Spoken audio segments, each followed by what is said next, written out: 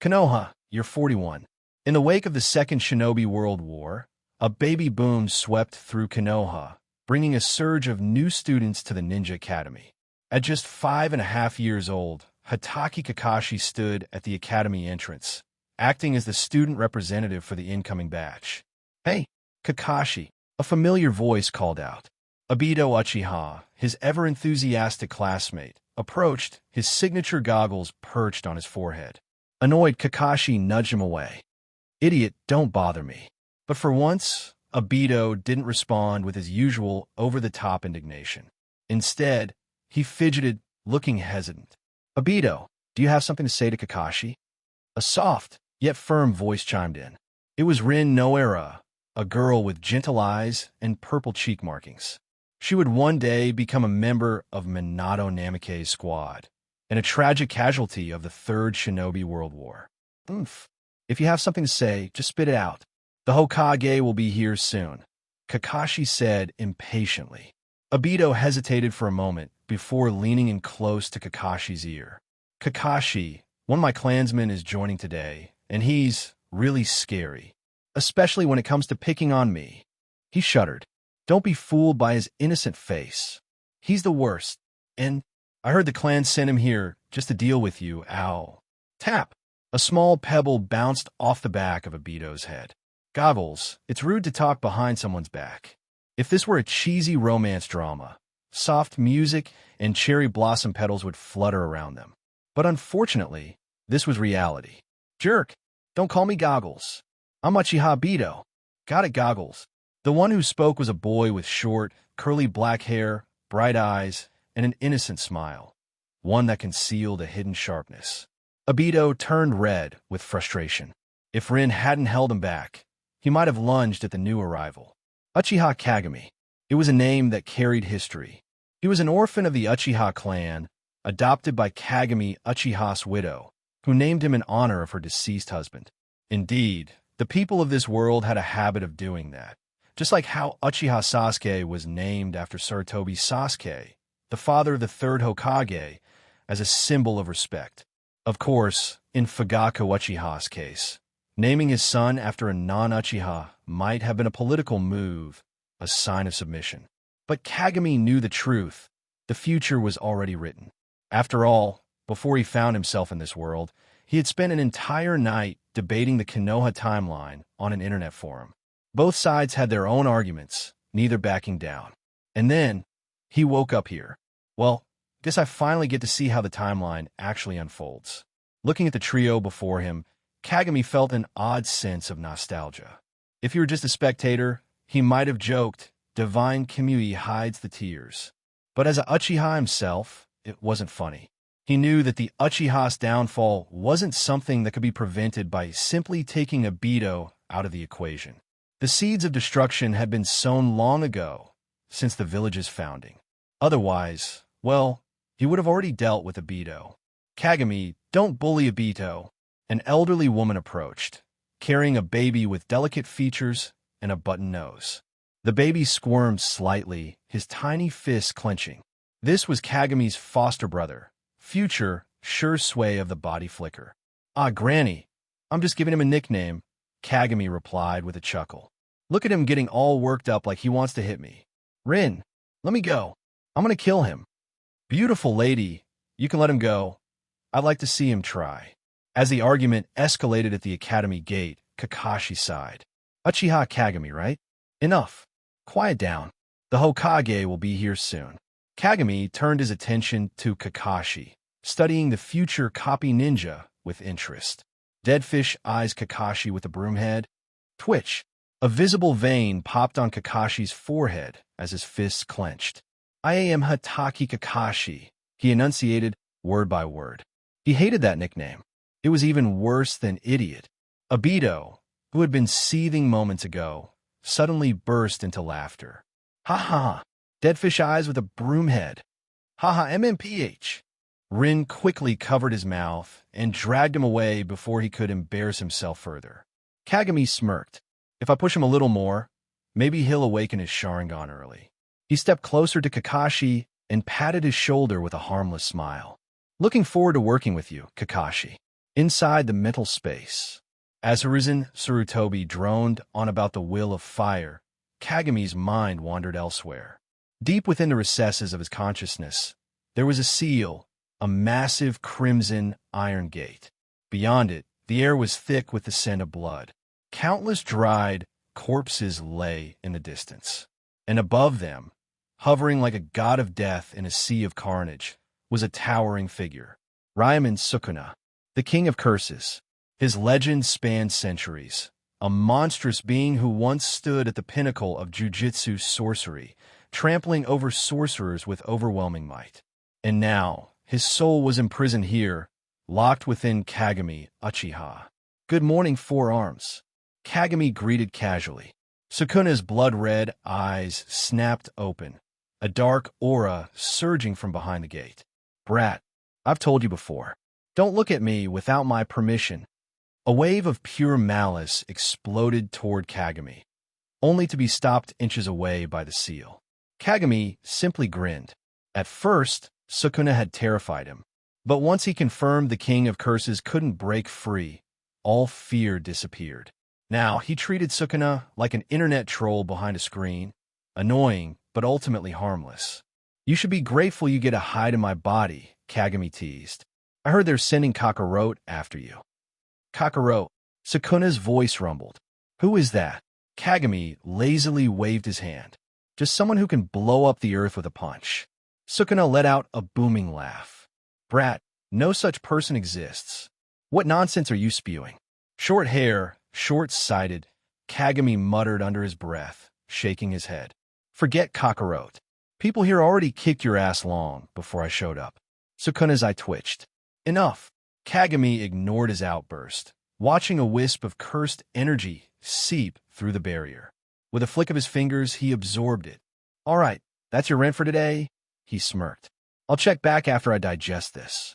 As Kagami vanished, Sukuna's furious roar echoed through the void. "Get back here, brat!" Power, arrogance, and the future of the Uchiha.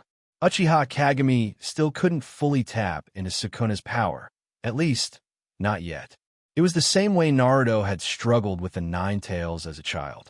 His body was still too young, his chakra reserves underdeveloped. If it were Kurama sealed inside him, Kagami might have attempted reconciliation.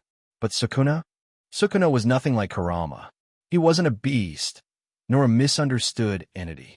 He was a true monster, an ego-driven, sadistic force of destruction who took pleasure in slaughtering women and children. There was nothing redeemable about him. Kagami understood that reality clearly. Sukuna was nothing more than a resource, a stepping stone in his own evolution. Compared to Sukuna's cursed energy, the Uchiha bloodline itself held far more potential. The Sharingan. At its peak, in release was the manifestation of mental energy, the power to bring imagination into reality. If he awakened the Mangekyō, he might even obtain the ability to distort space and time itself. And Sukuna? His cursed energy was just another form of in release. Since in release was tied to spiritual energy, and Kagami's soul was already that of an adult, his reserves of spiritual power were unnaturally high. Had he not actively trained his body and controlled his chakra since the age of 2, he might have awakened the Mangekyō as early as 8. And that was a problem. The Mangekyō was powerful, but awakening it too soon was a curse in itself. Itachi's illness? Likely tied to activating his Mangekyō before his body could handle it. Sure sway, he never even lived long enough to experience the full consequences. Obito? Well, let's be honest, not everyone gets to fuse with white Zetsu and survive. Actually, wait. Maybe obtaining a white Zetsu body wasn't that hard. Kagami's mind started drifting toward how he could make contact with Tobi, but his thoughts were interrupted. This afternoon, there will be a practical lesson. New students will have their shuriken throwing skills tested. The teacher's voice echoed through the classroom. The foundation of power. The Ninja Academy was the brainchild of the second Hokage, Tobirama Senju. In its early days, it wasn't even a true institution, just a handful of jonin mentors training small groups of students. It was under the Third Hokage, Hiruzen Sarutobi, that the system became formalized, leading to the rise of legendary shinobi like Orochimaru, Jiraiya, and Tsunade. More importantly, Jiraiya and Orochimaru were commoners. This proved that under Hiruzen's system, even non-clan shinobi could rise to greatness. But that didn't mean Kagami trusted the Third Hokage's faction. Hiruzen Sarutobi was undoubtedly strong. His victories in both shinobi world wars proved that much. You could criticize his morals, but never his strength. Still, Kagami saw him as a potential enemy. As an Uchiha, his first experience of true family warmth came from within the clan. And no matter what, he would not allow history to repeat itself. He wasn't here to blindly follow the timeline. He and Sukuna were both wild cards. Sticking to canon was nothing but a fool strategy. The major historical events? Those were probably unavoidable. But the details? The little things that shaped the future? Those he would twist in his favor. Kagami Uchiha, what are you thinking about? A soft tap on his shoulder pulled him from his thoughts. Kurenai Yuhi. Kagami turned to glance at her before ignoring her entirely. Compared to Sasuke, who at least had some emotional balance, Kagami was more like Itachi. Cold, detached, arrogant. Itachi had been willing to sacrifice his clan for Konoha. Kagami, on the other hand, was willing to sacrifice Konoha for his clan. After all, without the Uchiha, did Konoha even deserve to exist? He had no interest in forming bonds with these people. Friendships were like poison. Once you formed attachments, you became weak. Obito? He had the chance to truly sever ties and walk the path of destruction. Yet he let himself get caught up in emotions. Sasuke? Instead of standing proud, he let himself get tangled in Naruto's foolish ideas of atonement. Atonement? For what? Kagami ignored Kurenai's curious gaze. Unfortunately, when you ignore a girl, they often get more interested, especially if you're good-looking. You know, she murmured, leaning closer, your hair is kind of curly. Is it natural? Kagami let out a tired sigh, stood up, and walked out of the classroom to eat his lunch alone. Other classmates? He could ignore them. But Kurenai? She was a Jinjutsu prodigy, a girl who, in the future, would hold her own against a Mangekyō user with ordinary Jinjutsu. He wasn't about to risk lowering his own IQ by indulging in small talk. Kurenai blinked as she watched him leave. Did she say something wrong? Curly hair is cute, isn't it? The price of arrogance. As Kagami opened his bento, a group of boys approached. Oi, Uchiha brat, you think you're better than us? Leading them was a young Asuma Sarutobi, chewing on a toothpick, his expression cocky. Red's my friend. Who do you think you are, brushing her off like that? Kagami didn't even look up. He just took another bite of his food. Not just a friend, he said casually. You two will get married. Have kids. Asuma froze. What, in marriage? That's so far off. Kagami took another bite. But the kid won't look like you. He'll look like an Uchiha. What? Get him. Asuma lunged. 1 minute later, Kagami calmly sat on Asuma's back, finishing the last of his meal. Now, let me answer your question from earlier. He pressed his foot against Asuma's hand, pinning it down. Yes, we Uchiha are just that arrogant. You think I'm some weakling like Goggles? Let me go, damn it. I wasn't ready before. Kagami smirked. This isn't a playground fight, idiot. You think you get a do-over? With one final stomp, a faint crack echoed beneath his foot. Asuma froze. If this were a real battle, Kagami said calmly, his voice like ice, I would have killed you by now. The moment he released his killing intent, a cold sweat formed on Asuma's forehead. The crowd of students instinctively parted, making way for him. He wasn't playing the fool like Fugaku. An Uchiha prodigy should be sharp, arrogant, unrestrained, and when the day came that Konoha turned against him, he would be ready. Hey everyone, I sincerely appreciate your support. If you enjoy my audiobooks, I would be truly grateful if you could subscribe to the channel.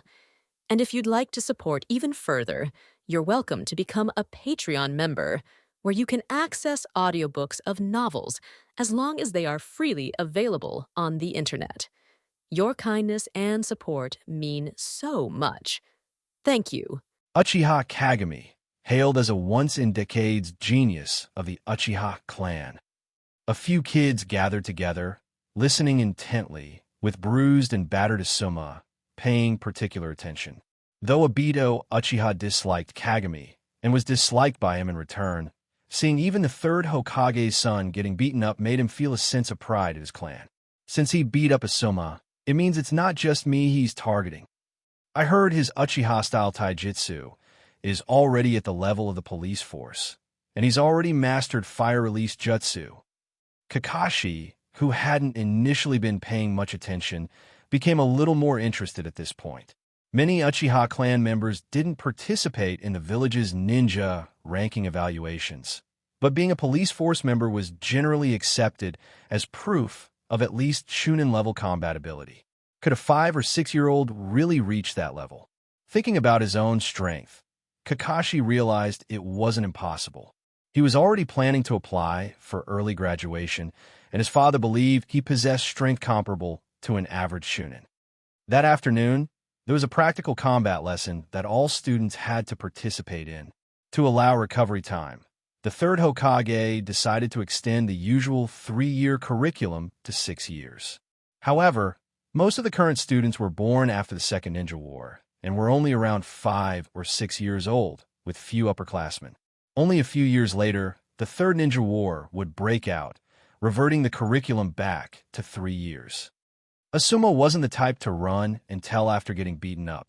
He wanted to settle the score himself. So he sought out Obito to gather information.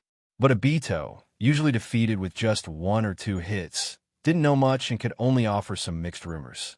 Asuma, Kagami won't participate in actual combat training, Rin Noera said kindly, tending to Asuma's wounds as he and Obito planned. He's a new student, so today he'll only be demonstrating shuriken throwing. And besides, you were the one who provoked him first. Just let go. How can I just let it go? Asuma groaned in frustration. Getting beat up would have been fine on its own, but that guy actually insulted Kurenai. Unforgivable. Next match, Kakashi versus Uchiha Obito. In the arena, the teacher began calling names. Kakashi sighed. Why did he keep facing Obito and Guy? He didn't care for these boring practice sessions and often ended up fighting these two underdogs. Obito, however, lit up upon hearing his name.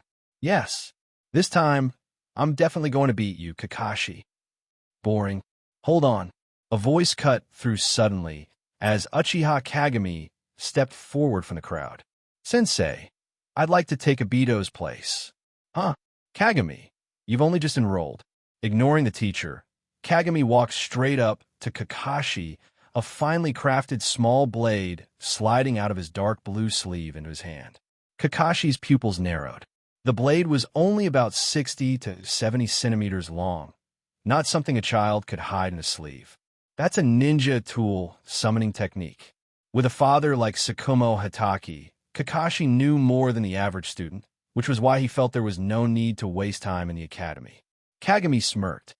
Obito's been bringing shame to the Uchiha.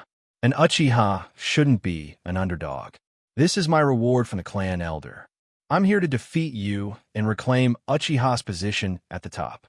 Shirayuki, a beautiful blade.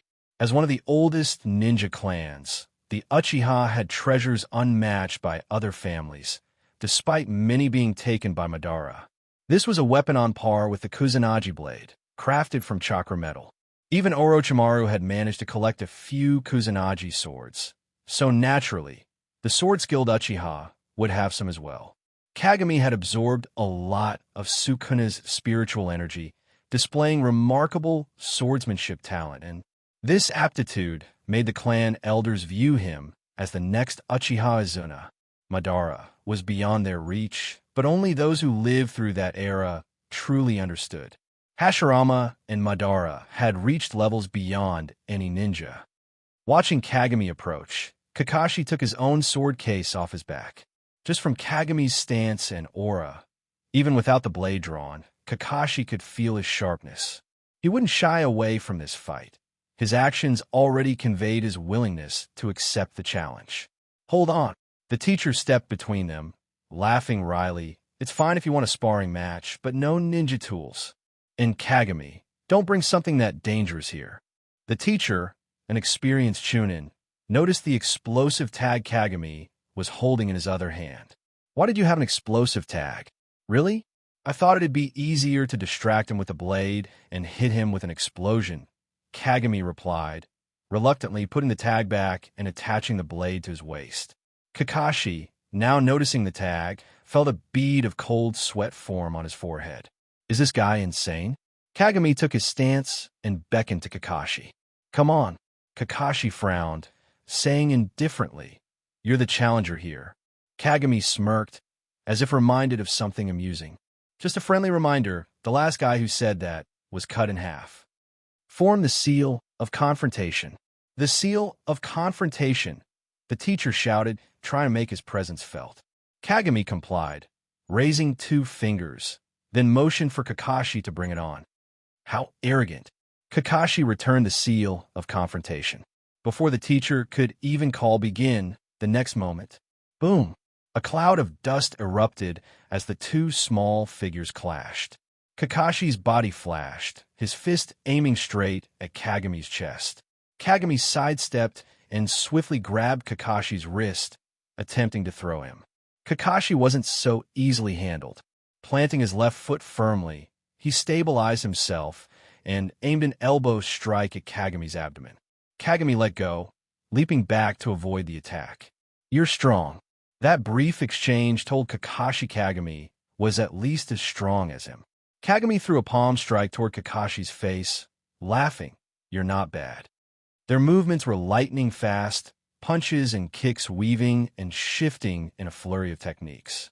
Every clash echoed with a dull thud, tension filling the air. Incredible. Kakashi's amazing. And that new student is amazing too. They're so fast. I guess Kakashi was holding back all this time. This is youth. Are these really students? Even the Chunin teacher was in awe of the strength displayed by these two. Kakashi was strong, as he had always known, but the Uchiha boy matched him effortlessly, and judging by their expressions, Kagami seemed more relaxed. In the Hokage's office, when there was no urgent business, Hiruzen Tsurutobi enjoyed using his telescope jutsu to observe the academy, keeping an eye on these young seedlings as they grew. Watching the fierce battle in his crystal ball, he felt Konoha's future was bright and promising. Being a ninja was a dangerous career, and competition like this was natural. Bonds would grow through this competition, forming the branches that connected the leaves of Konoha. The relationship between the Uchiha and the village could perhaps change, starting with these children. Holding on to his hopes for the future, Hiruzen didn't scold Danzo for barging in without knocking. After observing for a while, Danzo muttered in a low voice, That Uchiha kid is a genius. Indeed, Hiruzen took a puff of his pipe, smiling. Kakashi's talent is already high, but I didn't expect this child to be so strong. Since Minato Namikaze had already begun to show great promise, Hiruzen refrained from calling Kakashi the best. After all, even Kakashi couldn't quite measure up to Minato. Hiruzen, this kid is a typical Uchiha. I've investigated. He's close to the radical faction within the Uchiha. Hiruzen's relaxed expression slowly tightened. Give him a few years in school, and he'll understand the importance of his comrades in the village. You still don't understand. The more talented the Uchiha, the more uncontrollable they are. Danzo's tone was cold. Let me train him in secret. Only my methods can make him useful to the village. Hiruzen shook his head without hesitation. Impossible. I will never allow a child of the village to join Root. More importantly, now is not the time to provoke tensions with the Uchiha. In the shadows, Danzo's single eye glinted darkly. Have you forgotten Lord Tobarama's warning? The Uchiha are born of evil. Your dream of reconciliation is impossible. Danzo, I am a Hokage. Hiruzen's eyes narrowed slightly, smoke swirling around him. Hiruzen, you'll regret this. Asterisk bang. With a loud bang of a door closing, the conversation ended unpleasantly. serpent, ram, monkey, boar, horse, tiger. That was... After a brief clash, Uchiha Kagami quickly weave hand signs, shocking the teacher into shouting. All students, scatter. Kakashi's pupils shrank as he reacted swiftly. Fire release, great fireball technique. Earth release, earth-style wall. The great fireball technique, a signature jutsu of the Uchiha clan, was widely known throughout the ninja world. Almost every Uchiha learned this technique as their first jutsu. Having heard from Obito that Kagami knew fire release, Kakashi assumed he could use the great fireball technique. So, as soon as Kagami started weaving signs, Kakashi was ready. Boom! The raging fireball shattered the earth wall. Kakashi had made the correct counter, but he had underestimated the power of Kagami's jutsu. Damn it! The Chunin teacher felt things going wrong and moved instantly to rescue Kakashi. Poof! Just before the flames reached him, Kakashi's body exploded into a puff of smoke, leaving only a broken piece of wood. A substitution jutsu. When did he? Poof! Kagami spun around and ducked, meeting Kakashi's punch from behind as he emerged from the ground. The intense taijutsu battle resumed. This is a real ninja fight, whispered Obito, forgotten in the corner, his eyes full of disbelief and a little bit of frustration. The Uchiha clan revered strength, and he frequently heard his clan members praising Kagami. But when their eyes fell on him, Rin Noera, noticing, gently patted Obito's shoulder and smiled. You're amazing too, Obito. I believe you'll become a great ninja someday. MHM. The shadows clouding Obito's heart vanished with Rin's smile. Madara was truly perceptive. Had Rin lived, Obito would never have unlocked the Mangekyō. You should be thankful to Lord Madara for his gift, Obito.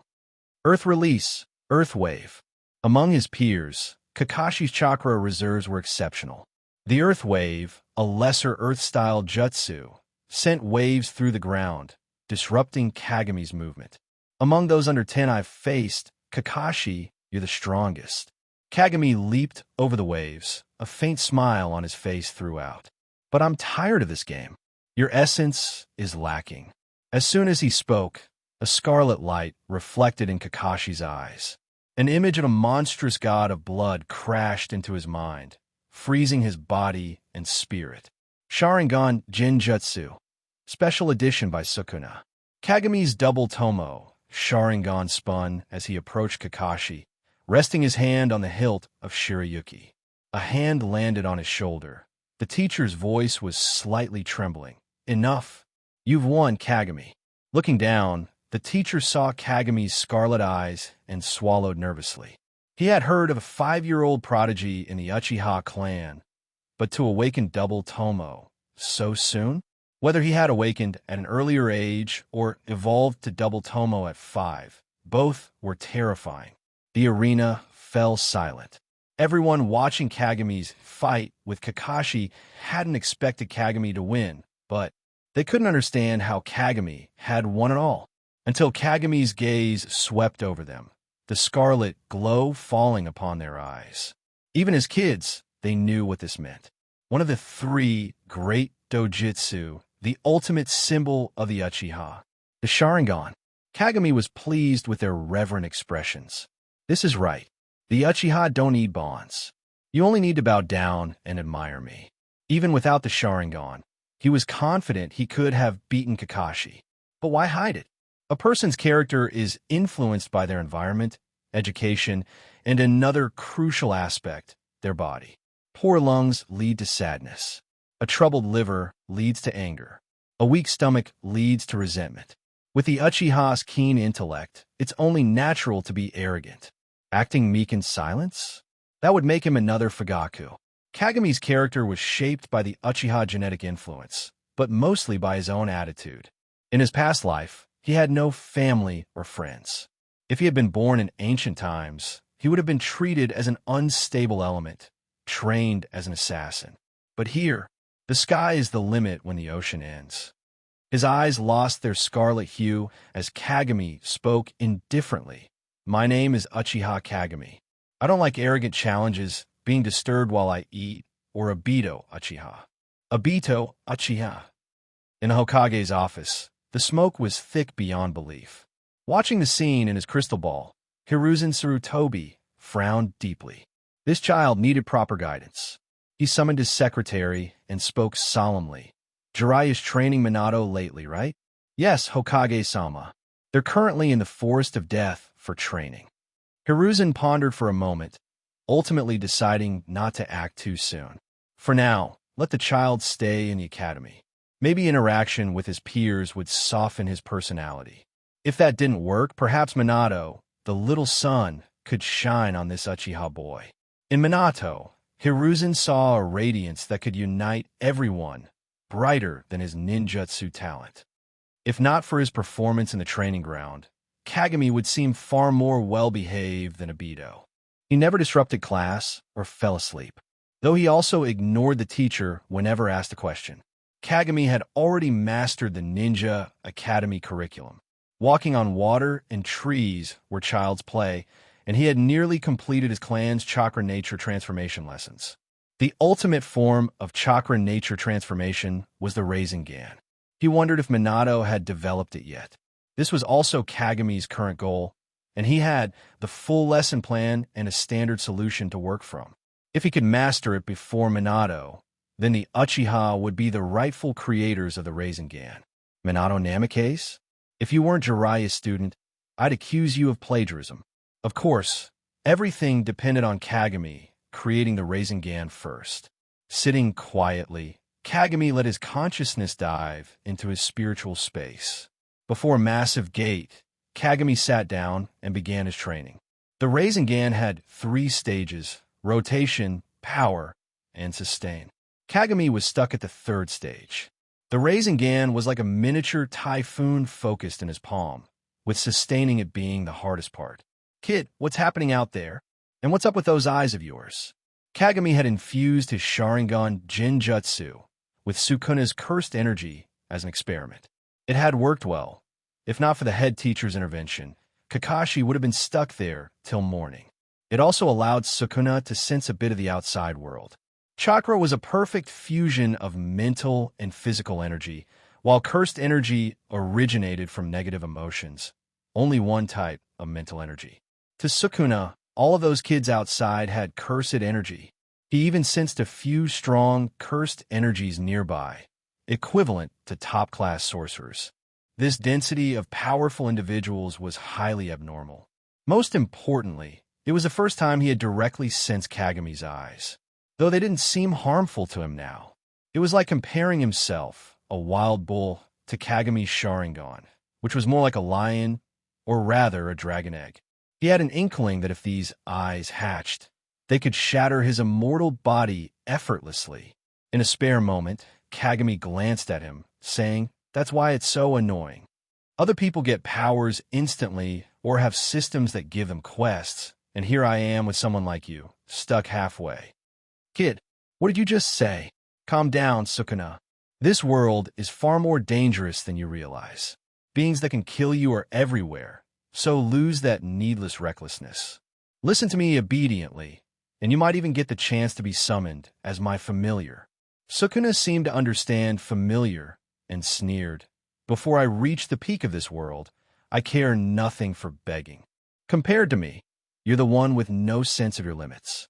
With your meager power, you dare reveal yourself to others. I'm nothing like you. Kagami smiled slightly as the chakra orb in his hand grew a bit more stable. If I die, it means I wasn't worth much to begin with. I'll never cower to survive, like you. Scarlet eyes met the god of death hidden in the darkness. I'm fully aware of my insignificance. Does that mean I should hide? To face the impossible, Sukuna, you've lost the most vital instinct of humanity. You're nothing more than a powerful beast. So you'll serve as my mount, and I'll be the one to guide you. Kid, you're merely a commoner relying on this unknown cage to bind me. Don't talk big. Kagami leaned closer to the seal, smirking. Sukuna, someday I'll open the seal. I'll put the leash on you. After his explosive performance on the first day, no one dared approach Uchiha Kagami in the days that followed. During the day, he'd feign sleep while training the Rasengan in his mental space. In the evenings, he'd work on physical ninjutsu, and at night he'd study theory, getting a solid 7 hours of deep sleep each night. Kagami's life was fulfilling. Kakashi, who had initially planned to graduate early, temporarily gave up on the idea after his defeat. He doubled his already intense training routine, waiting for his strength to soar so he could redeem himself.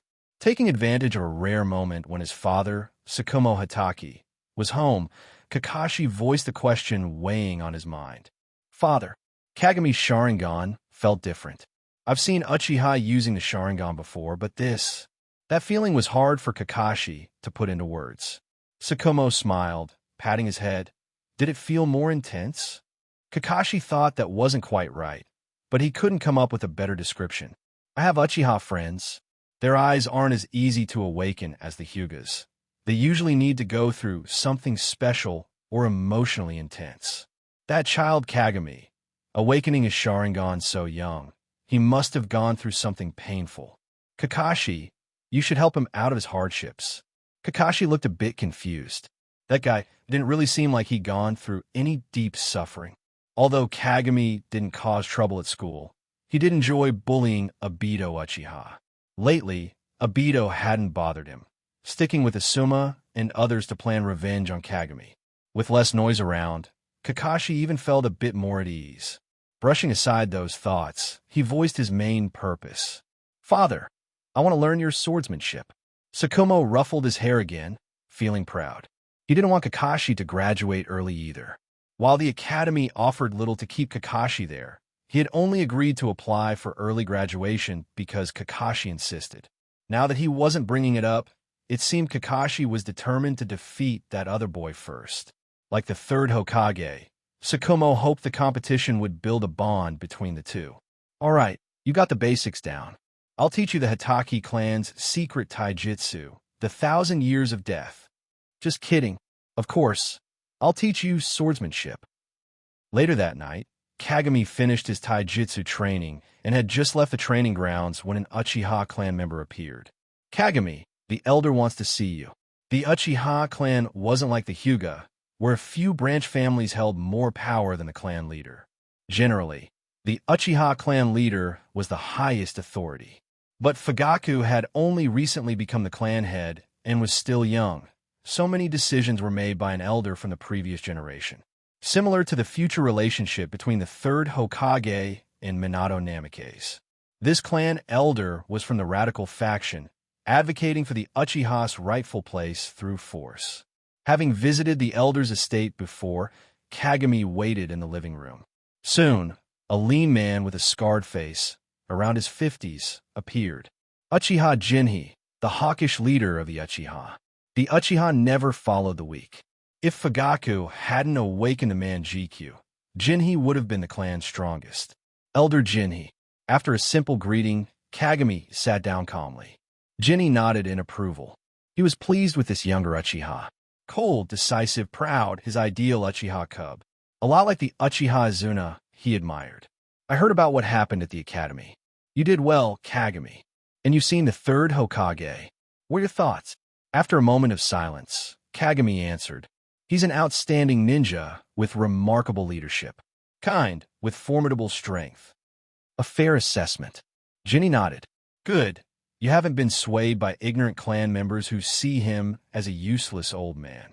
Jinhei said solemnly, "While I have many grievances with Sarutobi Hiruzen, I must admit, among our generation, only he is worthy of being the third Hokage. Your grandfather had a chance once, unfortunately." Kagami shook his head, judging his namesake ancestor. Even if he hadn't passed, he wouldn't have competed for the Hokage title. "True enough. Kagami, you already have the mindset of a leader. Sarutobi Hiruzen is already considering retirement. The fourth Hokage may be one of the Sannin. As for your age, we should aim for the fifth." Just as Jinhei was about to continue, Kagami got up and said, "Elder, is this clan meeting talk the reason you call me here? First, you aim for the second Hokage during the first time, then the fifth during the thirds. Always hoping for the next time. From my view, Kagami looked Jinhee straight in the eye, unafraid. You're no different from Fugaku. I'm leaving. Save your grievances for the clan meeting. Wait. Jinhee's expression remained calm as he said, from the sound of it, you want to aim for the fourth? No, I'm not interested in being Hokage. Kagami turned around and replied, since when did the Uchiha need the Hokage's title to prove themselves? Elder Jinhee, I despise the weakness in our clan's mentality, including yours. I appreciate your guidance, but don't expect me to follow your path, nor do I need your lectures. With that, Kagami turned away and walked towards the entrance, stopping when he heard Jinhee's voice. Tomorrow, I'll wait for you at the training ground to teach you all my jutsu. I might not have the right to lecture you, but let me be of some use. For the future of the Uchiha. Kagami paused. I understand. Under the moonlight, Kagami walked through the clan's grounds as some shops prepare to close. Kagami, enjoying school? I heard you defeated the Hitaki prodigy. Haha, that's our Kagami. Be sure to stop by my shop tomorrow morning. I'll have some red beans soup ready for you. Along the way, clan members greeted him warmly. Kagami responded with a smile, completely different for his cold attitude with Jinhee. The Uchiha's nature, influenced by their dojutsu, made the strong more solitary and aloof. But ordinary Uchiha were no different from anyone else, including those who hadn't awakened their Sharingan. There were over 2,000 of them. Obito, Itachi, I'm a terrible person, yet even I can't imagine. How could anyone harm these people? Neighbors, elders, women, children, with whom they share blood. When he got home, his grandmother was cradling little Shursui. Shursui's parents had died shortly after his birth, leaving only the three of them in this household. Compared to most orphan ninjas, Uchiha orphans lived a much better life. Kagami was adopted, and others were taken care of by fellow clan members if they were less fortunate. Even the second Hokage acknowledged that the Uchiha had a greater capacity for love than the Senju. Lost love turns to hatred. Then the Uchiha should never lose their love. I'll protect the fate of this clan. Grandma, I'm home. Your chakra nature affinities are fire, lightning, and earth. Including the Ein release from your Sharingan, you naturally have 4 chakra types, Jinhee said, taking the chakra test paper. Not bad. These attributes are well suited to learning our clan's techniques. This guy is about as strong as a special grade sorcerer, Sukuna's voice echoed in Kagami's mind. In his mental space, Sukuna had finally gained 2 hours of perception of the outside world each day. Just like you, Kagami replied. Kid, I'm only rated special grade because that's the highest level. I know. So, how would you compare him to your fingers? Kagami only granted Sukuna a view of the outside as a way to measure his strength. Sukuna felt a bit disrespected by Kagami's remark, but after years of this, he was somewhat used to it. 3 fingers, maybe. But kid, I'm way beyond just 20 fingers now, I've already. Ignoring Sukuna's rambling, Kagami focused on Jinhee. Jinhee wasn't an ordinary 3-tomo user. He was likely the strongest Uchiha under the Mangekyō level. Kagami used to hate comparing power across universes, but now, deeply entrenched in it, he had no choice. Sukuna could now be considered at his peak, capable of spatial slashing. Compared to Kurama, with both Yin and Yang, that was unrealistic to test. Konoha would never allow a Uchiha near Kurama after past experiences. Fire release and the Sharingan are the foundations of the Uchiha survival during the Warring States era. I don't know any lightning release jutsu, and I'll teach you some simple earth release later. You've already learned the Great Fireball technique, so now I'll teach you the Great Dragon Fire technique. While the Great Fireball mainly obscures the enemy's vision and locks down their position, the Great Dragon Fire is a high-speed flame attack meant to finish the opponent in one hit. Watch carefully. Jinhee slowed his movements, glancing at Kagami and noticing that he had already activated his Sharingan. He nodded in approval. No need to remind him to activate the Sharingan to observe chakra flow. Good. Serpent, dragon, hare, tiger. Upon completing the seals, a flame in the shape of a dragon shot forward at high speed, creating a massive explosion in the lake center. It's best to use this technique with the Sharingan, as it increases the chance of hitting the enemy. After a few attempts, Kagami performed the seals and gathered his chakra. Boom! A rapid flame shot out, creating a dragon fire slightly smaller than Jinhee's, but still impressive. Excellent. That's the spirit. Even the usually stern Jinhee couldn't help but smile. I'll teach you the next fire technique. No need for now. Kagami shook his head. I still need to practice this one. Rushing won't get me anywhere. Once I've fully mastered this, I'll learn the next.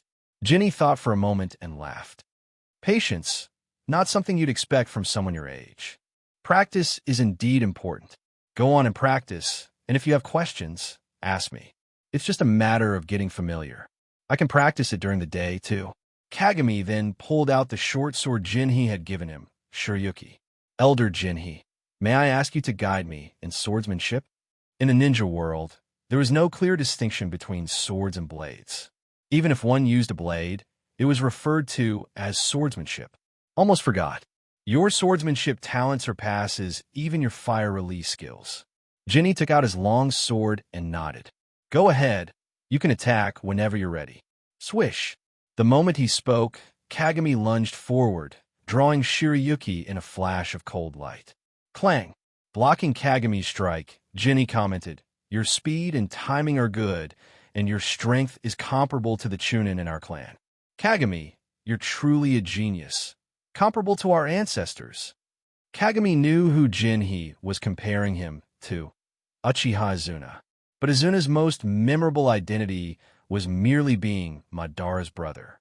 Kagami's Sharingan flashed red. I don't want to just match my ancestors. I'm going to surpass them. With a thrust, Kagami aimed Shiryuki straight at Jinhee's throat. Though Kagami was no match for Jinhee, he fought with full effort, using one lethal strike after another. Jinhee remained calm, sidestepping to avoid the fierce blow. With a smooth counter, he swung his long sword toward Kagami's arm. Kagami turned to block, their blades clashing with a loud clang and sparks flying. The training ground by the lake was filled with constant flashes of steel. Kagami's attacks grew faster, while Jinhee defended seamlessly, occasionally countering. Just as Jinhee began to relax, Kagami, who had been holding the sword with both hands, suddenly freed one hand. He aimed his left hand at Jinhee's face, fingers extended. Not good. Years of battle experience told Jinhee he was in danger. His eyes flashed with the three-tomo Sharingan. Release. Shing. An invisible slash swept past, and Jinhee narrowly avoided a terrifying cut that could have taken half his face. But a clear line of blood appeared on his face, crimson droplets trickling down. What was that? It was an invisible blade, almost like a wind blade he'd encountered before. But that was an A-rank wind-released jutsu. Where had Kagami learned it? And there was no sound of wind. If it were a wind blade, the three-tomo Sharingan could have easily avoided it. After the attack, Kagami was exhausted and collapsed on the ground. His body was still too weak.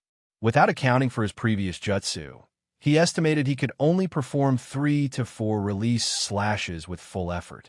Sukuna's basic ability, when pushed to its limits, involves slashes that could cut through space itself. This is my secret technique, slash, that I developed. It's just stolen from my power. Sukuna scoffed. Sure, but the point is I'm the one using it. After a moment's thought, Jinhee sighed. Kagami, using such a dangerous jutsu without warning me?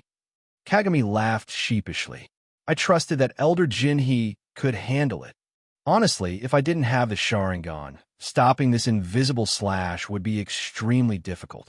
I won't ask how you learned this ability, but I suggest you keep it as a hidden trump card. Don't use it lightly. This jutsu, if unexpected, could kill even an elite jonin. Ninjas are notorious for high offense and low defense. Even a kunai could kill a top-tier ninja, like Hashirama Senju. Sukuna's slash was like a kienzan, a slicing attack highly effective against physically vulnerable ninjas. Barring the exceptional and a few Mangekyō users, Sukuna could likely wipe out the entire ninja world. Elder Jinhee, my body is too weak. I'd like to undergo medicinal baths. Alongside regular training, medicinal baths were essential for improving physical fitness. However, such treatments took years to show significant effects, and even the Uchiha had limited resources for them. They had to exchange with other clans for medicinal herbs, a tedious process. The most recent person to undergo such treatment was Fugaku when he was young. This was also why Kagami revealed release. By demonstrating his value, he could prompt Jinhee to invest more in him. Even a close-knit clan, they wouldn't invest limitlessly without seeing one's value. Jinhee pondered, touching the cut on his face. Fine, but the medicinal bath will take at least 2 years, and you'll need it daily without interruption. This means you won't be able to graduate early or take on missions. Huh? When did I ever say I wanted to graduate early? Kagami laughed. Having 3 years of valuable training time. Only a fool would waste it working for those old geezers. You're right. Konoha Year 43. A secret mission had somehow become public knowledge. Sakumo Hatake abandoned a mission to save his comrades. At the Ninja Academy, Kakashi had been training hard these past 2 years, yet he still couldn't surpass that one person. He even felt that the gap between them was widening rather than shrinking over time. Sometimes, he didn't understand why Kagami didn't graduate early. His strength was clearly beyond that of the academy teachers. But right now, Kakashi had no thoughts of challenging Uchiha Kagami. Father. Kakashi had never seen his father so defeated, so lifeless. Without knowing why, he found himself standing under the tree where Kagami was eating his lunch. Kagami. Which is more important, comrades or the mission? Kagami swallowed a bite of chicken and looked up at the lost Kakashi. He had heard about Sakumo Hatake's situation, and this internal conflict within Konoha was something he was pleased to see. Let it stir. The fewer green onions left standing, the easier it would be to deal with them. Obviously, the mission is more important. We're ninjas, after all. Kakashi's face showed conflict. This was the answer most people would give, even what he believed himself. Then, if a mission requires abandoning comrades, what should be done? Setting down his lunchbox, Kagami answered indifferently. It depends on the mission's importance and the level of the comrades. If you're talking about your father's situation, then I think he was wrong. Kakashi looked down, dejected. You think so too? Of course.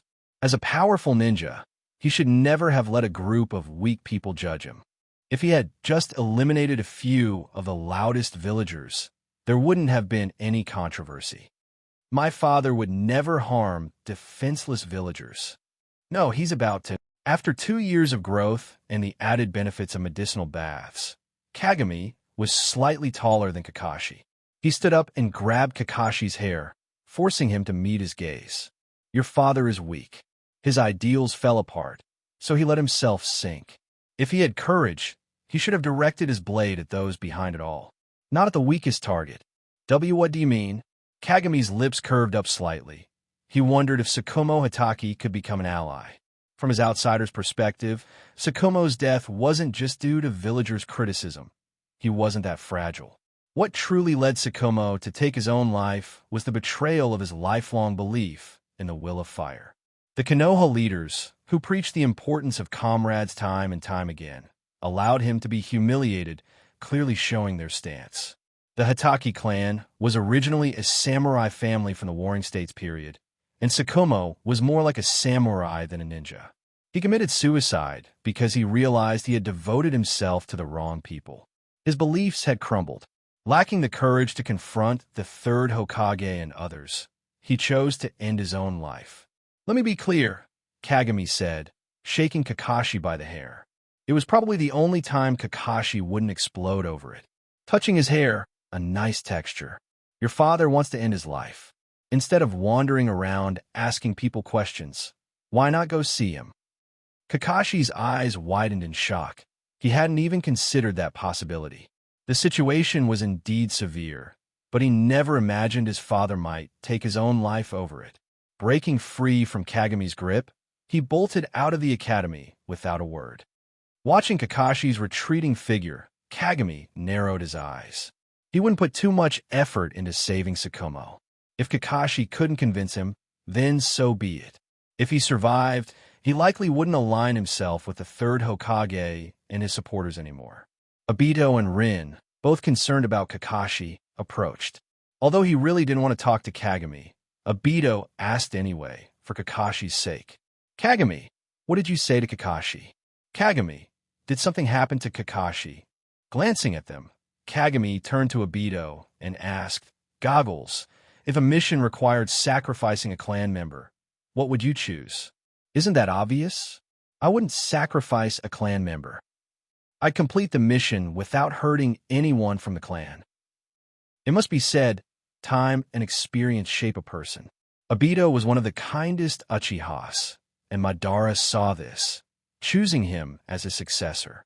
An Uchiha with such deep emotions, if they fell into darkness, would be terrifying indeed. "And you, Rin?" Kagami asked, looking at Rin Noera. After thinking for a moment, Rin smiled. "If the mission required a sacrifice, I'd want it to be me. Such pure will of fire. Rin, I'll protect you no matter what." The will of fire isn't about right or wrong. It's about the actions of those who uphold it. Sacrificing oneself for the next generation's peace is noble. But many leaders forget that original purpose, even Hashirama Senju. He built the village to protect children, yet later, he was willing to kill his best friend and even children to protect it. Life's choices are never perfect, and Madara left because he saw that. A victory without sacrifices is impossible and will inevitably breed resentment. "So, Kagami, what about you?" Obito gathered the courage to ask. "Between a mission and the clan, what would you choose?" "If one side had to be sacrificed, I'd kill whoever issued the mission," Kagami answered bluntly. "That's just like you."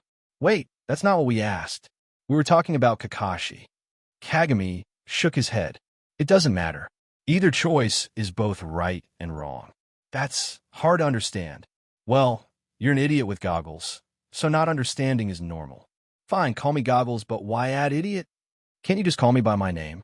Maybe when you have eyes like mine, I'll consider it." Kagami's three-tomo Sharingan spun slowly, the intense dojutsu knocking Obito unconscious. Again, it's happening again. He groaned before passing out. Every few days, Kagami would knock him out with his dojutsu. Big deal, Sharingan. Was there a need to show off like that? Kagami did enjoy showing off, but he wasn't using the Sharingan on Obito so often just for the sake of it. Obito was the key to connecting with Madara and those white Zetsu. With each injection of his power through a transfer seal, bit by bit, one day, he would finally meet the legendary ninja. "Obito, you're just a messenger." During class time now, Uchiha Kagami mostly just took naps. Listening to the teacher's lectures made for better quality sleep, allowing him to focus entirely on his training at night. The teachers couldn't do much about it. Even with all his napping, Kagami still ended up at the top of the class in both theory and combat every term. They had even offered to help him apply for early graduation, but Kagami wasn't interested. The kids here were entertaining, the lunches were good, and the naps were restful. Why graduate? Becoming a genin would mean chasing cats and dogs or escorting merchants, not to mention surviving on ration pills. Why bother? Although tensions were high between nations, the trigger for the third great ninja war hadn't happened yet. That would be the disappearance of the third kazekage. During the third kazekage's rule, Scorpion's parents had been killed by Konoha's white Fang, Sakumo Hatake, on a mission. Because the Wind and Fire nations were allied, the third kazekage didn't allow Scorpion to retaliate. Perhaps the third kazekage also knew Scorpion was no match for White Fang and didn't want him to act recklessly. So Scorpion redirected his hatred toward the third kazekage, eventually killing him and turning him into a human puppet. When the Hidden Sand couldn't find their kazekage, they started clashing with Konoha. Other villages soon joined in, leading to the brutal Third Great Ninja War. It was the first war since the ninja village system began that involved all 5 major villages. It also paved the way for the Fourth Great Ninja War, producing future bosses like Obito Uchiha and Kabuto Yakushi. This war also gave rise to many powerful names: the Yellow Flash, the AB combo, Yagura with Scorch Release, the copy ninja Kakashi, countless strong individuals made a name for themselves during this conflict.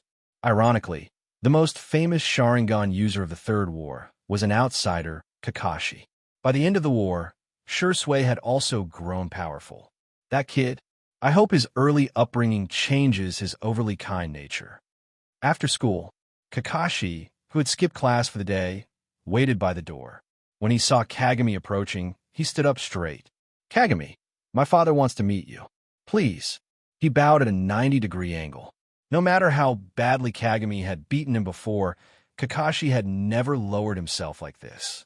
The timing worked out since Kagami's medicinal bath was scheduled after his training.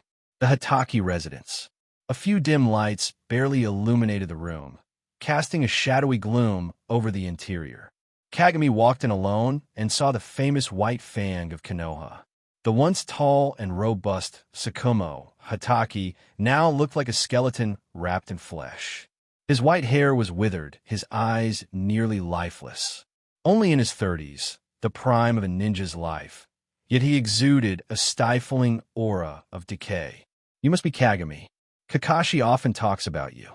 His voice was hoarse, as if even completing a sentence took effort. "Hello, Hitaki-san." Kagami wasn't one for small talk, so he waited for Sakumo to speak. "Kakashi passed along your words.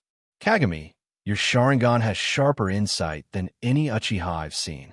I don't understand. Could you lend me your wisdom? Tell me what's the right thing to do." Kagami frowned slightly. He wasn't cut out for emotional counseling. Better to get straight to the point. "Hitaki-san, do you know who leaked the details of this mission?" "I have a guess. It was likely Danzo, one of the Hokage's advisors. Danzo did it, and the Hokage didn't stop him.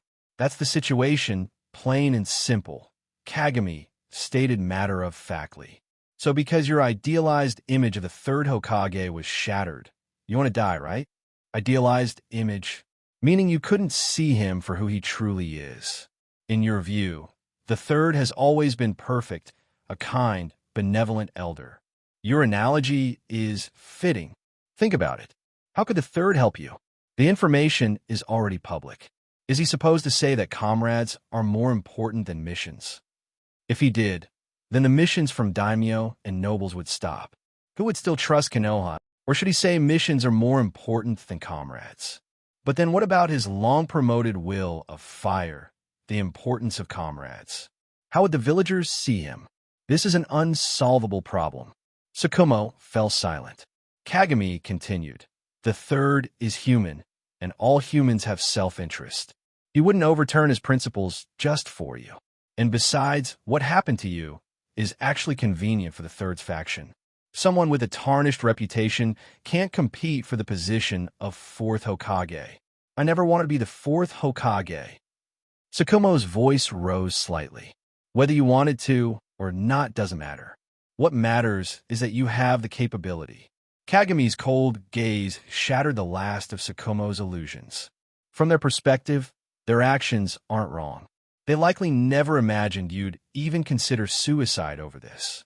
They just want a stained blade, not a tool that could turn into a gem. In my opinion, after this incident, they'll probably move you to the shadows, using you for under-the-table work. "What would they have me do?" Kagami pointed at himself, smiling. "Isn't it obvious? They'd use you against the Uchiha. We Uchiha are the biggest perceived threat to them. Kagami, we're all comrades in the same village. Why? There is no why. When people gather, there will always be conflict. Only by subduing others can humans feel the thrill of superiority. That's the poison called power. To think I'm so much older than you, yet I still lack your clarity. That's normal. You've never been educated. But I did attend the academy for a few years.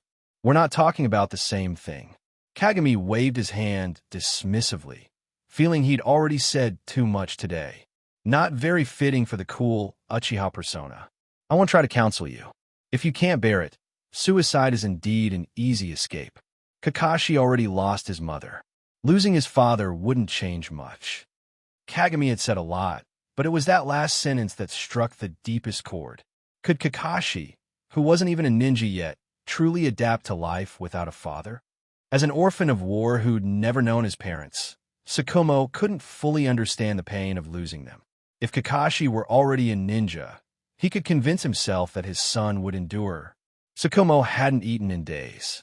With great effort, he moved to kneel before Kagami. "Please, tell me what I should do." Sakumo was like a blade. Left to his own thoughts, he'd quickly spiral into despair. He was still used to finding someone he trusted and following their guidance. Kagami's lips curved slightly.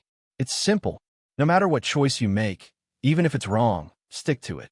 Go beat up everyone who says you're wrong. Show them that comrades are more important than missions. Fight until they submit. Break their limbs if you have to. If that's not enough, kill a couple of them. At worst, you'll end up in jail for a few years. With your service record, they won't give you a death sentence." "Understand." After a pause, Sakumo looked up at Kagami. "Kagami, it seems you've already chosen between the Uchiha and the village." Kagami shook his head.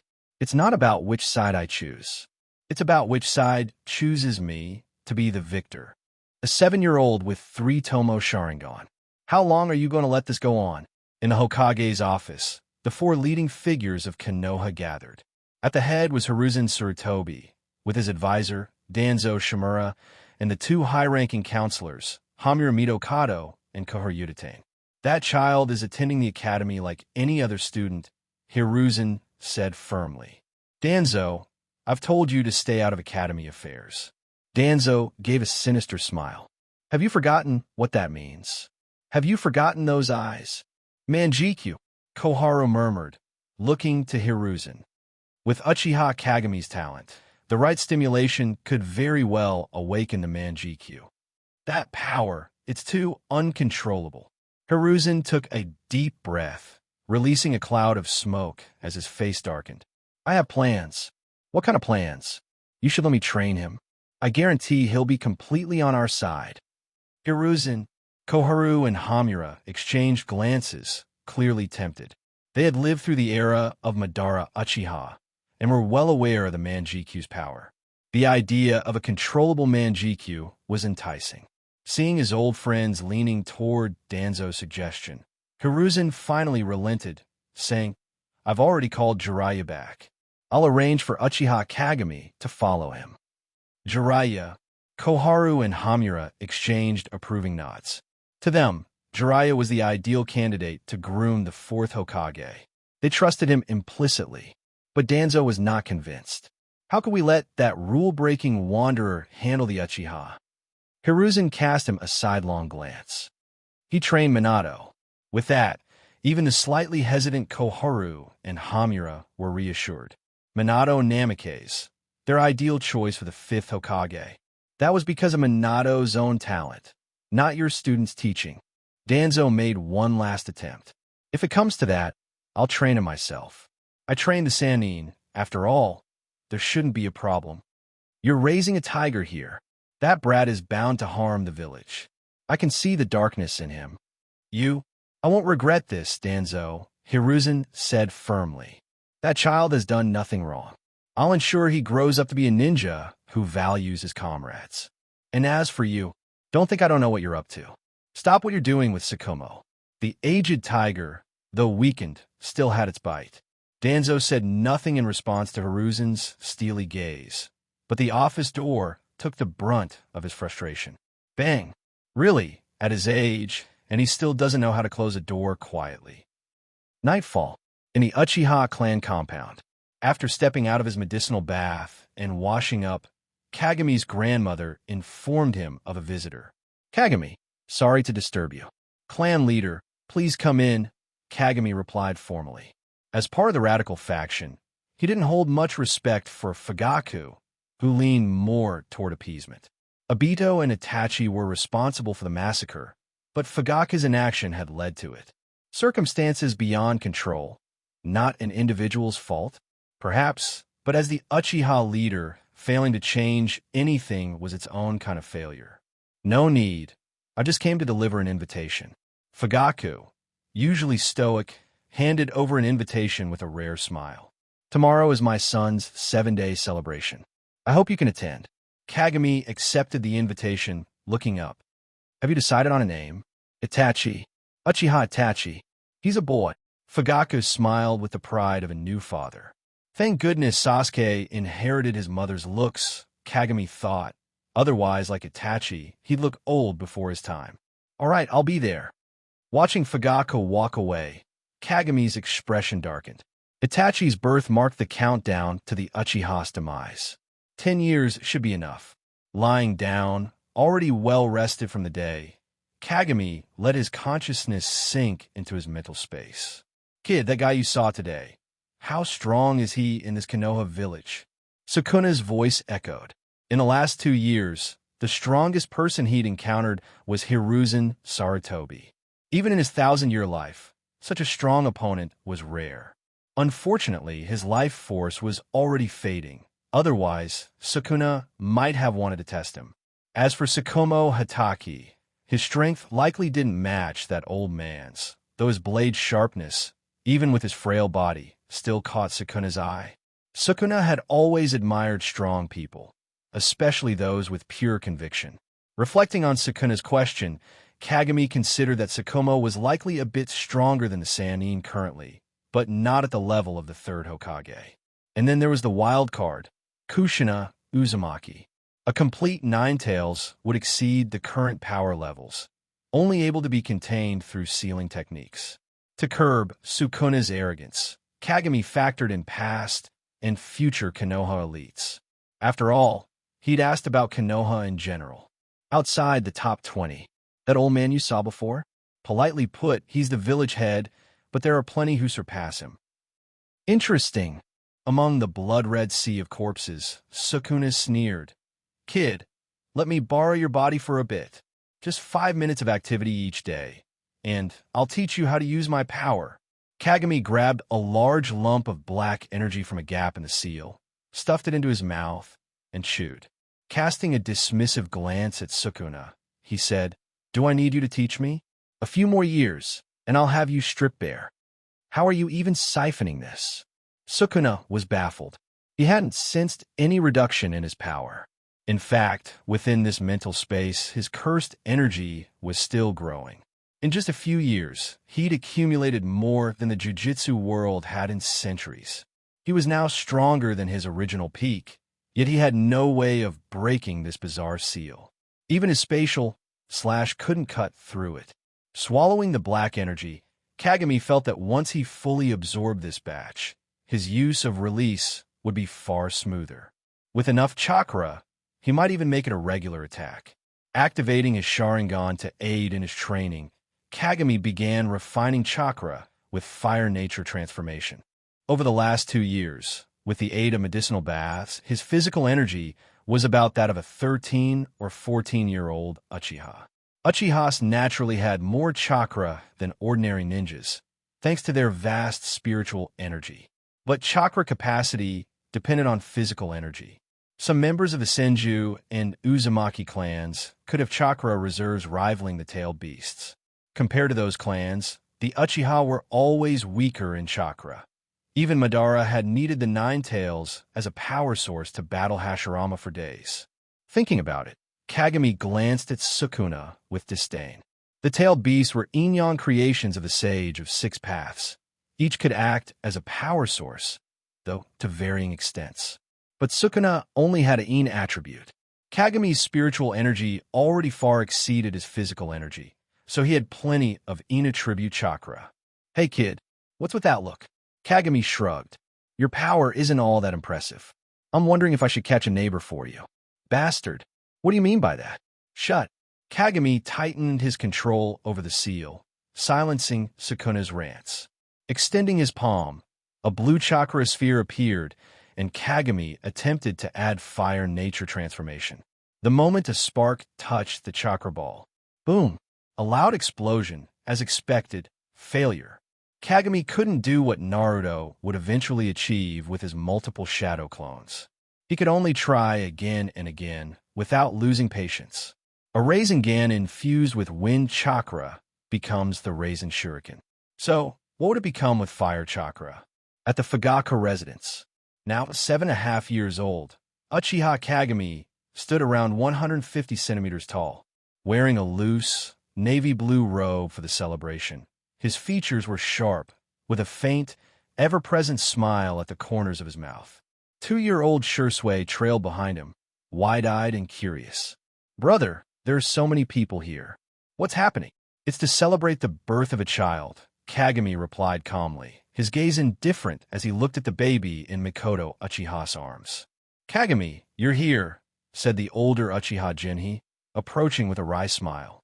He glanced over at Fugaku's family, who were hosting the other clan members, and sneered, "I heard some people calling that kid the young clan leader." "Oomph. The Uchiha aren't, like the Hyuga, with this nonsense about a single bloodline inheritance. Even Lord Madara only received the title of young clan leader after proving his talent, and a baby in swaddling clothes deserves that title.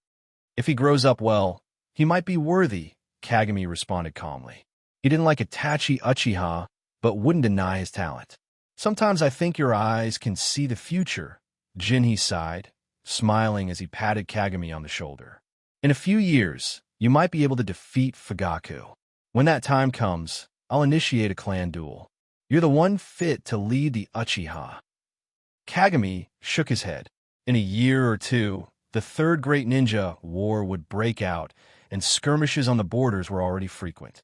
In the original timeline, the Uchiha didn't get involved in the Mist Village battlefield until the end of the war, and the clan wasn't unified. Although the radicals held sway, some still sided with the village. Take Obito, who joined Minato's team. He was just one of the more notable examples. Where did Danzo get his Sharingan for the massacre night? Looking deeper, Kakashi's retention of his Sharingan was likely a compromise made by the Uchiha clan with the Fourth Hokage. For 1,000 years, the Uchiha's iron law was that no outsider should covet the Sharingan.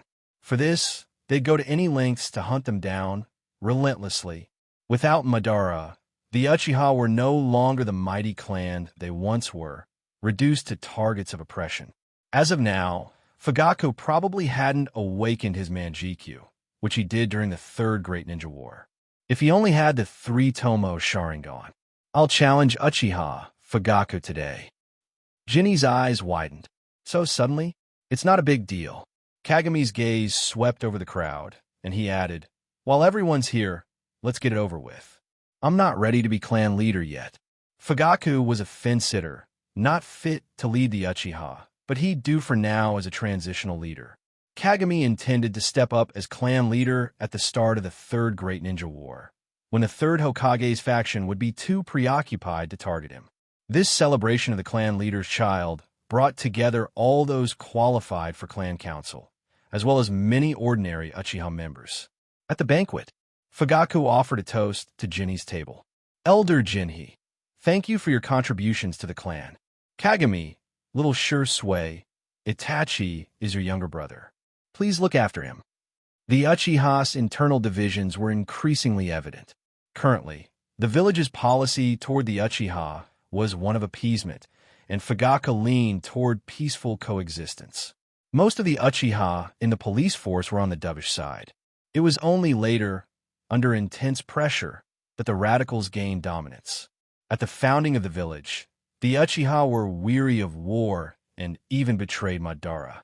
Kagami set down his juice and stood up. "Clan leader, on this day, celebrating new life, I'd like to ask you for some guidance in ninjutsu." Fugaku's smile didn't waver.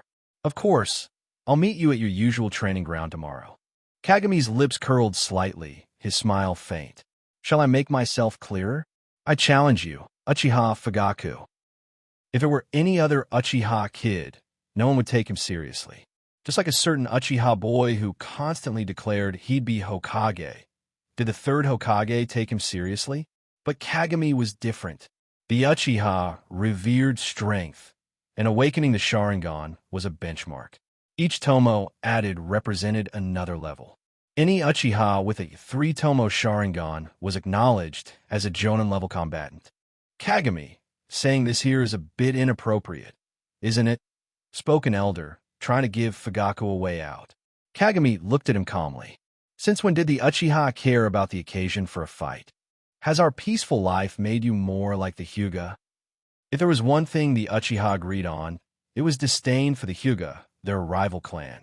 Compared to the Sharingan, the Byakugan just didn't hold up. The Hyuga's belief in bloodline purity and the Uchiha's brashness often clashed. Kagami's words silenced the elder. Fugaku's eyes darkened slightly, motioning for Makoto not to worry. He looked at Kagami solemnly and said, "You're not even a registered ninja yet. Challenging me is premature." Kagami turned and walked toward the door, his wooden sandals echoing in the hall.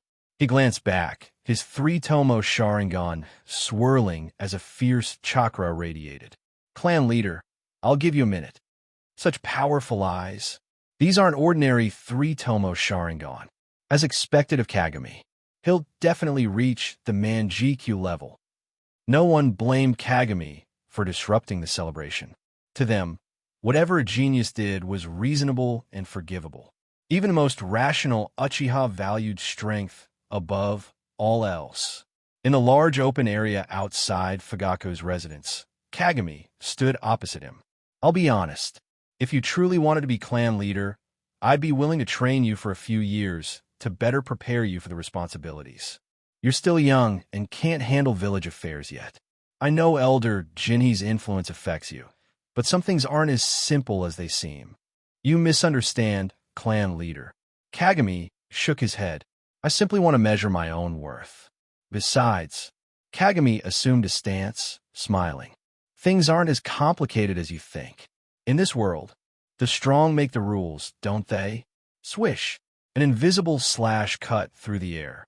Fugaku sidestepped, but the trees behind him were sliced, toppling with a loud crash. A flash of crimson appeared in his eyes. "As a new father, I'll treat this as a lesson for Itachi." A surge of overwhelming ocular power filled the space, pressing down on Kagami. A year ago, Fugaku had defeated Jinhee to become the strongest of the Uchiha. As the clan leader, he had no weaknesses in ninjutsu, taijutsu, or jinjutsu. Clang! With a steel kunai, Fugaku parried Kagami's blade, his strength formidable. "Kagami, you're a genius, but even a genius needs time to grow." Ding! The kunai snapped, revealing a smooth, clean cut. Fugaku's eyes narrowed. He knew Kagami had a unique technique to release invisible wind blades from his fingertips, but he didn't expect Kagami could do it with a weapon. Thanks to his Sharingan, Fugaku barely dodged the slash that severed his kunai, touching a small cut on his neck. "You're ruthless, aren't you, Kagami? No mercy for your clan leader." "Less talk," Kagami said, advancing with his blade. If it weren't for Sasuke's birth, he might have attacked Fugaku in secret and taken him out. This invisible slash was most effective for assassination. Realizing the need to take this fight seriously, Fugaku gripped his kunai with both hands. The two moved with such speed and anticipation that their movements seemed jarring to the naked eye. Thankfully, all the spectators were Uchiha, with many activating their Sharingan. They're anticipating each other's moves. It looked like a taijutsu exchange, but it was actually a test of the Sharingan's predictive abilities. The longer they fought, the more stunned Fugaku became. In terms of insight, his Sharingan fell just short of Kagami's. An incredible talent. He couldn't keep up in swordplay any longer. With that, Fugaku broke away, forming hand signs quickly. "Fire style, fireball jutsu." Kagami raised his sword and cut through the fireball. More fireballs rushed toward him. The fireball jutsu was just an opener, obscuring vision. The real attack was the following Phoenix Flower Jutsu. Each fireball was controlled with chakra, making it challenging to dodge completely. Within the blaze, Kagami saw kunai hidden among the flames. Was this like Itachi's Phoenix Sage fire? No. Calling it that would be comparing the father to the son. Fire style, as the most destructive elemental jutsu, was best countered by water style. If water wasn't an option, Kagami swiftly formed hand signs, ending with the tiger seal. Fire style, dragon flame jutsu. A fiery dragon shot from Kagami's mouth, burning through the fireballs and continuing forward. Unlike the fireball jutsu, this technique focused on power and precision. The dragon blazed upward, its intense light almost blinding, and the heat made it hard to breathe as if one stood in a furnace. The air around it twisted with the scorching heat. It was well known that all Uchiha wielded fire. Using the momentum of the dragon, Kagami quickly closed in on Fugaku, his palm extended toward Fugaku's face. Despite the intensity of the dragon flame, it was this simple gesture that filled Fugaku with dread. Kagami's technique was of an almost mystical level, akin to a Kekkai Genkai. Fugaku was fully aware of its power. Release. SHHHH. The air was sliced instantly, producing a sharp, shrill sound. Countless slashes struck Fugaku. Poof! A shadow clone. Seeing it disperse into smoke, Kagami wasn't surprised. His Sharingan scanned the area and then paused. Above, Kagami looked up to see a massive wave of fire. Like a hellish inferno, it spread across the sky, as if to consume the world in flames. Fire style, great fire annihilation. The power of ninjutsu lies in the user, and though Fugaku's fire didn't match Madara Uchiha's, it was impressive enough to shock many clan members. Jinhee frowned, channeling chakra to his legs, ready to intervene if Kagami needed help. Brother, little Shursui called out in fear. If a clan member hadn't held him back, he might have rushed into the fight himself. Facing the oncoming wall of flames, Kagami remained expressionless. His body slowly lifted as the ground beneath him was shaved away by invisible blades. In his mental space, Sukuna's 4 eyes stared intently at the outside world, even through the seal. Kid, you're something else. Shoo, SHHHH. The piercing sound of cutting grew louder, drowning out the roar of the flames. Blue sword energy whirled around Kagami, spinning faster and faster, forming a storm. Each blade shone with a cold gleam, slicing through the air, creating a chilling symphony of blade song. What kind of jutsu is this? What terrifying pressure? The inferno approached, reflected in Kagami's triumphant smile. He raised 2 fingers, gesturing upward. I named this technique. Ninja art, 1,000 blades of flowing shadows. Fwoosh! A boundless stream of blue blades tore through the flames, obliterating them. Effortless devastation. Leaping high in the air, Fugaku's eyes widened in disbelief. Witnessing Kagami's ferocity, he had gone all out with this attack, yet was destroyed so easily. As the endless stream of blades rushed toward him, Fugaku gritted his teeth and formed hand signs. Dragon Flame Jutsu. 3 fiery dragons spiraled around him, forming a protective circle. Using offensive fire ninjutsu for defense demonstrated his exceptional control over jutsu. The dragons were gradually sliced away, and the remaining blades lost their momentum. Just as Fugaku relaxed, a silver-blue glow flickered in his vision. What is that? Kagami thrust a rapidly rotating ball of chakra into Fugaku's chest. Rasengan. Boom!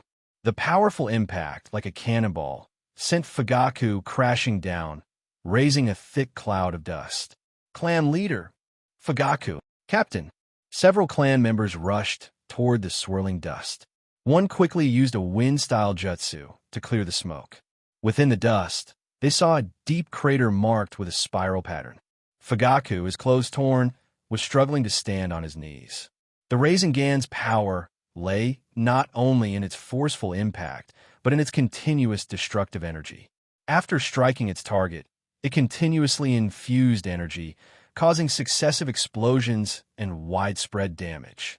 Fugaku's chest bore a vicious spiral wound, and his chakra was in complete disarray, making it hard to control. Ignoring the blood seeping from his mouth, he glared at the descending Kagami. That's a powerful jutsu. Kagami, you truly are a genius. Kagami's breathing was heavy as well, his chakra nearly depleted. Both wielding 3-tomo Sharingan, there was little advantage to be gained from it. Chakra-wise, Kagami didn't match Fugaku. He had to maximize output to gain the upper hand quickly. Kagami looked up, smirking. That's classic, the usual flattery. He knew his talent couldn't compare to monsters like Minato Namake's or Itachi Uchiha, and he didn't have the same shortcuts as Naruto or Sasuke. Sukuna would never be his ally. Whatever he wanted, he had to fight for on his own. For nearly 2,000 days since he was 2, he hadn't stopped training for a moment. He wanted to be capable enough to avoid feeling helpless in the face of fate. The excessive chakra output had left his hands trembling. Gripping his sword tightly, Kagami began walking toward Fugaku. Fugaku steadied his breathing. Though injured, he was far from defeated. Thump! Jinhee's towering figure stepped between them. The match ends here. That's enough. Any further, and someone could die, which was not an outcome Jinhee wanted. Hearing Jinhee's words, Kagami lowered his blade. He was willing to show Jinhee respect. After all, he had benefited greatly from him.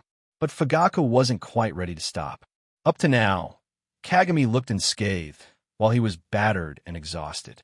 If it ended like this, where would that leave his reputation as the clan leader? Elder Jin, Fugaku said, his face darkening as he prepared to argue. But a pair of gentle hands held his arm. Mikoto's delicate face was filled with worry, and she shook her head. Sighing in resignation, Fugaku lowered his hands as well. Kagami had no intention of fighting for the clan leader position just yet, so he said, "Thank you, clan leader, for your guidance, and congratulations on your son. I'll take my leave now." "Sure, Sway, let's go." Watching Kagami walk away in silence, the remaining Uchiha clan members felt no anger over the disrupted celebration. Instead, maybe we were mistaken. Perhaps it's not just Lord Izuna. Maybe he can reach the level of that legendary figure. Enough! Jinhee interrupted, ordering, "No one is to speak of what happened today. The clan leader needs rest. Everyone disperse."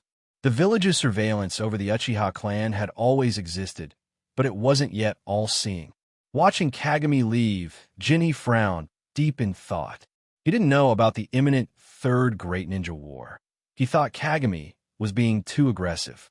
Even as the leader of the clan's radical faction, he couldn't understand why Kagami would choose this moment to show his strength. The reason was simple. Kagami hadn't lied. He had only wanted to test his strength. The kids at the academy weren't worthy opponents, nor were ordinary jonin within his reach. After considering his options, Fugaku was the best choice. On the way home, Sukuna's voice sounded in Kagami's mind. Combining slashes with chakra, "Kid, that technique of yours was far too weak. Nothing good ever comes from your mouth. You think I didn't hear you muttering before?" Kagami replied nonchalantly. Sukuna sneered, "I don't deny your talent. I just think your technique lacks power compared to domain expansion. You seem to know me well. Then, you should understand the power of a domain. Kid, make a pact with me. I won't take over your body. I already have one of my own. I'll teach you domain expansion, even the 10 Shadows technique. Once a year, just 3 minutes outside. It's been too long since I've enjoyed the thrill of killing." He might actually be able to kill the Third Hokage and the others, Kagami thought. But he also worried about encountering Kushina Uzumaki. Outside of Hashirama Senju, each generation's strongest fighter in the village had always been the Nine-Tails Jinchuriki. As Sukuna's Jinchuriki, Kagami wasn't confident about facing that fiery woman. Sealing techniques in this world were extraordinarily powerful.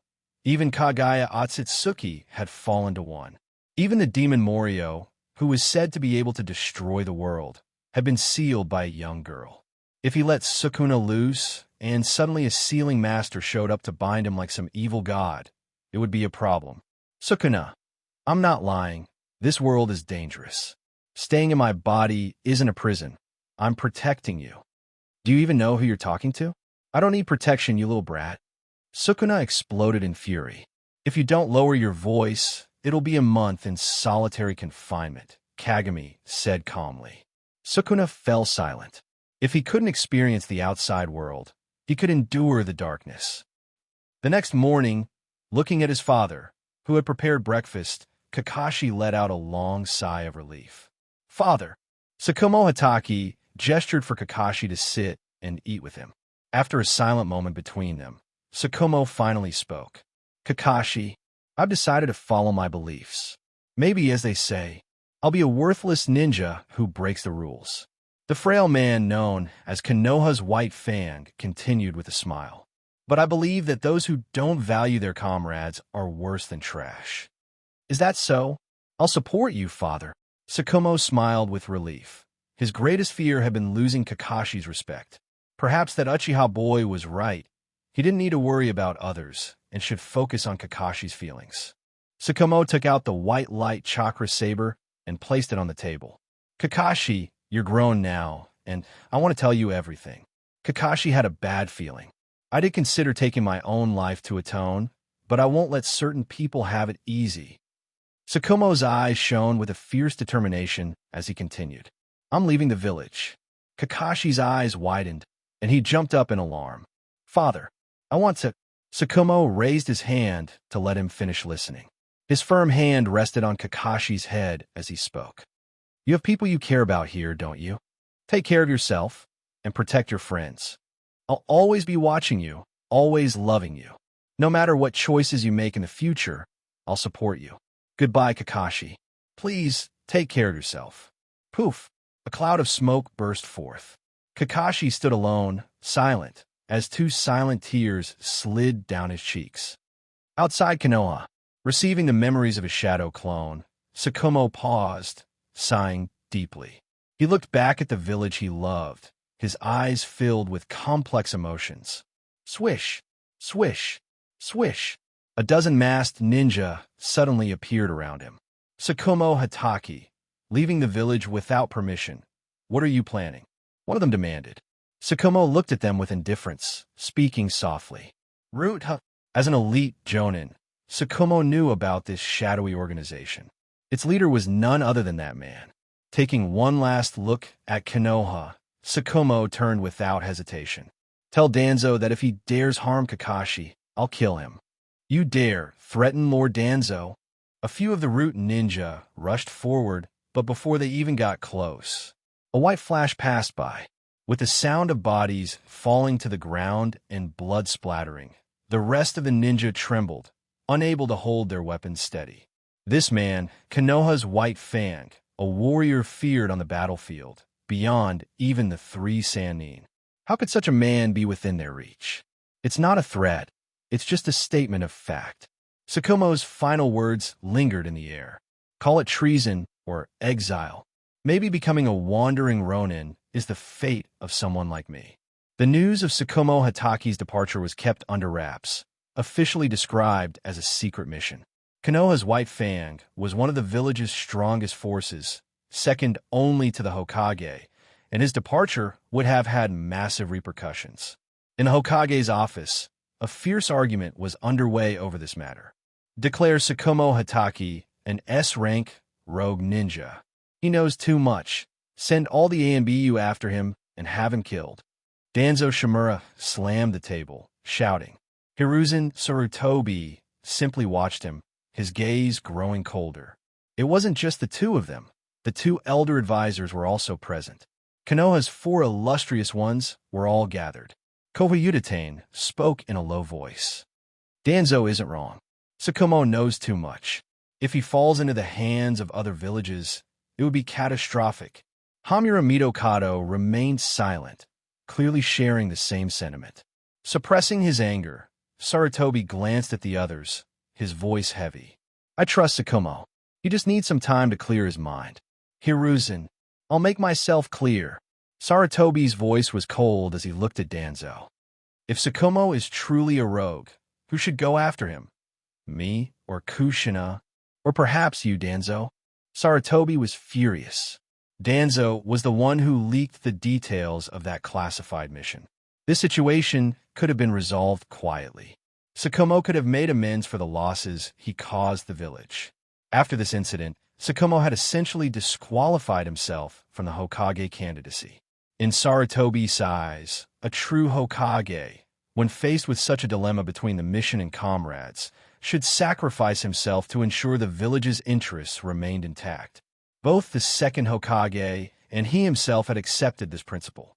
While he hoped for one of his students to become the next Hokage, he had no intention of framing Sakumo. He was angry at Danzo, and at Sakumo too. Was it really that serious? All over a few accusations? Was leaving the village really necessary?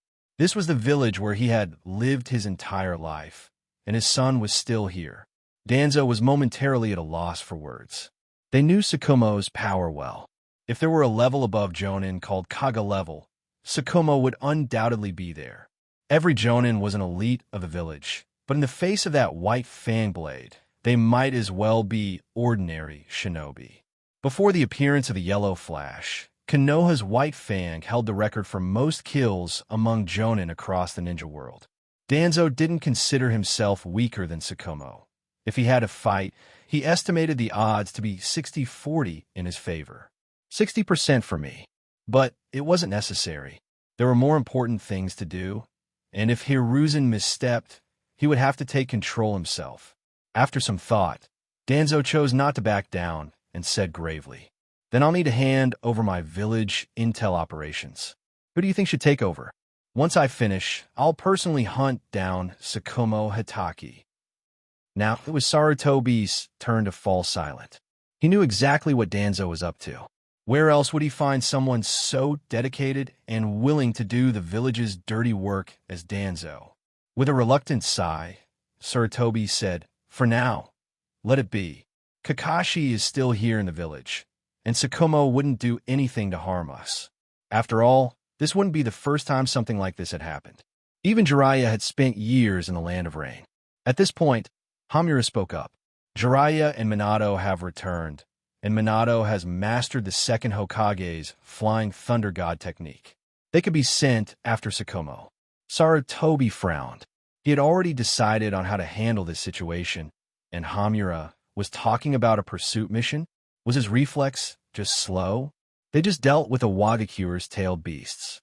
"Let them rest," Sarutobi said, exhaling smoke. "Speaking of which, I could assign Uchiha Kagami and Kakashi to Jiraiya's team for training." At the mention of Uchiha, Danzo's senses tingled with alarm. No way. It's one thing to have Kakashi under Jiraiya, but there's no way Jiraiya can handle Uchiha Kagami. Remembering that Danzo had taken the blame for the mission leak, Sarutobi softened his tone slightly. "Danzo, when you hear that name, all you hear is Uchiha, isn't it? Kagami. That was also the name of a friend." Koharu and Hamura's expressions softened, recalling fond memories. But Danzo was unmoved. Kagami was inspired by Lord Tobarama's ideals. This boy isn't related to him. He's merely a Uchiha with the same name. Even now, Danzo wouldn't say Tobarama had guided Uchiha Kagami, but instead reformed him. This was how deeply ingrained his view of the Uchiha as demons was. "We have a try. Maybe he, too, will integrate into the village, just like Kagami did." Sarutobi smiled warmly. "Well, it's almost time for lunch. Since you all have family waiting, I won't keep you." With others around, Danzo decided not to bring out his classic complaints. He simply glared at Sarutobi, turned, and left. "If I were Hokage, if I had been chosen, the Uchiha would have been tamed long ago. Why didn't Lord Tobarama choose me? Back then, I was just one step away." Danzo was still hung up on not offering himself to cover their escape back then. Perhaps, if he had done that, Tobarama would have survived. Konoha Training Grounds. Jiraiya approached the scorched earth slowly. Controlling a chakra sphere spinning at that speed is still too difficult. He looked down at Minato, who was lying in the crater. There's a theory that focusing on the direction of your hair swirl makes chakra control easier. If this technique, Minato, panting, chuckled, "That's probably just a rumor." "Not necessarily. I focus on spinning my chakra to the right. Let me see which way yours goes." You have two hair swirls, one spinning left and one right. "Forget it, take a break." Jiraiya reached into his bag, pulling out twin popsicles and breaking them in half. "Which side do you want?" "Either's fine." Suddenly, a spark of inspiration flashed in Minato's eyes, and he stopped reaching for the popsicle. "Either side works." Forgetting the popsicle, Minato quickly rose to refine his chakra again. If both directions work. A faint blue light shimmered in the center of the training grounds. Watching the now stable chakra sphere in Minato's hand, Jiraiya was awestruck. As expected, "You're a true genius, Minato." Minato's face lit up with joy. It's starting to take shape. I'll name it. Light Wheel Popsicle Inspired Jiraiya Double Spin Ball. Aside from his naming sense, Jiraiya shook his head with a smile and said, "You should rest for now. The old man asked to see me about something. He wants me to train an Uchiha kid and Sakumo's son. I'll bring them by for you to meet later." An Uchiha?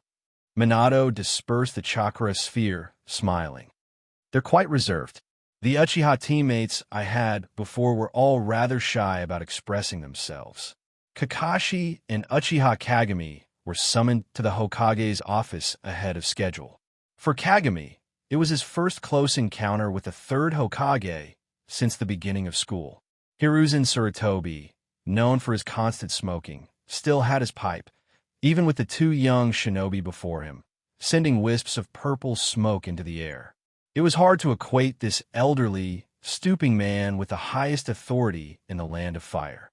Yes, the highest authority. Since the inception of the hidden village system, decisions of war and peace rested in the hands of each village's Kage.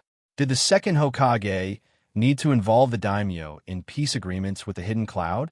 Did the third Hokage need the daimyo's approval to mobilize his forces? The daimyo mainly had symbolic authority, leading the civilians, while the real power rested with the Kage. Even when Danzo took brief command, a single glance from him silenced the daimyo. But what good was that approval? If Konoha's jonin didn't vote for him, Danzo remained a temporary placeholder at best. Only those whose faces were etched into the Hokage rock could truly be called Hokage. Kagami gathered his thoughts and nodded.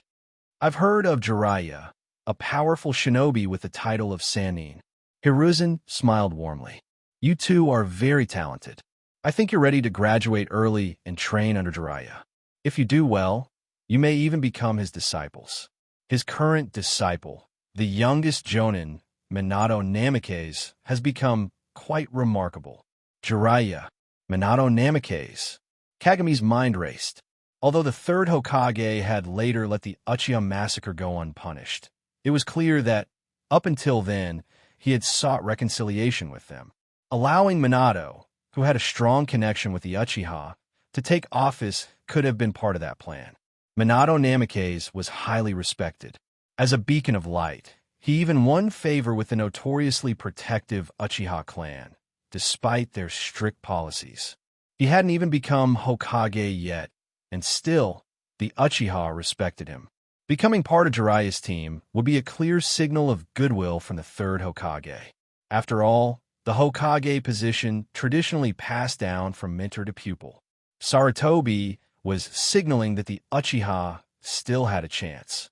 Originally, he had his eye on a different Uchiha boy, Obito, whose kindness made him an unlikely Uchiha. But now, both Kagami and Kakashi were struggling with emotional wounds.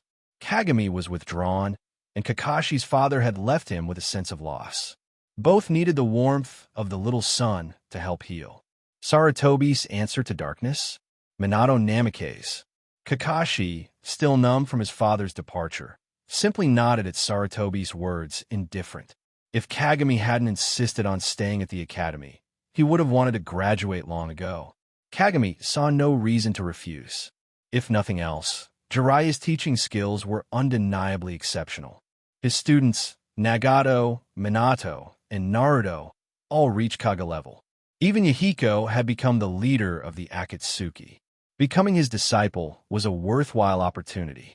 Besides, the whole master-apprentice struggle was practically a tradition in Konoha. Poof! Yo, you two must be Kakashi and Kagami. A tall man with white hair was squatting on the Hokage office's windowsill. His white hair fell to his waist, with red lines below his eyes standing out prominently. "You idiot! Can't you use the door?" Watching the window creak dangerously, Hiruzen exploded in frustration. Landing on the ground with a loud thud, Jiraiya casually patted Hiruzen's shoulder. "Relax, old man. You don't need to get so worked up. Oomph. If you know I'm getting old, then hurry up and take over my responsibilities." Hiruzen's ideal choice for the Hokage was Jiraiya. Loyal to the village, protective of his friends, powerful, peaceful, and sharing similar interests. Ha ha ha. Spare me. That's not a position I'd be suited for. With a laugh, Jiraiya turned his attention to the two kids. Let's keep it simple. I'm Jiraiya. That's it. Kagami had expected some grand speech about the Toad Sage. Kakashi Hitaki. Uchiha Kagami. Even simpler introductions from the two boys. Kagami. Jiraiya scratched his chin thoughtfully. The old man mentioned an old comrade with the same name. That was my grandfather, Kagami replied bluntly. Unlike other transmigrators, he fully embraced his identity. His grandmother, Shursui, and most of his clan were family to him. Their kindness toward him was something he'd never forget. Is that so? Then you can call me uncle.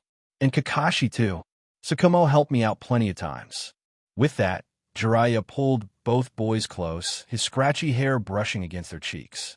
Kagami instinctively wanted to attack him. He struggled, but realized he'd have to use his full strength to break free. Reluctantly, he resigned himself. Exasperated, he said, Jiraiya-sama, you smell strongly of women's perfume. Ha! You're mistaken. That's just the smell of the world. You'll experience it someday, too. Jiraiya awkwardly released them, exchanging a glance with Sarutobi, and the two old men quickly looked away, pretending not to notice each other. He hopped back onto the windowsill, beckoning to the boys. Come on, you two. I don't take just anyone under my wing. Your first test is to catch up to me.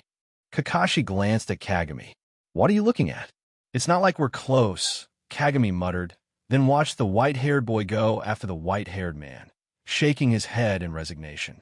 This Jiraiya is overly social. I'm too reserved for this.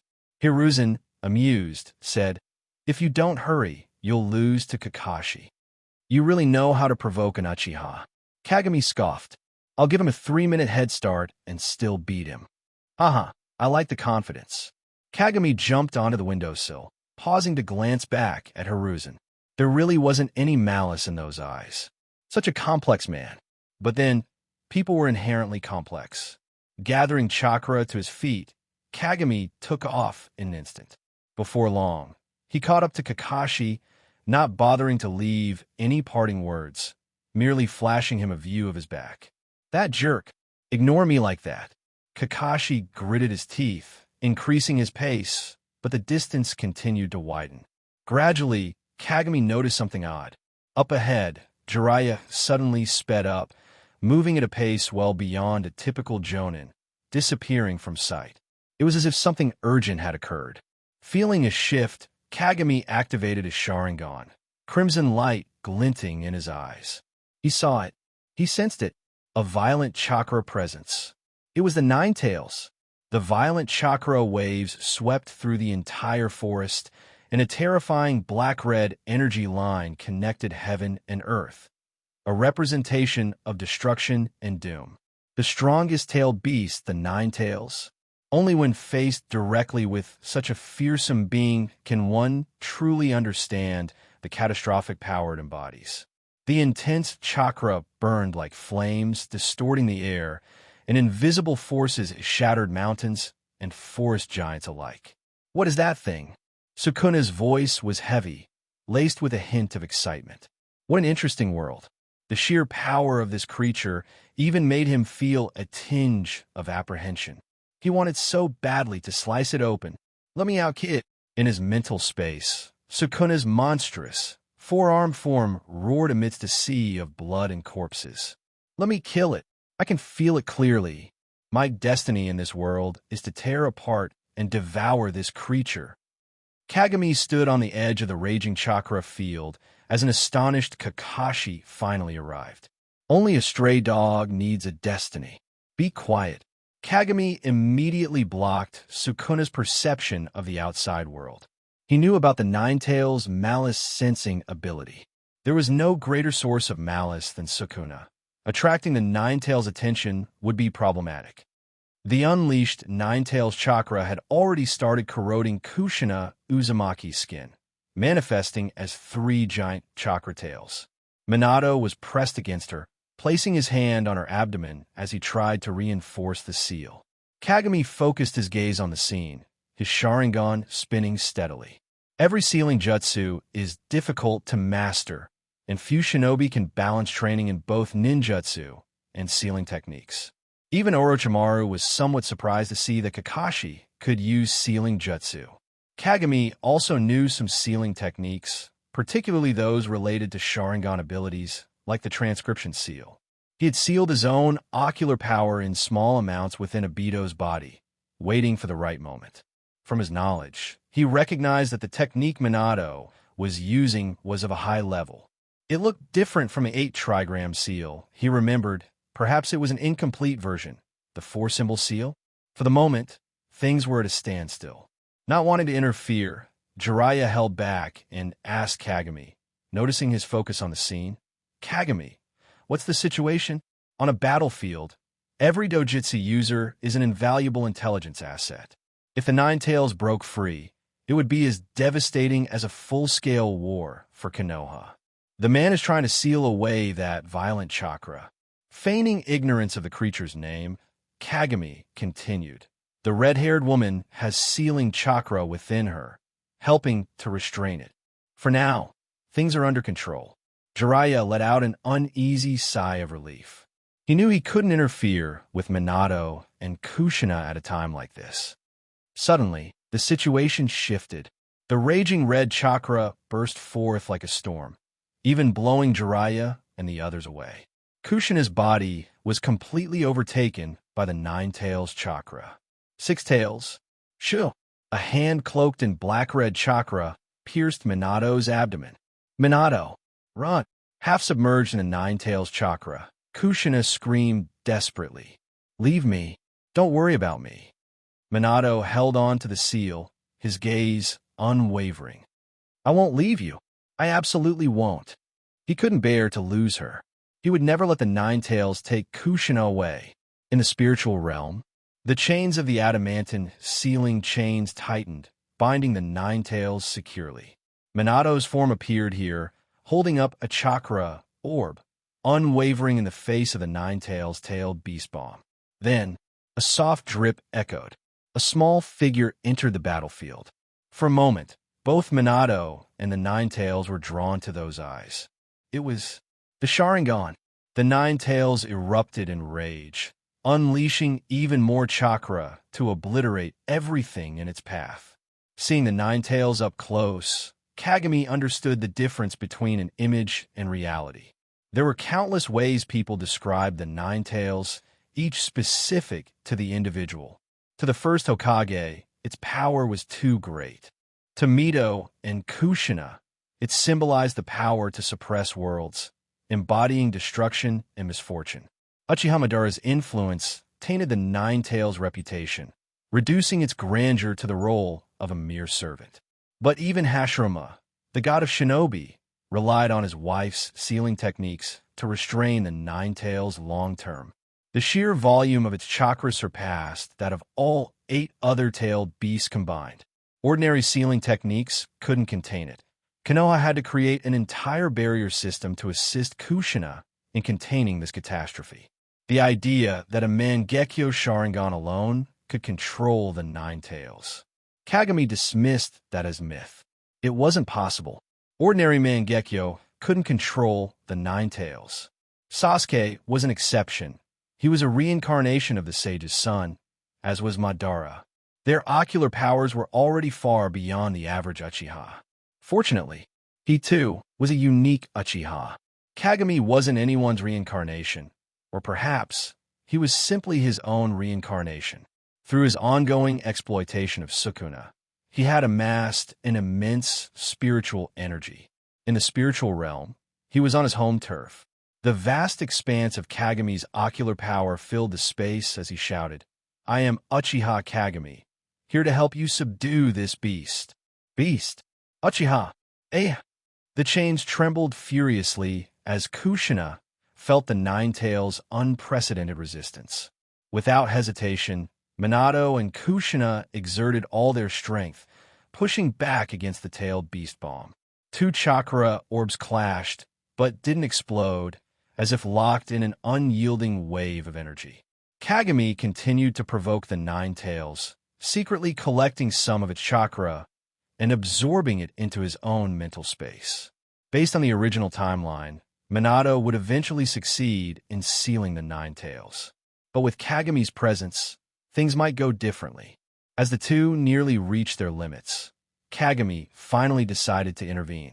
For now, it was best if the Nine Tails stayed sealed within Kushina.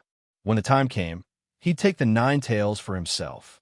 Scarlet ocular power surged toward the Nine Tails' eyes. That feeling, once again, the Nine Tails recalled the terror inflicted by that man. That sensation, like being a mere puppet on strings, was something no living being could ever willingly endure. Overwhelmed by multiple attacks, the Nine Tails couldn't resist Kagami's ocular power. Before losing consciousness, it stared in Kagami's direction. Those cold, emotionless eyes, that contemptuous gaze, as if it were nothing more than livestock. Madara, damn you. You've reincarnated, haven't you? And into the Uchiha clan, no less. Damn it. Boom. Momentarily distracted, the Nine Tails was struck by Minato's Rasengan, and layer upon layer of chains swiftly bound its limbs and tails. And just like that, all fell silent. At the Konoha hospital, is this your new student? With her arms crossed, Tsunade glanced at Uchiha Kagami, who was seated by the window, and directed her question at Jiraiya. Kagami was dressed in the traditional Uchiha attire with the clan emblem, so Tsunade didn't need an introduction to recognize his lineage. Frankly, due to her grandfather's influence, she held a certain disdain for the Uchiha. Having just finished Minato's surgery and seeing her beloved student stabilize, Jiraiya finally had time to focus on other matters. By the window, Kakashi and Kagami were peeling oranges. Kakashi meticulously removed the stringy parts, while Kagami simply split the orange in half, eating one piece with the skin still on. Oranges here were free from pesticides, so eating them with the peel added nutritional value, though the taste was a bit unusual. Kagami didn't mind. Haha, I haven't decided yet, but I must thank you, Kagami-kun. You were a big help. Kagami nodded politely. I just felt I could assist, so I acted. Sorry for stepping in unannounced. Kushina, who had been by Minato's bedside the whole time, shook her head and replied, The Nine Tails almost broke free this time. We owe you for helping out. When Minato wakes up, we'll thank you properly. Ha ha, you sound like husband and wife. Jiraiya teased. Noticing Kushina's hair starting to float up in annoyance, Jiraiya quickly stopped talking. A vexed Kushina wasn't something he could handle. Awakened to the three-tomo Sharingan at such a young age. You're quite the remarkable kid, Tsunade remarked, watching Kagami with a meaningful look. Kagami nodded confidently. That's right, I am quite remarkable. Tsunade narrowed her eyes, seemingly noticing something. You've killed someone, haven't you? With her battle-hardened experience, she could detect the subtle changes in someone who had taken a life. Kagami paused momentarily, then replied, Last year, one of the clan elders took me along to kill a bandit group. To civilians, bandits seemed terrifying, but for newly trained ninjas, they were little more than practice targets. Konoha even kept small bandit groups alive for ninjas to gain experience, so they'd be ready to kill when facing enemies on the battlefield. Eager to get used to it, Kagami had joined these missions as young as 5. The disdain in Tsunade's eyes intensified. To think the Uchiha had him killing at such a young age. She was even more suspicious because Kushina had told her the Nine Tails' last cry. That name had sounded familiar to Kushina, so she asked her cousin Tsunade about it. Madara. To Tsunade, no, to the entire Leaf, that name was a nightmare. Did the Nine Tails really see this kid as similar to Madara? And with his potential, he was arguably even more terrifying than how her great-uncle described Madara Uchiha. A 7-year-old at the three-tomo Sharingan, Kagami was universally considered a candidate for the Mangekyō Sharingan. Three-tomo typically meant Jonin-level ability, and the Mangekyō, well, its significance spoke for itself. Not only that, but his spiritual power was extraordinary.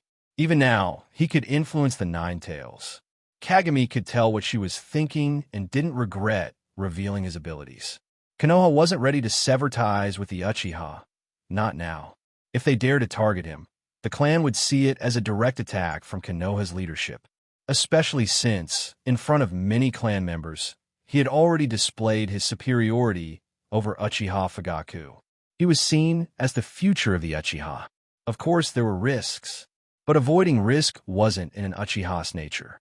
He wasn't quite as arrogant as Sasuke Uchiha, but expecting Kagami to be humble was unrealistic.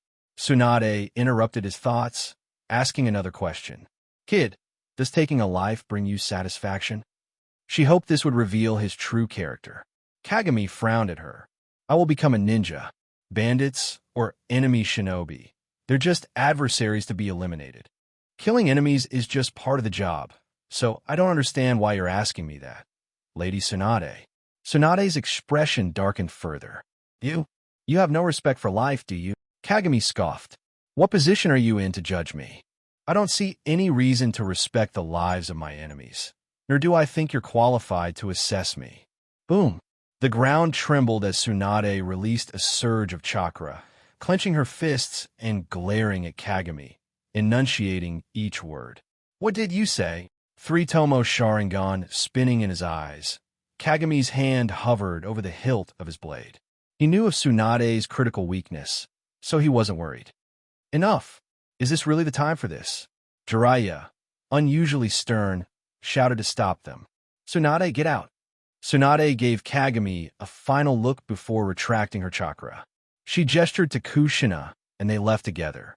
With a long sigh, Jiraiya's face softened into a smile as he crouched down to Kagami's level, looking him straight in the eye. You're no ordinary child, so I'll be direct. Tsunade's grandfather died young because of your Uchiha ancestor. Her grandfather was the first Hokage.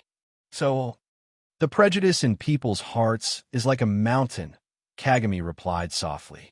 Jiraiya reflected on his words, chuckling. That's a great line. Mind if I put it in my novel? Yes, you're right. Many people in the village hold on to old grudges against your clan. Jiraiya placed a hand on Kagami's shoulder. I understand the Uchiha and the village have a divide.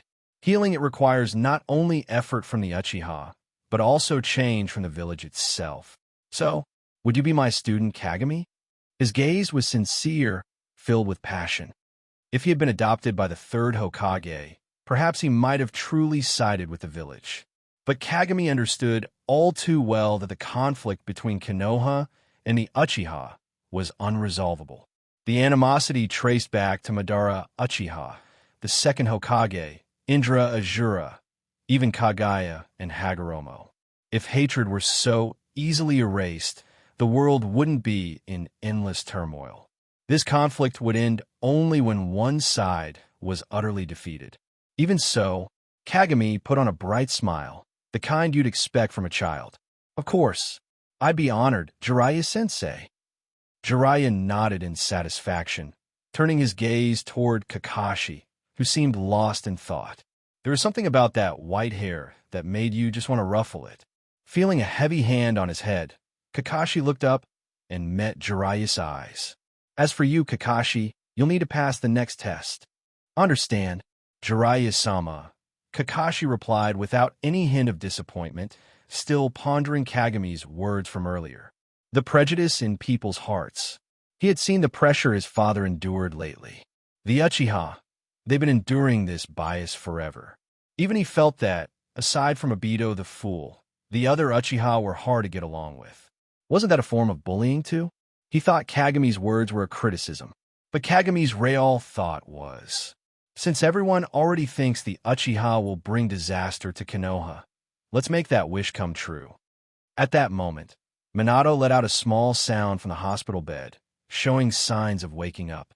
Jiraiya hurriedly called out to Kushina, who was waiting outside. Tsunade had left, feeling uncomfortable about her earlier overreaction. Watching Minato and Kushina embrace on the bed, Jiraiya and the two boys tactfully left the room. Walking down the hospital corridor, Kakashi couldn't resist asking Kagami softly, "What was that monster exactly?" Kagami shook his head. "I don't know. You should ask Jiraiya-sensei about that." Overhearing, Jiraiya led them to a more secluded spot before he explained. In the war-torn history of the shinobi world, there exists a terrifying force deeply associated with calamity. These beasts of mass destruction are called tailed beasts. Out of concern for their immense power, the first Hokage captured and distributed the tailed beasts to the villages, hoping they would serve as deterrents against war. This wasn't something to tell ordinary kids, but Jiraiya knew neither Kagami nor Kakashi were ordinary. Jiraiya knew Kakashi. Although different from Minato or Kagami, he was extremely gifted and would likely become his student after a little more testing.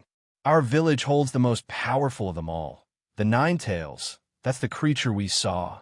The one who holds a tailed beast is called a Jinchuriki. Jiraiya's tone turned serious. Remember, you absolutely cannot talk to anyone about the Nine Tails. The identity of a Jinchuriki is a village secret. If they weren't becoming his students, there would be an ANBU team handling their memories right now. Noticing the setting sun, Jiraiya dismissed them. All right, it's getting late. Head home and get some rest. Meet me at Training Ground 4 at 6 tomorrow morning. Dismissed. With Minato safe, Jiraiya was eager to resume his research. The two walked a good distance from the hospital. Kagami glanced back at Kakashi, who was following him. Why are you following me? Your house is in the other direction. Oh. Kakashi snapped out of his thoughts, realizing he wasn't on the path home. But there was no one waiting for him there. Kagami, once having been without family himself, understood Kakashi's situation. Although Sakumo hadn't committed suicide, Kakashi was still something of a latchkey kid. Come have dinner at my place. But remember, just this once. Thank you, Kagami. Thank you for saving my father's life. After a moment of silence, Kagami said indifferently, It has nothing to do with me. You don't owe me anything. Let's get this clear. If what I do benefits you, there's no need to be grateful. If it causes you pain, you're free to hate me. Kakashi, I don't care about your feelings. Then why invite me over for dinner? Kakashi felt he was starting to understand how to deal with a typical Uchiha. Don't listen to what they say. Watch what they do. Despite the terror of that tailed beast, Kagami had risked his life to help protect his village. Kagami's home was on the outskirts of the Uchiha clan grounds, a sizable property. The courtyard and other facilities were well kept, marking Kagami's family as one of the more well-off Uchiha. His grandfather's pension and clan subsidies ensured that Kagami never had to worry about money. Once he became a shinobi, a portion of his mission earnings would go to the clan to support families struggling financially. The Uchiha weren't like the Hyuga, who divided their members into masters and servants. Even the Uchiha leader had no authority over the lives of the regular clan members. Kagami had thought a lot about why Itachi could do what he did, ultimately coming to a reasonable conclusion. Because he never really connected with ordinary Uchiha. A child prodigy, Itachi experienced the battlefield at 4 and was contemplating the relationship between the village and his clan at 7. That was Fugaku's mistake in raising him. Such an education could lead a genius into self-destructive thinking. Because even a genius cannot change the world or people's hearts. Those who are too perceptive often suffer and rarely meet a good end. Would a different approach to raising Itachi have helped? Maybe, but Kagami didn't have the time or energy to reform him. Itachi didn't love the Uchiha. He only loved Sasuke. It'd be easier to destroy him than to change him. Has Shursui already started chakra training? Seeing little Shursui sitting properly in the courtyard, Kakashi asked. He's not a baby anymore. It's time to start learning. Noticing his grandmother preparing vegetables, Kagami quickly took off his shoes and ran over. Grandma, I told you I'd be back to cook. You need to rest. Kagami's grandmother had been a ninja in her youth, but retired after a severe injury. Although she wasn't very old, lingering injuries had left her with many health problems. It wasn't just physical. Her husband's death had been a heavy blow. These were wounds time couldn't heal, only worsen. His grandmother looked lovingly at Kagami bustling around, then noticed Kakashi. I remember you. You're Sakumo's son, aren't you? This is the first time Kagami has brought a friend home. Kakashi nodded politely, feeling a bit awkward and wanting to help. Noticing the river fish in the basket, he took it out and skillfully began cleaning it. When my father wasn't around, I'd cook for myself. I didn't ask you. Kagami prepared the ingredients while Kakashi used the other stove, each working in silence.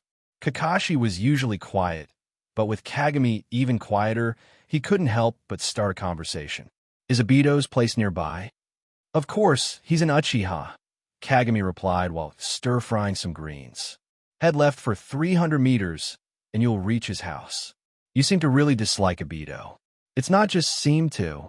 Is it because you think a slacker like him taints the Uchiha's reputation? Kagami was silent for a while, the only sound being the sizzle of Kakashi's pan-fried fish. I guess you could say that. Your fish is overcooked. It's not overcooked. This is the Kakashi style, dry-fried river fish. Your greens are too mushy. Grandma's teeth aren't great. She liked her greens that way. Kagami, you're a really warm person. Kakashi's confusion faded, and his smile was almost visible even beneath his mask. Kagami gave him a cold look and warned, My preferences are perfectly normal. Don't try any of that sappy nonsense on me. It's gross. Konoha Year 44. Following the Second Shinobi World War, tensions had simmered along the borders, with constant but minor skirmishes. But this time was different. Large numbers of Sunagakure ninja had crossed the border, infiltrating the edges of the Land of Fire, causing heavy losses among civilians and shinobi alike. In the borderlands, a man dressed as a wanderer walked alone through the forested mountains. His silver-white hair stood out against the trees.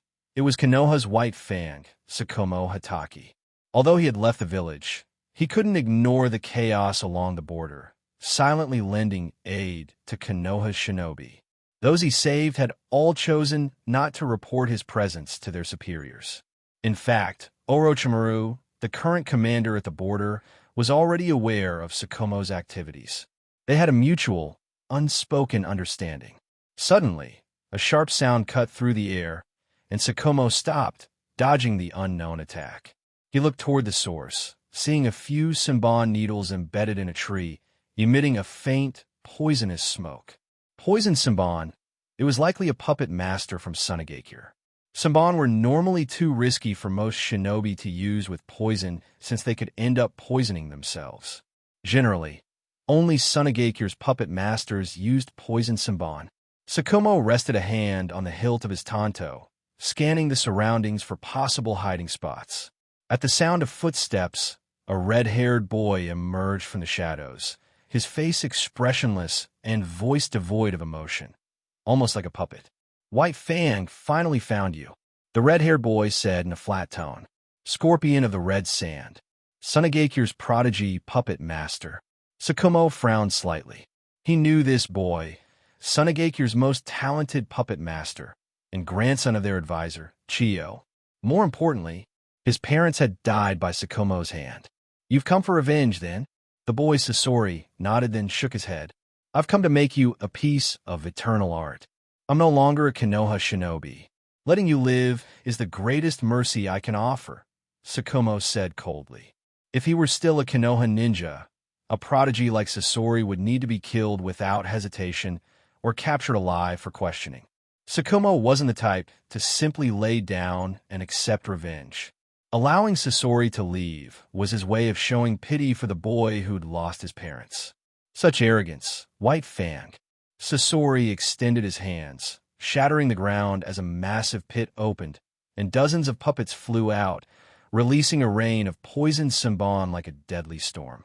He can control this many puppets. You've already surpassed your parents. Silver light flashed, and with a few slashes, Sakumo cut all the chakra threads. With a series of metallic clinks, every Senbon shattered, deflected in pieces. Sakumo's gaze grew cold as he moved towards Sasori. If Chiyo had been more responsible, she would have told you, puppet masters will never defeat me. Sakumo lacked large area ninjutsu, and his chakra reserves weren't as high as some of his peers. But, as long as his opponent was human, Sakumo could find a way to kill them. Puppet masters, with their fragile real bodies, were especially vulnerable. Even as dozens of his puppets were destroyed, Sasori remained unfazed. It was expected from a man known as Konoha's White Fang. Chiyo already told me. That's why. I'm no longer just a puppet master. The scythe on Sasori's back tore open his cloak, revealing a puppetized body, with chains extending from his abdomen like serpents. Sakumo's eyes narrowed, voice low. You've completely lost your humanity. No matter how many times it breaks, I can repair it. No limit to my lifespan. Immortal art. Isn't it beautiful? You've gone down a twisted path. Sakumo raised his tanto, but realized his normally fluid movements were delayed. This feeling, could it be? In that moment of hesitation, a metal spear slashed across his arm. With a deafening crash, a massive metal pillar crashed down, raising a cloud of dust. Sakumo glimpsed the figure standing on the metal column. No, not a person, a human puppet. Third Kazekage. Why was the third Kazekage here? Why was he made into a puppet? Konoha's white Fang. To kill you, I assassinated the third Kazekage. Sasori's calm face twisted into a mad grin. Come on, let's be immortal together. Magnet release. Iron Sand World Order. Black iron tendrils spread across the sky like roots, blanketing the heavens. A bead of cold sweat slid down Sakumo's face. This was trouble. Konoha Border Command Post. Inside the temporary headquarters of Commander Orochimaru. Jiraiya sent you 3. Truly a powerful reinforcement. With his black hair, golden vertical pupils, purple eyeshadow extending to his nose, and pale skin, Orochimaru seemed cold and detached. At this point, he hadn't yet fallen into darkness, but his presence was always somewhat unsettling. Scratching his head, Minato Namikaze laughed. Sorry about that, Orochimaru-sama. The other borderlines are stretched thin, so the teacher could only send us. Orochimaru shook his head. No need to apologize, Minato-kun. With your team's abilities, you really are a powerful reinforcement. After all, you're the youngest Jonin, and have mastered the Flying Thunder God technique. His gaze shifted to the two behind Minato, smiling. And Uchiha's most talented young shinobi, who advanced to Chunin on his first day as a ninja. And then there's Kakashi, son of Konoha's white Fang, and together with Kagami, one of Konoha's twin stars. Such enviable talent. After another year of medicinal baths, Kagami's height had reached nearly 1.6 meters. His youthful face had matured, giving him the appearance of a 14 or 15-year-old. 8-year-old Kakashi, still shorter and not yet fully grown, stood beside him. Twin stars.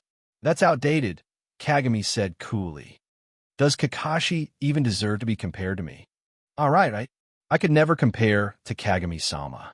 I'll go beat up anyone who says that. Kakashi's deadpan response dripped with sarcasm. Kagami couldn't understand it. Back at the academy, just a few words used to rile Kakashi up. When did his attitude get so snide? Minato turned and patted both of their shoulders. Show some respect. Now apologize to Orochimaru-sama. After passing Jiraiya's test, Kakashi had become Minato's disciple alongside Kagami. Now, the three of them weren't just in the same squad. They were as close as brothers. Just like Hiruzen and Danzo. Despite Kakashi's original status as Minato's disciple, he was now technically Kagami's junior. No need, Minato-kun. Orochimaru waved a hand. The situation is urgent. Let's get straight to your mission. 12 miles west of here, a Sunagekyo unit has been spotted, led by someone particularly challenging. Pakura of Sunagekyo, a rare Kekkai Genkai user. Orochimaru's gaze settled on Kagami. In this group, only Kagami possessed a Kekkai Genkai. There was a hierarchy even among Kekkai Genkai. Those gained through training were generally inferior to those inherited through bloodlines. Among bloodline-inherited abilities, dojutsu users held a special status. To put it simply, Kekkai Genkai users often look down on ordinary shinobi, while dojutsu users look down on other Kekkai Genkai users. Those eyes, a Kekkai Genkai that no amount of training could grant. Unknowingly, a glint of envy appeared in Orochimaru's eyes. Out of respect for Jiraiya-sensei, Kagami suddenly spoke, his Sharingan glowing red. Look at me with that gaze again, and I'll take your eyes out. The atmosphere in the command room suddenly chilled. Orochimaru looked at Uchiha Kagami with a mocking smile, his gaze growing icy. Kagami, it seems Jiraiya never taught you manners. A chilling chakra presence coiled around like a giant snake. Kakashi was the first to feel the pressure, his hand instinctively moving to his short sword. Minato looked between the two, feeling troubled.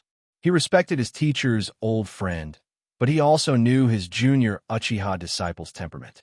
Kagami was even more difficult to deal with than most Uchiha, with little respect even for Jiraiya as his mentor.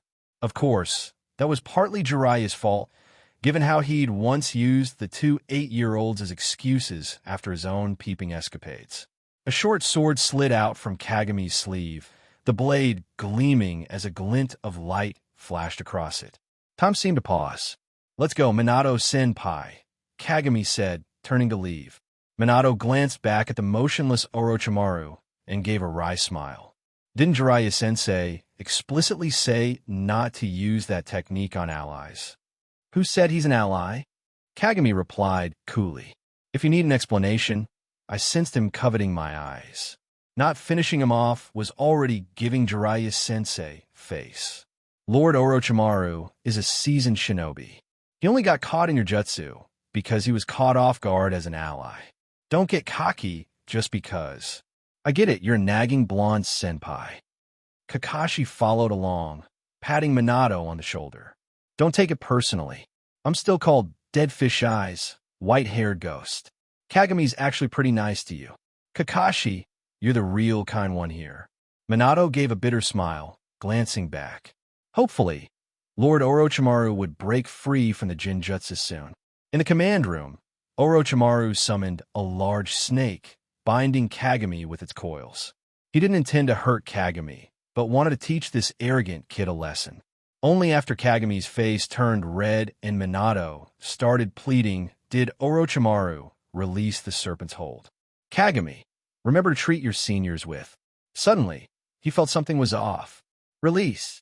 After a moment of blurred vision, the command room came back into focus. There was no one there. His amber eyes narrowed, a bead of sweat slipping down his forehead. A Jinjutsu. When did it happen? Even with a Sharingan user, I was prepared to counter Jinjutsu the entire time. I was definitely not caught then, which means it was when he drew his sword. Orochimaru distinctly remembered that flash of the blade, then moving to subdue Kagami. Such a terrifying level of Jinjutsu. This boy's only 8 years old. How marvelous. In the dimly lit command room, a serpent of greed slithered in his mind. Hey, Kagami, what's the trigger for that technique of yours? Kakashi asked, moving in closer. Kagami pushed him aside impatiently. Don't you know it's taboo among shinobi to ask about someone else's jutsu? That's a declaration of war. Kakashi moved closer again. That's true for most shinobi, but we're teammates. What's the harm in telling me? Influenced by Jiraiya, Minato, and even Kagami, Kakashi had moved past the trauma of his father's departure. However, being around Jiraiya, so much had made him a bit more flirtatious. He'd even started reading Ica Paradise. Nothing like his father. Then again, a man who invented the 1,000 years of death couldn't have been all that serious either. So bold, the Hatake family. Minato watched his two younger teammates sparring with a smile. Kagami's technique must be activated through Shiryuki, right? A brilliant idea, to use swordplay to trigger a Jinjutsu. Perhaps it could be named Uchiha Midnight's Lunar Blossom Illusion Technique. Mirror Flower, Water Moon. Kagami sighed, picking a name from his memories.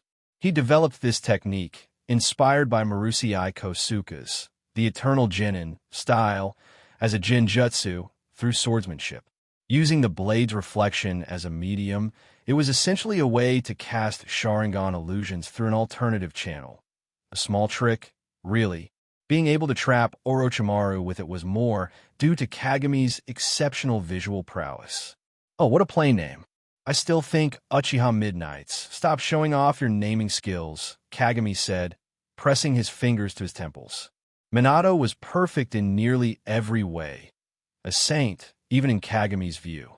Not long after becoming Jiraiya's disciple, Minato had taught the other two the Rasengan.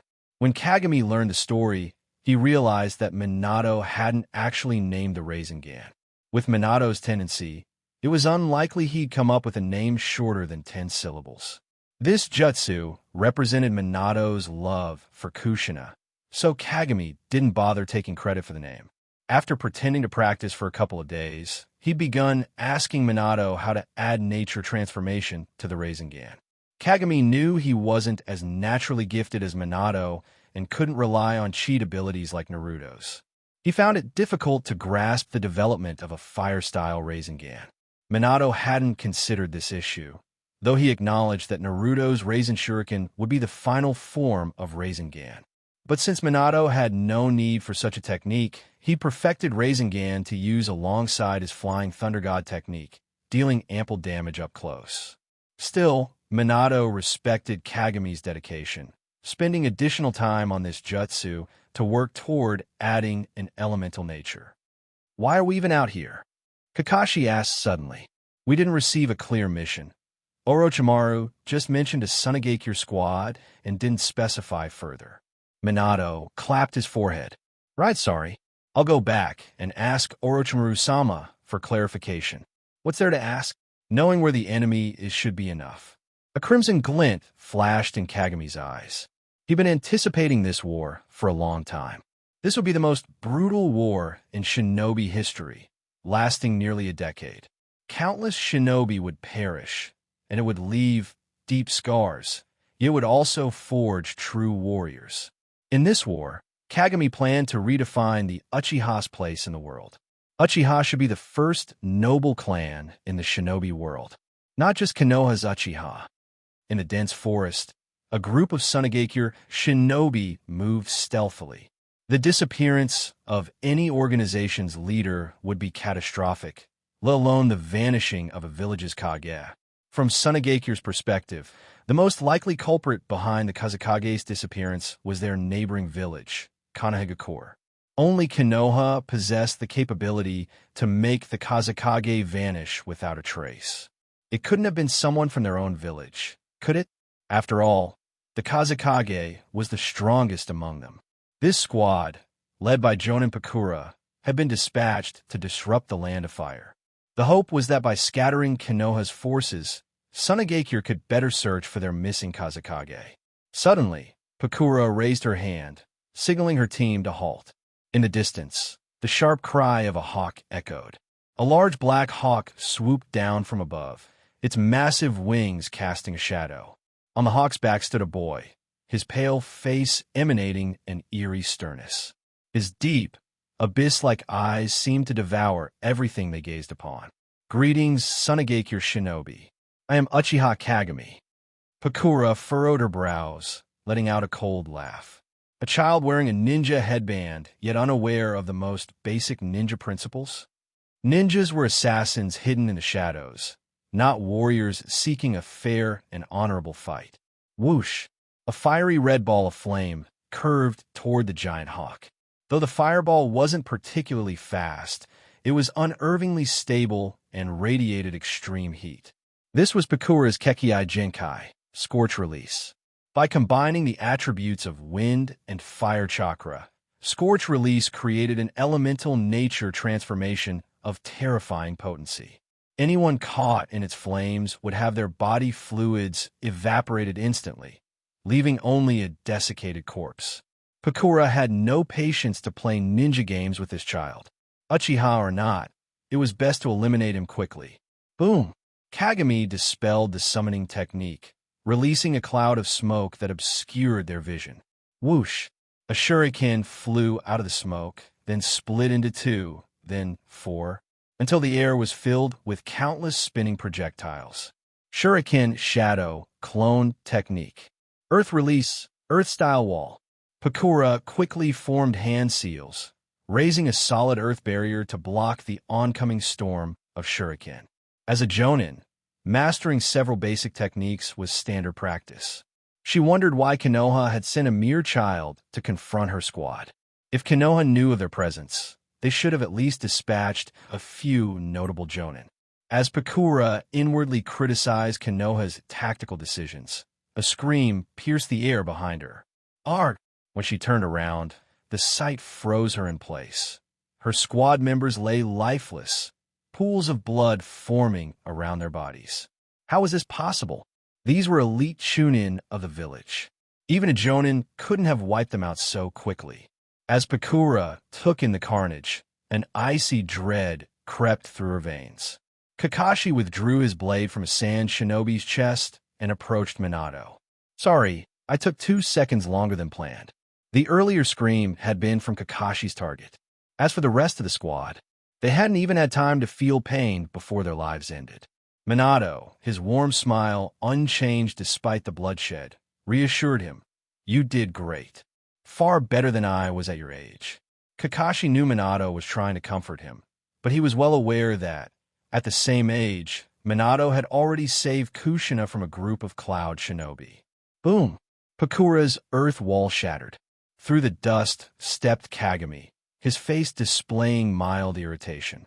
Against opponents like this, there's no need for distraction tactics. This is to teach you the ways of ninja combat, Minato said calmly. Jiraiya-sensei entrusted me with your safety. It's important you learn how to fight properly. Pakura tightened her grip on her kunai, her gaze darting between her adversaries. She recognized Minato, Konoha's jonin who had mastered the second Hokage's Flying Thunder God technique. Quickly analyzing the situation, Pakura realized that while she wasn't afraid to face Minato in direct combat, the Flying Thunder God technique posed a unique threat. The ability to instantaneously strike and retreat made Minato a nightmare opponent. The fact that he'd already eliminated her entire squad meant his mastery of the technique wasn't just theoretical. If she let him dictate the pace, she'd be slowly worn down and killed. There was only one solution. Pakura pivoted sharply and charged at Kagami with blinding speed. If she could capture this Uchiha boy, she might force Minato to retreat. You're approaching me instead of running away? A smirk tugged at Kagami's lips. How naive. For his debut battle, it was only fitting to put in a little effort. His blade, Shirayuki, gleamed like a flowing river of starlight, exuding an inexplicable brilliance. Pakura surrounded herself with 4 floating fireballs, ready to incinerate Minato if he dared to approach. You can feign all you want, but I'll exploit your need to protect your allies. Pakura knew the significance of an Uchiha's presence. No matter what, Minato wouldn't abandon him. Minato-senpai, don't worry, Kagami can handle it. Minato made no move to intervene. Unbeknownst to Kakashi, Minato had sparred with Kagami numerous times and knew his younger disciple's strength well. If not for the Flying Thunder God's superior mobility, Minato admitted he might have lost.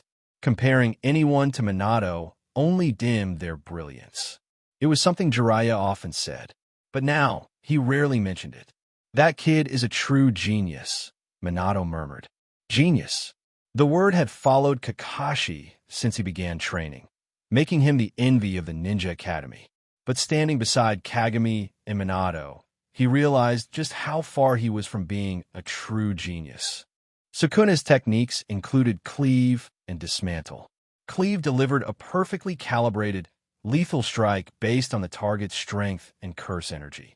Kagami had adapted these concepts from Sukuna, creating his 1,000 blades cascading starfall, a high-frequency directional slashing technique resembling a flurry of blades converging at a single point.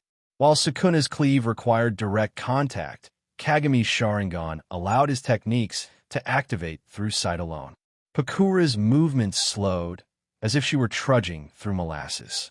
Every small action became excruciatingly deliberate. She noticed the change, but it was too late. Kagami was less than 10 meters away, a seemingly short distance that now felt like an impassable chasm. The blade's arc was cold as frost, its gleam sharp as moonlight. The strike appeared simple, a mere horizontal slash. Yet, to Pakura, it was incomprehensible, as if an overload of chaotic information had been forcibly injected into her mind, paralyzing her thoughts.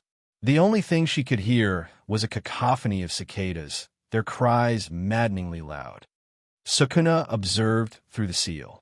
He had known Kagami was developing this technique, but didn't expect him to succeed so soon. Sharingan. Is it those eyes? The cursed energy realm also had legendary eyes similar to the Sharingan.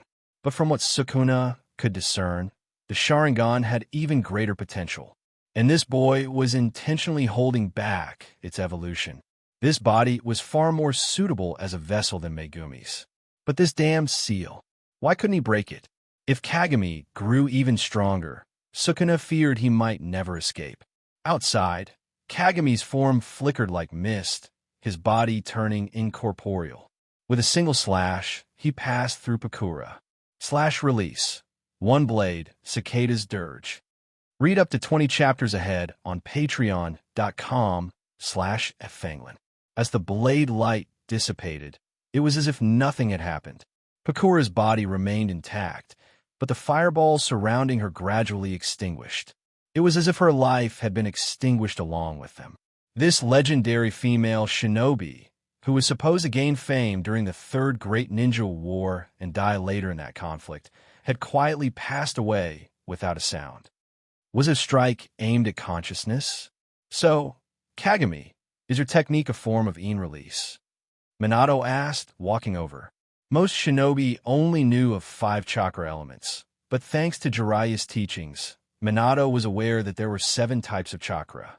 In addition to the usual wind, fire, water, earth, and lightning, there were yin and yang as well. His girlfriend, Kushina, was one of the leading figures in yang release, known for her massive chakra reserves and extraordinary physical constitution. In release, on the other hand, was best represented by the Uchiha. Kagami nodded and sat down to begin recovering chakra. With his current chakra reserves, such a technique could only be used 2 or 3 times at most. You developed this technique to deal with me, didn't you? Sukuna's cold voice suddenly echoed in his mind.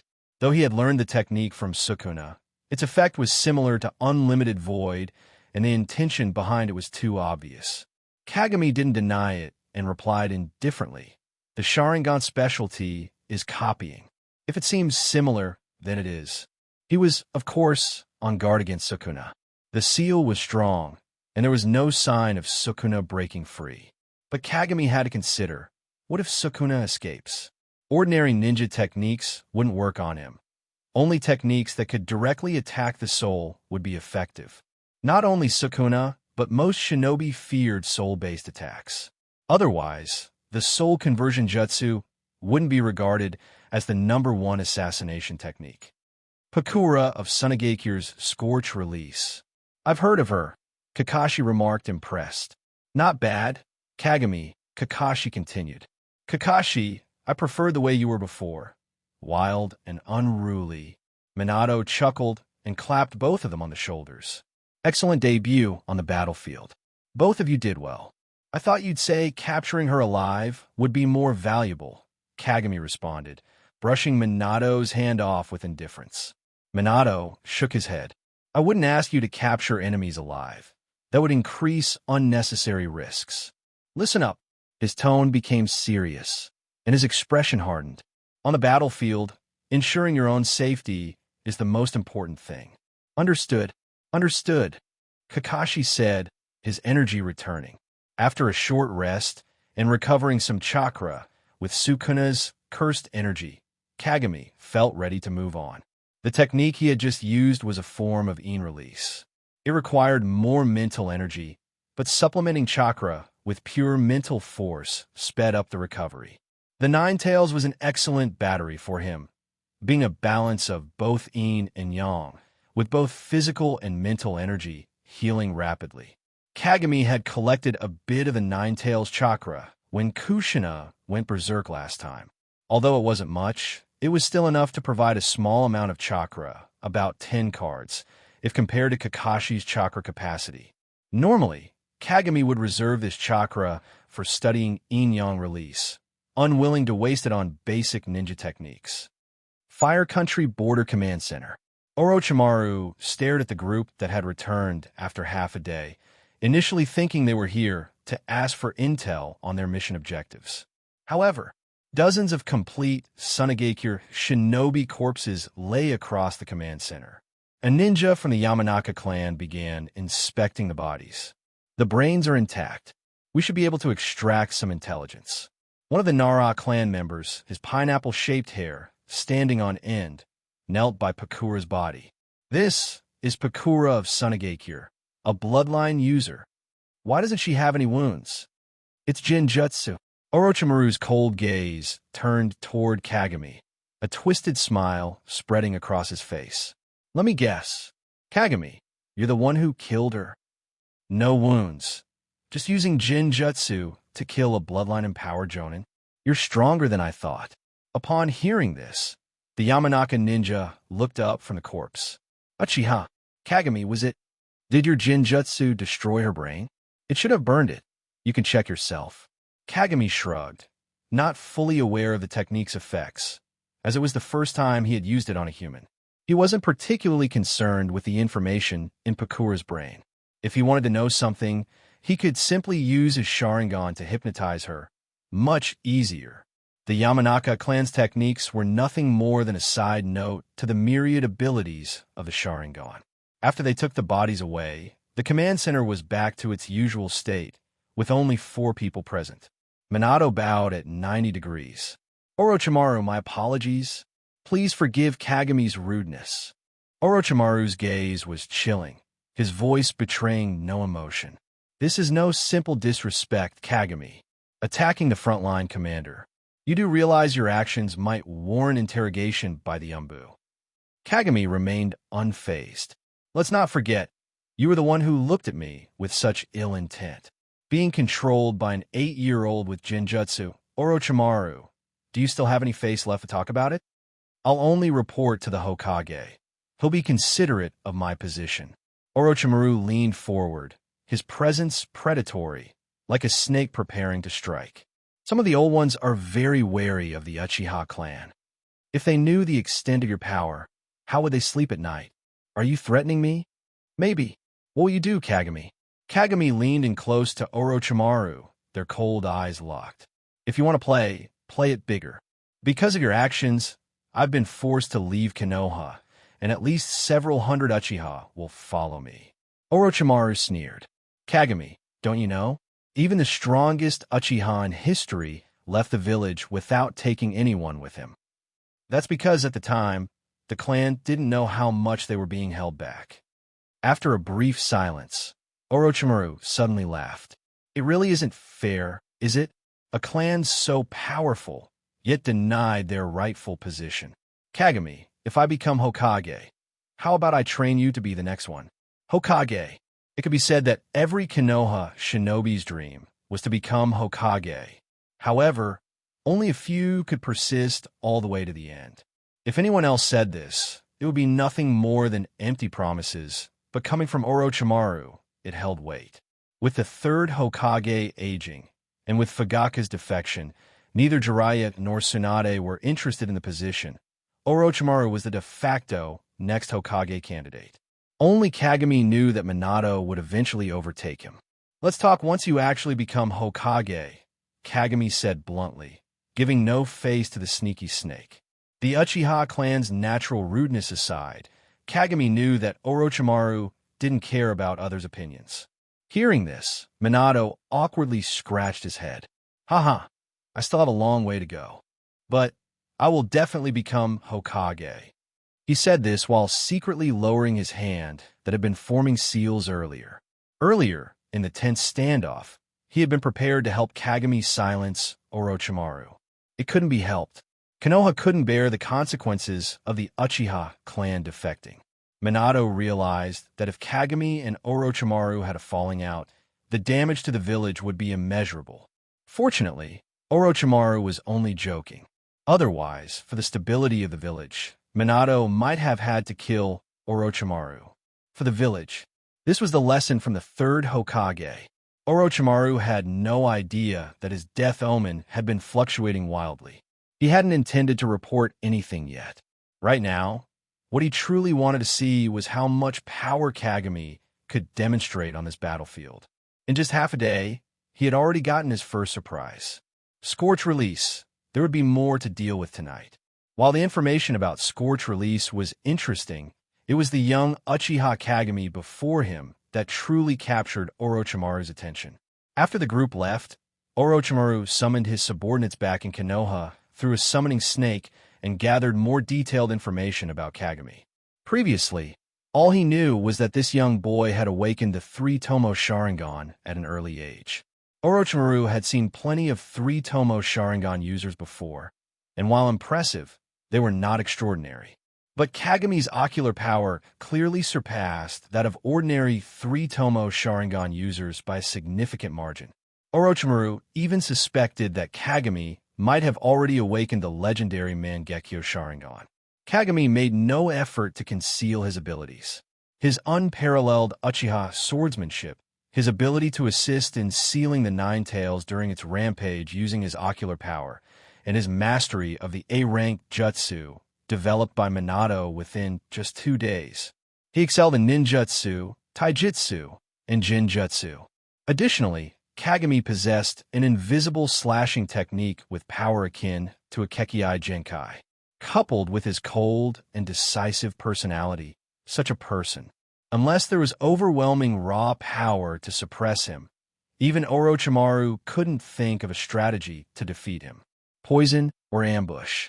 Such tricks were laughable under the watchful eyes of the Sharingan. If I summon Manda, could I take him down? Orochimaru even began considering using his trump card.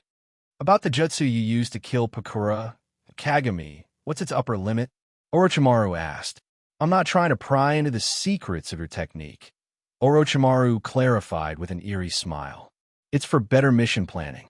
After a moment of thought, Kagami replied, if the opponent isn't prepared, it should be capable of killing an elite Jonin. Strictly speaking, even the Hokage is only an elite Jonin. Orochimaru's golden eyes narrowed.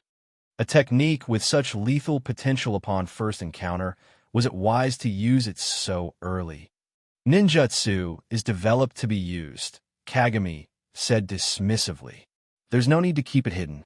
Orochimaru, I suggest you don't place too much emphasis on this technique. He leaned forward slightly, staring directly into Orochimaru's eyes with faint amusement. By the time you figure out how to counter it, I'll have iterated on it several times over. This is the confidence of a true genius. Orochimaru murmured, ending the topic with a sly smile. Changing the subject, he asked, Minato, Kagami, what do you think? Why has Sunagakure suddenly increased its infiltration of the Land of Fire? Based on the intel we have, it seems they're searching for someone who could be worth such effort. It's the third kazekage. The voice didn't belong to Kagami. He wasn't foolish enough to divulge such critical information.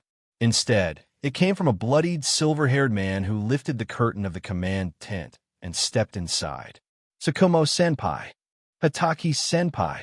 Even Orochimaru was startled, noticing the numerous wounds covering Sakumo's body. The most severe was on his wrist, where nearly half of his hand had been severed. Sakumo's face was pale as his gaze landed on his stunned son. It's been a while, Kakashi. Thud. Unable to suppress his emotions, Kakashi dashed forward and threw himself into his father's arms, sobbing silently. Sakumo gently patted Kakashi's back with his uninjured hand, his eyes full of love and guilt. No matter the circumstances, Kakashi was still just a child. Abandoning him by leaving the village had been deeply unfair. After the emotional reunion between father and son, Orochimaru pressed for details. Sakumo, what do you mean by the third kazekage? Suddenly, a Nara clan ninja burst into the tent without announcement. The news he carried was too critical to wait. Orochimaru-sama. The intel from Yamanaka Yuan.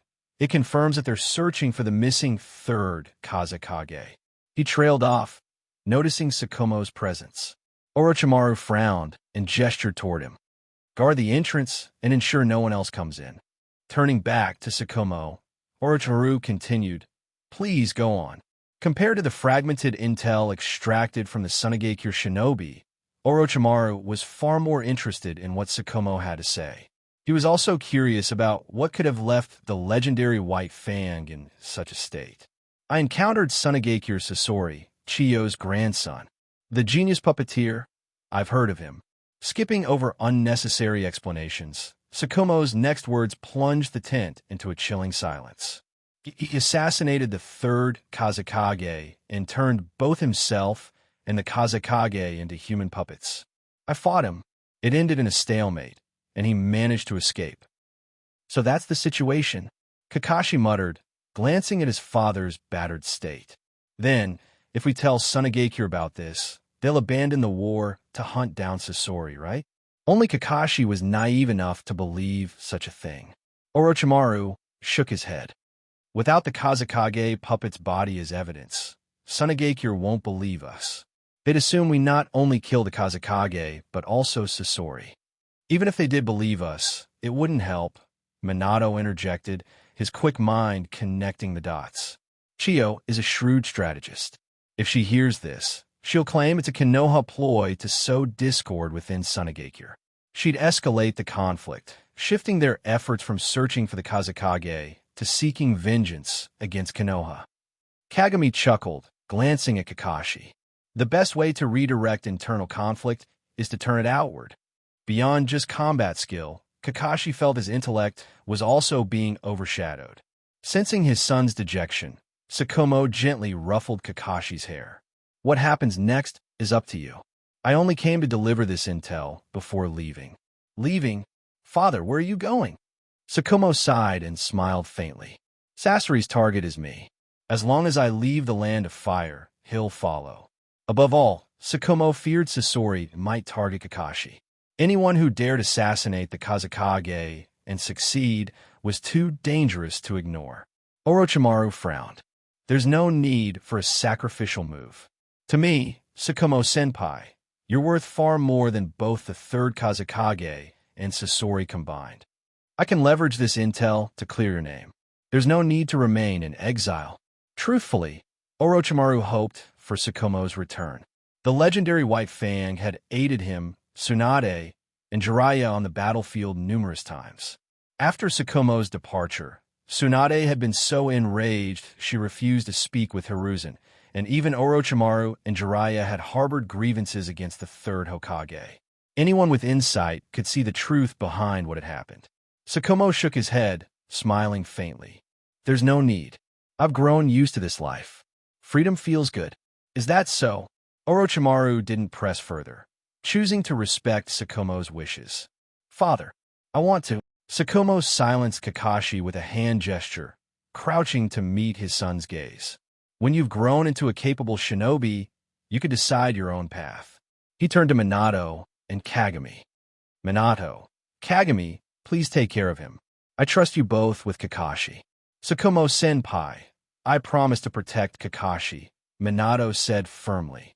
Konoha was second only to Kushina in Minato's heart. He deeply respected this great ninja who had given so much for the village. Kagami turned to Orochimaru. Now that we know this intel, what's your plan?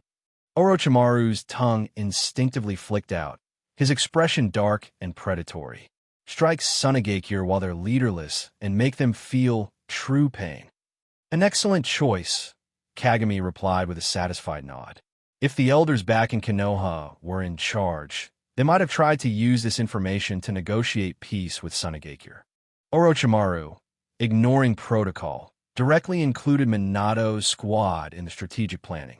After seeing Sakumo Hatake off, Orochimaru summoned several frontline jonin, including a squad captain from the Umbu, Sarutobi Shinizuke, the eldest son of the Third Hokage.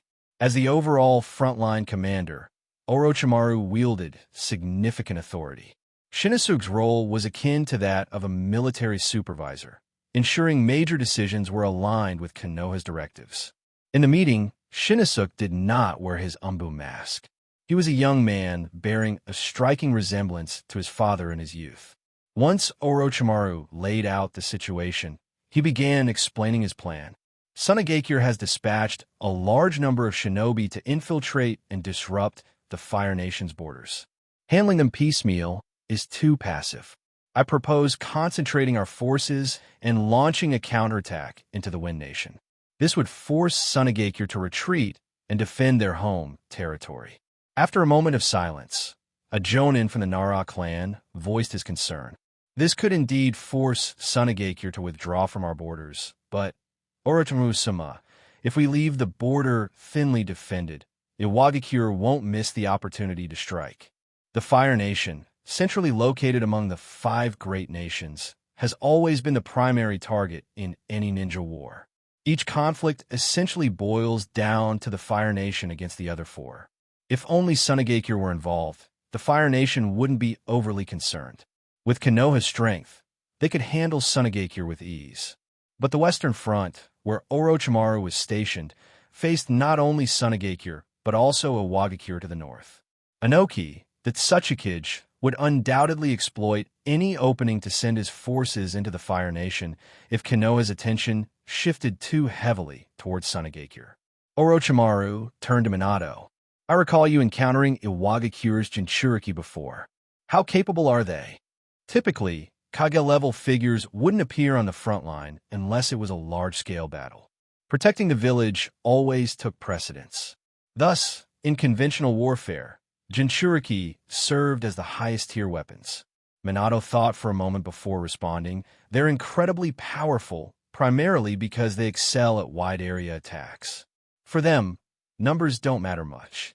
The tailed beast by Jidama was akin to a cannon in an age of cold weapons. While top-tier ninja might handle tailed beasts with ease, ordinary shinobi, even elite ones like Sakumo, would struggle against them.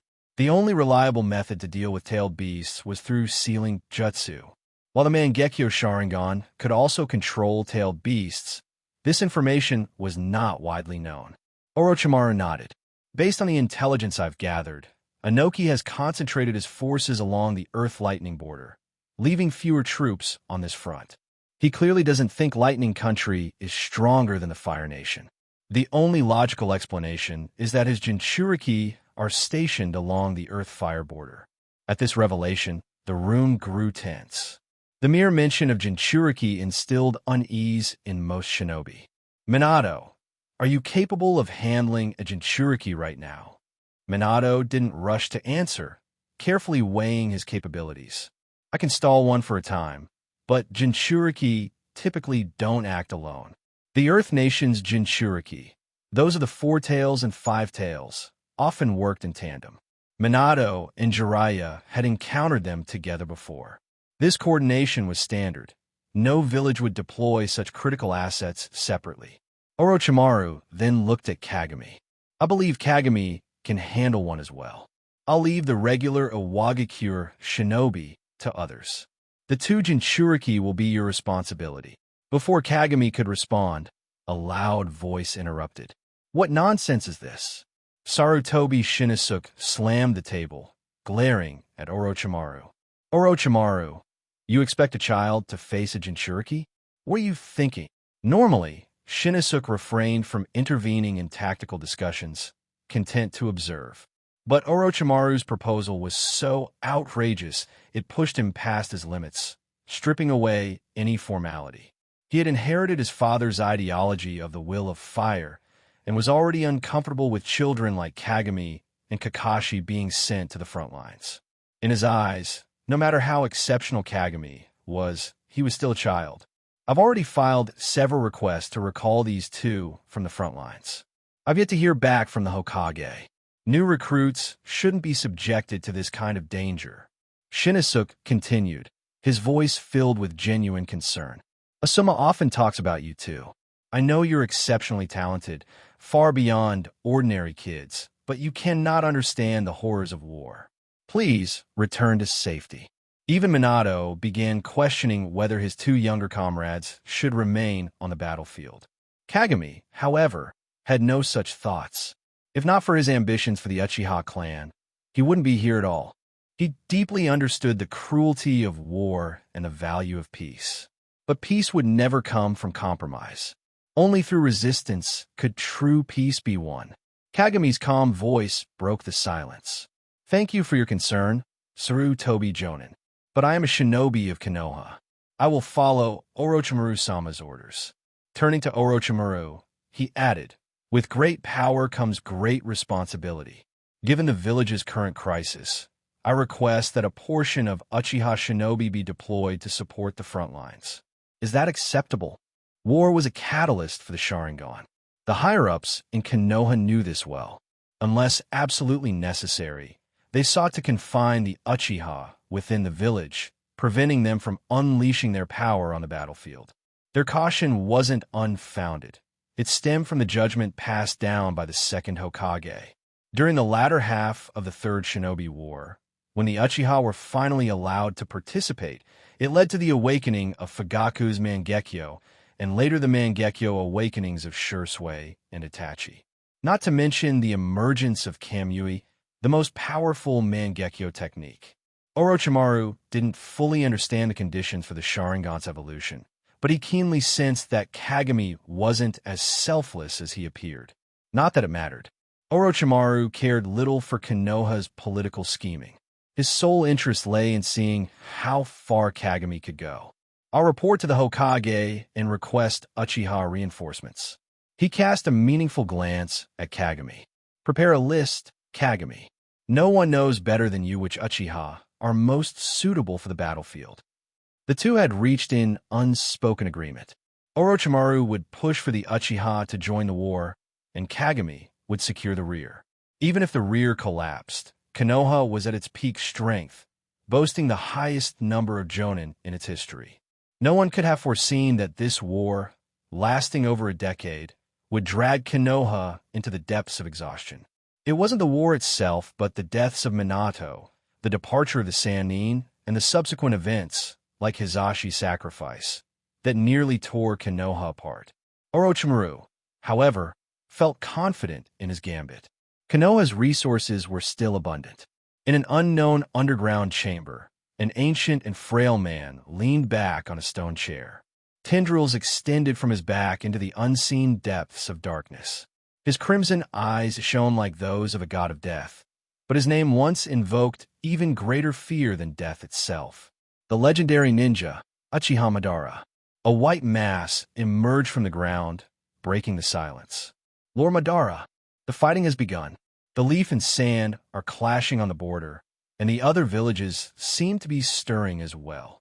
A raspy chuckle filled with disdain echoed through the chamber. This is the nature of the ninja world. Even if we do nothing, humans will never coexist peacefully. Hashirama, the illusion of peace you created has utterly collapsed after your death. Oh no, Madara-sama was starting another of his one-sided conversations with Senju Hashirama. White Zetsu waited patiently until Madara finished his tirade. Did you complete the task I gave you? Madara asked. White Zetsu pulled out a piece of paper with several names and brief profiles. As you instructed, I've gathered intelligence on Uchiha children aged 5 to 10. Here's the list. The first name on the list was Uchiha Kagami, a prodigy who awakened the three-tomo Sharingan at the age of 7.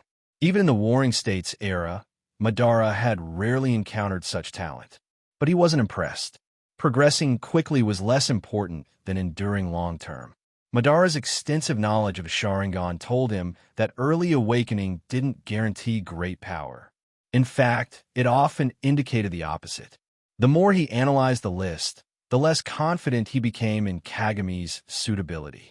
The boy was too calm and calculating. Even if tragedy struck his loved ones, Madara suspected Kagami wouldn't succumb to hatred, at least not in the way required to awaken the Mangekyō Sharingan. Madara's gaze settled on another name, Uchiha Obito. Unlike Kagami, Obito was filled with emotion, brimming with kindness and naivety. Such feelings, once shattered by loss, could give rise to immeasurable hatred. The key to awakening the Mangekyō lies in profound loss, Madara murmured. The more one loves, the greater the hatred they gain in return. Such is the curse of the Uchiha. Madara issued his orders. Focus on Obito. Investigate his life thoroughly. Find out what he treasures most. Roger. But honestly, Madara-sama, don't you think Kagami would make a better heir? White Zetsu interjected. If I didn't know you were still alive, I'd have thought he was your reincarnation. That overwhelming talent. Silence, Madara growled. True Uchiha power doesn't lie in three-tomo eyes or flashy ninjutsu. Obito has potential far greater than Kagami. After a pause, Madara softened his stance slightly. Sent a clone to make contact with Kagami as well. He can serve as a backup. The comparison to Kagami lingered in Madara's mind. His resemblance to Izuna, both in appearance and swordsmanship, was uncanny. Could there really be something like reincarnation? The Hokage's office. With tensions rising, Danzo Shimura was busy scheming behind the scenes, sowing discord among the other villages. Advisors Kohori Udatane and Hamir Mitokado had also left for the Fire Daimyo's court to secure additional wartime resources. Everyone recognized the signs. The Third Shinobi War was inevitable. The Hokage's office was thick with smoke as Hiruzen Sarutobi studied reports from the front lines. The request to deploy Uchiha to the battlefield weighed heavily on his mind. Among Konoha's leadership, Hiruzen harbored the least prejudice against the Uchiha, but that didn't mean he was free of it. He wanted to wield the Uchiha like a blade, but feared the consequences if that blade grew too sharp and turned against him.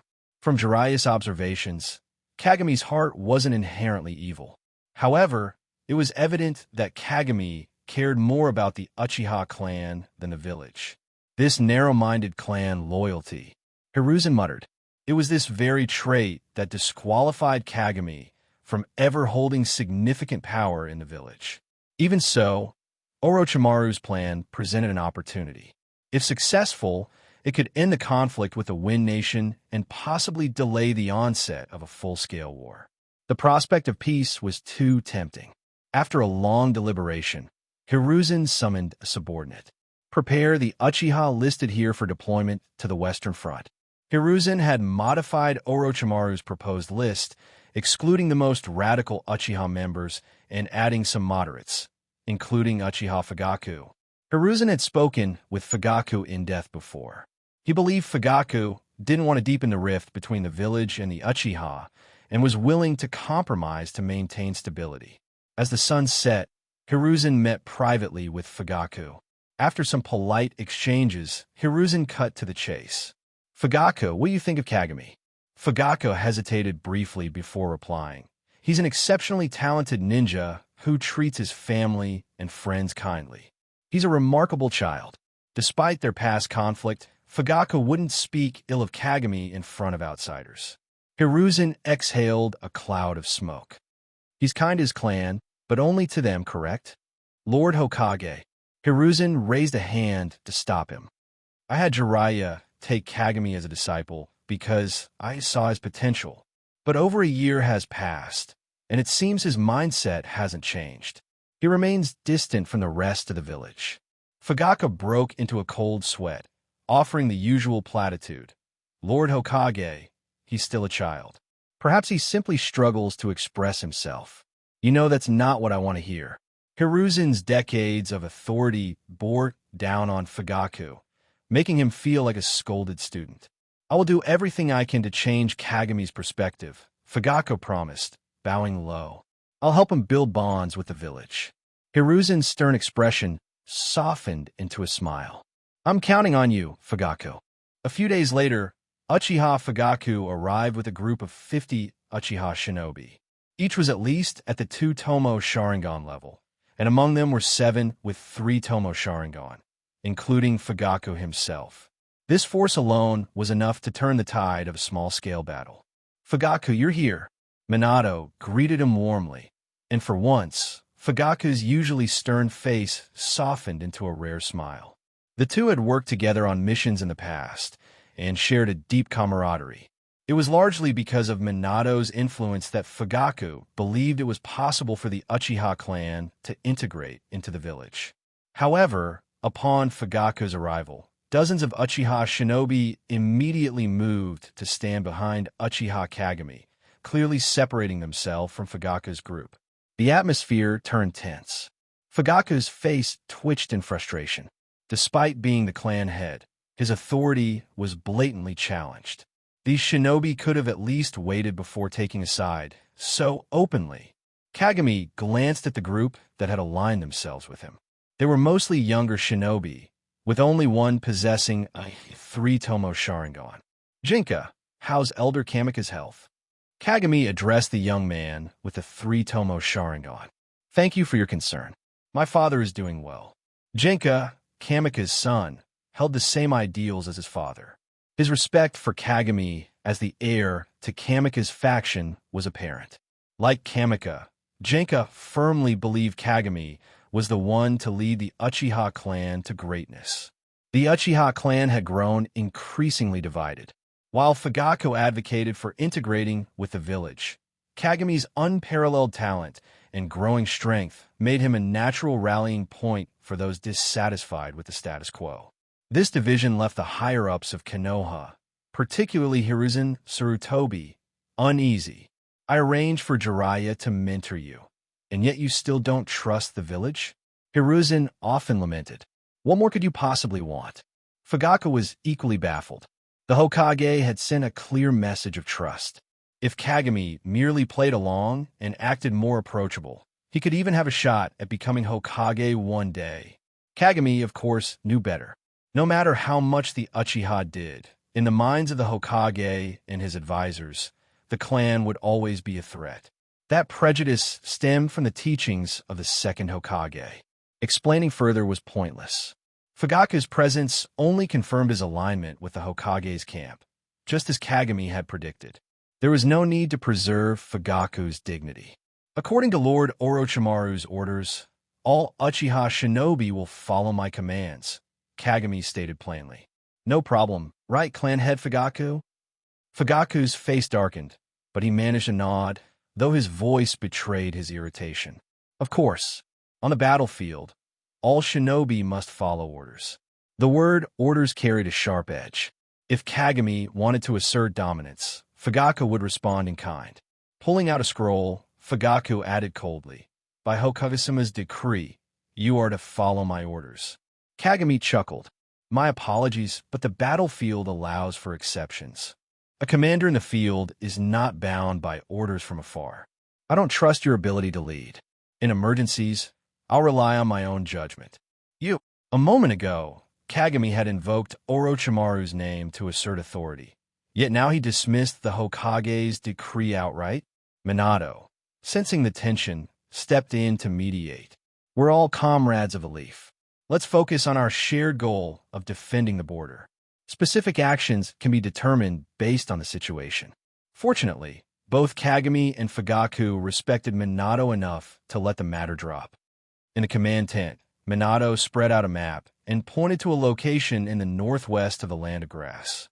I've scouted the terrain. This is a choke point that any large-scale Iwagakure force would have to pass through.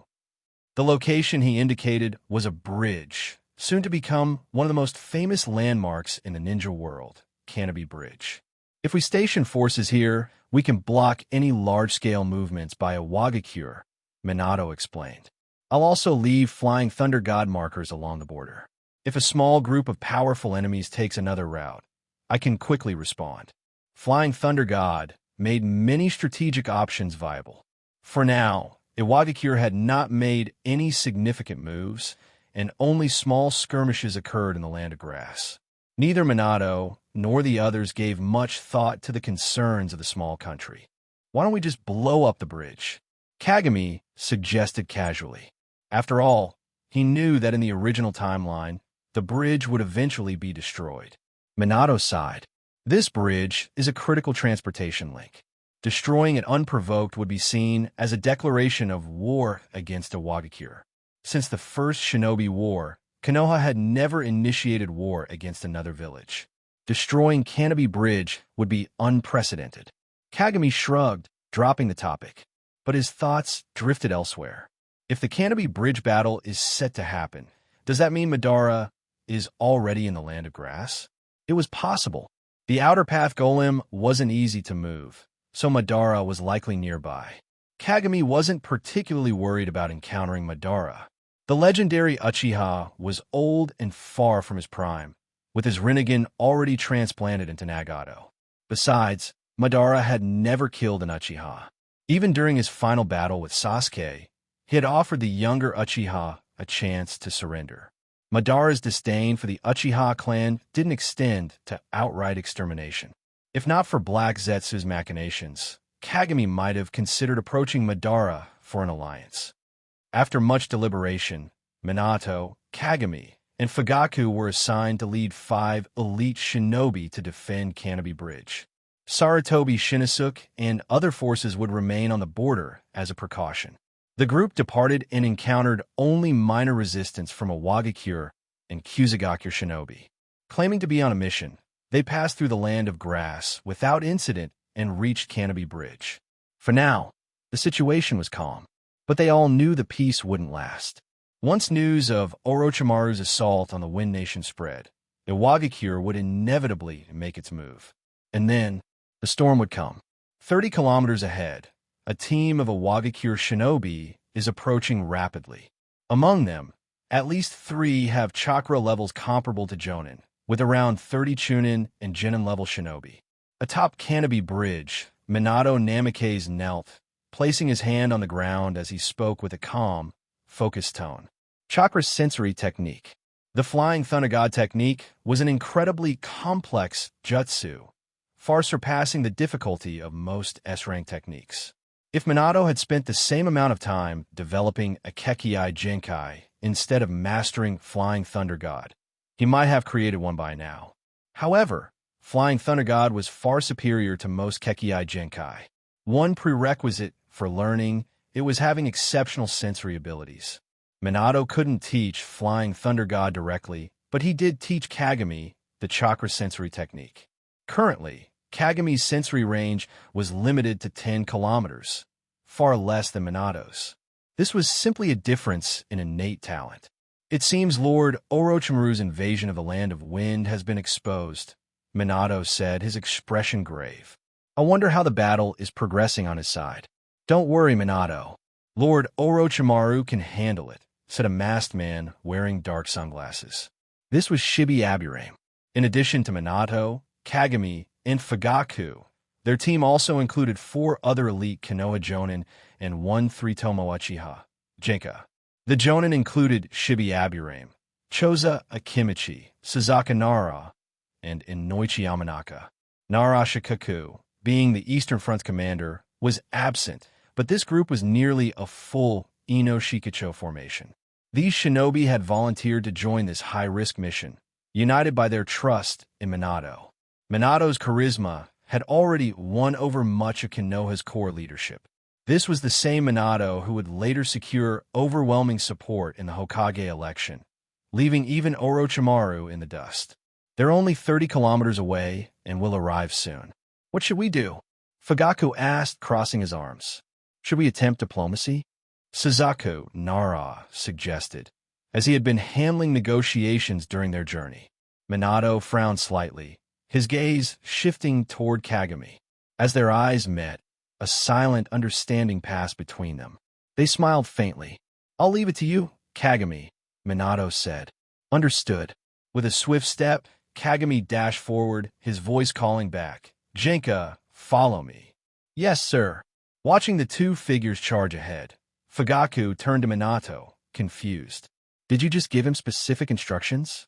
Though the team had no designated leader, everyone tacitly agreed that Minato held the highest authority due to his ability to coordinate the group effectively.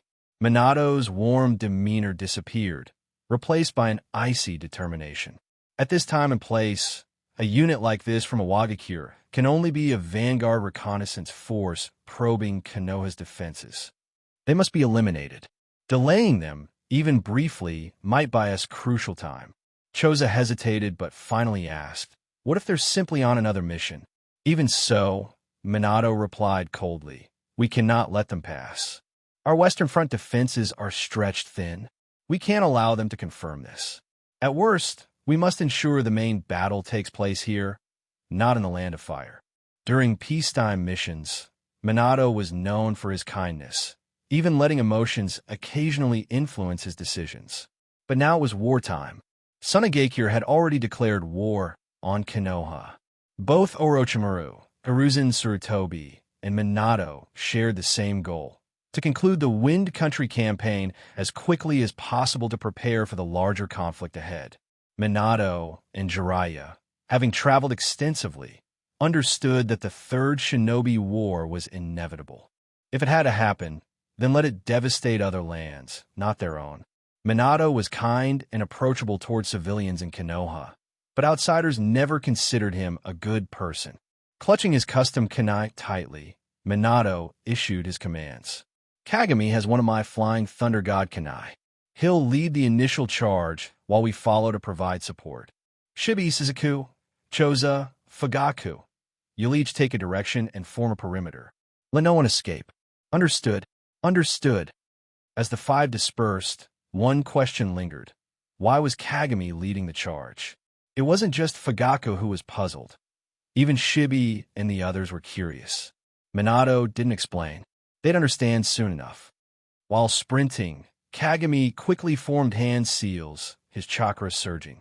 Genka, running alongside him, mirrored his actions. Kagami's training under Kamika during his academy years had forged a strong bond between him and Genka, Kamika's son. Their coordination was flawless. It was during this period that Genka fully pledged his loyalty to Kagami, believing him to be an unparalleled genius destined to lead. The presence of the Iwagakure shinobi grew stronger. Kagami could now faintly sense their location. Closer, just a little closer.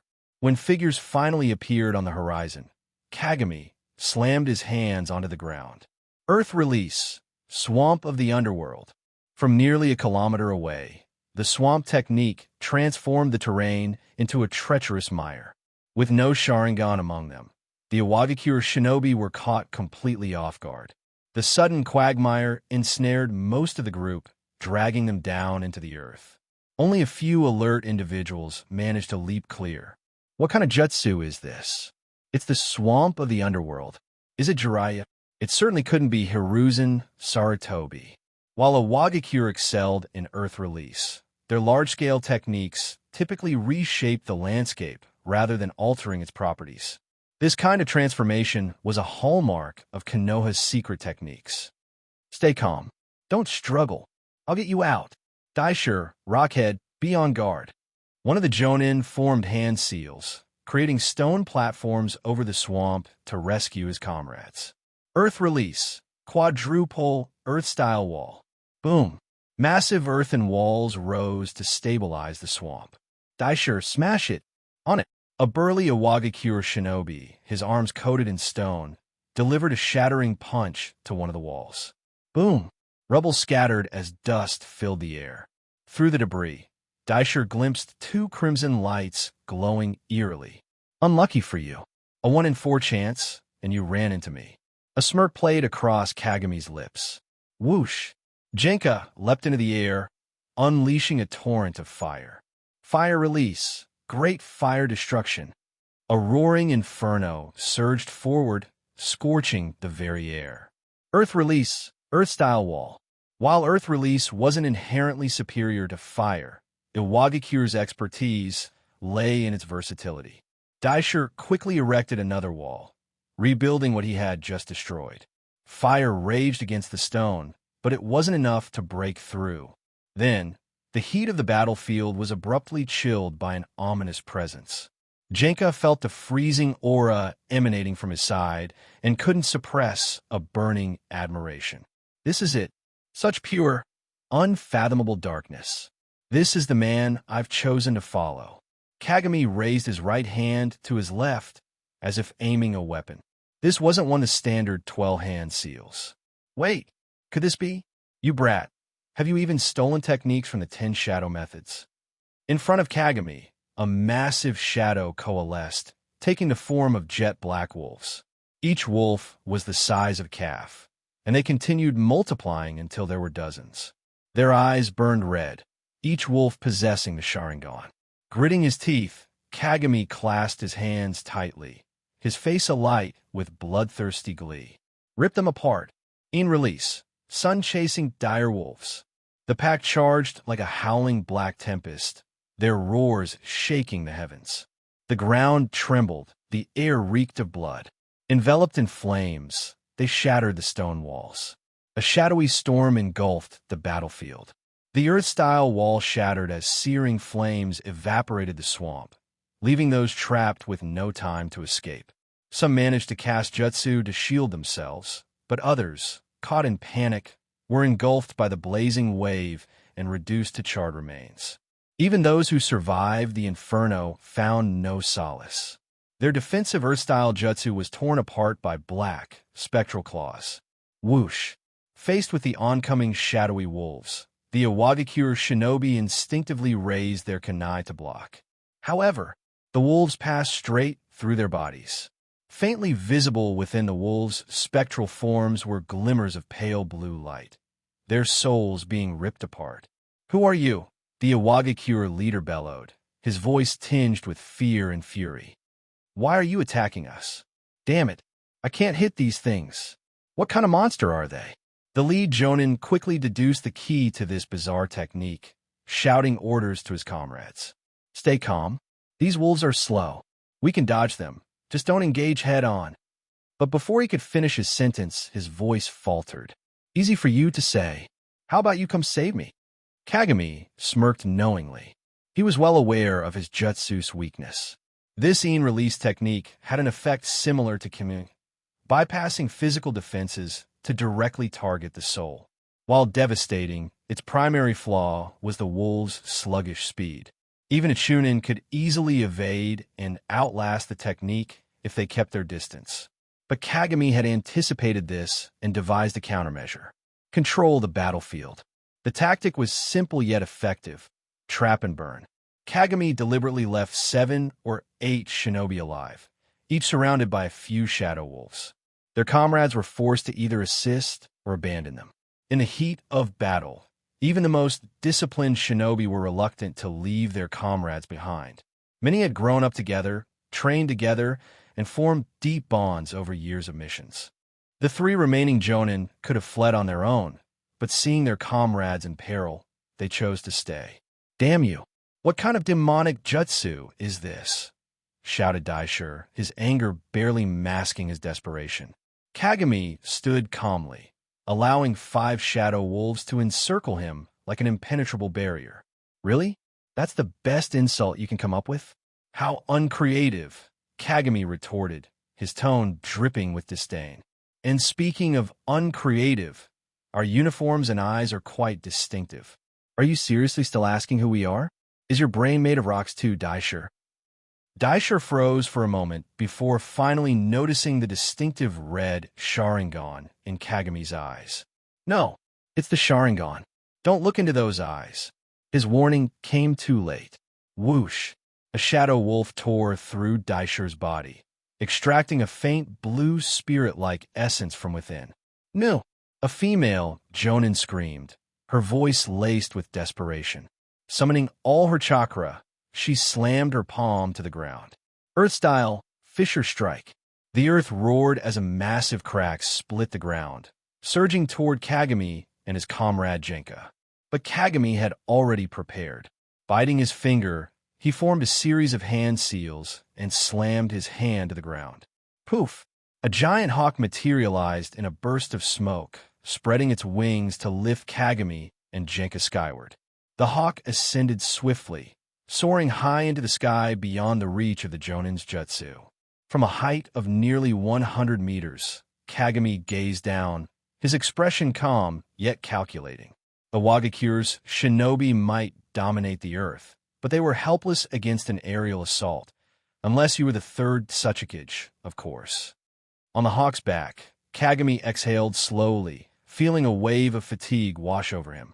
The combination of the swamp jutsu and the shadow wolves had consumed a significant portion of his chakra, nearly equivalent to what an adult Kakashi could muster. The shadow wolves alone demanded immense chakra for both creation and maintenance, their energy drain magnified by the necessity of spiritual power. Yet Kagami pressed on. This was war, and he needed to test his abilities in real combat to prepare for the battles to come. He couldn't afford to falter, not against Hiruzen, the Ninetales, Nagato, or the other monstrous forces he knew awaited him in the future. This war was his crucible, his chance to evolve and perfect his powers. Only in his most refined state could he awaken the Mangekyō Sharingan and subdue Sukuna.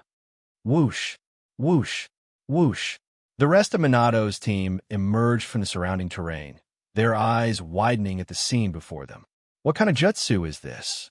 Shibi muttered, his usually stoic demeanor faltering. It looks like our clan's shadow techniques, but far more potent, Suzaku added, his tone tinged with awe. That was a Wagakure's daisho. I've seen him before, but to think Kagami could take him down like this. Fugaku, standing among the group, recalled his previous encounter with Kagami. His heart sank. This boy's most formidable skill wasn't even these shadow wolves.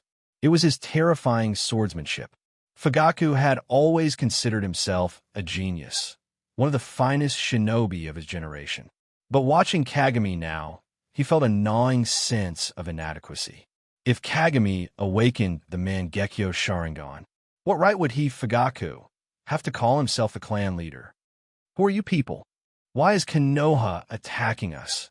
Shouted the remaining Wagakure leader, his voice trembling with anger. This is the land of Earth's border. Are you declaring war? Kagami's gaze was as cold as his voice. Some things are better left unsaid. But don't pretend to be ignorant. The old man Inoki sent you to scout Fire Country's defenses, didn't he? You dare speak of Lord Tsuchikage that way?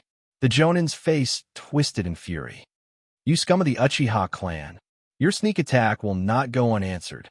Lord Tsuchikage will bring his wrath upon you all. Kagami chuckled darkly. Didn't your precious Tsuchikage ever tell you? Both he and his master were beaten down by my clan. If Madara hadn't shown mercy, that old fossil would have been long dead. Madara, merciful? The Konoha shinobi, familiar with Madara's infamous reputation, found this statement difficult to process. Enough. I'll kill you myself, the Wagakure leader roared, leaping high into the air, his rage blinding him to all else. Like Icarus chasing the sun, he reached for an impossible goal.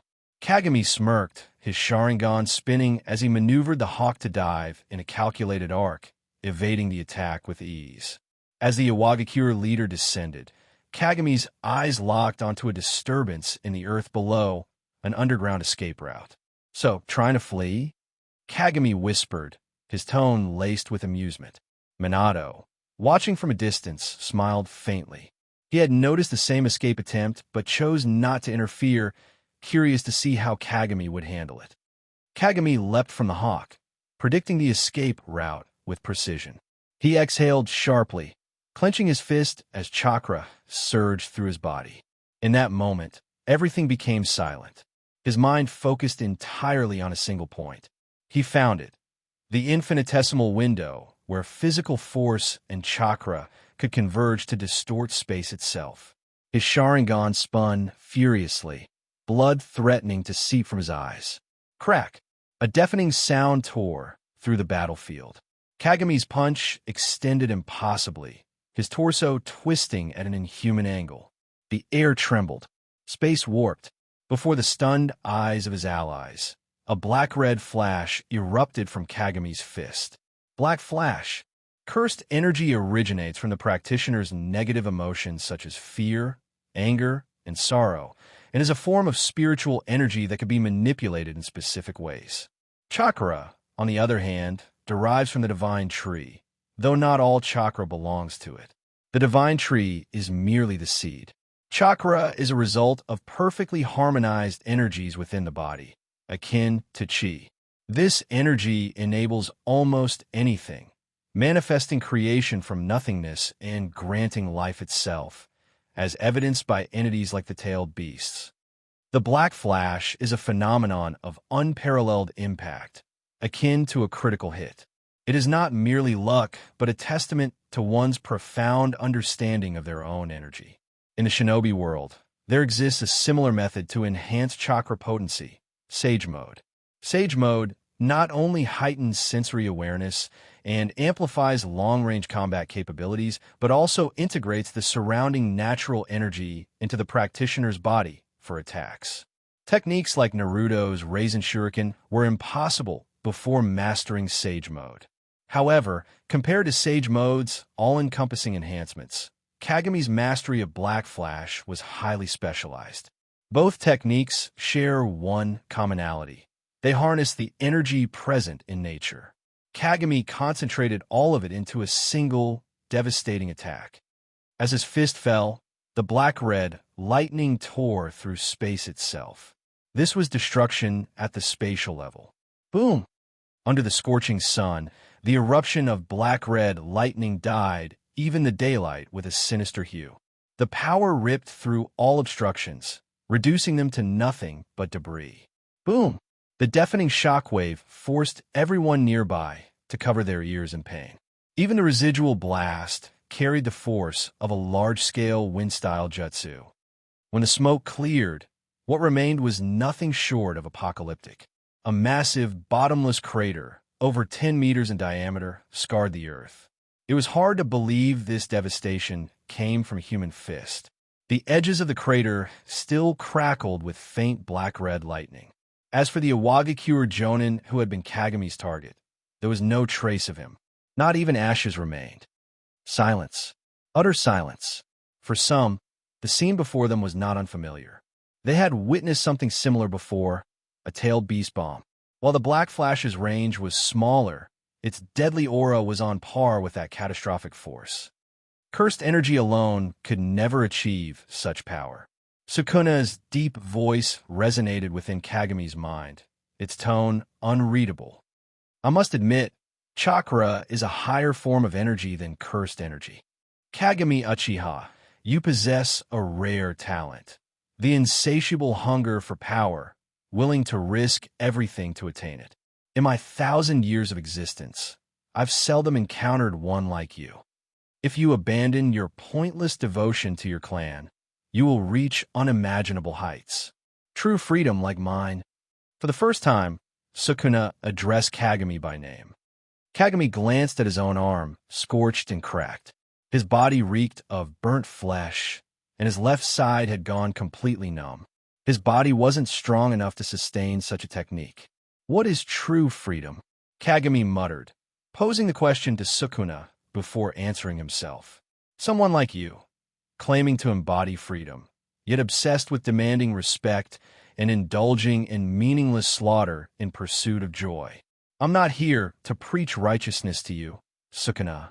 It's just your endless, pointless carnage bores me. True freedom isn't doing whatever you want. It's having the ability to choose not to do something. My clan isn't my weakness. It's my motivation to grow stronger. Uchiha is destined to be the strongest. And you, Sukuna, you, bound in chains, what right do you have to lecture me on freedom? Kagami's voice grew colder. A being that can't even dance anymore. How pitiful. With that, Kagami sealed Sukuna back into his mental cage before the ancient entity could retort. Whoosh!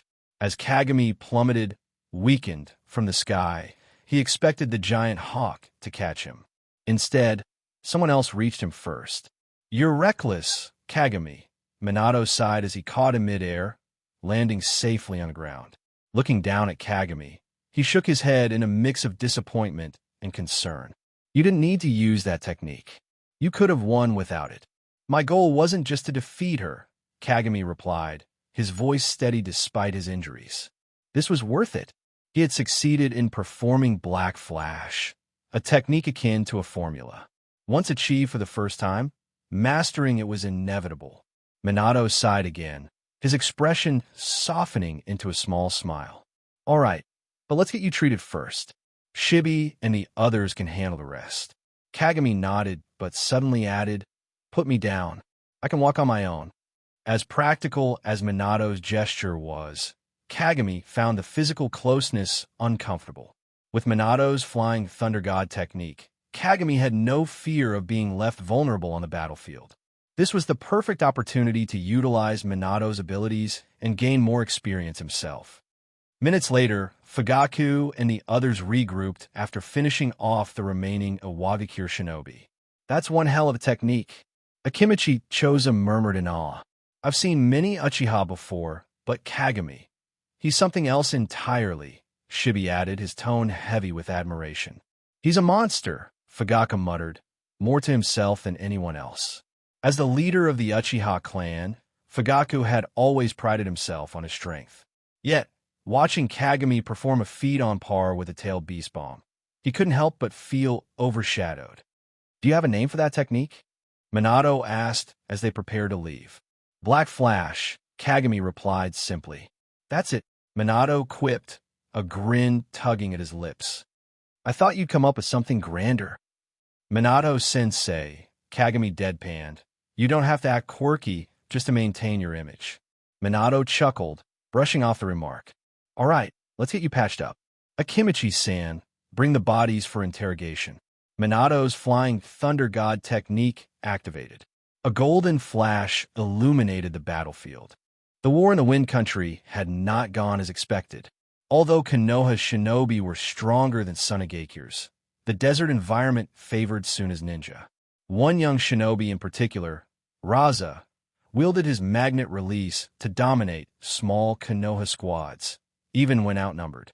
Raza possessed the unique ability to control Shikaku's rampages in the desert, making him a strategic-level asset.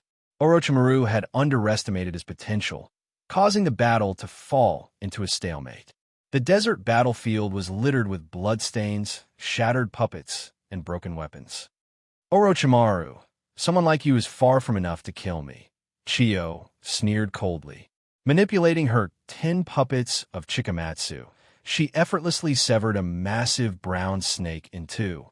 The severed snake's remains revealed Orochimaru, his face darkened with frustration.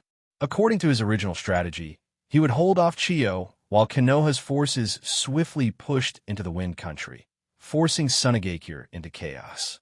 But his gaze turned toward Raza, whose golden sand tsunami dominated the battlefield. This kind of strategic magnet release was devastating in large-scale combat, especially in his home terrain. "Another magnet release user," Orochimaru muttered coldly. Chiyo scoffed. "Little snake, since you dared to invade the Wind Country, I assume you've learned the truth. Or perhaps it was your Konoha that killed the third kazekage." The third kazekage had been missing for over 3 months. Even for a Kage, a month without contact would usually result in them being presumed dead. Chiyo had long since abandoned the search for the third kazekage. Instead, she focused on using the war to select Sunagekyō's fourth kazekage. Orochimaru licked his lips, his serpentine tongue flickering as he sneered. "Old woman, according to our intel, it was your grandson who killed the third kazekage." "Sasori." Chiyo's pupils contracted sharply, her chakra threads faltering for a brief moment. For a puppeteer of her caliber, such a mistake was unthinkable. Whoosh! Orochimaru didn't waste the opportunity, shooting a white blade from his mouth to sever Chiyo's arm. Boom! Several puppets fell to the ground, rendered useless without her control. "Chiyo-sama. Protect Chiyo-sama. Retreat. Protect her at all costs." Upon seeing Chiyo injured, countless Sunagekyō shinobi threw themselves at Orochimaru with reckless abandon. For the elderly Chiyo to even be present on the battlefield was a testament to Suna's desperation. If she died here, the village's morale would collapse entirely. The relentless Sunagekyō forces forced Orochimaru to retreat, even drawing Raza away from his battlefield to reinforce Chiyo. Exhausted from his prolonged fight with Chiyo, Orochimaru knew staying any longer was dangerous. Ultimately, the battle ended with Sunagekyō retreating, though Konoha's forces lacked the strength to pursue. Many Konoha shinobi were suffering from Suna's poisons, and Orochimaru scowled. Without Tsunade's expertise, many of his strategies were constrained. With her here, Chiyo's poisons wouldn't have been such an issue. But on this blood-soaked battlefield, Tsunade's phobia of blood would have likely hindered more than helped. Orochimaru scanned the carnage and felt a rare sense of frustration. He had underestimated Sunagekyō. Even his sinking ship retained sharp nails, let alone one of the 5 great villages. Raza's presence had significantly impeded Konoha's progress. Orochimaru had not achieved the decisive victory he wanted. He understood the implications of this setback for Konoha. A swift victory in the Wind Country was crucial to prepare for other threats. Determined, Orochimaru decided to infiltrate Sunagakure personally, gathering more intelligence on Chiyo and Raza, while spreading rumors that Sasori had assassinated the third kazekage. If the opportunity arose, he would not hesitate to eliminate Raza. Meanwhile, at Konoha's western front, Kanabi Bridge. The bridge was strewn with severed limbs and shattered kunai. Fugaku used his advanced Genjutsu to interrogate two surviving Iwagakure shinobi for information. Nearby, Kagami methodically cleaned the blood from Sodi no Shirayuki, his short sword. The swordsmanship of the Uchiha flowed seamlessly with their Sharingan, capitalizing on its unparalleled precision. By exploiting even the smallest flaws in his opponent's movements, Kagami had repeatedly demonstrated why short blades were more lethal than long swords in close combat. It also synergized perfectly with his cutting techniques. Minato had noticed Kagami's desire to refine his skills and had allowed him to handle most of the subsequent IWA encounters. The Uchiha were known to thrive in real combat, where their instincts and battle acumen grew sharper. Kagami's ability to read the flow of battle and his timing had noticeably improved in just a few days. It seems Iwagakure has confirmed the intelligence regarding our weakened border defenses, Fugaku reported grimly. According to their information, Inoki has already dispatched the Jinchuriki. Their target is Kanabi Bridge. Jinchuriki. The mere mention of the word carried a weight that stifled the atmosphere. Minato smiled gently. This was inevitable. Holding this position was always about delaying them. All eyes turned to Kagami. Fugaku had already learned of Orochimaru's strategy from the pre-battle briefing. Minato would hold off one Jinchuriki, while Kagami would be responsible for the second if both arrived.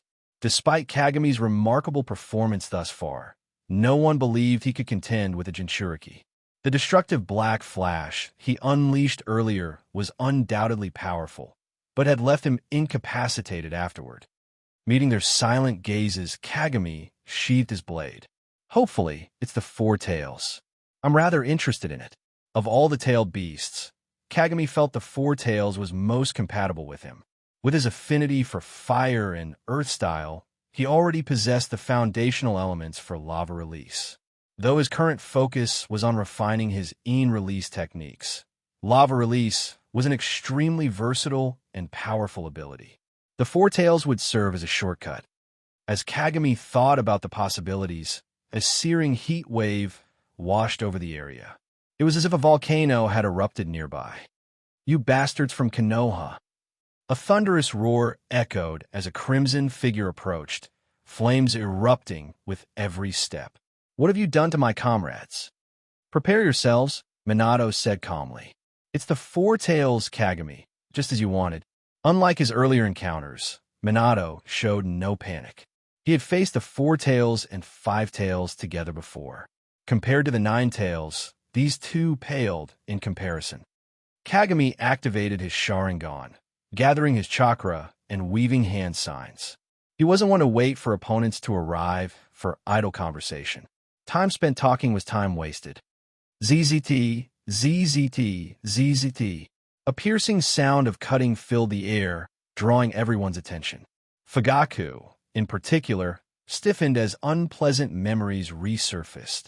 Blades of pure blue energy whirled around Kagami, spinning faster and faster until they formed a tempest. "Move away from me," Kagami said coolly. The storm of blades grew larger, shredding the earth, and even the corpses of the Iwagakure shinobi, staining the azure glow with streaks of blood. The Four Tails Jinchuriki, cloaked in molten lava, wasted no time.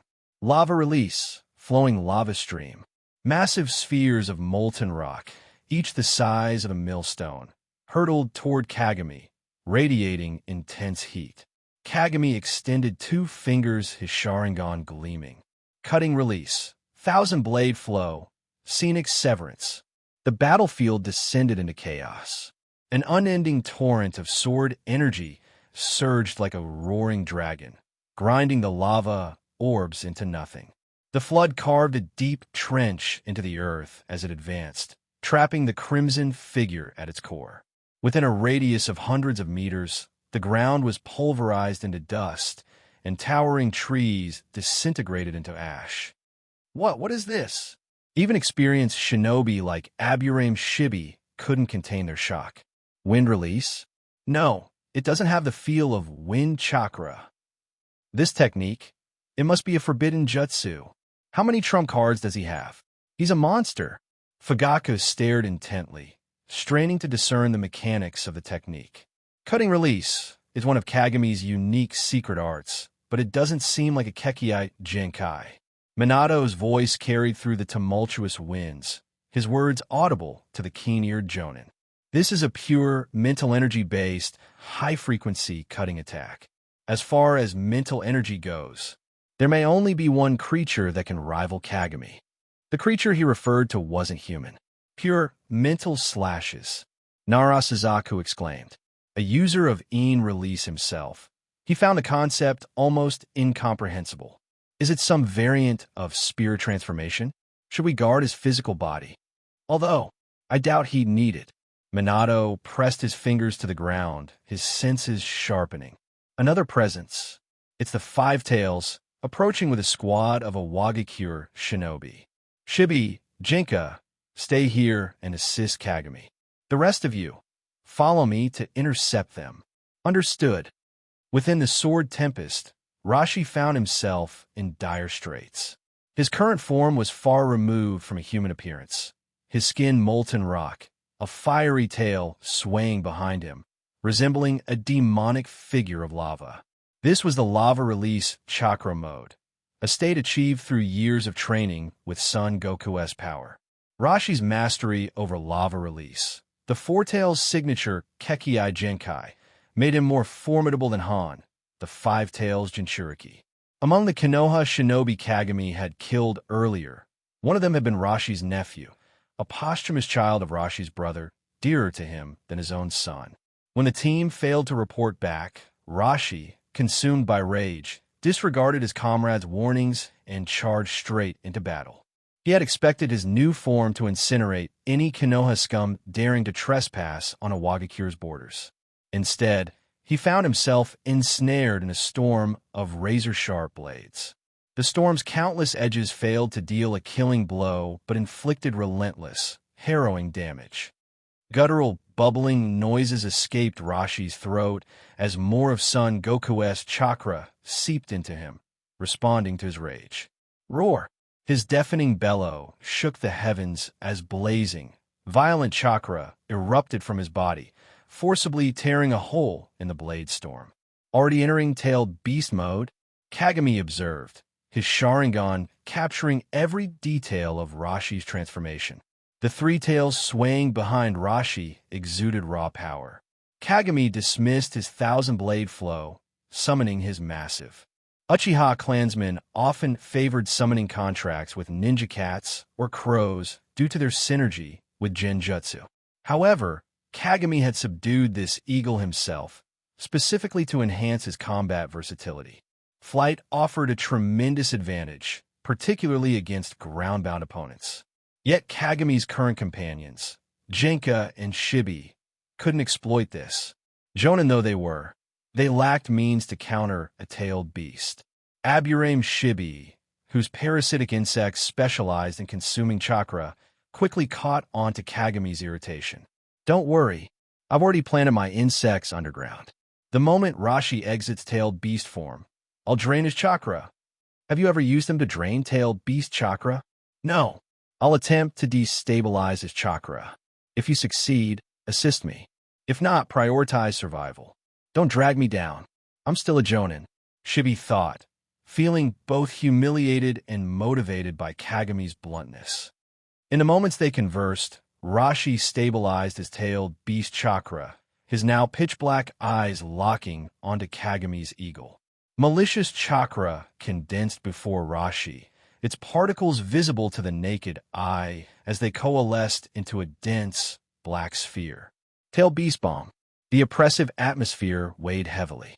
For Jinka, witnessing a tailed beast bomb for the first time, his hands trembled uncontrollably.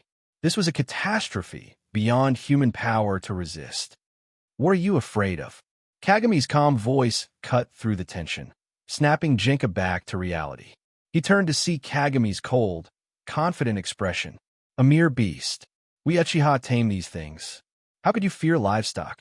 Kagami's absolute confidence was contagious, even warming Shibi's blood. Pour all your chakra into a great fire annihilation. Leave the rest to me. Understood. Jinka formed rapid seals, expelling a ferocious wave of fire from his mouth. The flames surged forward like a tidal wave, their searing heat threatening to engulf everything. To Rashi, however, it was a mere nuisance, a warm breeze against his molten skin.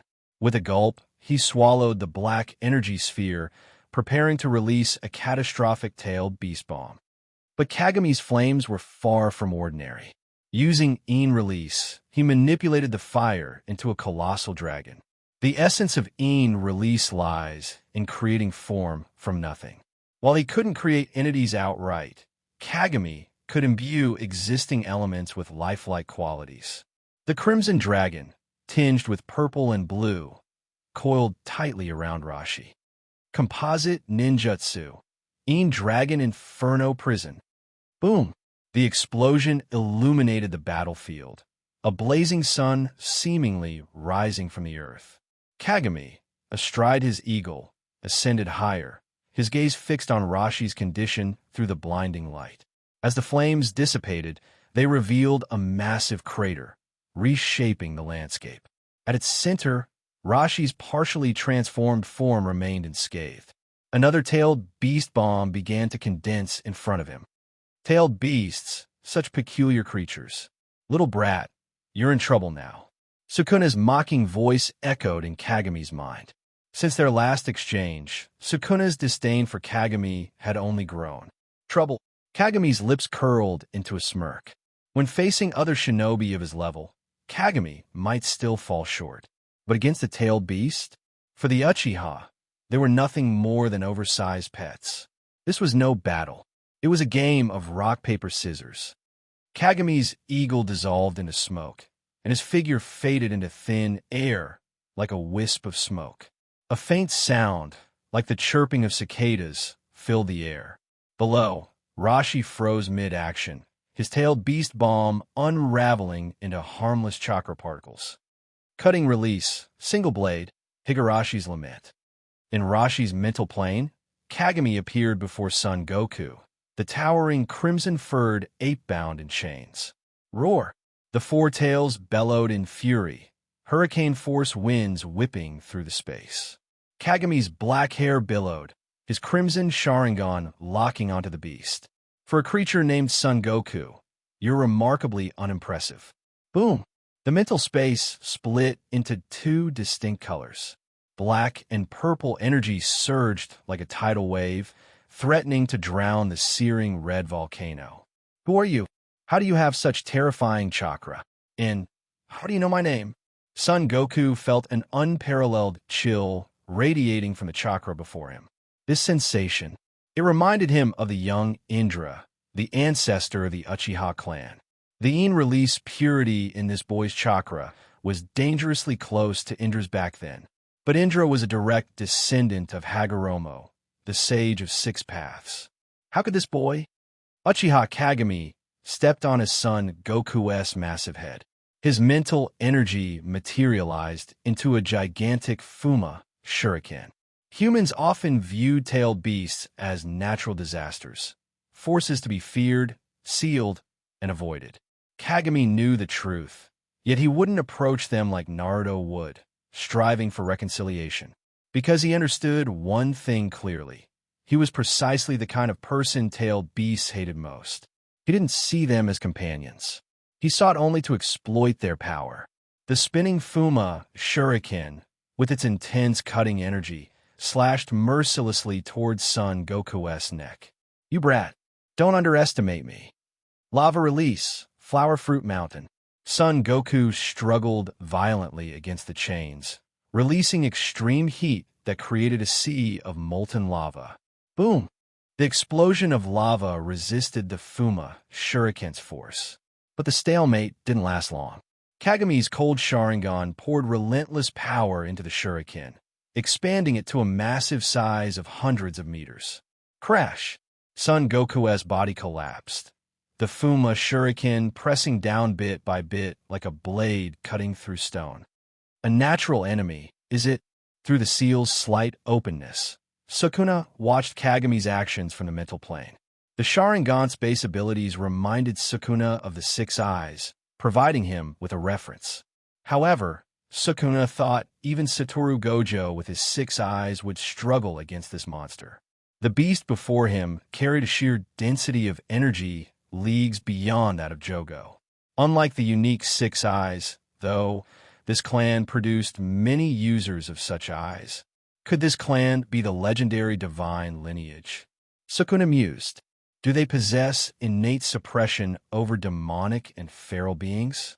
Was Sukuna himself sealed within Kagami because one of his clan's ancestors had bound him here?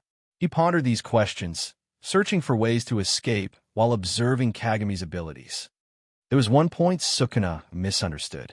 Under normal circumstances, a Sharingan at the 3-tomo level couldn't control tailed beasts. Even Mangekyō Sharingan wouldn't necessarily work on stronger tailed beasts like Kurama. Obito's brief control over Kurama was likely due to Uchiha Madara's residual influence. The key wasn't merely the Sharingan's ability. It was the wielder's strength. Kagami's domination over the tailed beast had been evident earlier with Kurama. The answer was simple: ocular power. Ocular power was a form of chakra, heavily emphasizing spiritual energy. The Mangekyō Sharingan was born from spiritual energy reaching a critical threshold and evolving. Kagami's current ocular power already exceeded that threshold, capable of evolving into Mangekyō Sharingan at any time. But he hadn't yet resolved its inherent flaw. Excessive use would lead to blindness. Why couldn't Mangekyō's ocular power recover? Because the Uchiha's physical bodies were too weak to bear the strain of Mangekyō eyes. Indra, the sage's son, had no such concerns, but his descendants lacked the physical resilience to sustain those legendary eyes. Even Madara, in his old age, could no longer handle the Rinnegan. To avoid exhausting his Rinnegan or his body, Madara had entrusted his eyes to Nagato, a descendant of the Uzumaki clan.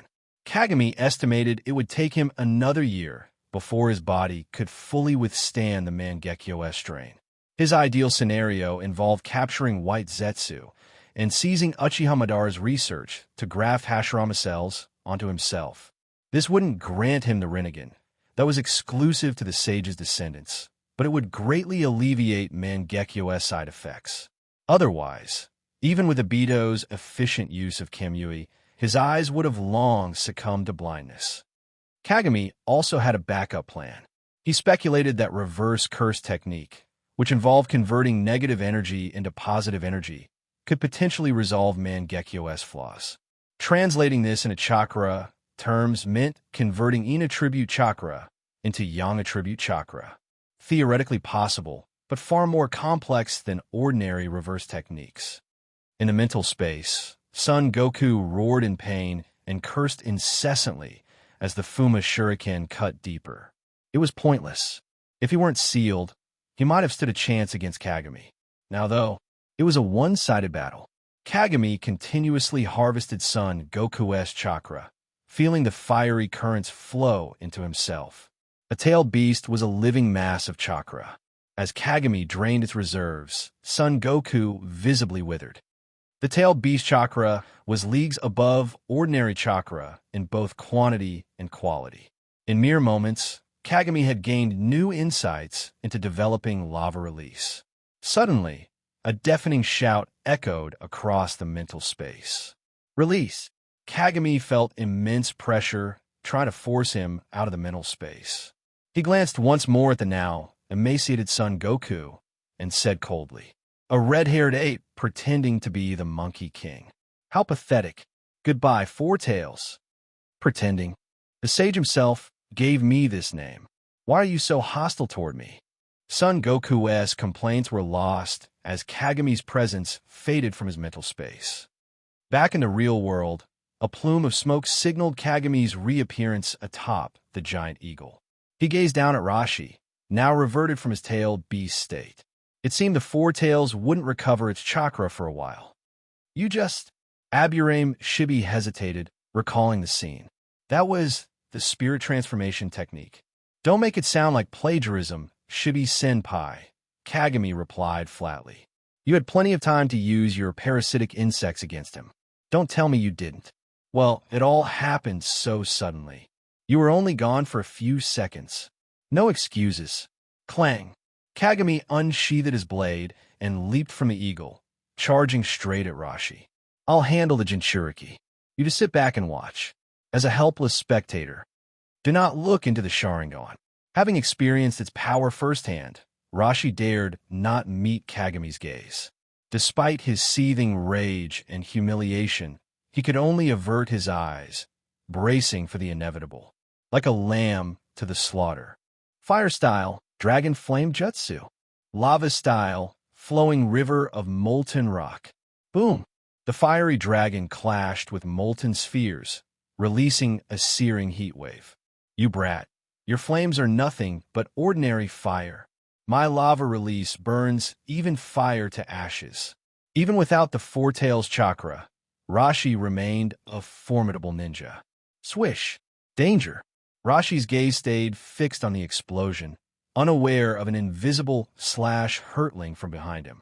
Sensing imminent danger, he narrowly avoided the lethal strike. Screech! Crash! Dozens of towering trees fell in a chain reaction. Turning around, Rashi met a pair of crimson Sharingan and the glint of a flashing blade. Without the Four Tails chakra, Rashi couldn't sustain his lava release chakra mode. If he could, this audacious Uchiha wouldn't dare come so close. Clang! The blade of Kagami's Shirayuki collided with Rashi's steel gauntlet, sparks flying in all directions. Boom! Rashi twisted his body, throwing a molten hot punch at Kagami's chest. Kagami, calm and focused, sidestepped the strike with ease and retaliated with a lightning-fast kick. Rashi crossed his arms to block, his feet skidding back under the immense impact. But he quickly stabilized and lunged again. You're too green, kid. His fists swung like meteors, generating intense waves of heat. Kagami dodged nimbly, weaving through the barrage of punches like a phantom, searching for an opening. Attack long enough, and mistakes will follow. Finally, Kagami saw his chance. Using the reflection of Shiryuki's blade, he locked eyes with Rashi. Megan, Kyoka Suijetsu, Illusion Art, Mirror Flower Water Moon. Vast ocular power surged into Rashi's mind, instantly painting Black Tomo into his vision. Without hesitation, Kagami slashed at Rashi's neck. Wham! Rashi kicked Kagami away, sending him tumbling through the air. Though the kick lacked lava release enhancement, it disrupted Kagami's rhythm. Looking at Kagami, who rose unscathed, Rashi's face darkened. You and that monkey came to an agreement, didn't you? Kagami asked mockingly. Rashi's eyes flickered with conflicted emotions. Only to fight you. For some reason, the Four Tails agreed to help break your Jinjutsu. What did you do to him? Rashi couldn't comprehend it. The Four Tails, who barely acknowledged him on a good day, willingly aided him now. If killing this Uchiha could permanently win the Four Tails' loyalty, Rashi might even consider it. Gurgle, gurgle. The sound and sensation were all too familiar to Rashi. His pupils contracted in shock. Kagami looked down. His body was now shrouded in a crimson chakra cloak, a single enormous tail extending behind him. This is impossible, Rashi exclaimed in terror. You're the Nine Tails Jinchuriki?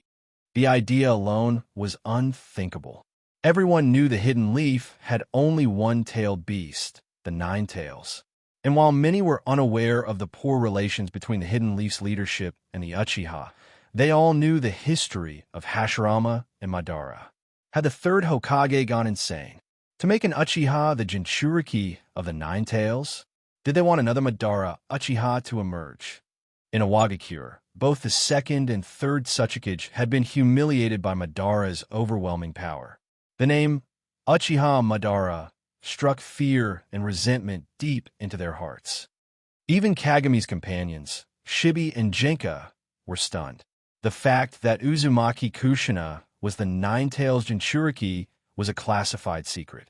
Yet now, seeing Kagami enveloped in a chakra cloak, he's doomed to lose himself to the Nine-Tails' hatred. Shibi thought grimly. Not only does he have unparalleled Uchiha talent, but now he's wielding the Nine-Tails' power. The Uchiha clan is unstoppable. Jinka marveled, caught up in a vision of his clan dominating the leaf. Idiot! That's my chakra. Can't you tell the difference? The Four Tails roared inside Rashi, its booming voice echoing through his mind. How could I know that? All-tailed beast cloaks look the same. Rashi muttered to himself.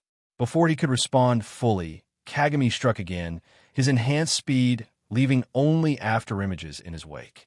Bang! A single punch landed squarely on Rashi's chest, searing his skin and leaving an ashen fist imprint. Kagami's chakra tail lashed out, grabbing Rashi by the ankle and slamming him into the ground.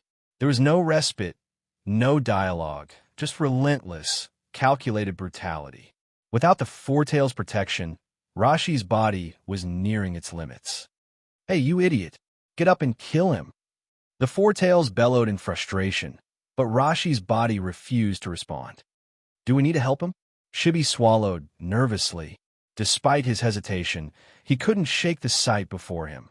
An 8-year-old child dominating a seasoned Jinchuriki. Even Jinka, usually full of bravado, was speechless. Suddenly, Shibi noticed a small black dot on the horizon. At first, he dismissed it, but moments later, the black dot grew larger, taking on the unmistakable shape of a person. No way! Shibi's voice trembled, more fearful than when faced with the Jinchuriki. Leaning out from the giant eagle, he shouted desperately, Kagami, retreat! It's Inoki! The third Hokage is here. Inoki, nearing 60, was one of the few surviving warriors of the Warring States period. He was the longest reigning Kage in history, the mastermind behind Iwagakure's golden era. With his mastery of dust release, Inoki had earned the title Inoki of both scales, a testament to his absolute strength. What was the third Hokage doing here? Minato was equally alarmed. Using his flying Raijin Kanai linked to Kagami, he sensed the massive chakra and quickly abandoned his own battle to regroup. When he arrived, the sight of Kagami cloaked in tailed beast chakra left him stunned. There's no time to explain, Kagami said, holding Rashi's unconscious body by the collar. Though tempted to finish him off, Kagami decided against it. A living Jinchuriki held far more strategic value. Far above, a diminutive figure floated mid-air, arms crossed.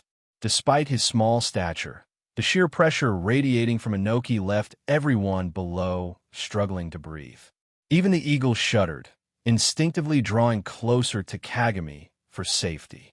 Kagami dismissed the summoning, sending the bird away, and turned his gaze toward the Hokage. A man of this level shouldn't have left Iwagakure unguarded. The only explanation, Danzo, Kagami murmured to himself, his eyes narrowing. A sudden, inexplicable development could only be attributed to someone manipulating events behind the scenes. And when it came to sabotage, 9 out of 10 times, the culprit was Danzo. Inoki's sharp gaze locked onto Kagami. That boy, that Uchiha boy, he's using a tailed beast chakra. The old Hokage's bushy white eyebrows twitched in alarm. Had Hiruzen Sarutobi truly lost his mind? Letting an Uchiha become a Jinchuriki? What was the leaf thinking? Uchiha brat, put Rashi down, and I'll allow you to retreat. Inoki's voice carried from above as he hovered lower. Uchiha Kagami smirked, tightening his grip on Rashi. Inoki, your dust release is renowned across the ninja world. If I release the Four Tails Jinchuriki, I know you'll immediately unleash it on me. Don't talk to me about honor among the Kage. I don't trust that nonsense. Inoki's brow furrowed. Brat, didn't Hiruzen Sarutobi teach you manners? Even a Wagakure ninja show respect by addressing the Hokage properly. Kagami remained indifferent. A name exists to be called, and titles mean nothing to me. And if begging on my knees would guarantee our escape with the Four Tails, I'd kneel right now. Inoki chuckled coldly. It was your first Hokage who knelt to us to sell the tailed beast back in the day. This remark soured the expressions of the leaf shinobi. Kagami's grin widened. Really? Then tell me, how long did you and the second Tsuchikage kneel after being crushed by Uchiha Madara? Inoki's narrowed eyes radiated danger, the air growing heavy with tension. Losing to Madara Uchiha isn't shameful. The reasons no longer matter. But you brat. Inoki extended his hands, a pure white cube forming in his palms. Rashi and a nine-tails Jinchuriki brat as your comrade in arms? I suppose a Wagakure wouldn't lose too much. Inoki, let's get one thing straight. Despite the mounting tension, only Kagami showed no respect toward the Tsuchikage. It was a fundamental principle of negotiation. Equality must exist between both parties.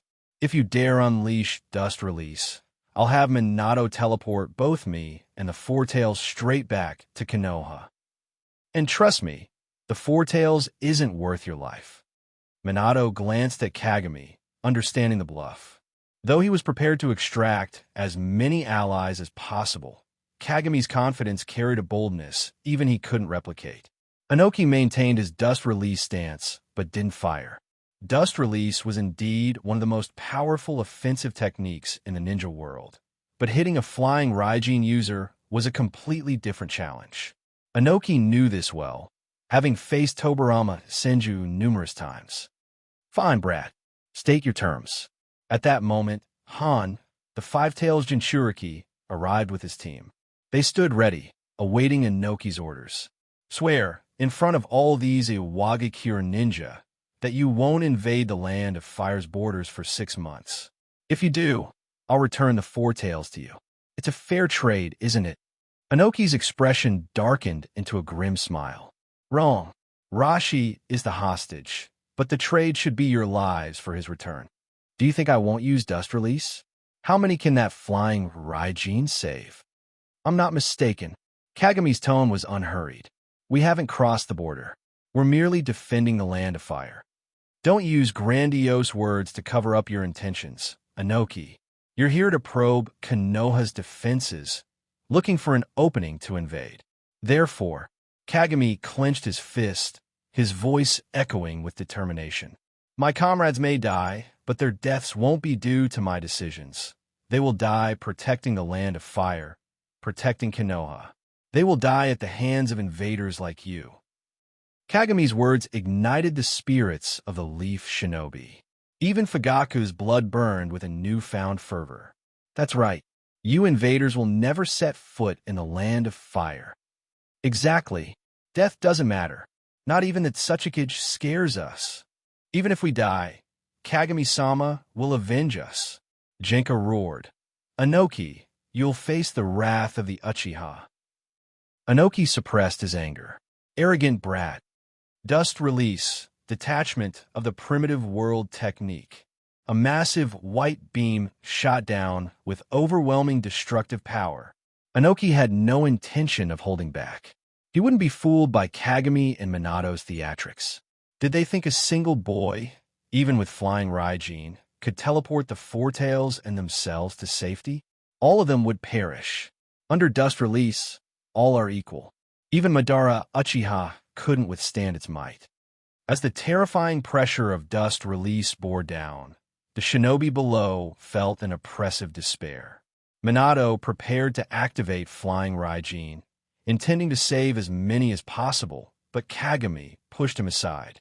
He tossed Rashi to the ground and smiled. In this moment of near-total suffocation, his expression seemed almost eerie. A crimson surge of chakra erupted, scorching his skin. From the tailed beast chakra cloak, Kagami transitioned into partial tail beast form, his human features barely discernible. From massive tails lashed violently behind him, the shockwave forcing the others back. It hurts. The tailed beast chakra burns, just as I expected. The air itself seemed ready to combust under the intense heat. but the intoxicating power coursing through Kagami's veins drowned out the pain. All desires in this world ultimately stem from a yearning for power. With power, anything could be achieved. Clenching his fist, Kagami felt black and red lightning dance around him, reducing the flying debris to dust. Those who've experienced Black Flash stand in a realm apart from those who haven't, Sukuna observed within the seal, his sinister smile widening. Your Black Flash is entirely different from the one I know. But can your fragile body withstand such violent energy? Don't worry. If you die, I'll avenge you. I'll slaughter every last shinobi in this world. Ha ha ha ha. Outside, Kagami wasn't fazed by Sukuna's taunts. He focused entirely. Perfect concentration, surpassing limits. Black Flash. A black and red thunder dragon roared upward, clashing directly with the unstoppable beam of dust release. The deafening explosion left the leaf shinobi clutching their ears in pain. The ground shattered, and space itself seemed to distort. Raging thunder tore through everything in its path. Brat, die already! Inoki roared, pouring more chakra into his technique. The escalating energy brightened the battlefield, illuminating the skies. The collision unleashed shockwaves that rippled outward, shaking the earth and shattering clouds. Amid the chaos, Kagami's voice rang out defiantly. Relics of the past have no place here. The black lightning shattered space as it surged upward. Crack! Inoki's old back emitted a faint sound as his chakra faltered. Not good. For just a fraction of a second, the momentum of dust release waned.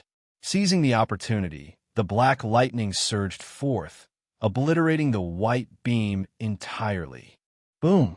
A furious storm of black lightning erupted, tearing through the heavens and scattering sparks in every direction.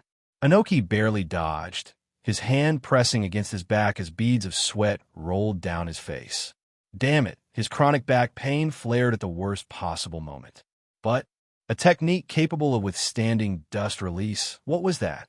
Inoki had used dust release to counter Biju Daman numerous times before. This was not something mere tailed beast chakra could achieve.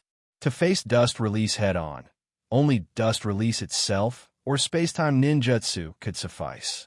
Inoki had indeed felt spatial distortions emanating from the technique.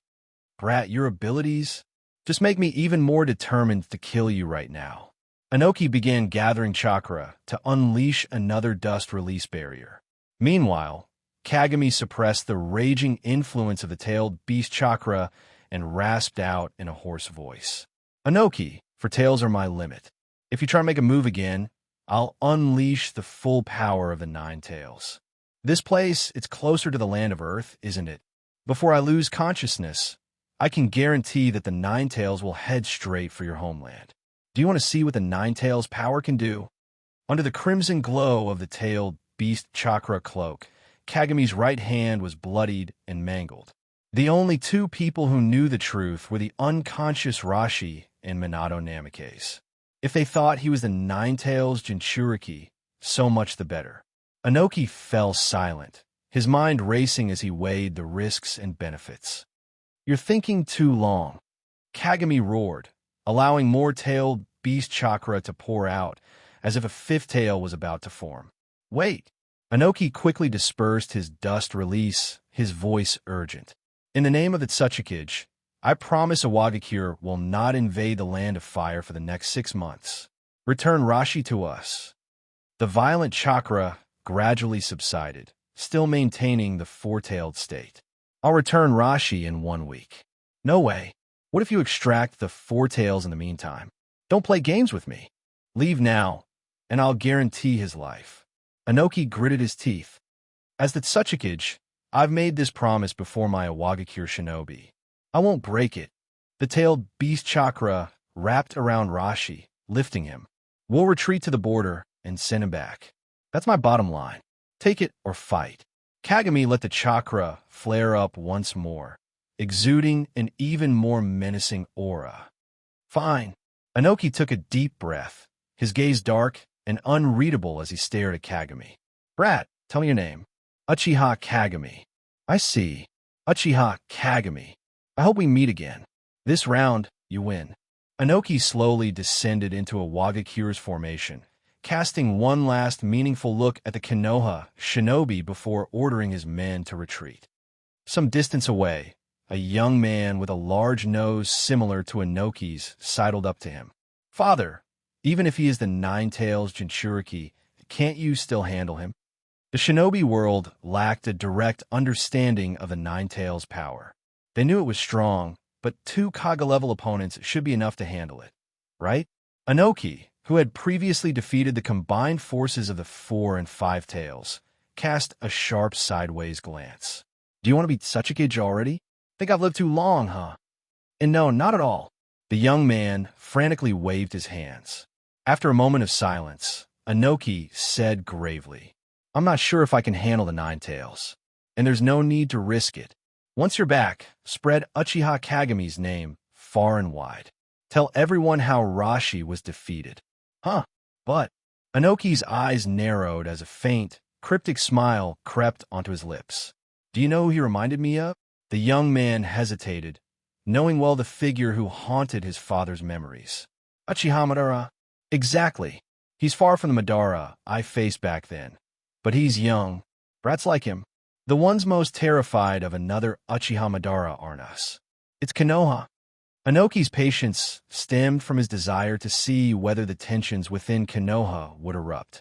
Suddenly, a black hawk appeared on the horizon, flying toward the Wagakure forces. A high-priority message? Inoki opened the scroll, his face instantly flushed with anger. Damn it, that fool. Raikage A has invaded the land of Earth. The vanguard is nearing Iwagakure. Return immediately. Impossible. Inoki had only been gone for 2 days. How could I have timed this perfectly? Danzo. It had to be that bastard leaking intel to Kumogakure. Huang Tu. Stay here and wait for Rashi. Everyone else, return to the village at full speed. Muttering curses under his breath, Inoki took off, furious at the sudden invasion. At the Fire Nation border, a female medical nin carefully wrapped Kagami's wounds. His entire body was a mess, his skin corroded by tailed beast chakra, leaving him looking ghastly. The burns and abrasions are manageable, but the damage to your bones will take time to heal. As she finished bandaging him, she gave some instructions and left the tent. How are you feeling? Minato entered, concern etched across his face. Wrapped like a mummy, Kagami's muffled voice replied. Still alive. What happened to Rashi? We handed him back to the Iwagakure forces, Minato sighed. Without the Sand Village situation, we could have killed the 4 tails. That would have delayed Iwagakure by at least a decade from creating a new Jinchuriki. Who gave that order? Kagami asked flatly. Danzo-sama. After a brief silence, Minato's expression grew serious. You've noticed, haven't you? Kagami chuckled lightly. He's targeting me. Once you're gone, he'll likely make his move. This was his doing, leaking intel that brought Inoki here. I've heard from Jiraiya-sensei about becoming one with the village, truly a part of Konoha. But, Minato-senpai, some people in Konoha don't want the Uchiha to exist. I won't sit idly by. If I get the chance, I'll kill Shimura Danzo. He's Hiruzen-sama's closest ally. Minato wasn't concerned about Danzo's position in the village hierarchy, but rather the tangled web of relationships surrounding him. Technically, they should even refer to him as Master Danzo. Kagami remained silent, waiting for Minato's decision. If Minato chose Hiruzen's side, Kagami would show no mercy in the future. The lanterns in the tent flickered without a sound. Finally, Minato exhaled and smiled warmly. Until you're fully recovered, I won't go anywhere. I'll protect you, Kagami. By the way, care to explain your tailed beast transformation now? Minato's tone was calm, but the curiosity in his voice was unmistakable. After all, who else would know better than him? The Nine-Tails Jinchuriki was his girlfriend, not his younger brother-in-arms. I absorbed chakra from the 4 tails. You can do that. Minato furrowed his brow. Does that mean you've already taken control of the 4 tails? No. Kagami shook his head. Holding a tailed beast in your body is exhausting. You know that better than anyone. To Kagami, the correct way to wield a tailed beast's power was demonstrated by Sasuke Uchiha, binding them within the Susanoo as a container for their chakra. Following Naruto's approach, the whiskers on his daughter's face were evidence enough of that. And besides, he already had one unruly entity sealed inside him. Introducing another could weaken the seal, a risk he wasn't willing to take. Minato sighed, his thoughts drifting to Kushina, confined within her barrier. Kagami, I want to be Hokage. I want Kushina to live a normal life. She's carried that burden for so long. What am I supposed to do? Both Minato and Kagami had witnessed the sheer destructive power of the Nine Tails firsthand. Having such a calamity sealed within her was akin to carrying a ticking time bomb. Kagami remained silent for a moment before asking, "What do you think about the first Hokage distributing the tailed beasts?" Minato pondered this question for a long time. Given the circumstances, it was the right decision. Hashirama-sama sought peace. The ninja world wasn't capable of global domination. Using the tailed beasts as a balance of power was logical. And it worked, didn't it? During his lifetime, the world experienced its longest period of peace in 1,000 years. Kagami chuckled, but he failed to consider that it wasn't the tailed beast suppressing the world. It was him. Perhaps he knew, Minato sighed, but humans eventually die. The tailed beasts, however, do not. Why are you asking this all of a sudden? What would you do with the tailed beasts, Minato? The tailed beasts are necessary strategic deterrents. Since they've been bound, unless another like Hashirama-sama emerges, maintaining the status quo is essential. Take the Nine Tails, for example. Freeing it would only bring endless disaster to Konoha. As he spoke, Minato's expression grew wistful. War, it never ends, does it? Of course not. Land, wealth, power, culture, beliefs. Konoha itself can't escape conflict. How can you expect an entire world to? Hashirama was right. Only overwhelming deterrence can keep the villages from waging war.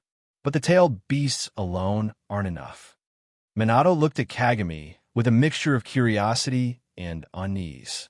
He understood that his choice to stay had led his younger brother-in-arms to finally open up about his ideals. Through the bandages, Kagami's deep, contemplative eyes met Minato's. Human life is finite, and the tailed beast's power is insufficient. Clan, legacy. There's no group better suited to be the world's deterrent than the Uchiha. I will become the strongest in the world. The Uchiha will evolve from being Konoha's police force to patrolling the entire ninja world. I know my clan isn't suited for politics. We'll exist solely as a force to suppress war. And all of this begins with one indomitable Uchiha, whose strength is passed down unbroken. Minato felt as if Kagami's words had gripped his heart, suffocating him. My life will end someday. Before that, I'll use my Mangekyō to pass on all my accumulated power to my successor. Only the Uchiha have this capability. Only the Uchiha can bear the malice of the world. People's minds can change, Kagami, Minato said after a long pause. Even if you keep your successors out of politics, how could they resist the allure of ruling the world? And besides, carrying all that hatred alone would be far too painful. Kagami chuckled softly. Minato, your dream is to become Hokage. Have you thought about what you'll do after you achieve it? Well, that's something to figure out when the time comes. Exactly. Kagami shifted his gaze toward the distant horizon, visible through the tent's window. This is my dream. Whether my successors are worthy of it is a question for the future. Besides, who's to say I won't live forever? Haha, there's no such thing as immortality. Minato laughed, brushing it off as a joke. But there was. The Otsutsuki clan, they were immortal. Minato stood up, smiling warmly. Thank you for sharing this with me. You should get some rest now. Just as he reached the tent's exit, he turned back with a grin. I'll support you, Kagami. I look forward to seeing you sever the world's chains of hatred. Kid, that blonde guy's really something special to you, huh? Sukuna's voice was a mix of curiosity and mockery. "He's a good man with talent," Kagami replied calmly. "Good people are rare in this world. Even villains enjoy befriending them. After all, he won't constantly think about killing me like you do." "How cruel, kid." Sukuna's voice grew raspy and sinister. "I'm not thinking about killing you. I'm thinking about eating you. Your blood, your flesh, every bone in your body. I'll savor all." "You must be suffering, Sukuna," Kagami said with a hint of mockery in his tone. "Being trapped in a human body, viewing humans as mere food. You were human once, and you chose to become a curse. But you don't understand true human malice." In Sukuna's mental domain, he suddenly felt a powerful force pulling him toward the seal. What are you doing?"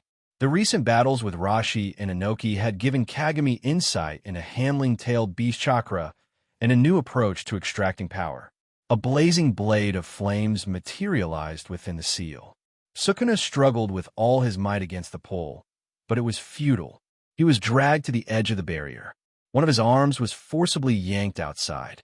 Realizing Kagami's intentions, Sukuna began to laugh maniacally. "Ha ha ha! You can't resist taking my power, can you? Take it all. Take everything." The blade descended, severing Sukuna's arm, black blood oozing from the wound. Kagami's figure hovered outside the seal, his gaze cold and unyielding.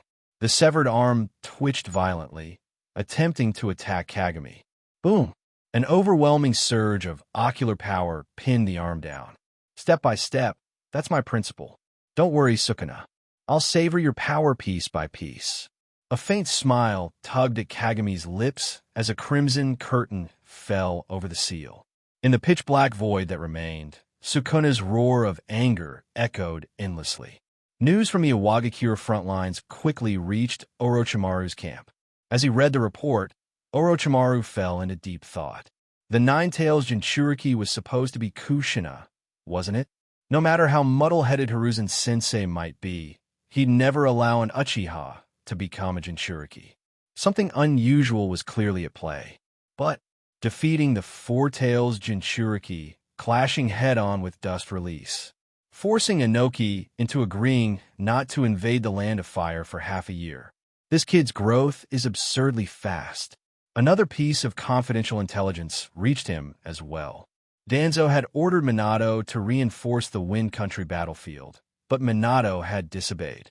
The Iwagakure front was relatively secure, yet Minato still chose not to assist Orochimaru. His intentions were clear. Orochimaru burned the confidential message from the Foundation, letting out a cold chuckle. A mere shadow hiding behind the old man. If you've chosen to stay in the dark, don't even dream of stepping into the light. After some contemplation, Orochimaru penned a letter by hand and entrusted it to his summoned white snake. At the Land of Fire border, after several days of rest, Kagami's bandages were mostly removed, except for the support brace on his arm. The newly grown skin was pale and tender, making Kagami look even more striking. A small white snake slithered up to him, delivering a scroll. Asterisk, Kagami-kun, greetings. I've heard of your injuries and feel deeply concerned, though I'm unable to leave the front lines due to pressing conflicts. I have authorized Minato to escort you back to the village to recover. As your senior, I regret my inability to protect you. Enclosed is a scroll containing a self-developed chakra activation technique. Please study it carefully. Asterisk. Kagami quietly unrolled the scroll, finding Orochimaru's notes on cellular stimulation through chakra, a precursor to his later regeneration techniques. The technique was valuable, comparable to Jiraiya's secret hair needle barrage. At this stage, Orochimaru hadn't yet become involved with Danzo or been corrupted by his influence. His thoughts weren't yet deranged.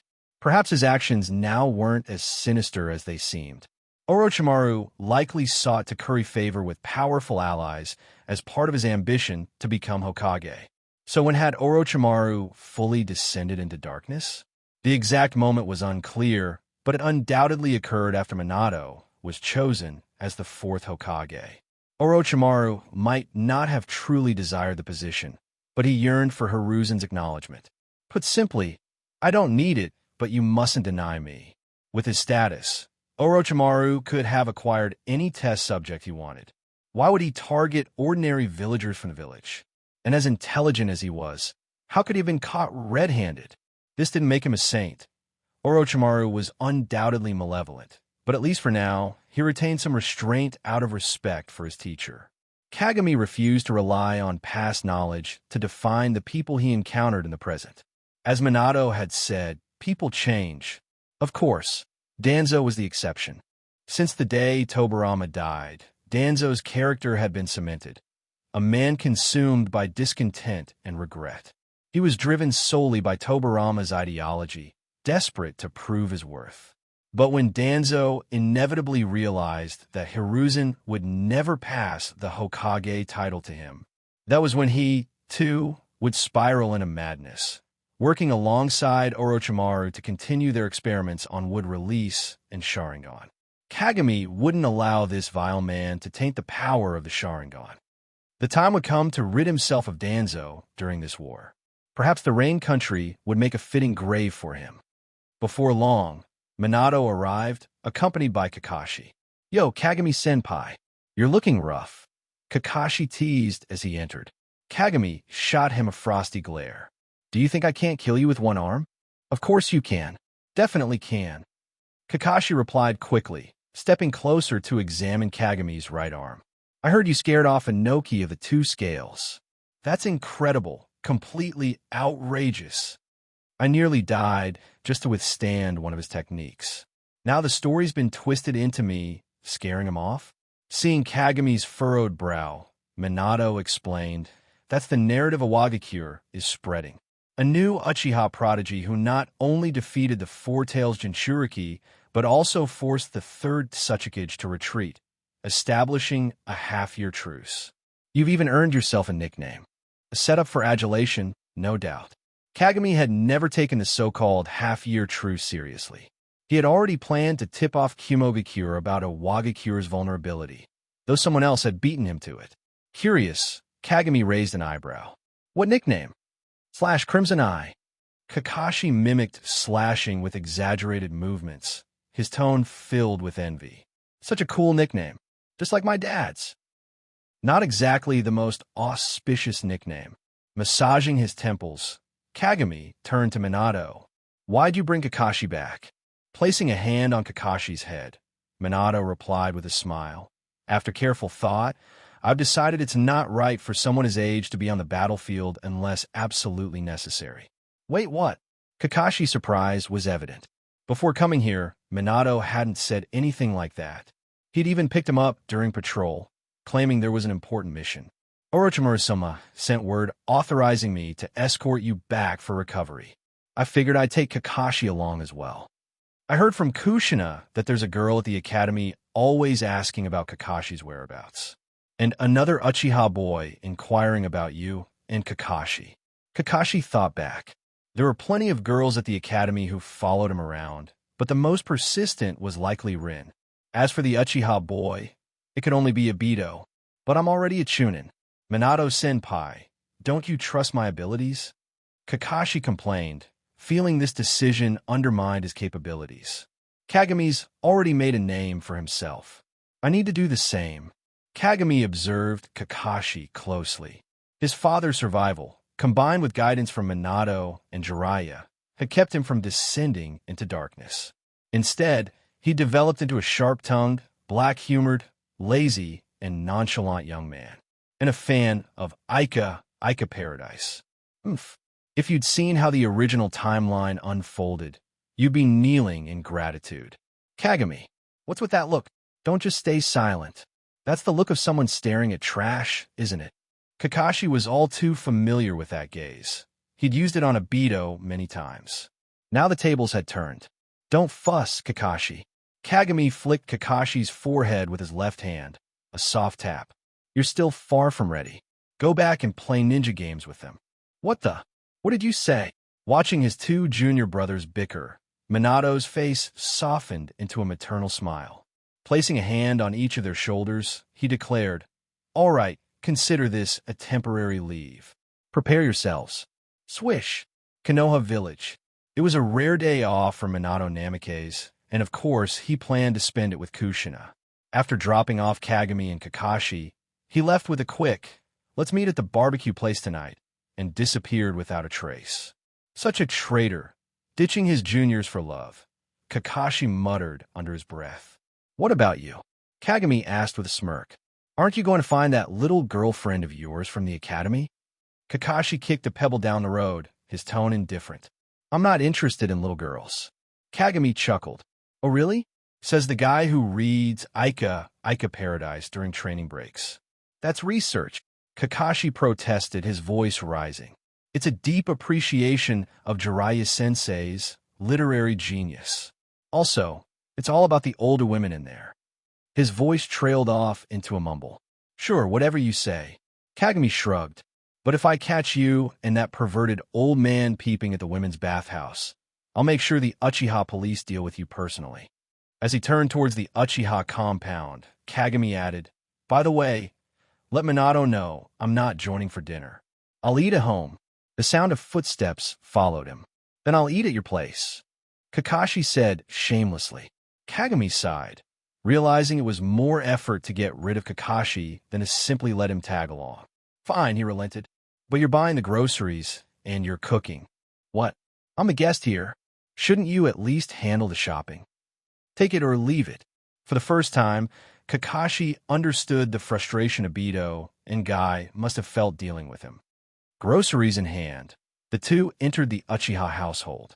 The first thing Kakashi noticed was a boy standing on the edge of small pond, concentrating hard. "Sure, Sway, practicing water walking, huh?"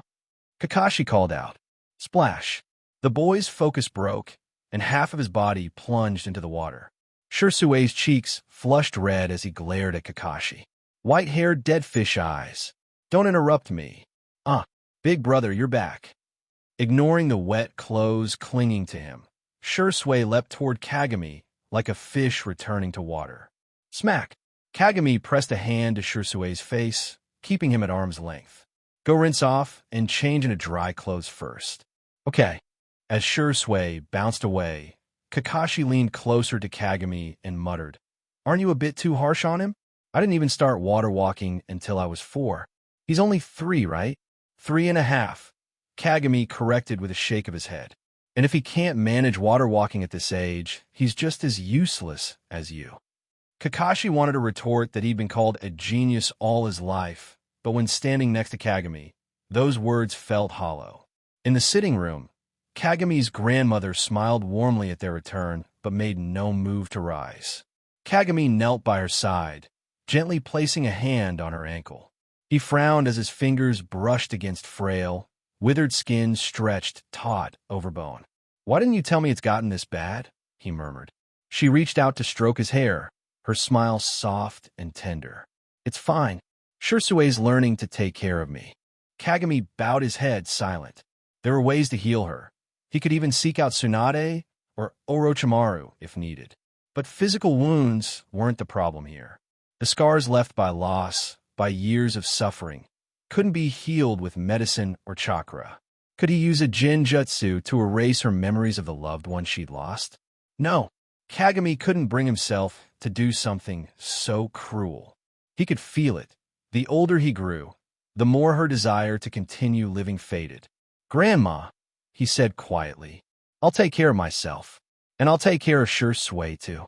If there came a day when she wanted to follow her loved ones to the other side, he wouldn't hold her back. "I believe in you," she whispered. Kushina. Minato stood outside Kushina's house, holding a bouquet of vibrant red flowers that matched her hair. With a loud crash, the window on the second floor burst open. Kushina leapt out, ignoring the 10-meter drop. "Catch me, Minato!" Hokage's office. Hiruzen Sarutobi leaned back in his chair, taking a long drag from his pipe as he reviewed the latest reports from Orochimaru and Sarutobi Shinosuke. Defeating the Four Tails. Forcing Inoki into a ceasefire. The Uchiha Nine Tails Jinchuriki. Of course, Hiruzen didn't believe the rumors spread by Iwagakure. The Nine Tails was still safely sealed within Kushina.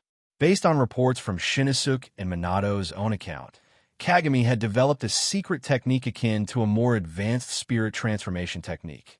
Using it, he managed to extract some of the Four Tails chakra, forcing Inoki to retreat. Yet what unsettled Hiruzen wasn't Kagami's victory. It was the implications of his ability.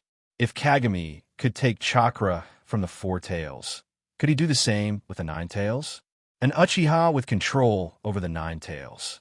Hiruzen couldn't help but think of one name, Madara Uchiha. He had seen firsthand the devastation wrought during that legendary battle.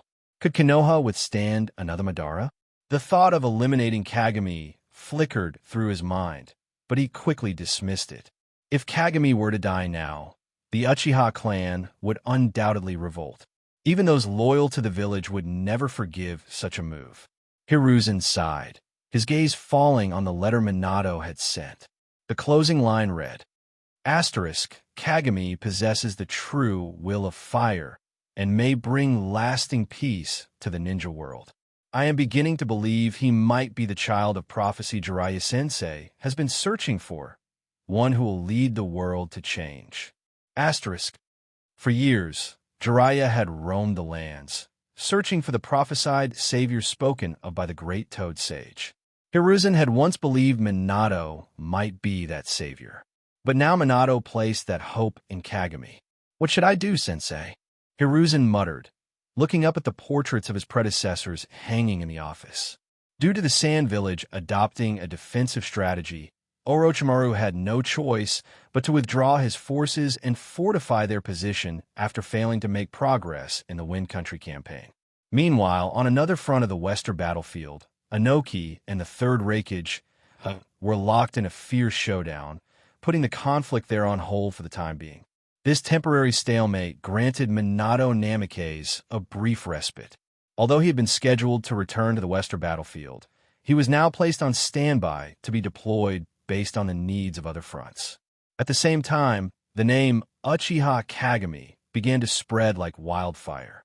While part of this was thanks to a Wagakure's propaganda machine, much of it was driven by the Uchiha clan itself. Within the Uchiha, it was particularly the faction led by Kagami's uncle, Uchiha Jinhei, that capitalized on this opportunity. They spared no effort in amplifying Kagami's growing fame. Conversations around Konoha. Sweet shop owner. Tetsushin-san, you're on patrol today? Uchiha Tetsushin. You've heard about Kagami defeating the Four Tails and forcing the Tsuchikage to retreat, haven't you? Florist. Shajin. Would you like to check out our latest chrysanthemums? Uchiha Shajin. Indeed. If Kagami had killed Inoki, we'd be sending these flowers as offerings to a Wagakure by now. Ramen stall owner. 4 bowls of ramen, is it? Uchiha Patrolman. Yes. For, just like the Four Tails Kagami defeated. I hear a Wagakure's already looking for a new Jinchuriki. Summing it up, the narrative spreading throughout Konoha was that the recent easing of tensions on the Western Front was solely due to Kagami's extraordinary performance. One sunny afternoon, Uchiha Makoto arrived at Kagami's residence, carrying her infant son, Itachi. Sure, Sway. Take Itachi to play near the entrance, Kagami said from a reclining chair in the courtyard, his eyes fixed on a scroll detailing Orochimaru's chakra activation techniques. My apologies for not offering tea, Mikoto-san. Grandmother is unwell, and I've been occupied. Mikoto smiled gently, stealing a glance at Shursui holding the baby before responding. You're too formal, Kagami. It's I who have intruded. Why are you here? Kagami's tone was indifferent, his attention still on the scroll.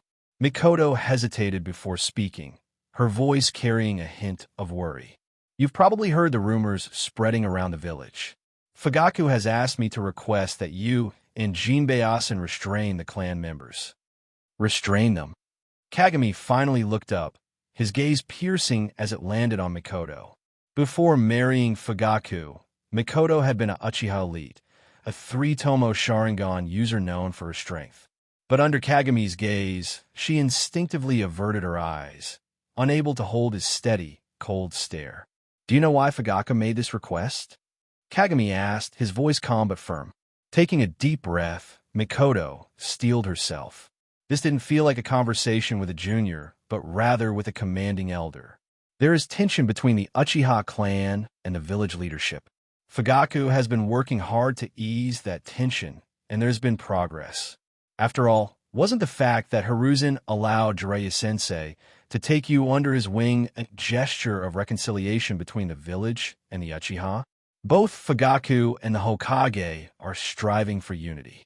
You've directly benefited from these efforts. Why, then, are you choosing to distance yourself from the village? Makoto's voice rose slightly. You're a member of the Uchiha clan, but you're also a Konoha shinobi. You should not be confined by the narrow perspective of clan loyalty. The Uchiha cannot hope to stand against the village. Do you not see that? Makoto's words tumbled out in a rush, as if afraid she'd lose her nerve if she stopped. Kagami's expression didn't waver. His gaze remained steady and unyielding, as if staring into the depths of an icy abyss. "And what authority do you claim to speak to me?" he asked quietly. As the wife of the Uchiha clan leader and the head of the Konoha police force, representing the Hokage, the villagers, and the Uchiha clan, Makoto replied, though her voice wavered. Kagami let out a quiet laugh, devoid of warmth. "I'll say this once," he began, his tone calm, but carrying an edge that sent shivers down Makoto's spine. "The only reason Fugaku still holds the title of clan leader is because I have allowed it. You do not represent the Uchiha, and I couldn't care less about the Hokage's or the villagers' opinions." Kagami rose slightly from his reclined position, his aura shifting dramatically. It felt as if a monstrous dragon had awakened, its oppressive presence pressing down on Makoto. "You should be grateful you are an Uchiha," Kagami said, his voice quiet but laced with deadly intent. "If you weren't, I would have killed you by now." The sheer force of Kagami's killing intent hit Makoto like a tidal wave. Her body trembled uncontrollably, and she couldn't muster a response. Kagami turned back to his scroll, dismissing her presence entirely. "This is your only warning," he said coldly.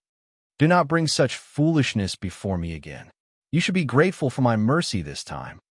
Makoto's pale face turned even whiter as she staggered to her feet. She knew Kagami's words were not empty threats. I understand. Forgive me, Kagami-san.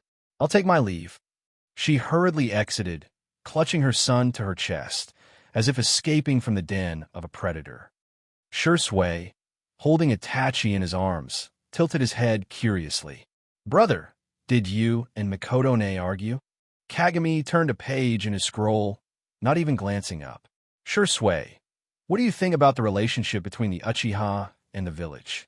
Shursui hesitated, surprised by the question. Kagami studied his younger cousin, remembering the tragic path Shursui had once walked. In another timeline, Shursui had faltered, choosing to end his life rather than confront the harsh reality of the Uchiha's fate. He had handed over his Mangekyō Sharingan to Itachi, hoping to prevent conflict, only to die without ever realizing the truth. That the village leadership, led by Hiruzen and Danzo, had no intention of resolving tensions with the Uchiha. They didn't want peace with the Uchiha. They wanted to erase them. "Brother," Shursui began, but Kagami cut him off. "Think carefully, Shursui. A decision will have to be made one day." Shursui beamed with his usual innocent smile. "I don't know, but I do know one thing. No matter what decision you make, I'll always stand by your side, brother." Kagami chuckled lightly. "You're as indecisive as ever." "Well, Grandma already told me ages ago. Just listen to brother, and everything will be fine. Then listen carefully. If you can't master water walking in 3 days, forget about leaving the house afterward." "What? That's so unfair."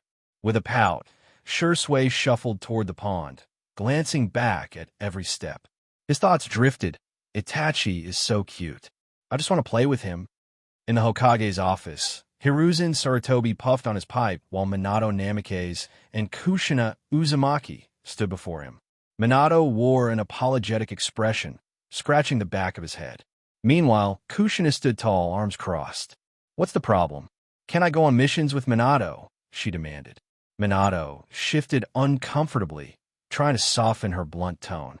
Hiruzen sighed, looking down at the report in his hand. You're saying you want to leave the village for missions? Kushina raised her chin. That's right. Why not? You're the Nine-Tails Jinchuriki, Kushina, Hiruzen reminded her, setting the report down. So what? She shot back. I've got full control over the Nine-Tails now. Keep your voice down, Minato interjected nervously, glancing around. Hiruzen's brows furrowed as he regarded her with concern. How about this? I'll grant you more freedom to move around the village. But leaving it, not enough. Kushina interrupted, pointing a finger at him. Hiruzen turned to Minato for support, but the young ninja averted his gaze, pretending not to notice. Fine, Hokage-sama, Minato finally spoke up. I've honed my sealing techniques to ensure Kushina's safety on the field. Hiruzen pinched the bridge of his nose. You do realize, Kushina, that your presence in the village is a deterrent against enemy invasions? As long as you're here, no other village dares to act recklessly against Konoha. Kushina tilted her head thoughtfully, then grinned. Don't be silly. Everyone's afraid of you, old man. Not me. The Hokage almost choked on his pipe smoke. Still, Kushina continued, puffing her chest. If you're getting old, why not just stay behind and let me handle it? I'll be the village's first female Hokage someday, you know. Hiruzen studied her for a moment before exhaling a long plume of smoke. She reminded him of her younger self, the girl who boldly declared her dream in front of her classmates. Hiruzen wanted every Konoha ninja to aspire to the Hokage's ideals, to unite under its banner. Even Uchiha Kagami, he thought. If that boy sought the Hokage title to unite the village, he might accept it. But Kagami was different. His attitude toward Konoha civilians was cold, disdainful even. How could the oppressed become the oppressors? Hiruzen mused bitterly. The old Hokage looked at Minato and Kushina, and a thought struck him. Perhaps they could form a bond with Kagami. Elders would undoubtedly oppose. Once Kagami recovers, you three will form a team, he declared, meeting their gazes. You'll respond to emergencies across all battlefields. What? Kushina's shout echoed through the room. Hiruzen raised a hand to silence her. However, I will assign an experienced ninja to guide you. That's my condition. Kushina hesitated for a moment, then broke into a wide grin. Deal. Old man, you won't regret this. She grabbed Minato's arm and dragged him out. Let's go. We need to check on that brat Kagami and make sure he's not slacking off. Minato shot the Hokage an apologetic smile before being hauled away like a reluctant accessory. That evening, Hiruzen left his office and ventured deep into the Konoha forest. Beside a quiet mountain spring, he waited. Before long, a gaunt, unassuming man emerged from the shadows, kneeling respectfully. Lord Hokage, the man greeted. Hiruzen regarded him with a mix of admiration and sorrow. Kosuke Mariboshi, he said after a pause. There's a mission only you can handle. I'll gladly take on any task, no matter how dangerous, Mariboshi replied earnestly. Don't be so eager to throw your life away, Hiruzen chided gently. He took a deep breath before continuing. I'm forming a team. Minato Namikaze, Kushina Uzumaki, and Uchiha Kagami. Hiruzen deliberately revealed Kushina's identity as the Nine-Tails Jinchuriki, normally a top-secret fact. I need you to join them as their mentor, especially to guide Kagami. Hiruzen trailed off, searching for the right words. He's an incredible young man, Mariboshi offered. Yes, Hiruzen agreed with a faint smile. Incredible, but also complicated. The Hokage's eyes drifted toward the village lights in the distance. Mariboshi, that boy is disconnected from the village. I need you to be a bridge between him and Konoha. If he can become like his grandfather Kagami, I could rest easy in the afterlife, knowing I've upheld the will of the first and second Hokages. Mariboshi bowed deeply. I'll do my best, Lord Hokage. Northern front of the Land of Fire. Jiraiya, one of the legendary Sannin, was assigned as the overall commander. With the tense situation across the battlefronts, he couldn't leave the Land of Fire and was tasked with fortifying its defenses. One particular reason for his location was its proximity to the land of hot springs. The famed land of hot baths. Though not one to shirk his duties during war, Jiraiya couldn't help but dream of the post-war era, envisioning himself relaxing amidst the steam, rejuvenating his weary spirit. Inside the command tent, Jiraiya meticulously examined the defenses along the border. His sharp eyes scanned the map, occasionally lingering over a small corner marked land of hot springs. "End the war quickly," he murmured. "I need some inspiration for my next book." Suddenly, a panicked ninja rushed into the tent without waiting for permission. "Jiraiya-sama." The ninja's face was pale, his voice trembling. "The sensory unit has detected an enormous chakra presence near the front line, far beyond that of any ordinary ninja. It might be a tailed beast Jinchuriki." Jiraiya's brows furrowed. "Which one?" Typically, unless they were like Rashi or Han, Jinchuriki known to unleash their tailed beast's power frequently. Most villages kept their Jinchuriki identities secret, especially the Cloud. Their tailed beasts were said to be sealed within the 6 paths tools for years. Is it the 2 tails? Or the 8 tails? Jiraiya pondered the possibility of the Cloud finding suitable hosts for their tailed beasts. Or could it be someone from the stone? He shook his head. "No time for speculation. I'll go check." Swiftly gathering his gear and scrolls, Jiraiya issued orders. "Report this to the village. I'll investigate myself." By the time Jiraiya arrived at the scene, it was a disaster. The station Leaf Ninja were either injured or killed, the battlefield littered with debris. Whoosh! A kunai suddenly shot toward him, aimed directly at his face. Clang! Jiraiya deflected the kunai with a casual swipe and shifted his gaze toward a shadowed figure. Emerging from the trees was a team of cloud ninjas. At their lead stood a tall man with an eye patch covering his left eye, his demeanor stern and imposing. "So it's Jiraiya," the man said, his tone calm but firm. "It's been a while." Jiraiya's expression darkened. "Dodai, are you clouds trying to break the peace treaty?" Dodai, a close advisor to the Raikage and a master of lava release, was akin to Jiraiya's standing in the leaf. His presence here could only mean one thing. "The treaty? You mean the one the leaf ignores whenever it suits them?" Dodai retorted, his voice even. "You've been slaughtering stone ninja despite your agreements." Before Jiraiya could respond, another voice boomed. "Enough talk, Dodai. Let's get straight to it." A muscular young man with dark skin and short blonde hair grinned broadly. "I heard the Leaf's Uchiha are great for awakening the Sharingan. Hand over a few, especially that Uchiha Kagami brat, and we'll leave." Jiraiya clenched his fists, taking a step back. "Demanding my students outright." He wouldn't tolerate anyone targeting his comrades, especially his students. His gaze sharpened, and his hands flew into a flurry of hand seals. Dodai immediately noticed the shift and shouted, "Everyone spread out." Jiraiya slammed his palm to the ground, summoning jutsu. A massive plume of smoke erupted, shaking the ground beneath their feet. When the smoke cleared, an enormous toad loomed over the battlefield, a giant pipe in its mouth and a short blade at its side. "Oi, Jiraiya," grumbled the toad. "You know this is my lunch hour, don't you?" "Sorry, Gamabunta." Jiraiya apologized, his voice tense. "The situation's urgent. Enemies are strong." Gamabunta took in the scene, his large eyes narrowing at the figures before him. His pipe tilted slightly as he exhaled. "Tisk, fine, but you owe me sake after this." Jiraiya's focus turned to the opposing forces, particularly a figure exuding a sinister, overwhelming chakra. His eyes narrowed as he studied the man. The green and white-haired ninja, with a purple marking on his right cheek, stood out. The aura surrounding him felt ominous and unnatural. That chakra, Jiraiya's stomach churned. He knew exactly what this was. "Gemabunta," he called out, his voice grim. "Use oil." "Got it." Dodai felt his heart sink as he sensed the massive chakra buildup. "Prepare yourselves," he bellowed to his squad.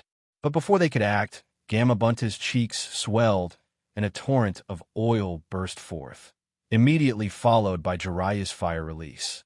Fire style, Toad oil flame bullet. The combined technique unleashed a blazing inferno, the searing heat and explosive force obliterating everything in its path. Trees ignited and crumbled instantly. The intense flames roared, consuming the battlefield. Fall back.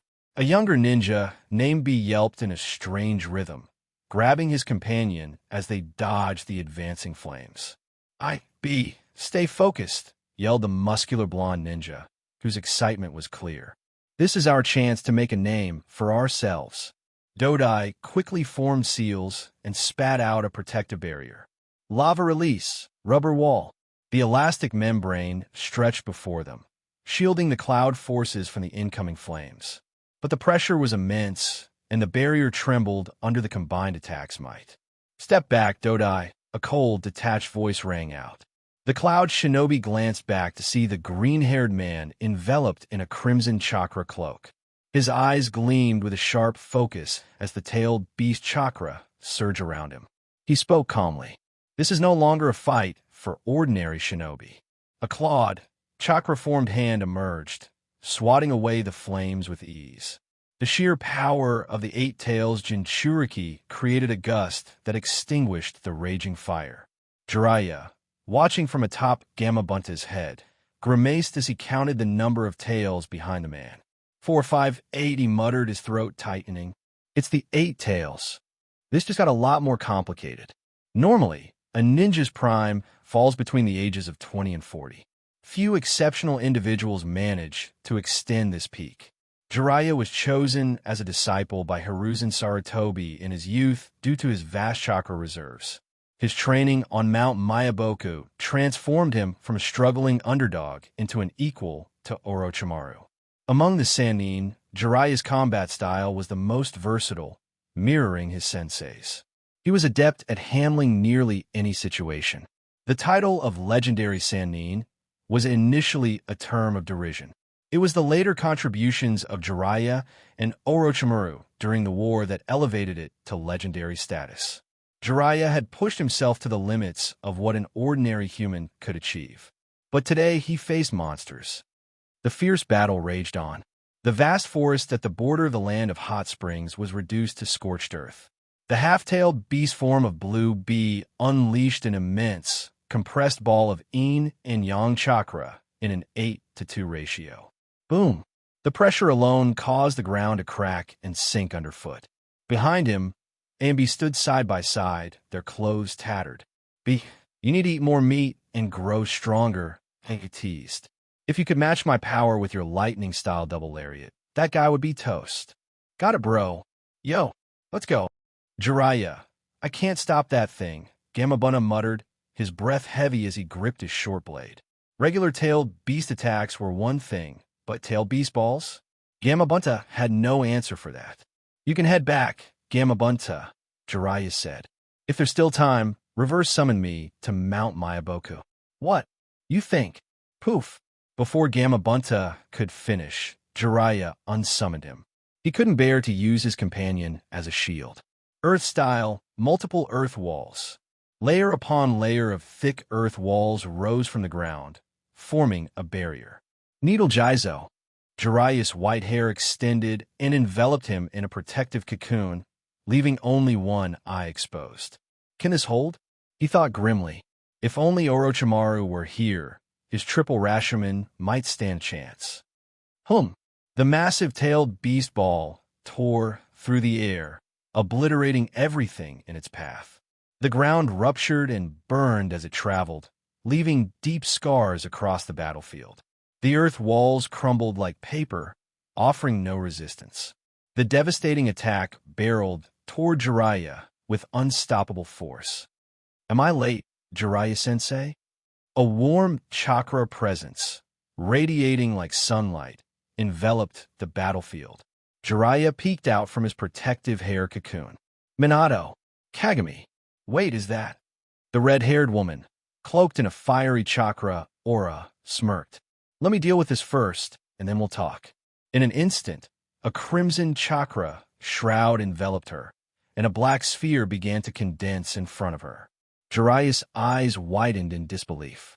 Kushina, she's using the Nine-Tails chakra? The atmosphere froze as two massive forces collided head-on. Boom! The resulting explosion was blinding, brighter than the sun. A shock wave radiated outward, tearing through the ground and creating fissures as if a colossal hammer had struck the earth. The sheer force of the clash sent debris flying and obscured the battlefield with a dense cloud of smoke and dust. As the dust settled, Jiraiya retracted his hair defenses. "You look awful, you pervert," a voice teased. The young, dark-haired Kagami turned, his crimson Sharingan eyes glinting with faint amusement. "It's just a tailed beast. No big deal." "Huh." Jiraiya chuckled, relieved. "Show some respect for your teacher, kid." It's the Crimson Eye of a Leaf. The nickname and description of Kagami had spread across the underworld and among enemy villages. "Who's the woman?" I asked, puzzled. Wasn't the Leaf's Jinchuriki supposed to be Kagami? A's mind wasn't suited for analysis, and the situation left him more confused than ever. Then Jiraiya noticed an older ninja who had gone largely unnoticed. "Kosuke, you're here too?" "Yes, Jiraiya-sama," Kosuke Mariboshi replied humbly. "But please, don't call me that." More Cloud Ninja arrived, creating a tense standoff between the two forces.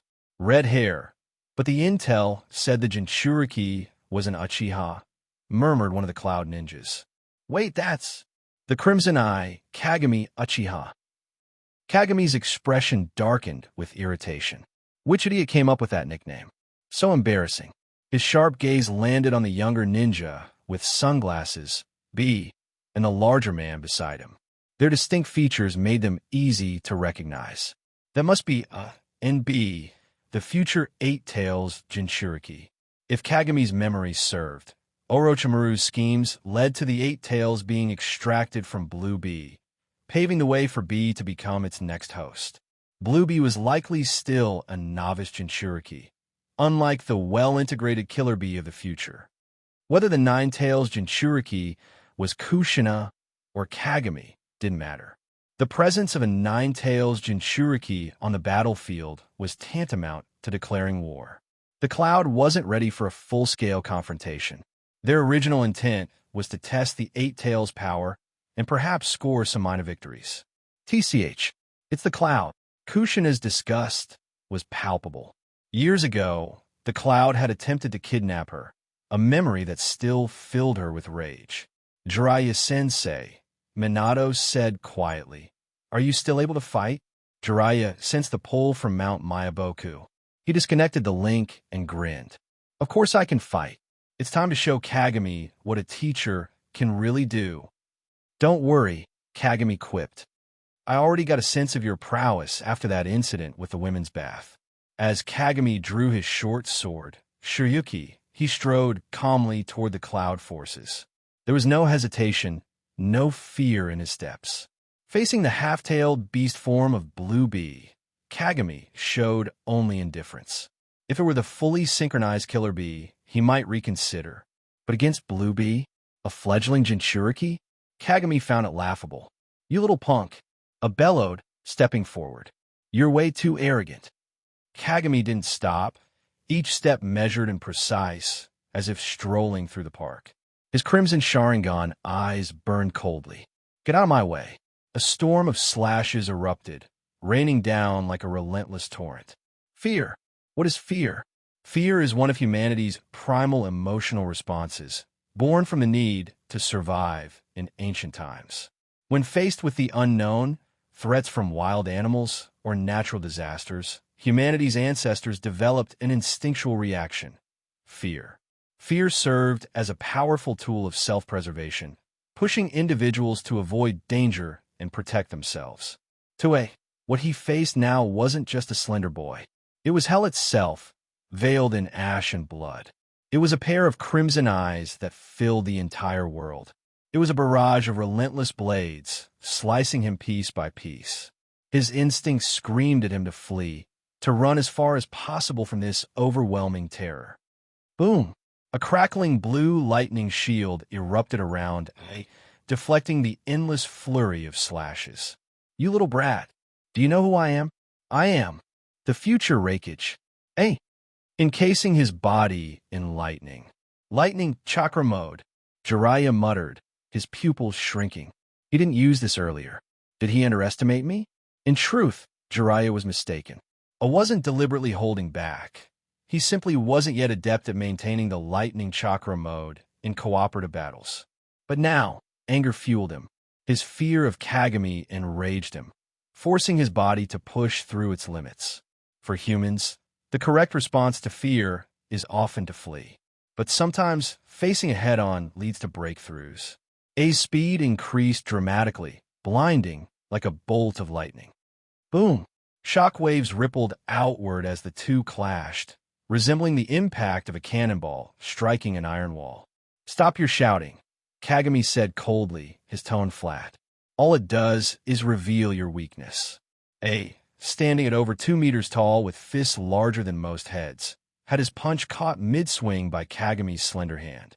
Though Kagami's physical strength was not his forte, his resilience had been forged in countless battles. 2 instances of Black Flash had left his body strained, but that didn't mean he was fragile. How is this possible? Your strength. I couldn't believe it. How could this young brat withstand the physical force he had honed through years of relentless training? Kagami smirked faintly. What's so hard to believe? The only ones who can surpass the Uchiha in physical prowess are the Senju and Uzumaki clans. Who do you think you are? While they had trained tirelessly, Kagami had faced challenges that dwarfed such efforts. With threats both external and internal, Kagami fought against the tide of fate itself. The pressure he bore far exceeded that of anyone around him. He had pushed his body to its limits more times than he could count, gasping for breath, hearing phantom sounds in his ears. Yet, he never stopped until he wrung every last ounce of strength from himself. Kagami never questioned whether he could change the Uchiha's destiny. Failure was not an option. If he were to fail, it would only be in death. "Next, I'll punch with my right hand," Kagami stated calmly. "The target is your left chest." A stiffened as Kagami retracted his hand. The sudden motion disrupted his balance. Black lightning crackled and coiled around Kagami's fist. "Get out of the way!" shouted Dodai, desperately forming a rubber shield in front of A. Roar! Half-tailed Beast Blue B charged forward. Knowing the proximity between A and Kagami made ranged attacks impossible. But Kagami had learned to control his Black Flash after 2 uses. Not every instance of Black Flash required the same level of force he'd used to counter Dust Release. He adjusted the intensity to avoid damaging himself unnecessarily. At the precise moment, within a margin of error less than 0.0000001 seconds, he unleashed it. Black Flash. Crack! The black lightning shattered the rubber shield layer by layer, landing squarely on A's left chest. Boom! The impact echoed like a cannonball striking a fortress. A's massive body was hurled backward, crashing through several boulders before finally coming to a halt. "Big bro, A, roar!" Blueby unleashed a barrage of energy blasts from his mouth. As the projectiles rained down, he barked out orders. "A is still alive. Retreat now, while I cover you. B, go!" The energy blasts were like mass-produced missiles, but they lacked the destructive power of a tailed beast bomb. Kagami effortlessly sliced through them with the bright gleam of his blade, Shirayuki. He leaped high into the air, directly toward Blueby. From the beginning, his target had been the 8 tails. Jiraiya and the others weren't idle as stray energy blasts hurtled toward them. "What kind of monstrous battle is this?" murmured Kosuke Mariboshi. Despite his extensive experience, even he felt like a mere spectator here. Their combined water and earth release techniques neutralized the incoming attacks, ensuring they wouldn't be caught in the crossfire. "This doesn't feel like our fight at all," Kosuke muttered. Kushina observed the unfolding battle with mild confusion. "Kagami is fighting a Jinchuriki. Why don't you two seem worried?" Jiraiya sat down, catching his breath. "I've taught that kid for over a year. It's strange, really. My students keep getting more and more outrageous." "Oh, sorry, Minato. You're here too." Minato chuckled and shook his head, indicating he wasn't offended. Jiraiya continued, "The Uchiha, their bloodline is extraordinary. I was a little concerned about that lightning-clad guy earlier, but against the Jinchuriki, Kagami will be fine." He turned to Kushina with a knowing smile. "That kid's eye power is so strong. Even the Ninetales fears him." Inside Kushina's mind, the Ninetales roared furiously from its restraints. "I've told you countless times. That brat is Madara's reincarnation. Kill him. Kill him now." The beast's violent chakra surged, attempting to influence Kushina. Minato immediately placed his hand on her stomach, reinforcing the seal. Thankfully, the leakage was minimal, and he quickly stabilized the situation. "Kushina, are you all right?" Panting heavily, she forced a smile, looking up at his worried face. "I'm fine. The Ninetales is just spouting nonsense about reincarnation. It doesn't even make sense." In the sealed space, the Ninetales, bound by massive stakes and chains, snarled, "You fools know nothing. Kill him now, if he continues to grow. Stupid Kushina, let me out, and I'll kill him myself."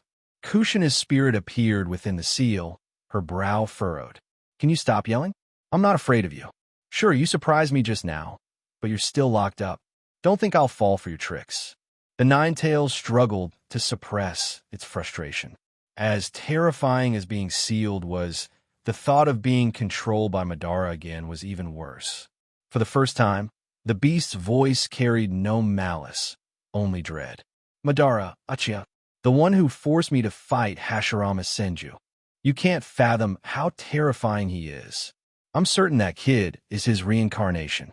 Or worse, Madara isn't dead. He's been reborn through that boy.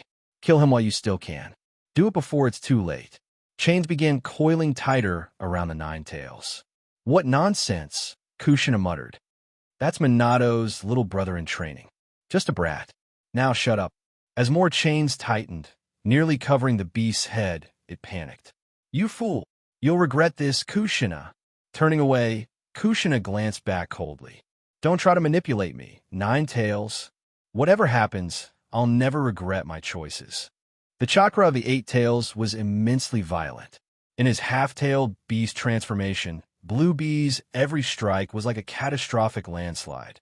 Kagami's figure darted through the chaotic energy like a butterfly dancing among flowers. "You possess immense chakra, yet you cannot wield it properly. Abandoning the ways of ninja to take on this monstrous form only makes you clumsier. Your speed is insufficient. Your reactions are dull. Someone like you, do you deserve to live as a ninja?" Kagami's words were like gleaming knives, stabbing deeply into Blue Bee's psyche. The words, combined with the corrosive influence of the tailed beast chakra, drove him further into a frenzy. His rationality crumbled as anger consumed him. Roar! Terrifying chakra surged outward from Blue Bee, creating a tidal wave of destruction. Gale force winds raged, ripping through the landscape. Kagami gripped his blade, slicing through the storm with invisible slashes, carving a path through the chaos. His voice, like a demon's whisper, pierced through the roaring winds, landing clearly in Blue Bee's ears. "You were chosen as a Jinchuriki because you were exceptional, offering yourself for your village's sake. For making such a sacrifice, what have you received in return? Cold stares, rejection, isolation. You were supposed to be a hero, yet they treat you as a disaster waiting to happen." From the start, Bluebee avoided direct eye contact with Kagami's Sharingan. The legend of the Uchiha's eyes was well known. Meeting them was a death sentence in a one-on-one battle. But Jinjutsu didn't solely rely on visual cues. It could be triggered through touch, sound, or even smell. Kagami leveraged his voice to cast a subtle Jinjutsu, infiltrating Blue Bee's fractured mind and preying on his vulnerabilities. This technique required extreme precision, along with the Sharingan's unparalleled insight. A more stable ninja would have sensed and disrupted the Jinjutsu. But Blue Bee, mentally exhausted and emotionally strained from the burden of being a Jinchuriki, was an easy target. Shut up! Shut up! A guttural roar erupted from Blue Bee's distorted mouth, his mind teetering on the brink of collapse. Kagami smirked internally. When your enemy protests, it's proof you're hitting the mark. He pressed on, his voice a venomous whisper brushing against Blue Bee's fraying nerves. If the hidden cloud viewed you as a comrade, would they have abandoned you to fight alone? You know, deep down they see you as nothing more than a weapon. Isn't the purpose of this mission to test the Eight Tails' power? More of the tailed beast's chakra leaked out, forming skeletal white bones over Blue Bee's crimson cloak, a precursor to a full rampage. When a tailed beast broke free, it often meant the Jinchuriki's death. A black seal inscribed with the word iron glowed faintly on Blue Bee's chest. It was the iron armor seal, a technique used by the hidden cloud to bind the Eight Tails. The markings bore similarities to the Uzumaki clan's sealing arts. No surprise, the Uzumaki clan had been annihilated by multiple nations for their advanced sealing techniques. After all, the first Hokage had gifted tailed beasts to other villages without providing the necessary tools to control them. "Gyuki, can you hear me?" Kagami called out to the Eight Tails. "Even if you break free now, the hidden cloud will seal you again. Why not embrace your fate? Together with Blue Bee, find liberation in death. He will find peace, and you can be reborn." The skeletal armor paused, hesitating mid-formation. "Who are you? And how do you know my name?" For centuries, Gyuki had never revealed his true name. He had long since lost trust in humanity after countless betrayals and battles. "I am Kagami Uchiha. My ancestors are the sons of the Sage of Six Paths, Indra himself. These Sharingan are proof of our lineage. Our family stone tablet records your name and your brethren. Our ancestors regarded you as brothers." Kagami spun a convincing lie without hesitation. "I see. I recognize those eyes." Gyuki had no direct animosity toward the Sharingan, unlike Kurama. His memories of Indra's eyes remain neutral. "But I won't trust humans anymore, even if you're Indra's descendant." Boom! A skeletal arm formed from chakra swiped Kagami away, sending him hurtling through the air. Kagami smirked faintly, even as he tumbled. His palm had touched Blue Bee's back moments earlier, placing a sealing formula atop the iron armor seal. He never intended to persuade Gyuki. All he needed was time to adjust the seal, keeping both Blue Bee and the Eight Tails trapped at a critical threshold. Slash!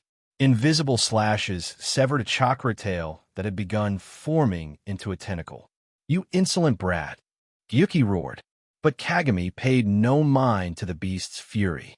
His Sharingan spun, the crimson hue growing darker as the Tomo whirled violently. 8. A pure, lethal slash meant to sever both body and soul. Harnessing the power of his Sharingan, Kagami unleashed Hyujin Sekka, a deadly technique capable of cleaving through spiritual energy. Where Sukuna needed a physical medium to invoke 8 on living beings, Kagami chakra made it possible to bridge the gap. The Sage of Six Paths had intended chakra to connect people's hearts. In truth, it had become the ultimate weapon. Kagami extended his hand, palm open, as if throwing something invisible. Thump! A heartbeat. Screech! A piercing, otherworldly sound shattered the air. The slash cut through space itself, leaving an eerie stillness in its wake. Slashing art, severing worlds. A pure, unparalleled strike. Reality seemed to split as the attack cleaved through the half-transformed Gyuki. A jagged, precise crack ran between the horns of the Eight Tails. A deep, bottomless trench split the earth as Blue Bee, still wrapped in his tailed beast cloak, was sliced cleanly in half. When a tailed beast is extracted, the Jinchuriki dies. Likewise, when the tailed beast remains sealed and the Jinchuriki dies, the tailed beast dies as well. The crimson chakra that once surged like a storm now dripped slowly, resembling thick blood. Standing beside Blue Bee's bisected body, Kagami Uchiha looked like a bloodthirsty demon. Blue Bee's body still contained a vast amount of tailed beast chakra. Kagami made no effort to hide as he began absorbing it. His ability to siphon tailed beast chakra had already been revealed during the battle against the Four Tails. There was no need to keep it secret anymore. If anyone questioned it, he could just attribute it to his Sharingan. After all, they didn't have one. You really killed the Jinchuriki just like that. The rest of the group arrived, their expressions a mix of disbelief and shock. The battle had been surprisingly brief. Kagami hadn't even seemed to use any major jutsu. They had only caught snippets of his words and the occasional movement. And then, suddenly, one decisive strike had ended it all. Not even their revered teacher, Hiruzen Sarutobi, could achieve something so devastatingly efficient. Kagami offered no explanation. This fight had not been a showcase of overwhelming power. From start to finish, he had exploited psychological weaknesses and struck at the cracks in Blue Bee's mind. When words alone could dismantle an enemy, Kagami had no qualms about playing the talkative strategist. Looking at the lifeless body, Jiraiya sighed deeply, more troubled by the broader implications. Kagami, you were too impulsive. If we had worked together, we might have captured the Jinchuriki alive. Now that he's dead, the Hidden Cloud will never let this go. Sensei, you're wrong, Minato interjected firmly. His gaze was steady, his voice unwavering. It was the Hidden Cloud who killed our comrades first. If anyone refuses to let this go, it should be us. His eyes briefly flicked to the edges of the battlefield, where the broken bodies of Leaf, Shinobi lay in disarray. The earlier reports had already confirmed that the Hidden Cloud had initiated the invasion. I know. Jiraiya's voice was heavy with bitterness. I know. I just hate this endless cycle of war. If there's peace at the end of this war, Minato replied, smiling faintly, then I will fight until the very end.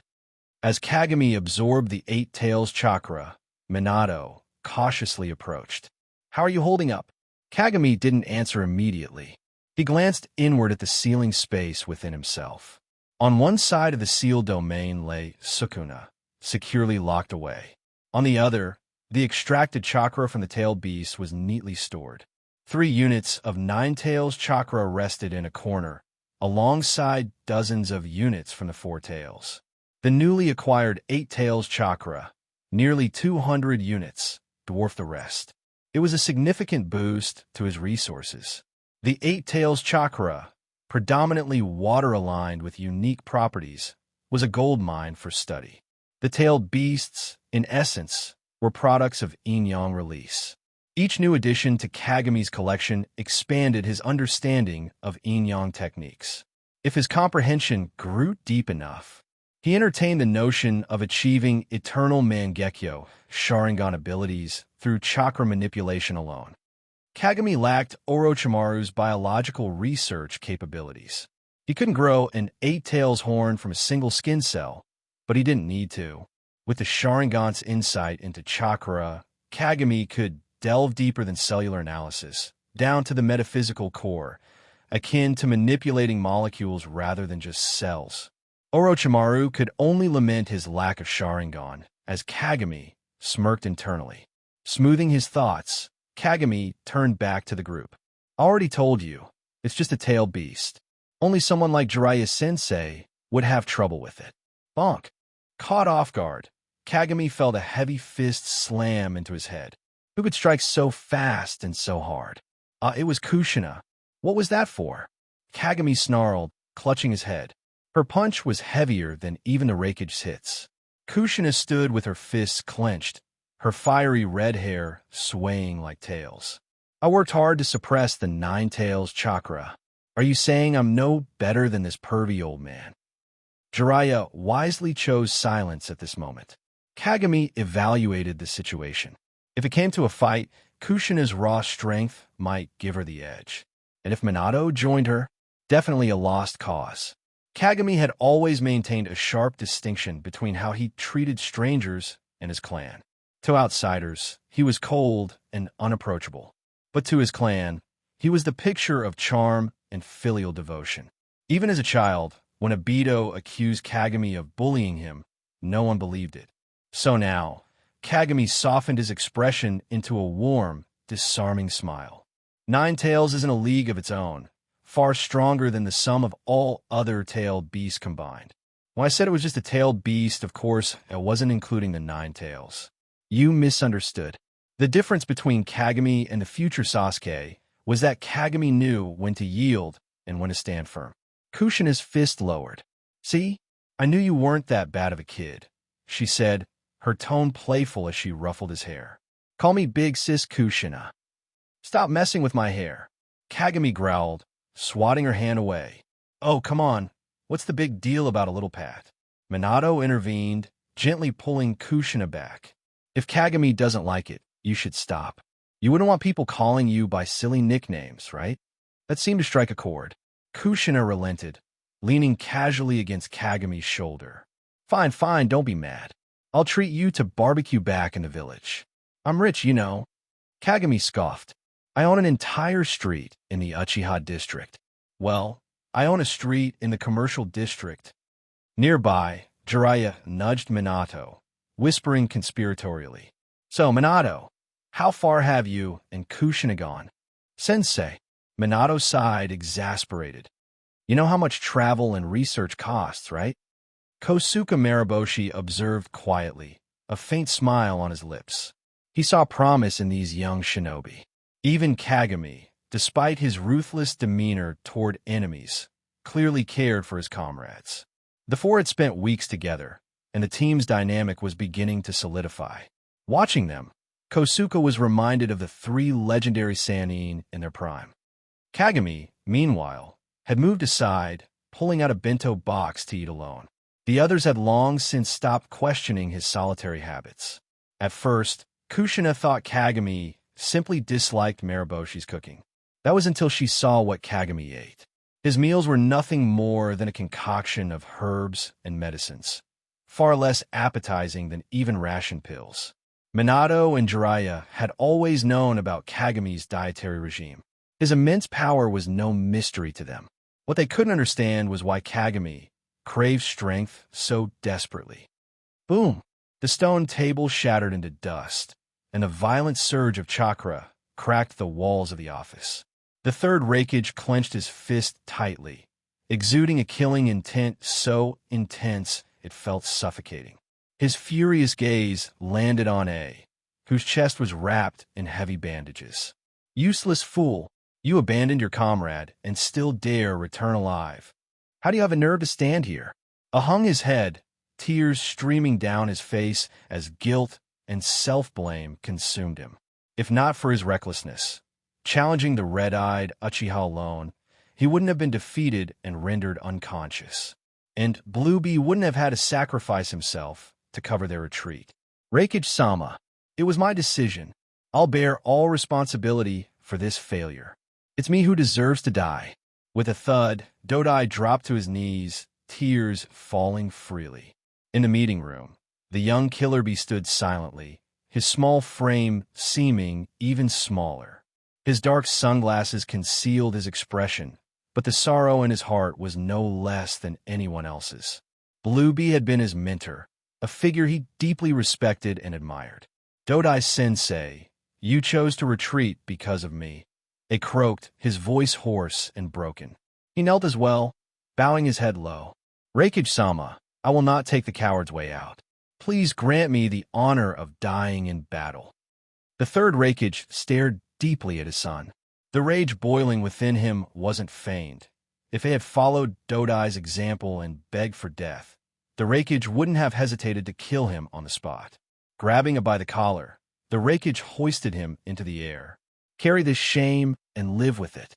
Only the blood of our enemies can cleanse your disgrace. Konoha is too strong." The third Raikage stood in silence for a long moment, staring out the window. "Dodai, I'm leaving the village in your hands. I need to have a proper conversation with that old fossil, Anoki." Between nations, there were no eternal allies or foes, only eternal interests. Even the fourth Raikage later partnered with Anoki to oppose Uchiha Madara, despite the death of his father. The third Raikage was no less pragmatic. According to Dodai's report, Konoha's Nine-Tails Jinchuriki had already entered the battlefield, alongside a young shinobi who could use the Flying Thunder God technique. The three legendary Sannin were in their prime, and Hiruzen Sarutobi's reputation as the professor remained untarnished. And then there was the Uchiha, Kagami. Could this boy truly grow to rival the legendary Senju Hashirama? They couldn't afford to wait and find out. In the minds of the Third Hokage and Inoki, Uchiha Madara and Hashirama were unparalleled shinobi, whose battles had forced an end to the Warring States period and led to the establishment of the village system.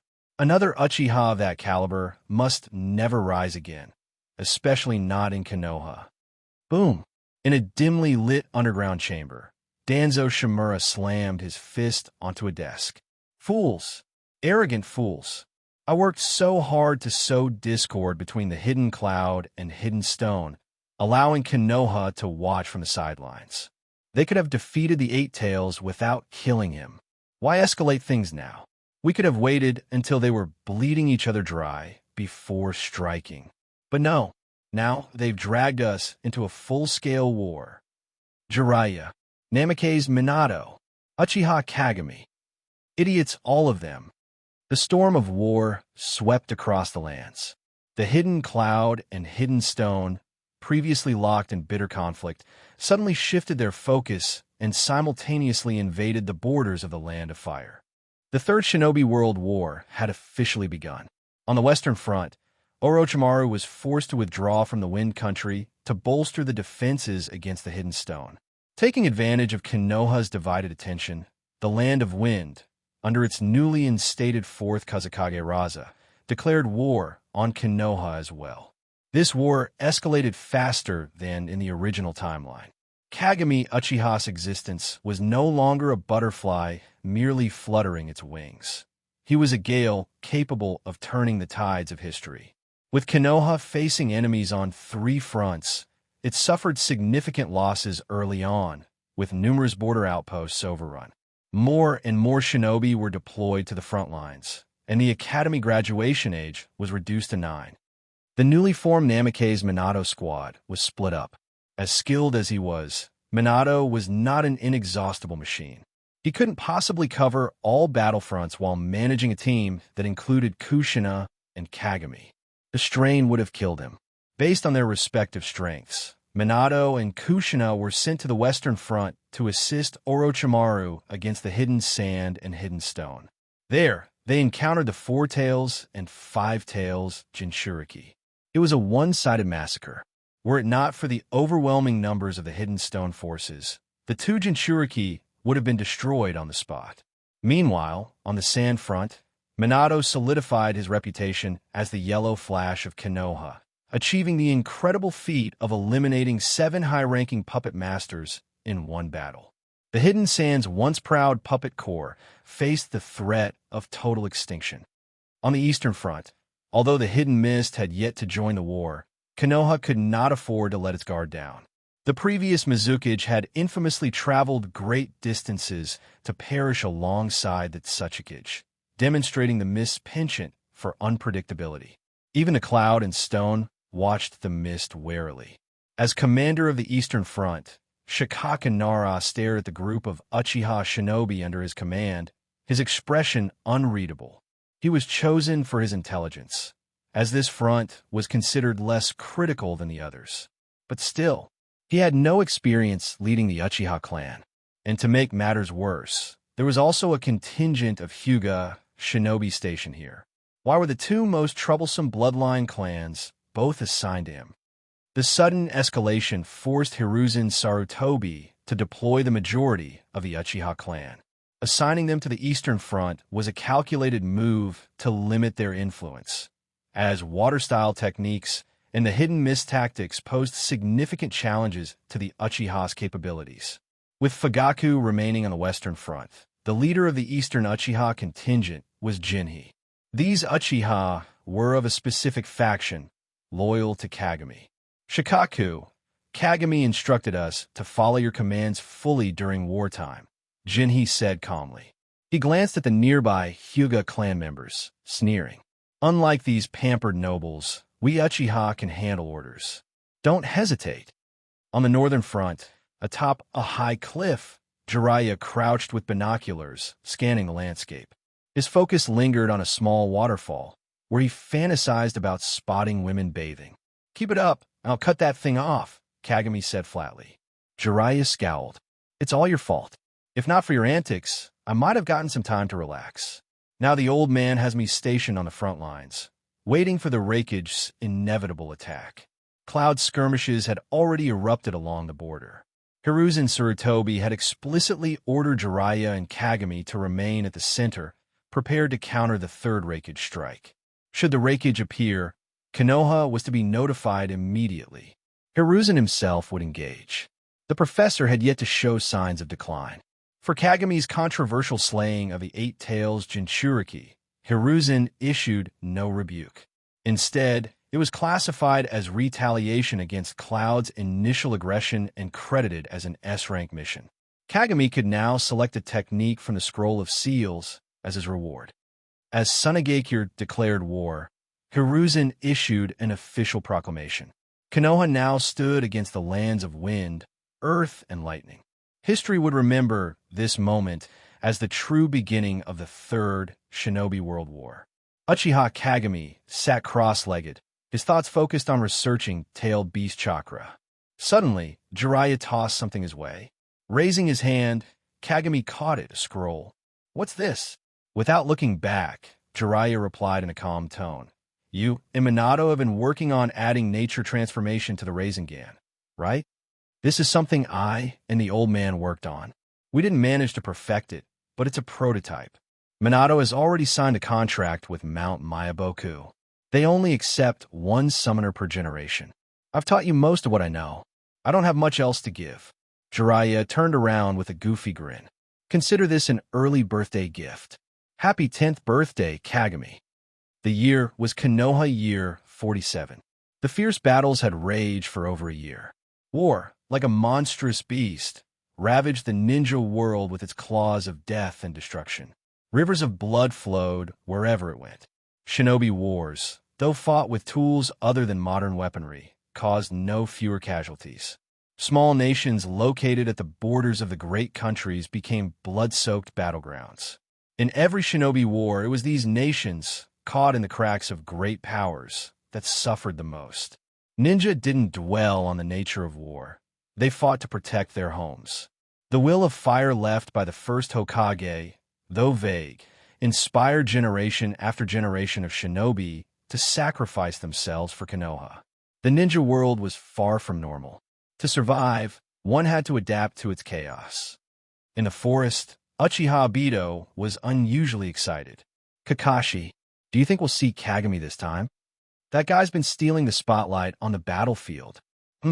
Once I awaken my Sharingan, even Kagami will bow before Obito-sama." After countless low-level missions, they were finally headed to the front lines, albeit on a supply delivery mission. Obito was already fantasizing about cutting down enemies and making Uchiha Kagami acknowledge him. And then, Kakashi, holding a book wrapped in a black cover, glanced at him. "Little Obito, you should call me sensei. I'm your leading jonin, after all." At only 11 years old, Kakashi had become a jonin, a year earlier than in the original timeline. Under the occasional rough guidance of Kagami Uchiha at the academy and the dedicated mentorship of Jiraiya, his talents had flourished. Jiraiya often remarked with amazement how, despite being a failure in his youth, his disciples grew into unparalleled prodigies. Even with his rapid progress, Kakashi was still outshined by Uchiha Kagami, who had achieved the rank of Jonin 2 months earlier through pure battle merit. However, nobody in Konoha dared to compare Kakashi to Kagami. The young prodigy stood alongside the Yellow Flash and Nine Tails Jinchuriki as part of Konoha's new generation of legends. All three were undefeated since their rise, with the Yellow Flash boasting the most prominent achievement, defeating Kazekage Raza. "You're nothing special, Kakashi. Wait until I awaken." "Awaken first, then talk," Kakashi interrupted, closing his book. "You've become the shame of the Uchiha clan. Still no Sharingan as a ninja? Maybe it's just not meant for you." Obito was about to retort when Kakashi's expression changed abruptly. He pushed Obito aside. "SHHKK. A kunai struck the spot where Obito had been standing, a tag wrapped around its hilt. Scatter, Kakashi ordered. Boom! Amid the clearing smoke, 5 or 6 cloud nin appeared, their headbands glinting in the sunlight. Silver hair, short blade. Ha, I've got your info. Hatake Kakashi, son of the White Fang, disciple of Jiraiya, and comrade to the Yellow Flash and Crimson Eye. A flash of light. Kakashi's blade moved faster than the eye could follow, piercing through the heart of the speaker in an instant. Too many titles. Just call me Hatake Kakashi. Azaru, you bastard. You dared to kill Azaru. Damn, Konoha scum. Kakashi stepped back, deflecting an oncoming attack. His calm, dead fish eyes betrayed no emotion. It's always you Cloud Nin making the first move. Then you cry foul when we retaliate. Is whining some kind of tradition in your village? Damn brat, how dare you insult us? I'll show you the strength of a Cloud Nin's rage. Kakashi sighed, shaking his head. Spending time with Kagami had given him a thicker skin against verbal abuse, and a knack for using it himself. Insults and rage. Your vocabulary is really limited. Did you learn nothing but pillaging? Maybe start over from monkeys and try evolving again. Right now, you barely qualify as humans. Lowering his voice, he turned to his teammates. Obito, Rin, send the distress signal and stay close to me. Got it. Though young, Obito and Rin had experienced bandit skirmishes before and weren't paralyzed by fear at the sight of blood. Kakashi prepared to strike again when a giant shuriken landed beside him. When did? Sensing danger, he disappeared in a flash of blue lightning. Boom! A massive shuriken materialized where he had been standing, embedding itself deeply into the ground. To dodge my magnet release, swift dual blades. Impressive. You truly are Crimson Eye's disciple. Disciple? Wrong. I'm his junior. Kakashi broke into a cold sweat as the figure stepped into view. Purple hair, a yellow scarf, and a massive square-edged shuriken. Just as the Cloud Nin had dossiers on Konoha's elites, Konoha had files on theirs. Troy of the Cloud, a Jonin and wielder of the magnet release, Kekkei Genkai. Elite among elites. Why was someone like him inside the Land of Fire? We were just aiming to disrupt your supply line, Troy said coldly. But catching a big fish like you, that's unexpected. He smirked. Whether you're a disciple or junior doesn't matter. To Kagami Uchiha, you're important. And that makes you a perfect hostage. Kakashi gripped his blade tightly, laughing coldly. Abandoning comrades is more your style, Cloud Nin. I see. Thwack, thwack, thwack. Troy bit down on a scroll, summoning 3 massive, square-edged shuriken. You're sharp, but those 2 kids of yours already touched my shuriken. They won't escape my magnet release. As Kakashi readied himself, a voice cut through the tension. Obito, Rin, stick close to me. Kakashi swung his blade, cutting through the first shuriken, but its shattered fragments nicked his arm. Damn it! The second shuriken came faster. Weakened by his injuries, Kakashi couldn't fully split it. Boom! The force sent him flying. As the third shuriken flew toward Obito and Rin, Obito gritted his teeth, trembling but resolute. I'll protect Rin, no matter what. His chakra surged, his eyes burning with the promise of awakening. SHNK. A soft sound echoed as the shuriken shattered into pieces. From the forest came the sound of deliberate footsteps. A tall, slender figure emerged, no shouts or overwhelming aura. Yet the sight of him alone turned the Cloud Nin to stone, their first instinct not to fight or flee, but to freeze. Like prey under the paw of a lion. I'll say this up front, the boy said, his voice icy. Kakashi isn't important to me. Secondly, scarlet eyes swept over them, pressing down with invisible weight. You may start running now. In the ninja world, there was an unspoken rule. If your squad encounters either the Crimson Eye or the Yellow Flash, retreating is permitted. As long as you return alive, no punishment will follow. Despite this, those who managed to escape encounters with either were few and far between. Among the rare survivors, a piece of advice emerged. If you pose a threat to Minato Namake's teammates, he might let you escape without pursuit. But against Uchiha Kagami, luck. Luck was the only factor. If Kagami was eating and you didn't disturb him, he was likely to let you go. Unfortunately for the Cloud Nin, they had provoked him, and at a time far removed from mealtime. Run! Troy screamed at the top of his lungs. Come a moment ago, he was now consumed by panic. Even though the odds of survival were slim, should they just give up? Never underestimate the Cloud. Damn it! Among the squad, only Troy managed to muster the courage to flee. The others? Their bodies refused to move. Thud! Something hit the ground, followed by a rolling sound. Troy kept running, sprinting for his life. His heart pounded as adrenaline surged. But something felt wrong. Why can't I see anything? Why? Why is my face against the ground? His rolling head came to a stop, staring at his own fleeing body. Come back. Take me with you. Don't you realize you've lost your head?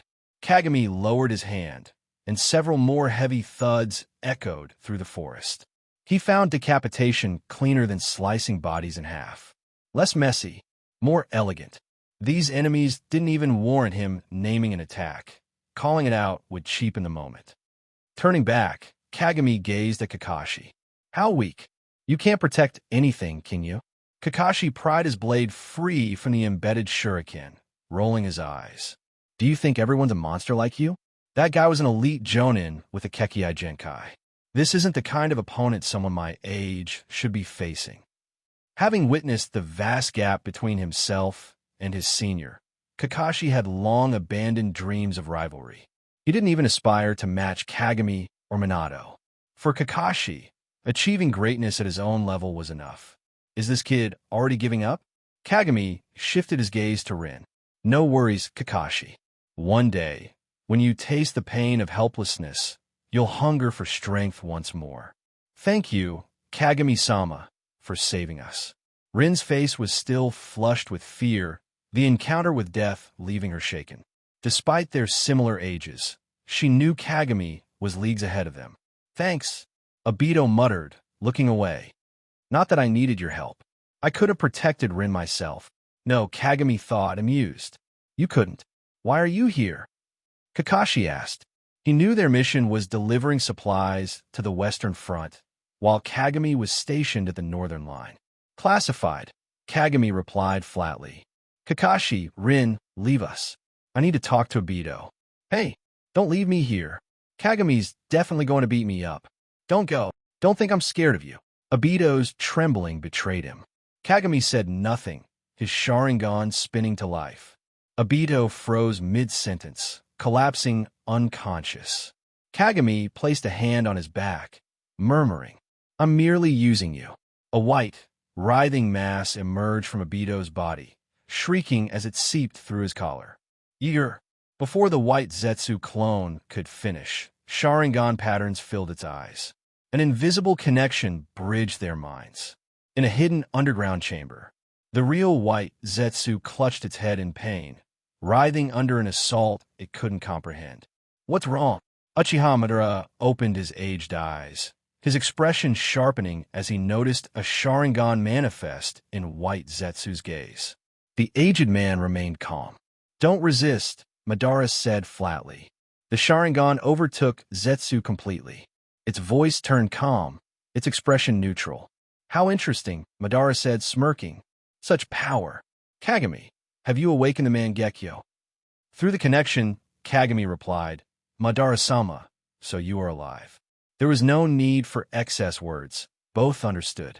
Madara had clearly been watching Kagami from the shadows, and Kagami wouldn't waste time explaining how he deduced Madara's existence. Anyone with such eyes could have seen the hints etched into the Uchiha stone tablet. Don't harm Obito, Madara said. He is my chosen successor. Of course not, Kagami replied. Like you, I wouldn't harm my kin. Kin. Madara's tone turned contemplative, recalling the twilight of his departure, when not a single Uchiha had followed him. Kagami, what is it you seek? I wish to meet you, Kagami said. To confirm a few things. There's no need. I am close to death. This decrepit form is too shameful. Madara-sama, Kagami said, his voice edged with a smile. I wish to know, how far am I from legend? Madara chuckled hoarsely. You remind me of Azuna, but you're far too arrogant. Boom! Madara unleashed a storm of malevolent chakra. A sea of corpses and blood drowned the mental plane, countless demonic wails echoing within. But Kagami's Sharingan glowed brighter. In the midst of the carnage, his will carved out a pillar of unshakable clarity. You've grown old, Madara-sama, Kagami said coldly. How can someone like you tolerate such a frail existence? What are you scheming? Madara responded plainly, peace in the ninja world. Kagami, the longer you live, the more you understand the inevitabilities of reality. The victors define the losers, and their existence becomes interlinked. Love births hatred. Love and hate intertwined. This is war. This is reality. With your eyes, you cannot see the final secrets of the stone tablet. If you could, you wouldn't be asking me this. Tell me, what do you think of this ninja world? With your power, you're qualified to succeed me. Kagami paused briefly. Then he laughed. Don't think living a few extra decades gives you the right to lecture me. There will always be a victor. Why shouldn't that victor be me? Why would I want to inherit your legacy? Uchiha, the ninja world's future. It's all mine to decide. Madara, this world belongs to me. Madara's voice faded, but the aura he left behind lingered. Though it wasn't Azuna, Madara now understood why Zetsu had compared Kagami to himself. An unyielding, absolute self-centeredness, an unwavering belief in one's own supremacy. Madara laughed, a rare, deep sound echoing through the cavern. How long has it been since I laughed like this? This child from the clan he abandoned had turned out to be so interesting. Kagami, our goals may differ, but your will, I acknowledge it. Come to the land of grass. I'll let you witness the true power of the Uchiha clan. Madara's voice turned mocking, taunting. Someone as competitive as you. Will it break your heart to lose? The connection through Zetsu's Sharingan dissolved, but Kagami's resolve remained undeterred. I have no need for empathy toward the defeated. I will always be the victor. Inside Kagami's mental space, the king of curses stirred. This time, Sukuna wasn't mocking or roaring with laughter. Instead, he studied the recent exchange with uncharacteristic seriousness. This world still harbors beings like him. Without Sukuna's cursed energy, Kagami knew he wouldn't have stood a chance against Madara's overwhelming ocular power. Even in his weakened state, without his Rasengan, Uchiha Madara was a living legend, a god among men. You're seriously going to meet him now? Sukuna's voice echoed, neither mocking nor derisive. For once, the King of Curses wasn't eager for chaos. You're strong, but facing him? That's borderline idiotic. He's not just anyone, Kagami. Of course I'm going, Kagami replied coolly. He felt the strain of suppressing in his Sharingan's evolution. The moment to unleash it had to be perfect. It's not about recklessness. I have things I need to confirm. Sukuna's eyes narrowed. This world, the humans here are overflowing with energy, and you've grown so much in so little time. Too fast, even for you. He chuckled darkly, his forearms flexing as cursed energy surged around him. And me? I've grown stronger, too. You've given me that.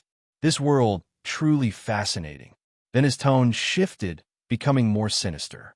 I can feel it, that other force lurking in your spirit, the one you keep locked away. Why resist it? Embrace the madness, Kagami. Let it out. With you and me combined, we could annihilate this entire world. Do whatever we want. Kagami's voice was flat. You want me to lock you away for another year? Keep talking. Sukuna's lips curled into a snarl. Kagami, you need me. We're two sides of the same coin, whether you admit it or not. I need your power, Sukuna, Kagami admitted, pulling a significant amount of cursed energy into himself. But as he left the mental space, he threw one last remark over his shoulder. Remember your place. You're just a weapon. Within the skeletal confines of his prison, Sukuna's fury burned like an inferno. One day, he would teach Kagami the true meaning of terror. I am your curse, Sukuna growled, his eyes blazing. "Why do you always use Genjutsu on me the moment we meet?" Obito's voice was shrill, filled with frustration. "What the hell did you even do this time?" Kagami didn't respond. Instead, he flicked Obito on the forehead, hard enough to stagger him. "You should thank me. I'm strengthening your mental defenses." The surrounding barrier Kagami had set up dissipated, and Kakashi and Rin approached. "You're leaving?" Kakashi asked, noticing Kagami's movements toward the western border. He wanted to ask more, but decided against it. A classified mission, he thought. For some reason, though, an unsettling feeling gnawed at Kakashi's chest. As Kagami disappeared into the distance, Kakashi's unease grew. Something about this departure felt final. "Why does Kagami always pick on me?" Obito grumbled, nursing a lump on his forehead. "Maybe he sees potential in you," Kakashi replied, half joking. "After all, he doesn't even bother with me or sensei." Obito rubbed his head thoughtfully. "Potential, huh? Maybe you're right." But Rin's expression darkened. Unlike the others, she sensed it clearly. Kagami didn't see potential in Obito. Kagami's disdain for him wasn't hidden. If anything, it was painfully obvious. The war had entered a more prolonged phase. The initial chaos had given way to tactical maneuvers and calculated strategies. Kagami informed Jiraiya briefly before heading off on his own. Meeting Madara was only the first step. Once that encounter was over, he would proceed with perfecting his Mangekyō Sharingan, his ultimate goal. In Kagami's eyes, the eternal Mangekyō wasn't just another step. It was the pinnacle. The Rinnegan, despite its connection to the Uchiha's lineage, was irrelevant. The Sharingan was their true legacy, and Kagami would push it beyond its natural limits. Suppressing his emotions as he traveled, Kagami focused on maintaining control. He couldn't afford for his Sharingan to evolve prematurely. But the thought of meeting the legendary Uchiha, of standing face-to-face with that historic figure, a maniacal grin spread across Kagami's face. He tried to suppress it, but it burst forth anyway, a laugh that echoed through the forest. Pure, unrestrained, maniacal laughter. Above the forested terrain, the piercing cry of a hawk echoed through the skies. Kagami slowly opened his eyes, the three tomo in his Sharingan spinning in unison. This was the resonance of ocular power. This was the pull of bloodline and destiny. Even separated by kilometers, two sets of Sharingan connected across the void. A surge of immense chakra swept across the air. As the younger Uchiha, it was only polite to announce his presence. Fire style, majestic flame destroyer. A sea of fire erupted, consuming the horizon and blotting out the sun. The deafening roar of the blaze tore through the sky, a tidal wave of flames stretching for kilometers. Then the inferno shifted. Kagami's hands moved, his chakra molding the fire. One by one, massive dragon heads emerged from the sea of flames, their roars echoing through the skies as they prepared to descend. In the mountains below, Madara Uchiha gazed upward at the fiery spectacle. His lips curled into a faint smile as he brought his iconic gunbai to the front. Impressive fire-style jutsu, but it's meaningless against me. The flaming dragons hovered in place, seemingly waiting. The hawk carrying Kagami flew closer, its wings slicing through the hot air. The land below began to shift. Circular craters formed as massive chunks of earth were torn from the ground, as if an invisible force had dug them out. Earth-style, mudstone mausoleum, Kagami murmured. But unlike the standard technique, the enormous rocks did not fly toward the enemy. Instead, they were drawn into the flames above. With a deafening crack, the stones burst apart, merging into the fiery dragons. Madara's interest was piqued. Clever, combining fire and earth elements to amplify the destructive power of the flames. From atop his hawk, Kagami let out a booming laugh. "Madara-sama, I humbly ask for your judgment. Ninja art, meteoric dragon swarm." The sky shattered as fiery meteors rained down, each dragon-like projectile carrying the wrath of the heavens. "Interesting," Madara muttered, still calm amidst the chaos. Standing in the heart of the inferno, his aged face displayed no fear. For greeting, this is acceptable. With a single hand seal, Madara countered. Fire style, majestic flame annihilation. A torrent of fire roared forth, dwarfing Kagami's technique in sheer scale. The collision of the two flames obliterated the boulders infused in the dragons, reducing them to ash. The resulting inferno illuminated the battlefield, the heat distorting the air and charring the earth. From the blaze, Kagami emerged, his figure cutting through the inferno.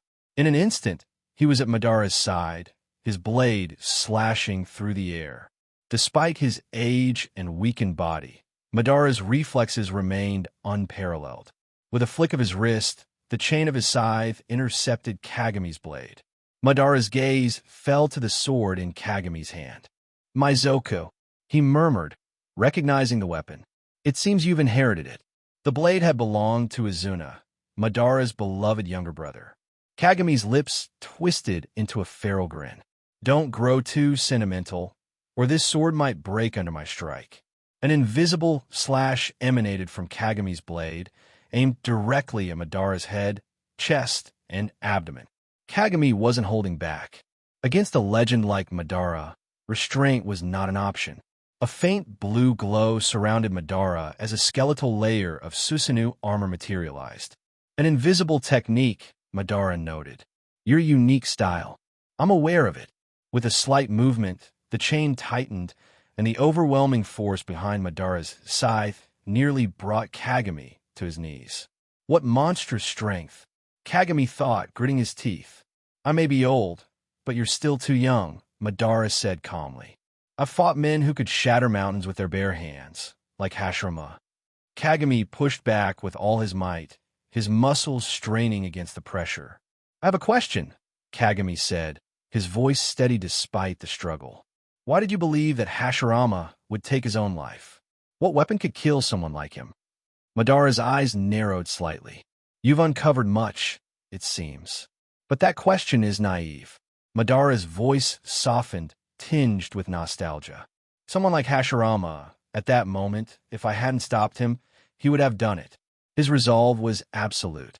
Even after everything that happened, Madara never doubted Hashirama's commitment. Kagami tilted his head slightly, his expression unreadable. "And do you regret it? If you had let him die, would things have been better?" "Regret." The battle paused momentarily, the two men locked in conversation as though they weren't fighting to the death. The one who faltered was Hashirama.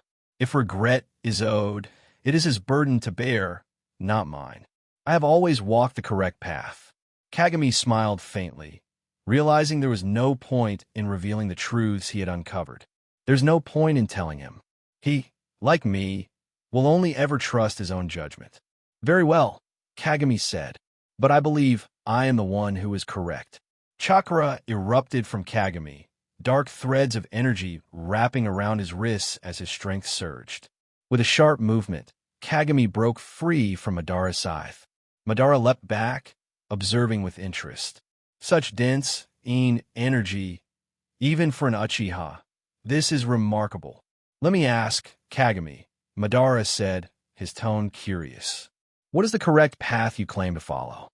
Kagami's smile grew wider, his twin blades humming with energy. "That doesn't matter. Victory will make my path the correct one. The defeated have no voice." Madara's laughter echoed across the battlefield. "Well said, Kagami. Well said."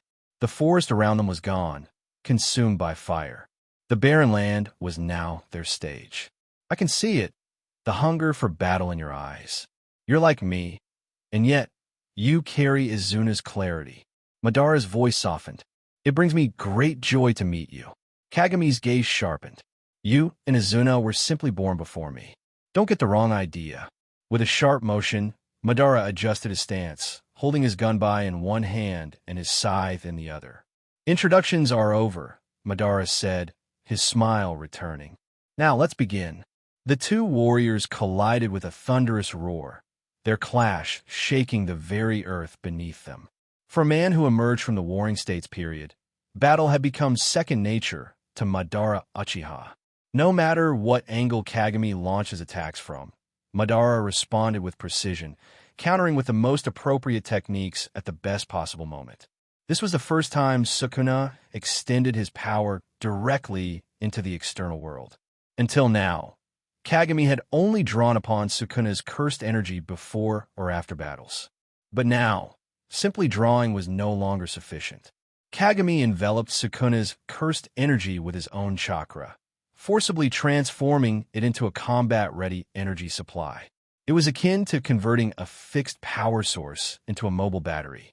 If Sukuna's perspective before had been akin to watching through a screen, now he felt every sensation as if it were his own body.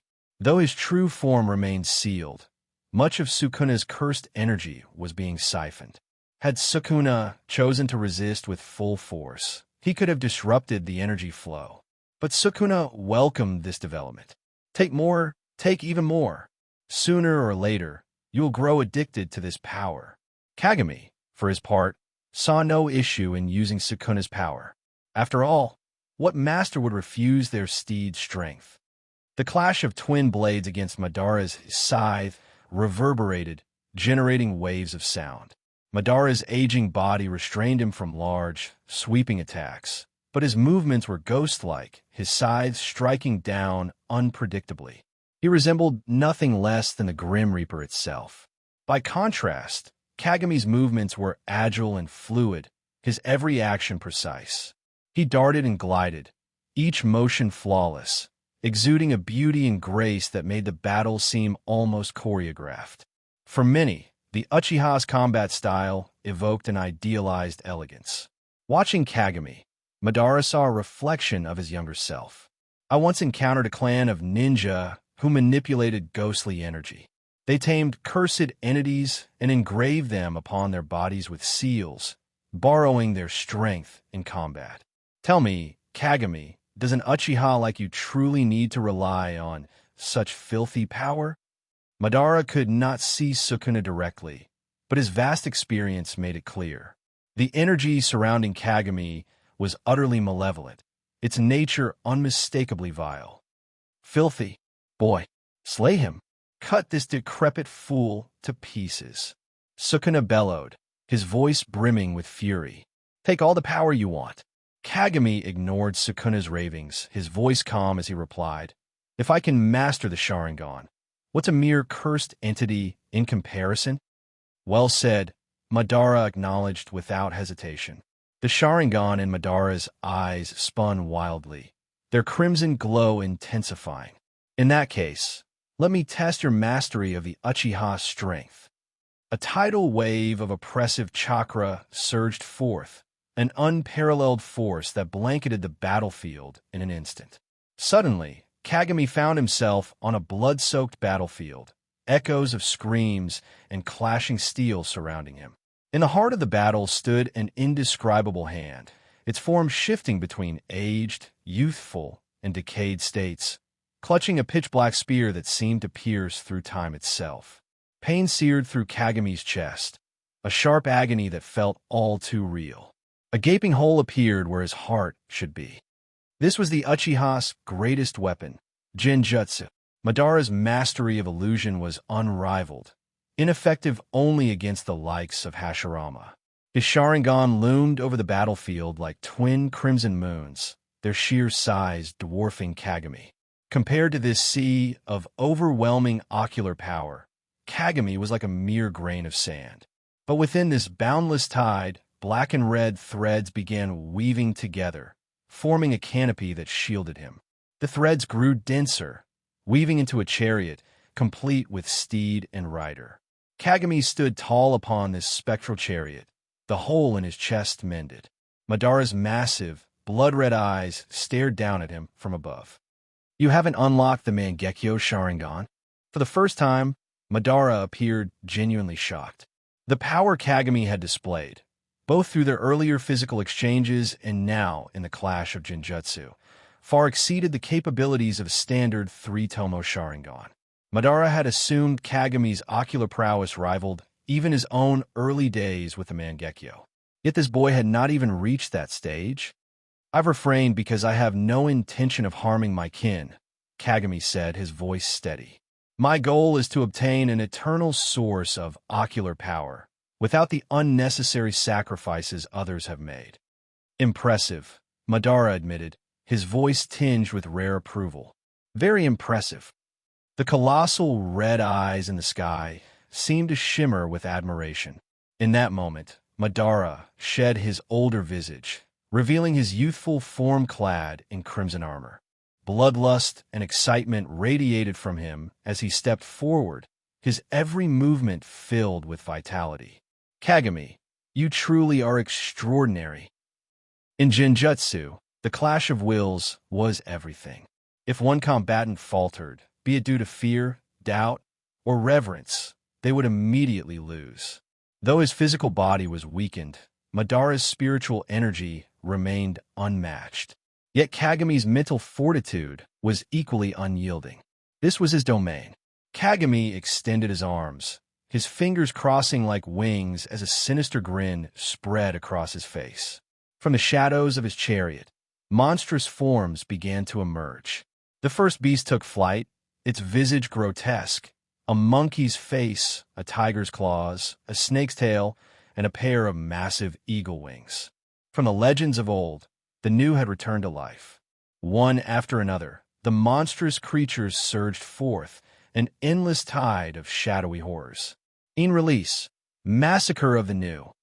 The first wave of creatures met a massive blue blade, their forms disintegrating upon contact. Madara's skeletal Susanoo loomed over the battlefield, its sword cleaving through dozens of beasts with each swing. This is the ultimate jutsu of the Mangekyō Sharingan, Madara declared. Both offensive and defensive, its power rivals that of the tailed beasts. This is Susanoo. Kagami's smirk widened as the remnants of the shattered beasts reassembled, their liquid-like forms pooling together. He raised his hand, his voice brimming with dark amusement. Tell me, Madara-sama, when you say rivals the tailed beasts, surely you mean the nine tails specifically? Madara's expression shifted, his youthful face displaying a flicker of surprise. Of course. What other beasts could compare? You're absolutely right. The liquid shadows condensed, taking on an enormous, feral shape. 9 black tails swayed ominously as a monstrous figure emerged, its crimson eyes burning with malice. The battlefield quaked beneath its roar. Behold, Madara-sama, Kagami said, his voice dripping with mockery. This is my answer to your Susanoo. 2 titanic forces stood poised for destruction, their clash inevitable. A crimson moon hung high, casting its eerie glow over the world of illusions. Beneath, it stood 2 towering behemoths, like mythical creatures brought to life. The calamity of the ninja world for a millennium, the Nine Tails. The divine warrior, Susanoo. Show me your full strength, and let me savor this. Uchiha Kagami. A radiant blue slash descended, cleaving the ground in 2. A massive chasm split the battlefield, separating the 2 colossal figures. Kagami remained silent, his eyes cold and calculating as his hands formed a seal.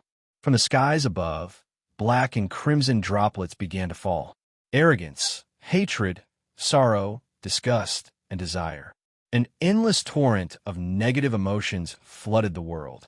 For an ordinary person, a single moment in this environment would warp their mind beyond repair. Void of yang release, pure Yin particles gathered before the dark Nine Tails, forming an enormous sphere of energy. The oppressive pressure caused the massive beast to sink under its own weight. Just a Yin-based tailed beast bomb, Madara's voice carried a hint of disdain. I'm impressed you even managed to form it. More accurately, it's a Yin-style Rasengan. Kagami's lips curved upward, or maybe we should call it a Rasengan cannon. Within Susanoo, Madara crossed his arms, exuding the confidence of a veteran warrior. Well then, let's begin. As his black hair billowed in the air, memories of his battles with Hashirama surged forth. Time had dulled many things, but regrets lingered. If only things had been different back then. No. In a flash, Susanoo's blade struck, tearing through the void as if severing reality itself. Impressive. Madara chuckled with satisfaction, leaning forward. So, your attack began long before I noticed. The enormous black sphere of energy wasn't the true attack. It was the subtle, insidious black and crimson rain. In Genjutsu, a battle of willpower, even a slight crack in resolve could spell defeat. Regret was the easiest emotion to exploit, corroding a person's will. You noticed, did you? Kagami grinned, unbothered by having his trick exposed. Distracting attention to mask a hidden kill. This strategy reminds me of a certain Senju fool, Madara remarked, his voice tinged with amusement. You must mean Tobirama's Senju. I respect his tactical mindset, Kagami replied. Madara's expression darkened slightly. Kagami, it seems you lack the grandeur of Hashirama. Enough. Stop droning on about the past. Kagami raised his blade, his three-tomo Sharingan radiating unrelenting ferocity. I'm not any of your past opponents. If you remain stuck in your memories, you're unworthy of my challenge. Madara, I came here with the intent to kill you. If you wish to live, face me with the resolve to die. Ha ha ha ha. Before Madara's laughter could subside, Kagami attacked. The Dark Nine-Tails unleashed its energy cannon, but instead of an explosion, it expanded outward, forming a black dome around Susanoo. Madara's brows furrowed. A dark cloak technique? Really? An Uchiha using a jutsu designed to counter other Uchiha. What a ridiculous choice, Madara muttered. The technique disrupted the brain's ability to process visual input, effectively nullifying all sight within its range. It wasn't just a technique to obscure vision. Its sinister whispers could erode even the strongest psyche. Annoying. Within the darkness, the clash of titanic figures raged on. The Dark Nine-Tails slashed at Susanoo with its claws, leaving deep gashes in the azure armor. But each severed tail morphed into a serpentine shadow, coiling around Susanoo, restricting its movements. Even when shattered, the serpents reformed, endlessly pressing the attack. Madara's patience wore thin as he decimated tail after tail. A piercing sound echoed as the black dome tore open, revealing the battlefield once more. Madara's Susanoo loomed tall, unscathed but visibly strained. He turned to the black Nine-Tails, now stripped of its tails. No more tricks, but Kagami was nowhere to be found. Madara's gaze shifted skyward. Against the backdrop of the crimson moon, Kagami stood atop his spectral chariot, gripping the reins in one hand. Behind him surged an army of black skeletal warriors, a tide of death poised to descend. Enough games! Madara swung Susanoo's blade. A brilliant azure light illuminated the entire illusionary space. With a single slash, the skeletal army and chariot were obliterated, leaving no trace behind. The gap in power was overwhelming. A sudden crackling filled the air as black-red lightning spread across the sky. A deafening boom followed, and the ground seemed to buckle under an immense force. This energy, Madara's excitement reignited as his blood boiled with anticipation. So, you're finally unleashing it. The azure flames of Susanoo roared, expanding its size further. With a deafening roar, a pair of massive wings unfurled. Susanoo had achieved its final form, complete and majestic. Kagami's twin blades, Mingzuin and Shirayuki, glowed with black lightning as he crossed them before him. His black hair danced wildly as his crimson eyes shone with murderous intent. Deep within the sealed realm, Sukuna extended his hand, black-red lightning sparking at his fingertips. He had always been the strongest in his previous world, constrained only by its limits.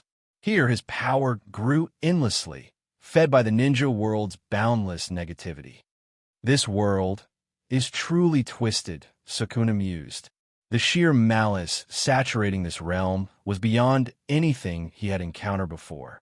Perhaps the gods feared me, so they sealed me here. Or perhaps they were simply afraid of being consumed. The seal on Sukuna's cage cracked open, allowing Kagami to siphon his cursed energy freely. Sukuna's malevolent grin widened. Too deliberate. Never in my life have I encountered a human as deranged as you, Kagami. You treat me like a wild beast, as if you could tame me? With his razor-sharp claws glinting, Sukuna roared. Then prove it, Uchiha Kagami. Back on the battlefield, Kagami swung his twin blades, sending arcs of black lightning cutting through the air. A booming roar erupted as two crescent-shaped strikes tore toward Madara's complete Susanoo. Simultaneously, Sukuna unleashed his own devastating slash from within his cage, tearing through the barrier between realms. The Cursed King and the ambitious Uchiha struck in unison. The ensuing explosion consumed the entire battlefield. A blinding light engulfed the world, erasing everything in its path. Crash! It was as if a massive mirror shattered, producing chaotic, jarring sounds. The illusory world could no longer withstand the immense impact and began to collapse. Reality. Twin blades and scythe halted midair. The wrinkles on Uchiha Madara's aged face eased into a faint smile. In terms of sheer ocular power, you surpass even Izuna. Kagami, you are a true genius. In a ghost-like motion, Madara's figure blurred. In the next instant, he appeared before Uchiha Kagami, his deathly scythe gleaming as it swept toward him. Slash! The blade stopped just short of Kagami's neck. Madara furrowed his brows slightly. Their final clash of ocular power had yielded no definitive victor. Before the conclusion, the illusory world had already disintegrated.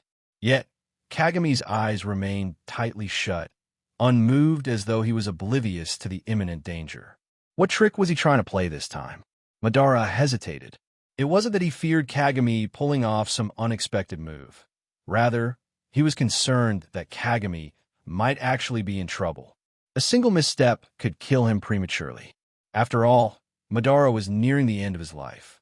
If Kagami were to perish now, it would be a waste. Deciding to test the waters, Madara shifted his strike, avoiding Kagami's vital points and aiming at his face instead. Crack! Madara's pupils contracted, his expression sharpening. A mouth suddenly appeared on Kagami's cheek, biting down on the scythe. Beneath Kagami's left Sharingan, an additional eye formed, dark and cold, radiating malevolence. So, you're the cursed entity residing within Kagami's body, Madara murmured, retracting his scythe with a tug on the chain. You're quite an unruly creature. From Madara's palm extended a translucent purple chain, shimmering faintly. Let me leash you properly. Just as I thought. Soon enough, I'll tear you apart, old man. The sinister voice from Kagami's face was hoarse and rasping, like something gnawing at bones. Boom! A surge of blood-colored energy rippled outward in violent waves. Black markings spread across Kagami's body like a creeping web. So, this is the taste of the shinobi world. This new world. The aroma of new humanity. Exquisite. Give me control, boy. Hand over your body. An indescribable aura of malice emanated, thick as a blackened fog. This pure malevolence surpassed even that of the Nine Tails. Madara let the purple chain fade and leaned back into a stone chair he conjured. Kagami, since you dare to harness such a creature, let's see if you can tame it yourself. After all, you are an Uchiha. The black and red energy spread like an unending tide. But no matter how much Sukuna raged and roared, the boy standing before him remained unmoving. Inside the mental realm, the crimson ceiling gate opened slightly. Sukuna's upper body emerged as endless bones and blood poured out. Meanwhile, Kagami stood atop the bloody sea, his gaze cold and indifferent as he watched Sukuna. The pain was excruciating. It felt as though his soul was being ground in a meat grinder, melted in a furnace, and reforged, only to be shattered and reforged again in a vicious cycle. A millennium's worth of malevolence. The wrath, regret, and hatred were ceaseless waves crashing against Kagami's spiritual form. From a sea of blood emerged countless hands, trying to drag him down into the abyss. Sukuna's memories began flooding into Kagami's mind. Ugly humans, endlessly repeating their cycles of love and loss, greed and anger, longing and hatred.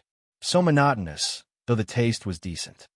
Kagami Uchiha, you and I are one. Sukuna stretched his forearms wide, as though to embrace him. This isn't consumption, it's unification. You'll become me, and I'll become you. From separate worlds, ours is a destiny most wondrous. Come now, together, we'll become the perfect being. Breathing hurt. It felt as though his lungs were tearing apart. His feet felt heavy, as though his bones had shattered. Something gnawed at his heart, but it didn't matter. No amount of pain mattered. The void within him had long been filled. He bore the weight of too many expectations. He couldn't lose. Kagami extended his hand. Do you realize, Sukuna? This seal doesn't just restrain you, it also binds me. At some point, I realized that with my current power, I couldn't fully open the seal. Have you not noticed? Whether it's your black slash, my own power, or even Madara's, all of it has been channeled into the seal. I told you once, didn't I? One day, I'll leash you like a dog. You didn't shatter the seal. We did. All of this was within my plan. Step by step. That's my principle. Crack. Boom. Sukuna sensed it immediately and looked up. A massive black spear appeared in the dim void, inscribed with densely packed sealing runes. Hiss. As Kagami's hand fell, the spear followed suit, impaling Sukuna through the chest and pinning him between the two realms. Silence. A moment of stillness. Then Sukuna erupted into wild laughter, his mirth echoing like thunder. Fascinating. Absolutely fascinating, Uchiha Kagami. Because of you, I've started taking interest in humans. You will release me eventually. I now look forward to your body even more. You're right. Delicacies must be savored slowly, step by step. The sea of blood and corpses receded back into the seal. Kagami turned and walked away. Before leaving, he cast one last glance over his shoulder, his crimson eyes burning with contempt for the so-called king of curses. Wait patiently. The leash you're waiting for, I'll bring it to you myself. Uchiha Kagami pushed his disheveled hair back as he looked at the leisurely figure of Madara seated on the stone chair. Getting too old to fight, old man. Madara rested his hands on his knees, appearing no different from an ordinary elder. There's no point in continuing. You've achieved your goal, haven't you? Besides, this body of mine is almost at its limit. Kagami seemed to recall something. By logic, Madara shouldn't have been able to leave the ghetto statue, as he relied on it to sustain his life. He hadn't thought much of it initially, subconsciously believing that if Madara had the ability to come out and fight, it wasn't strange. Perhaps it was some kind of wood clone technique. But given Madara's current words, the living corpse reincarnation technique, even without the Rinnegan, he could still use such a method? Kagami narrowed his eyes, feeling slightly offended. Is this some kind of clone technique? You really underestimate me. Madara remained composed, his tone flat.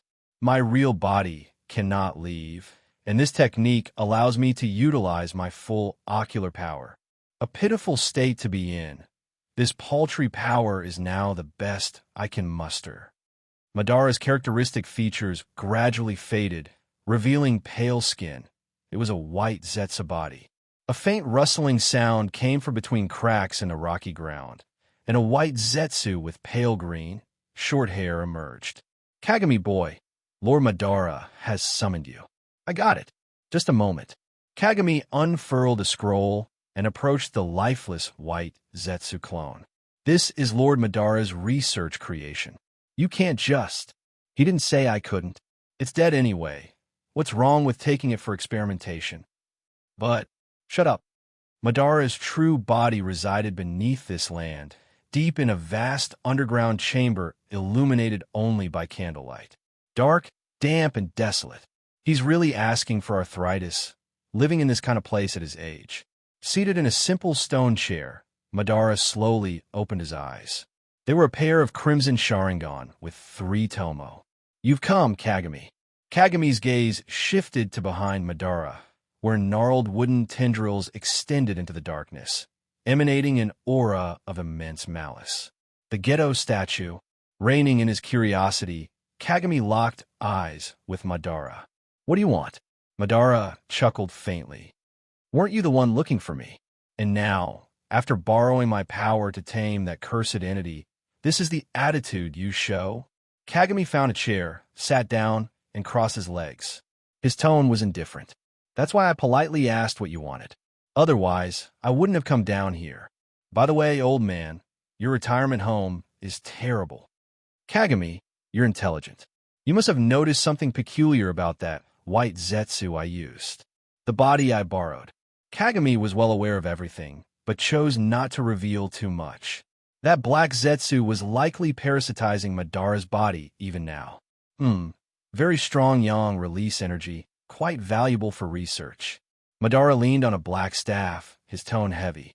The Sharingan represents the pinnacle of yang release and symbolizes the Uchiha clan. Meanwhile, yang release is represented by the Senju clan's vitality. If you wish to obtain eternal vision without harming your brothers, I have a correct path to offer. The words deeply moved Madara. Strength and talent were insufficient to sway him. What truly touched him was Kagami's earlier statement. It was something Madara hadn't realized until long after Izuna's death, while he brooded alone in the dark crypt. Perhaps there was a way to protect one's loved ones. White Zetsu is the product of my experiments with Hashirama cells. It contains immense vitality, yang release energy. I specifically prepared that white Zetsu for you. You could transplant a portion of it into your body. By doing so, when you awaken the Mangekyō, it should nourish your eyes, removing the curse of blindness. It's not a curse. Kagami's face remained expressionless. Yin and yang are interdependent. When yin and yang are separated, vitality ceases to exist. Excessive use of the Mangekyō leads to blindness because of an imbalance between yin and yang. There are two solutions to the blindness problem. One is to balance yin and yang. The other is to merge two pairs of closely related Mangekyō Sharingan. Extremes of yin produce yang, and extremes of yang produce yin. When pushed to the limit, balance is achieved. The shadows obscured Madara's expression, but a long sigh escaped him. "Kagami, you came too late." If there was anything Madara regretted in his life, it was failing to protect Izuna. "Sure, Sway, that's your brother's name, isn't it? As an elder brother, you are far more qualified than I ever was." Such profound insights had taken Madara years of deciphering the Sage of Six Paths stone tablet to grasp. But Kagami, pulling himself from his reverie, Madara stared at Kagami, his gaze deep. "Then, do you intend to accumulate the ultimate yin release and use the resulting reversal to obtain eternal vision?" Kagami shook his head. "Yes and no. I have my own plan. Regardless, a balance between yin and yang is ideal. Kagami, you might even acquire eyes like mine someday." He referred to the Rasengan. Madara couldn't predict what methods Kagami would use, but he eagerly anticipated it. After some thought, Madara decided against mentioning the Moon's Eye plan. The Sage of Six Paths had envisioned a perfect plan for a peaceful shinobi world. But Kagami, as he was now, wouldn't accept such a vision. He hadn't yet despaired of the world. Besides, Kagami didn't seem like someone who sought peace. "I won't pry into your plans. If you need more, feel free to return for another white Zetsu." White Zetsu. Uchiha Obito is the successor I've chosen. I will prepare a trial for him. He has the potential to awaken the Mangekyō, but requires the right guidance. For this, some Konoha ninja will have to die. Do not interfere. This was an exchange. Kakashi, Rin. Kagami chuckled. "Do as you please. What if one of the dead is your junior, Kakashi?" Aside from a few Uchiha clansmen, the lives of others mean nothing to me. My existence isn't to shield them. I've already warned Kakashi. If he dies due to his incompetence, he deserves it. Kagami rose from his seat, supporting himself on his knees. "Old man, I suppose we'll never meet again. Let me wish you a peaceful death in advance. Farewell." With that, Kagami turned to leave, clearly displeased by the dark environment. Watching Kagami's retreating figure, Madara muttered softly, "We will meet again." In the dense forest, Uchiha Kagami had just crossed the land of rain and was now within the borders of the land of birds. Since Obito hadn't yet been prepared, and Nagato's involvement wasn't in motion either, the land of rain was still under Hanzo's rule. Passing through had been relatively simple. Kagami leaned against a plump orange cat, whose hefty frame didn't impede its agility as it darted through the forest. Despite its round appearance, this cat, named Revolver, was astonishingly swift. His summoning hawk needed rest, so Kagami alternated between his aerial companion and this portly feline. Revolver wasn't meant for combat. Kagami only needed it for comfortable travel. It was so soft that he could even nap on its back. Sunlight filtered through the treetops, flickering across his face and the pages of the book he held. His recent battle with Madara had fulfilled every one of his objectives. First, he'd used Madara's power to unlock the seal on Sukuna. This was akin to forging a key and keeping it in his possession. When the time came, he could release Sukuna as he saw fit. Second, he had extracted a portion of Madara's ocular power, preserving it in his mental space via transcription seals. Kagami didn't need this energy for himself. It was bait for a certain fiery orange fox. Enough bait to provoke a rampage. Third, he had collected some white Zetsu samples. Initially, Kagami had considered using white Zetsu's yang release cells to counterbalance his ocular strain, but that plan was no longer viable.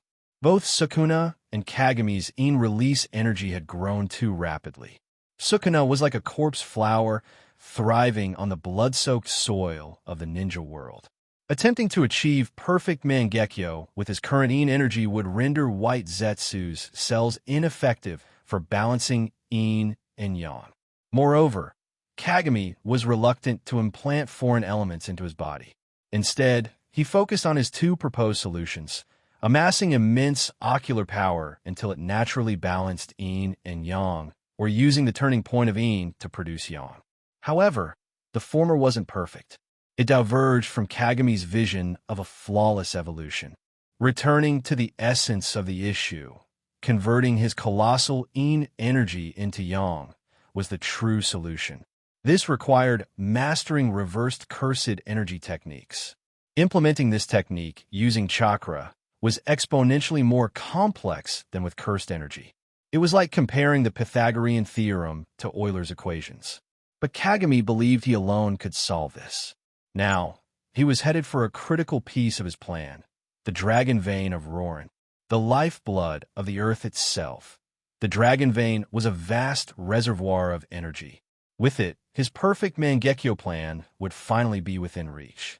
As for white Zetsu, Kagami didn't need it, but his little brother Sure Sway might. He truly spared no effort for his family. "Lord Kagami, Granny Cat asked me to remind you about the last payment for the ninja tools. When will it be settled?"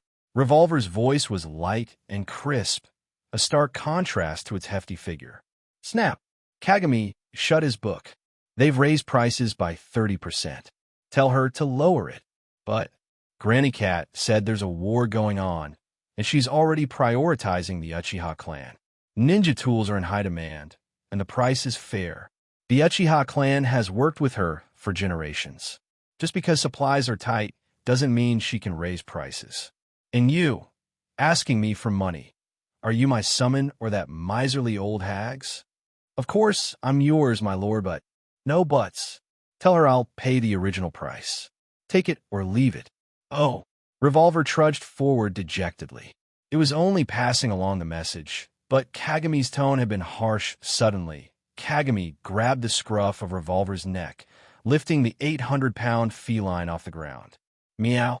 Revolver turned its head, its dark eyes filled with confusion and a hint of fear. "Stupid cat, you almost walked into an explosive tag trap." The faint sound of footsteps emerged from behind a tree. "Impressive as always, Crimson Eye. A bounty of 90 million Ryo. Looks like traps are useless against you. Green eyes, a Takigakure headband, and a masked face." It was Kakuzu. Kagami tossed Revolver to the side, the fat cat landing on a branch like a thick blanket. Kakuzu the bounty hunter. What a coincidence. Still, 90 million? That's not even 3 Asumas. Do they underestimate me? It really is a coincidence, Kakuzu replied. I came to this small country to hunt a 2 million bounty target and stumbled upon you. Black tendrils extended from Kakuzu's sleeves, writhing ominously. Your forehead protector reminds me of my first fight with the Konoha ninja, Hashirama Senju, the first Hokage. Kagami picked his ear nonchalantly. I fought Uchiha just a few days ago. You're mocking me, kid. Kagami chuckled. You started with the jokes. I'm just telling the truth. Enough. Kakuzu's gaze turned icy. Konoha's greatest genius. All alone. This 90 million is mine. 3 minutes later, Kagami had Kakuzu pinned to the ground, one hand gripping his neck. Kakuzu's hands clawed at Kagami's arm, to no avail. Black threads lay scattered, twitching weakly. Kagami's crimson Sharingan spun lazily. Where's the stash? The Uchiha clan's funds were running low lately, and he'd stumbled upon a fat sheep. What luck? Kill me if you dare. I'll never tell you. Kakuzu roared defiantly. Good spirit, Kagami mused, a dangerous glint in his eye. But for a ninja, dying is often the easy part. Living, now that's hard. Kakuzu's green eyes glazed over, caught in Kagami's jinjutsu. Kagami pulled a rope from his sleeve, tying it securely around Kakuzu's neck. Carrying rope was standard ninja practice, after all. Revolver, keep moving. Lord Kagami, were you about to call me fat just now? One end of the rope was tied to Revolver's tail, and Kakuzu bounced along the ground like a discarded rug. Kagami's expression remained stoic. No, you misheard. Amidst the boundless desert, the brutal sun bore down upon 2 figures traversing the barren sands.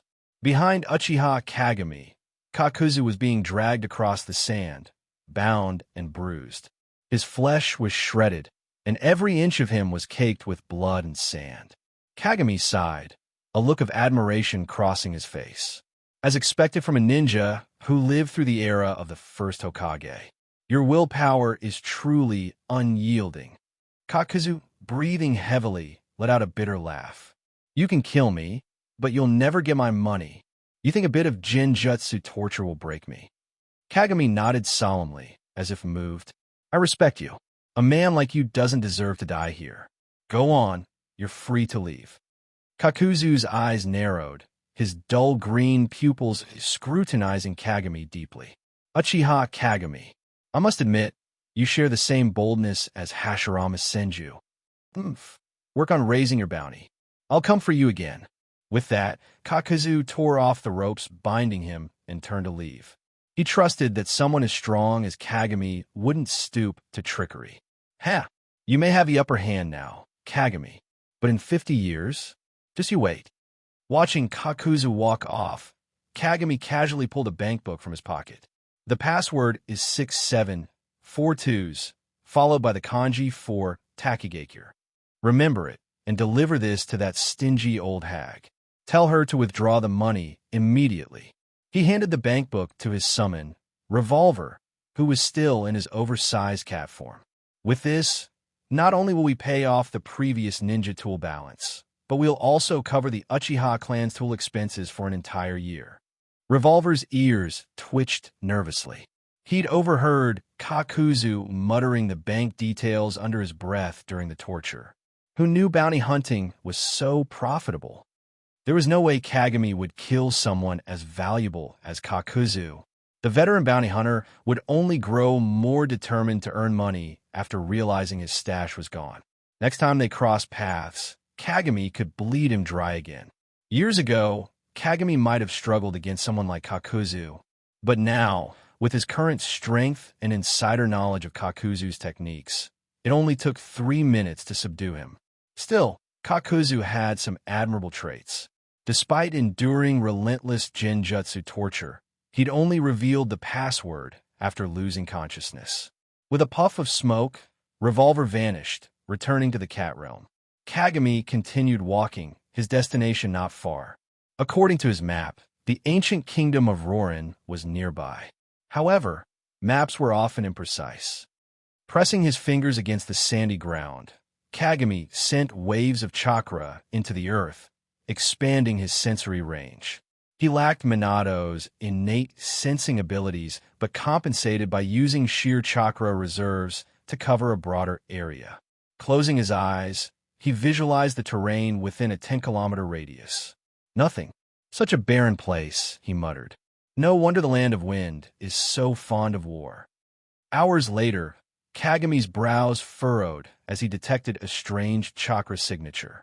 Unlike a typical ninja's, it felt hollow, as if it lacked vitality. He leaped in its direction, soon spotting a faint speck of orange amidst the dunes. As he approached, the figure noticed him as well, immediately adopting a defensive stance. Kagami halted a short distance away, a faint smile playing on his lips. The ninja world is small, isn't it? Or perhaps rogue ninja, like you, just prefer desolate places. Scorpion. Uchiha Kagami, the man muttered, his expression darkening. Chakra threads extended from his fingers, ready to summon his puppet, the third kazekage. Kagami's reputation as Crimson Eye preceded him, while Scorpion, or Sasori, had earned his S-rank rogue ninja status. He knew he couldn't compare to someone who could sway the outcomes of entire battles between nations. Aren't you supposed to be playing cat and mouse with Sakumo Hatake? What brings you here? Kagami didn't rush to attack. He was tired of constant fights. Besides, fighting someone like Sasori would end too quickly to be entertaining. Sasori's eyes narrowed, his voice low. The Land of Wind is my home. What's so strange about me being here? The real question is, what are you doing away from the front lines? Kagami paused thoughtfully, then chuckled. I get it. You're here for Rorin, aren't you? Out of puppets after fighting Sakumo. So now you're looking for a restock. Sasori stiffened, panic flashing through his mind. Damn it. Am I under Jinjutsu? No, that's impossible. I don't rely on sight to perceive the world. I'm a human puppet. So how? Did I say something to give it away? No. His words hadn't revealed anything. But how else could Kagami know? With a puff, the third kazekage puppet floated into the air, Sasori's face set in a grim scowl. Crimson Eye, let's see if you live up to your name. Kagami casually swiped his fingers through the air, sending an invisible slash that severed Sasori's chakra threads. As the kazekage puppet dropped to the ground, Sasori moved to reconnect the threads, only to hear Kagami's voice again. Your core is in your left atrium. Destroy that, and you're finished. The cold, emotionless tone sent chills down Sasori's spine.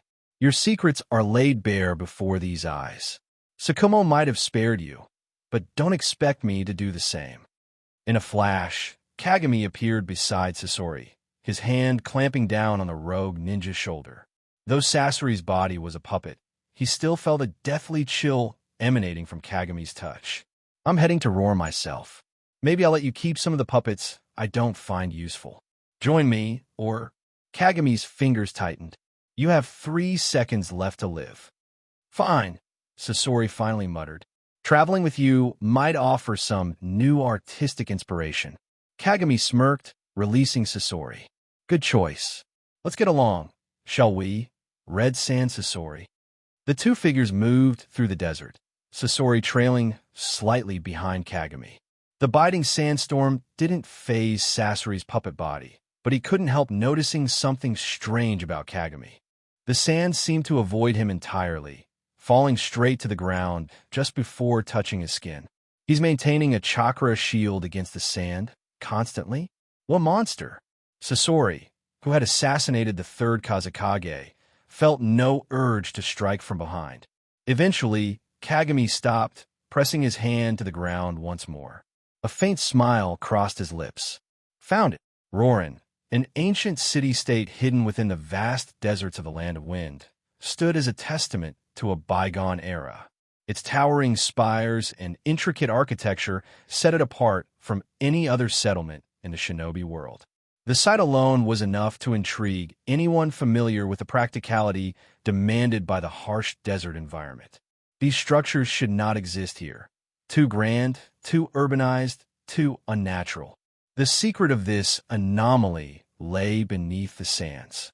Roran's queen wielded a unique power to manipulate the dragon vein, an immense reservoir of earthbound energy buried deep underground. This ability allowed her to draw forth the land's energy and mold it to the city's needs. As Kagami surveyed the sprawling towers of Roran, Sasori unfurled an ancient scroll, his voice cold and measured. It seems the Queen of Roran has forsaken the ancestral laws. Kagami turned, his keen eyes catching the tension in Sasori's movements. You have intel I don't care to elaborate. Sasori hesitated for a moment before speaking, his words deliberate and laced with bitterness. My father was a member of the Roran royal family. Kagami raised an eyebrow, his curiosity piqued. You?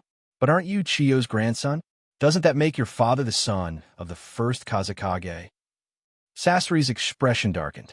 My father was a redhead. The first kazekage and Lady Chiyo had black and violet hair respectively. My mother was their child. My father married into the family. Kagami nodded thoughtfully, piecing together the familial intricacies. So what's this? A long-lost prince's quest to reclaim his kingdom. Sasori's face twisted into a grimace, his puppet-like features straining against the irony. The Roran royal line only bestows the ability to control the dragon vein upon its women, what they call the royal vein. I was never a contender for the throne. His tone grew colder. All I seek here are resources. I'll turn my so-called kin into puppets, if that's what it takes to fulfill my goals. Kagami smirked, his voice casual yet cutting. Your goal is revenge against Sakumo Hatake, isn't it? The puppet master's silence was answer enough. Then you better make it worth watching, Kagami teased. Sasori dismissed Kagami's taunts and redirected the conversation. The dragon vein, if that's what you're after, is impossible to harness. Many have tried, none have succeeded. The most anyone's managed is sealing it away. Kagami's lips curled into a confident smile. Just because others failed doesn't mean I will. That unwavering self-assurance made Sasori pause. For a fleeting moment, doubt crept into his thoughts, but he quickly dismissed it. Let's see how far you get, Sasori muttered, clutching his scroll tightly. Kagami, however, wasn't merely chasing power. He had a deeper purpose for coming to Roran, one rooted in the very fabric of time and space. Years ago, an incident tied to the dragon vein had led to the fourth Hokage, Minato Namake's, encountering a future version of Naruto Uzumaki. That meeting held significance far beyond what anyone in the present could comprehend. The dragon vein possessed a mysterious connection to time itself. Kagami needed to confirm something crucial. Would Naruto appear? Would a glimpse of the future show him whether this world was the original Naruto timeline? If it was, had his presence already altered the course of history? And if this world was entirely separate, what did that mean for everything he sought to achieve?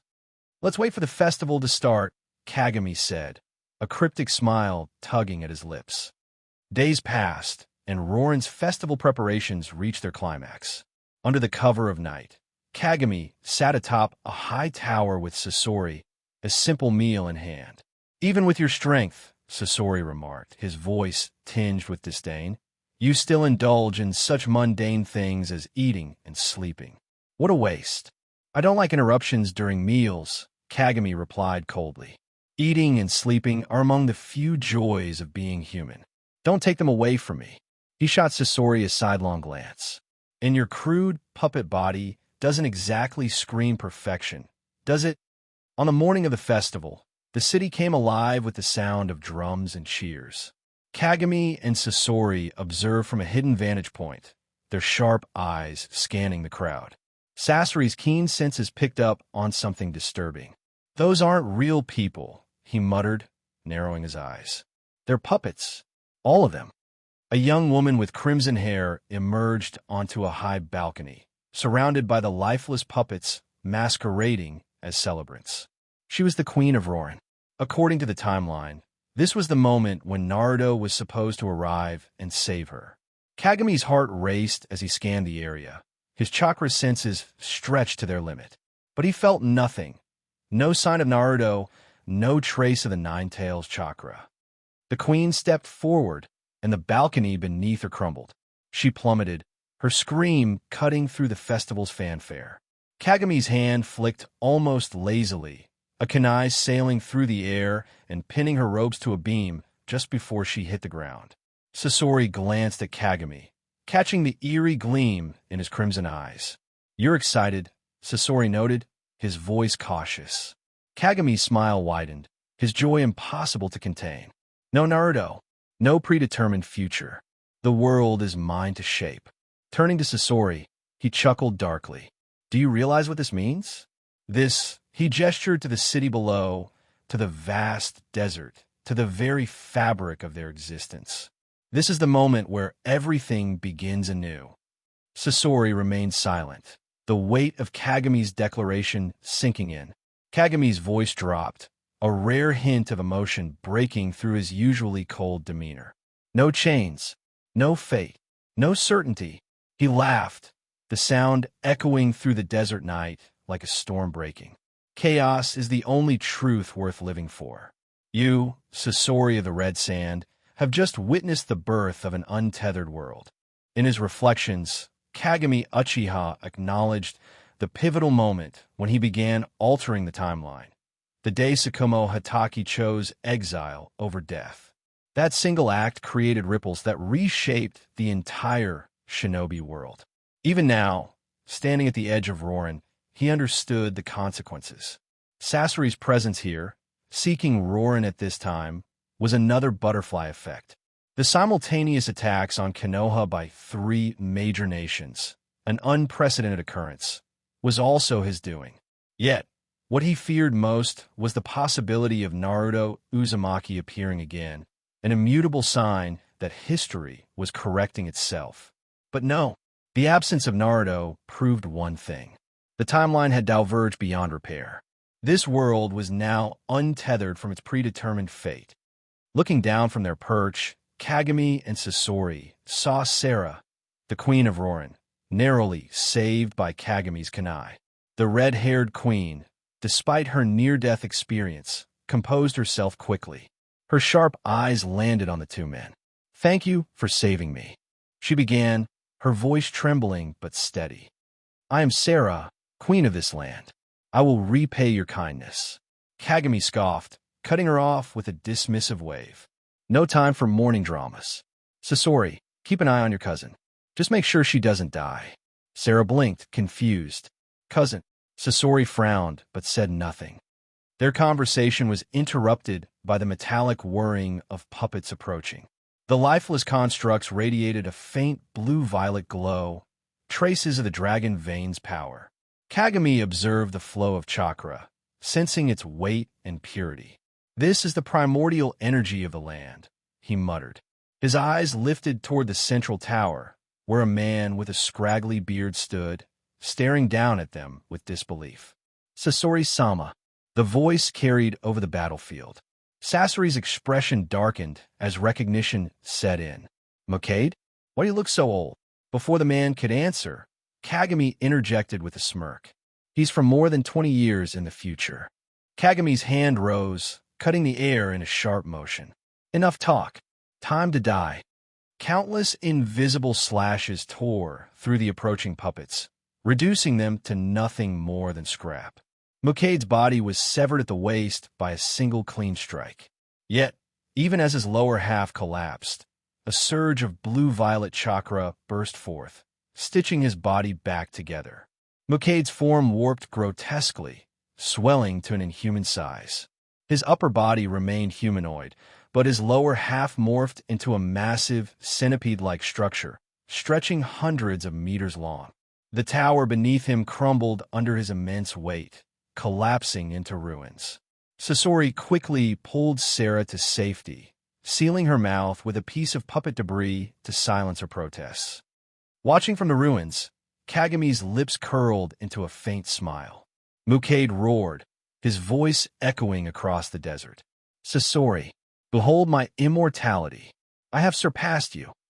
Electric blue flames sparked around him as he unleashed the power of the dragon vein. Kagami stood unfazed, perched on a broken tower. Mokaed snarled, his voice a guttural growl. Die! Dragon Vein Fireball! A massive surge of blue-violet flames roared toward Kagami, threatening to engulf him entirely. Without moving, Kagami flicked his wrist, slicing the attack in two with an unseen slash. The flames curve harmlessly around him, unable to touch his body. Is that all? Kagami mused, his tone cold. Mokaed screamed in frustration, unleashing an even larger torrent of flames. Kagami remained still, lifting a single hand. In his palm, a spinning blue sphere began to form. Rasengan. The spiraling sphere soon erupted into a fiery blaze, expanding to a massive size. Flames danced along its surface, radiating an intense heat that distorted the air. Kagami's voice was laced with cold amusement. Let me show you what true fire looks like. The fiery Rasengan grew, transforming into a ball of crimson fire. The light it emitted was harsh and unyielding, burning with an almost divine fury. It wasn't just fire, it was annihilation incarnate. Even in his sealed state, Sukuna felt the power of the flames. He had always prided himself on his mastery of fire, a force he considered his own. Yet, as he watched through the veil of Kagami's mind, he couldn't help but feel a twinge of unease. These flames were unlike anything he'd ever seen. Cold, unmerciful, and utterly devoid of life. They didn't burn to sustain, they burned to destroy. Kagami raised his hand, the crimson sphere hovering above his palm. With a simple gesture, he launched the attack. The fiery orb descended slowly, like a falling sun. Sasori didn't wait to see the aftermath. Grabbing Sarah, he bolted toward the outskirts of the city, cursing under his breath. Damn that Kagami! Does he have no regard for anyone else? As he ran, the oppressive heat of the attack bore down on him, threatening to consume everything in its path. Mokaed froze, his monstrous form trembling under the weight of Kagami's power. In his final moments, a strange thought crossed his mind. Such a magnificent death. Am I even worthy of it? Kagami's voice was calm and detached. Time to exit the stage. Flame release, crimson hell. The world ignited in a sea of red. Flames surged in every direction, consuming the city, the puppets, and everything in between. For a moment, the desert was no more. There was only fire. A sharp and intense glow erupted as deep crimson flames shot skyward, blooming like a lotus of fire. The entire sky turned a vivid red, mirroring the inferno below. This was a vision of hell. Suspended in midair, Kagami Uchiha stood amidst the destruction. The ruins of the towers beneath him were nothing but shattered remnants. His ability to hover came from a technique he had once copied from a Wagakure shinobi during a clash, the light and heavy rock technique. Though he lacked the mastery of Inoki, who could freely soar the skies, levitation was well within his grasp. The fusion of In release and fire release had birthed a new Kekkai Genkai, and it was unparalleled in power. Jiraiya's research, which Kagami had studied, proved instrumental in enhancing techniques like the Rasengan with elemental attributes. The Uchiha clan had always been known for their vast reserves of chakra, but Kagami's prowess went beyond. Even Madara had recognized that his In release capabilities surpassed those of Izuna, who possessed the Mangekyō Sharingan. Kagami understood one truth clearly. His path to ultimate strength lay in the development of his In-based abilities. The flames consumed everything in their path, reducing the surroundings to ashes. Mokaed, who had boasted of his immortality, was nowhere to be seen. The crimson fire continued its relentless spread, devouring even the soil and stone. It showed no signs of extinguishing. Descending gracefully to the ground, Kagami turned his gaze toward a specific direction. In a flash, he appeared before Sasori and Sarah. Sarah, bound by a chakra string with her mouth sealed, trembled in fear. Tears streamed from her wide eyes. What is happening? Who is this terrifying man who seems to have come straight from hell? Sasori, on the other hand, struggled to suppress his emotions. Since becoming a human puppet, he hadn't felt this overwhelmed. The sight of Kagami's power had made it painfully clear. The gap between them was insurmountable. Uchiha Kagami, are we heading to the Dragon Vein next? Using her, Sasori asked, gesturing toward Sarah. Kagami didn't bother answering. With a glance, Sarah's pupils reflected the spinning tomo of the Sharingan. Under the influence of his Jinjutsu, she began walking toward a specific direction. You see how convenient the Sharingan is? Kagami remarked casually to Sasori. Would you like a pair for yourself? Sasori's eyes glinted with intrigue. And the price? Kagami smirked. Simple. In your next life, be born into the Uchiha clan. As Sarah led the way under Kagami's control, Sasori's fists clenched behind him. He knew, had it not been for that earlier display of overwhelming power, he would have fought Kagami to the death, even if it meant exposing his vulnerabilities. In a massive tower hidden within the heart of Rorin, countless emaciated workers toiled endlessly, turning gears. These were the true citizens of Rorin, enslaved by Mukade to fuel his ambitions. Sasori's attention was drawn to the puppet materials scattered across the workspace, though his simmering anger was evident. Guided by Kagami's Jinjutsu, Sarah approached a ceiling platform. At its center was an opening that resembled an eye, for which faint streams of blue-violet energy seeped. Kagami watched intently as the bloodline of Rorin's royal family resonated with the dragon vein. Sarah's hands pressed against the seal, and the energy began to surge. The dragon vein, the Earth's lifeblood, was an immense reservoir of natural energy. Its sheer magnitude made it comparable to a tailed beast, perhaps even surpassing one. While the Ninetales was said to have limitless chakra, even it needed time to replenish. The dragon vein, however, was inexhaustible, an anchor of stability for the world. It wasn't just raw power. It was a primordial force that could even rupture the fabric of time. The seal broke. An endless pillar of blue-violet energy shot into the heavens, accompanied by the faint roar of a dragon. The ground trembled violently, the shockwaves rippling across the landscape. Uchiha Kagami, Sasori called out, his voice tinged with urgency. No one can truly control the dragon vein. At best, it can be temporarily harnessed, as Mukade attempted. This power isn't meant for humans to wield. Kagami didn't respond. He leapt onto the ceiling platform, where the formation's symbols danced wildly, struggling to contain the unleashed energy.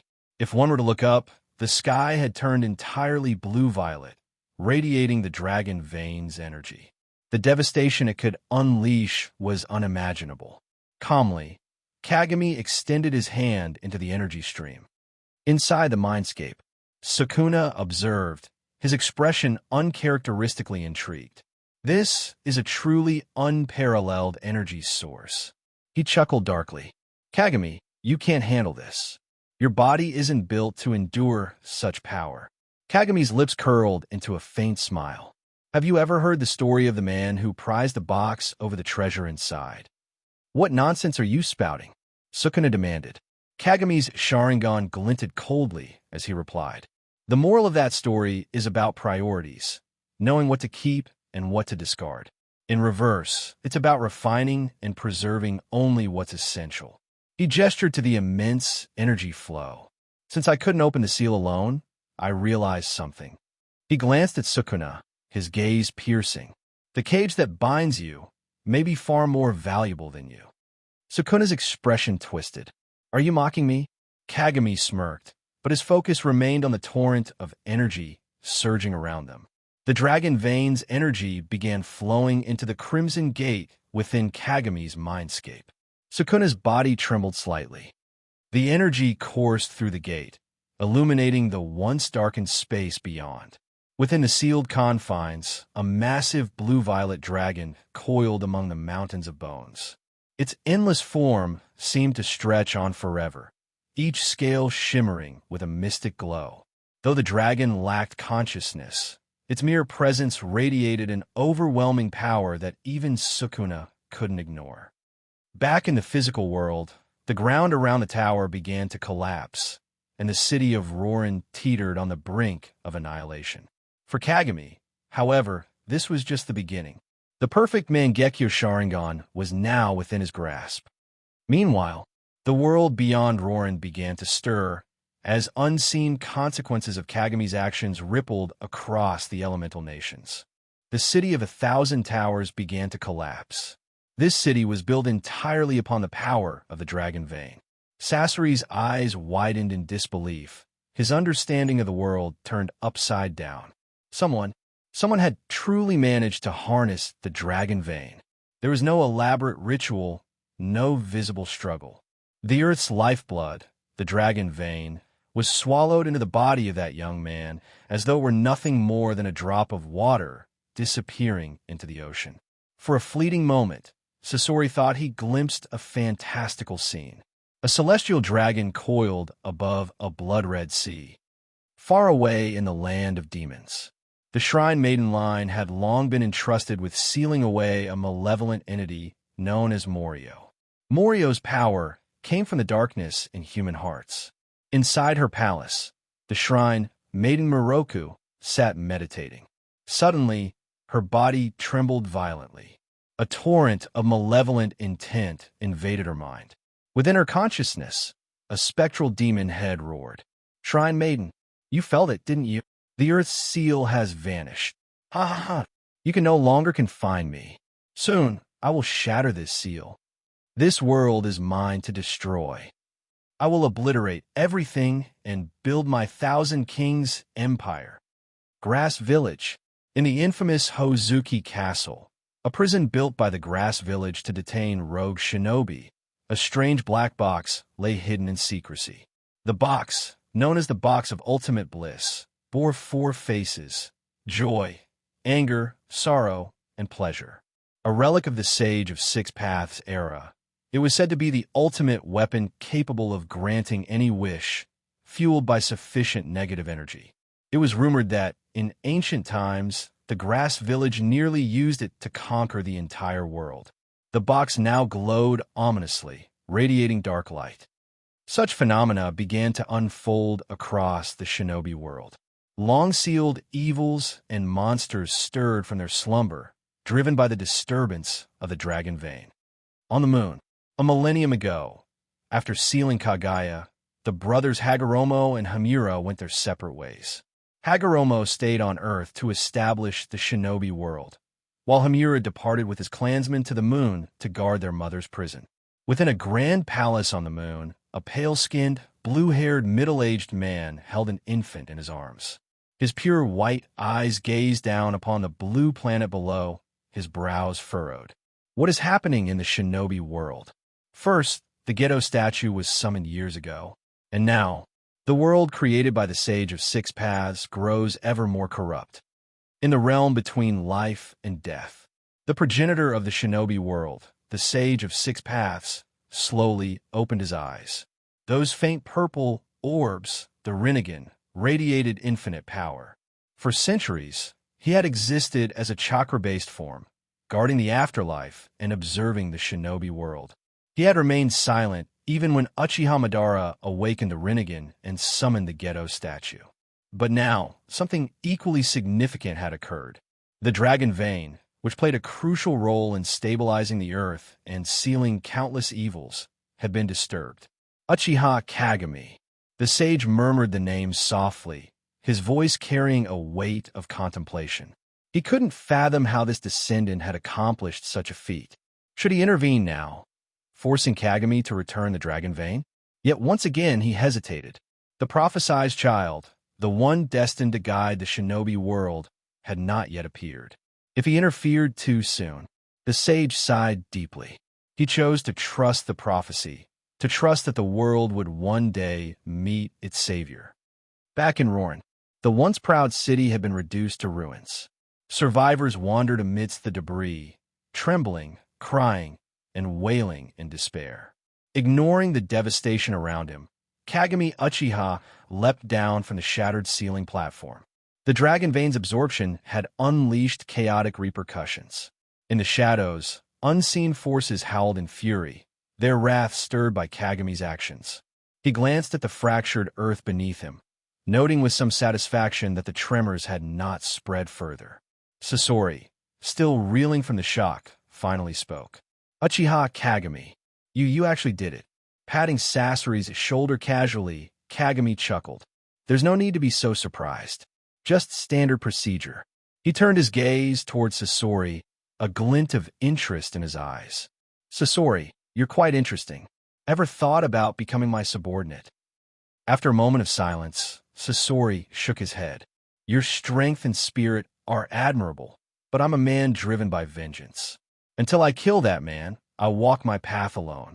What a pity, Kagami mused, a faint smirk playing on his lips. I doubt you'll succeed against Itachi Sakumo, though. He shrugged and let the matter drop. Sasori's allegiance wasn't worth pressing for. Suit yourself. I'm leaving. Once you've scavenged whatever scraps you want, I suggest you do the same. This place feels like it's about to collapse entirely.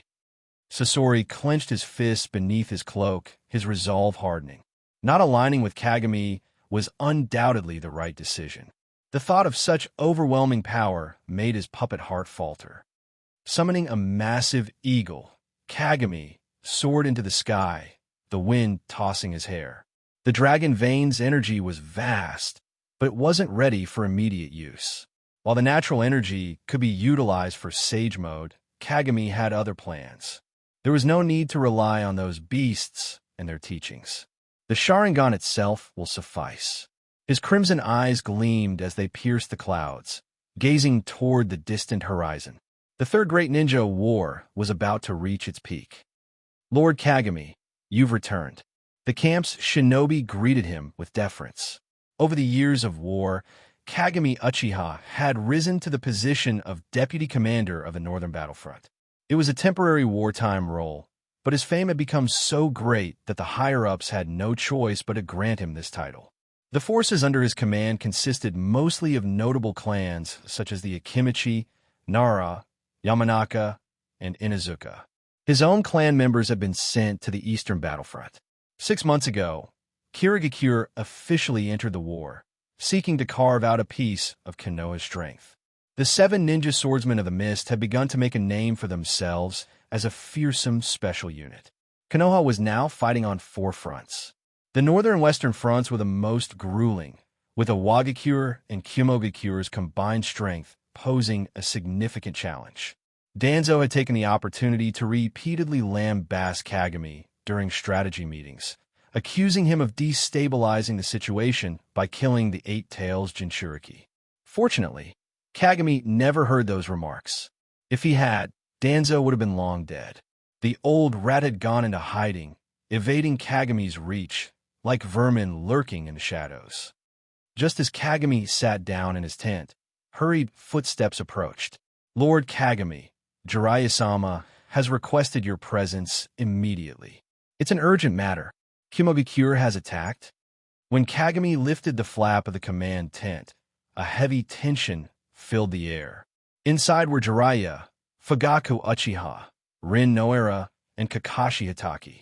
Kakashi stood stiffly, lifeless and numb, his expression mirroring the one his father bore years ago. Kagami cast a glance at Fugaku and spoke bluntly. "Why are you here?" "That can wait," Jiraiya interjected grimly. "Kagami, Obito has fallen." Kagami's expression didn't shift. He had deduced as much when he didn't see Obito in the tent upon entering. Observing Kakashi closely, Kagami noticed something peculiar. Both of Kakashi's eyes were intact, though his chest was heavily bandaged. It seemed that the exchange of eyes between Kakashi and Obito in the original timeline had been circumstantial, rather than part of Madara's machinations. Had events followed the same path as before, Kagami would have found it odd. He stepped forward, standing directly in front of Kakashi. Kakashi's lifeless eyes slowly lifted to meet his. "Kagami, Obito is gone." "I know," Kagami replied coldly. "And?" Kakashi fell silent for a long time before rasping out his words. "Where were you? Why didn't Minato-sensei respond to me? I was so close to saving him." Tears streamed down Kakashi's face, soaking his mask and falling to the ground. For days, He had been silent, refusing food or drink.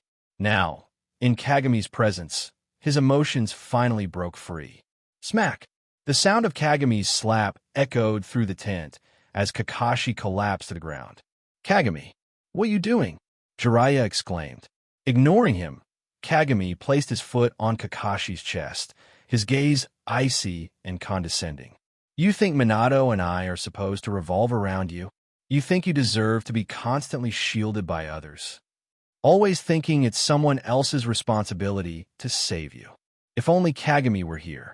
If only Minato were here." "What?" Kagami leaned down, grabbing Kakashi by the collar and bringing their faces close. "You call yourself a shinobi? You abandoned yourself the moment you lost a friend. Pathetic." He pointed outside. "This is war, a battle for survival. While I'm standing here talking to you, more Konoha shinobi are probably dying out there. Obito was nothing special. Neither are you, and neither am I. If you want to cry, go do it somewhere else. I don't have time to listen to your whining." With that, Kagami shoved Kakashi backward with his foot, sending him sprawling out of the tent. Rin immediately followed, concerned for her teammate. "Kagami, your methods are too harsh," Jiraiya said with a sigh. He didn't condone Kagami's approach, but he didn't stop him either. He couldn't bear to see Kakashi fall into despair, but he also knew Kagami's harshness might just be what was needed. Turning to Jiraiya, Kagami spoke with an air of indifference. "You're mistaken. That wasn't a motivational tactic. I just felt like scolding him." After a brief pause, Jiraiya shifted the topic to Fugaku. During your absence, Kumogakure launched several skirmishes.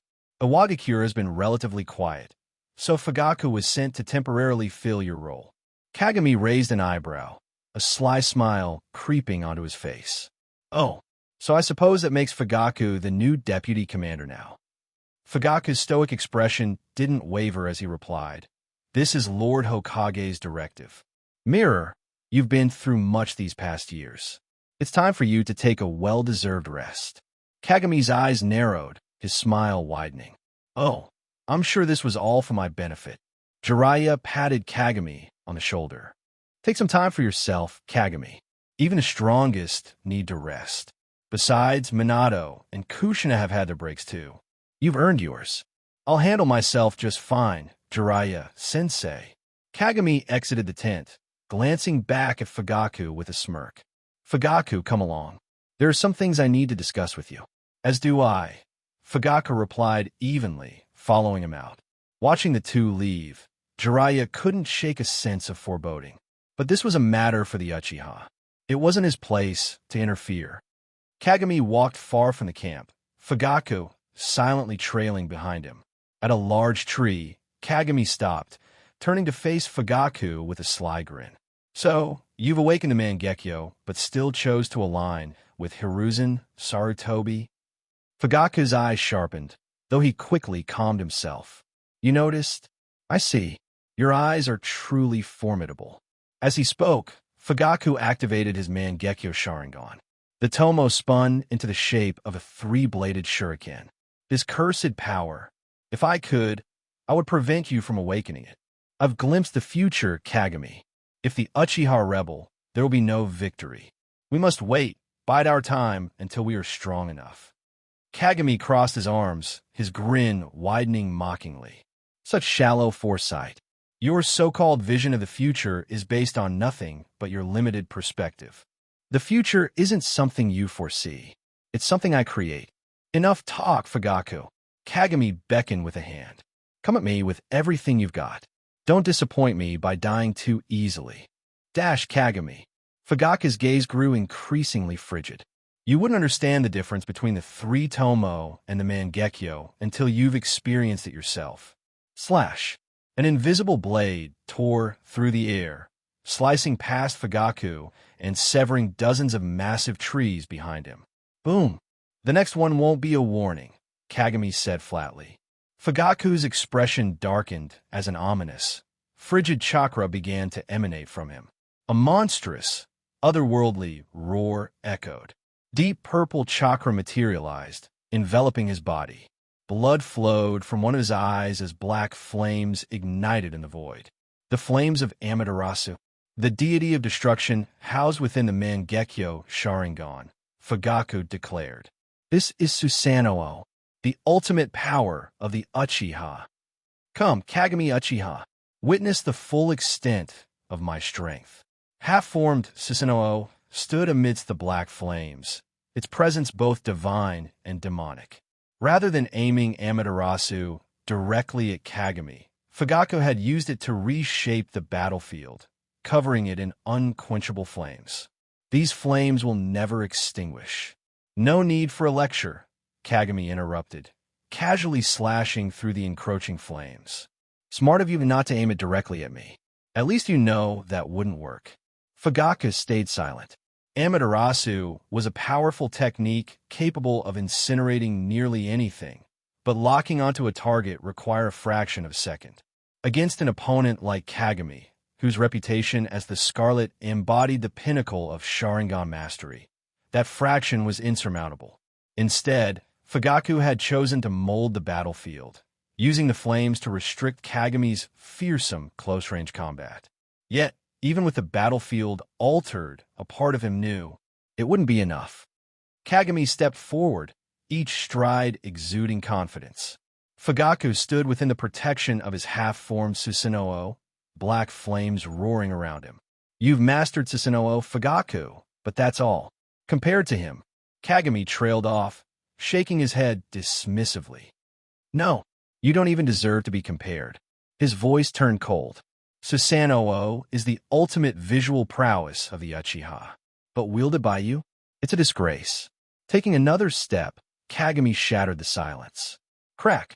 A brilliant red slash, laced with fiery energy, erupted from his hand, slicing through the black flames and cleaving Fugaku's Susanoo in half. Fugaku's eyes widened in disbelief as the force of the attack left him exposed. Though his body remained unharmed, his mind reeled from the overwhelming display of power. Impossible! This is beyond comprehension. Kagami came to a stop mere inches away, his scarlet eyes void of emotion. Is that all? How disappointing. No, it's not over. Fugaku clenched his fists. He would not allow himself to be humiliated. I carry the Mangekyō Sharingan. I won't lose. Boom! Blood-red light surged as the world around them was consumed by a monochromatic hue. Fugaku activated his trump card, Infernal Heaven's Abyss. This unique Mangekyō ability did more than alter perception. It dragged opponents into a nightmarish illusion.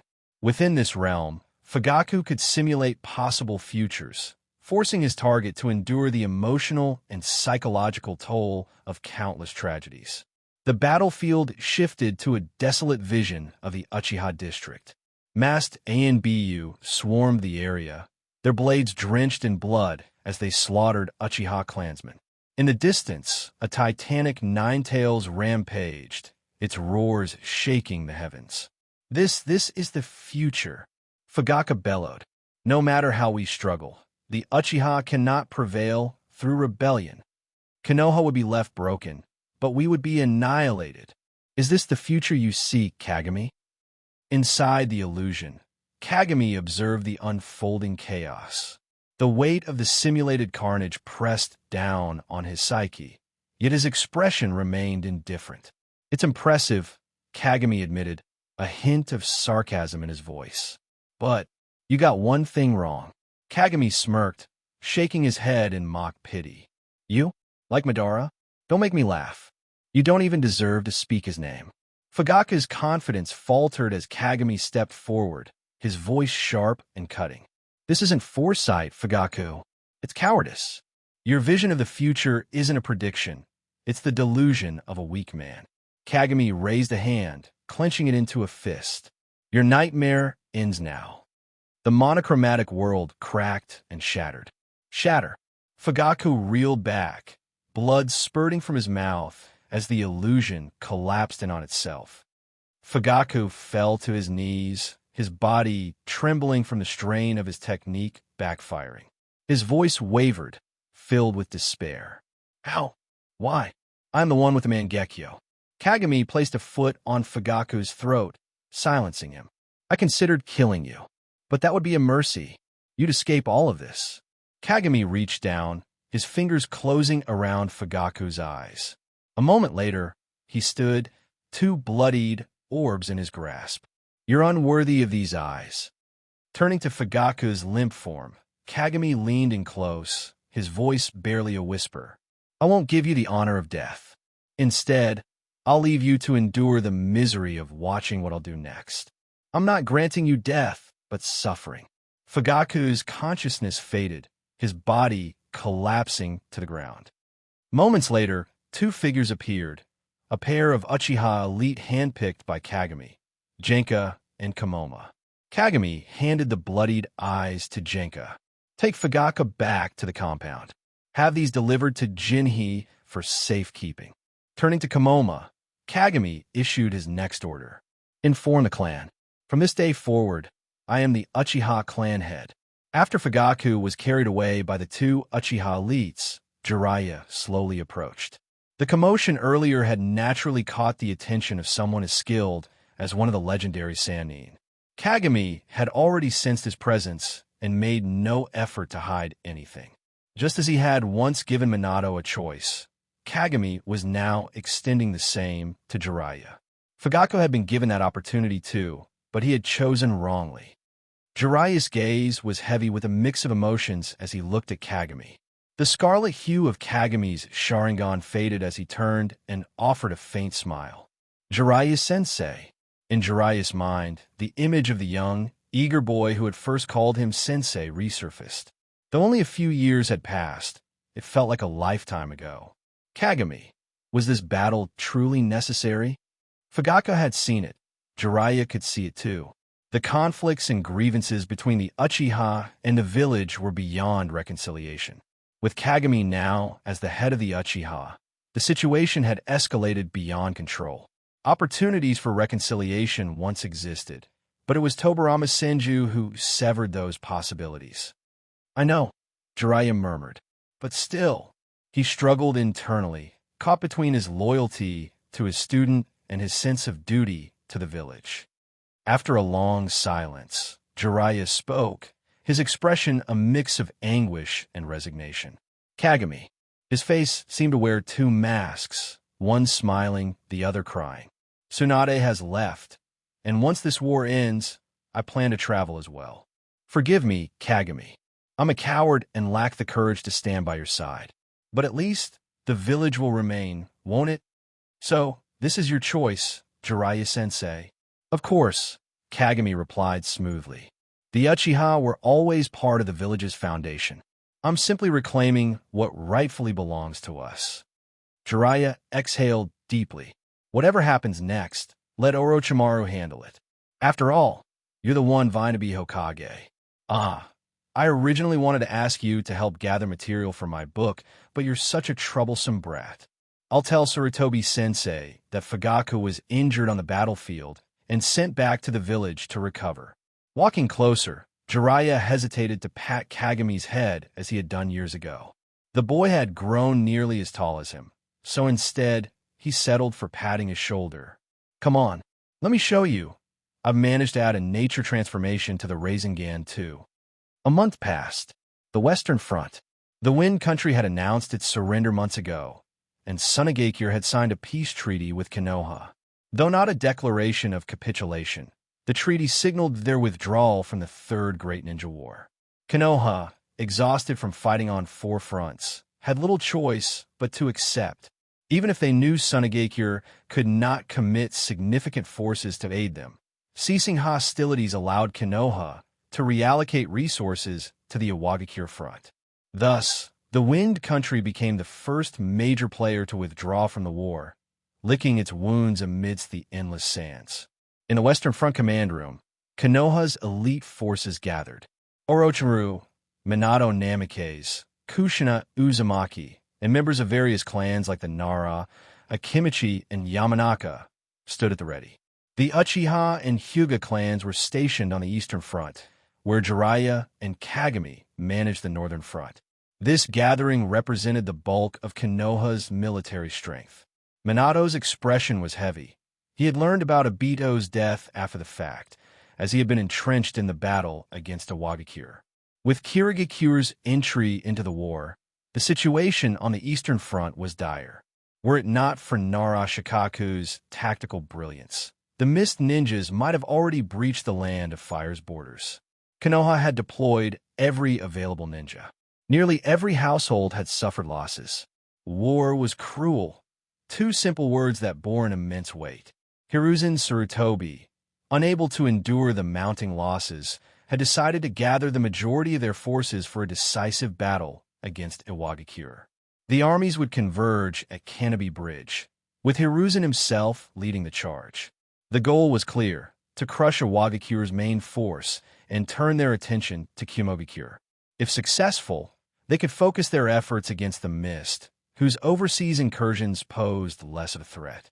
On the other side of Kanabi Bridge, a massive sandstorm loomed, likely caused by Iwagakure's vast ninja forces. Even Iwagakure couldn't afford a prolonged war. Their resources paled compared to Konoha's.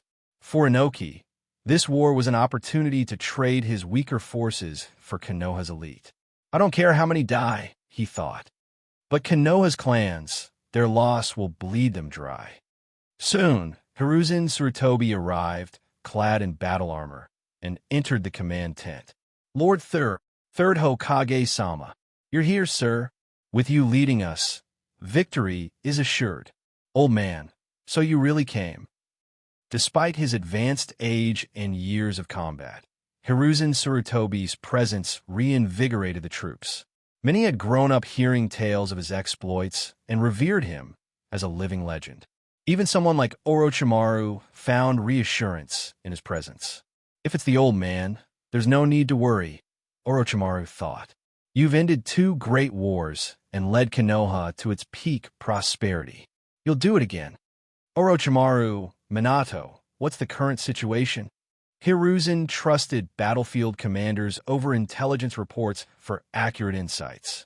3 days ago, Iwagakure launched a major offensive with a force of about 15,000. Their Jinchuriki also appeared, Orochimaru explained, his voice hoarse from lack of rest. We relied heavily on Kushina to bridge the gap in combat power. Our scouts report an even larger force gathering near Kanabi Bridge. So that's Inoki's plan, Hiruzen mused. My old rival wants to end this war too. Hiruzen had faced Inoki multiple times, both in the First and Second Great Ninja Wars. Though their skirmishes often ended inconclusively, Konoha always emerged victorious in a larger conflict. After assessing the situation, Hiruzen issued a series of directives. His decades of experience revealed several flaws in Orochimaru's strategy, which he addressed with precision. As his gaze shifted between Orochimaru and Minato, a thought lingered. When this war ends, I must step down. I need to choose the right person to carry the village forward. But his mind drifted northward to the northern front, where Jiraiya had sent word of troubling developments. Fugaku. He had tried to visit the Uchiha compound to investigate Fugaku's condition, but the clan, led by Jinhei, had barred his entry. A group of red-eyed, scarred, or crippled Uchiha stood resolute, and Hiruzen couldn't bring himself to force his way through. Danzo, as usual, was nowhere to be found. These problems would have to wait until after the war. I cannot leave this burden for the 4th Hokage to inherit. Kagami, you've squandered the last chance I gave you. End of chapter. The wind howled. At the colossal Kanabi Bridge, the strongest forces in the ninja world faced each other. Sokobi Hiruzen, it's been a while, Inoki said with a sly grin, hovering in the air alongside the elite of Iwagakure, Kitsuchi, Rashi, and others. Behind them, a vast forest stirred under clouds of dust, and the air was thick with tension. Sarutobi narrowed his eyes, sensing something off about the Inoki before him. For someone of his caliber, disguise techniques should have been impossible to use unnoticed. Yet this unease gnawed at him. Inoki's gaze lingered on Kushina Uzumaki among the Konoha ranks. His expression hardened.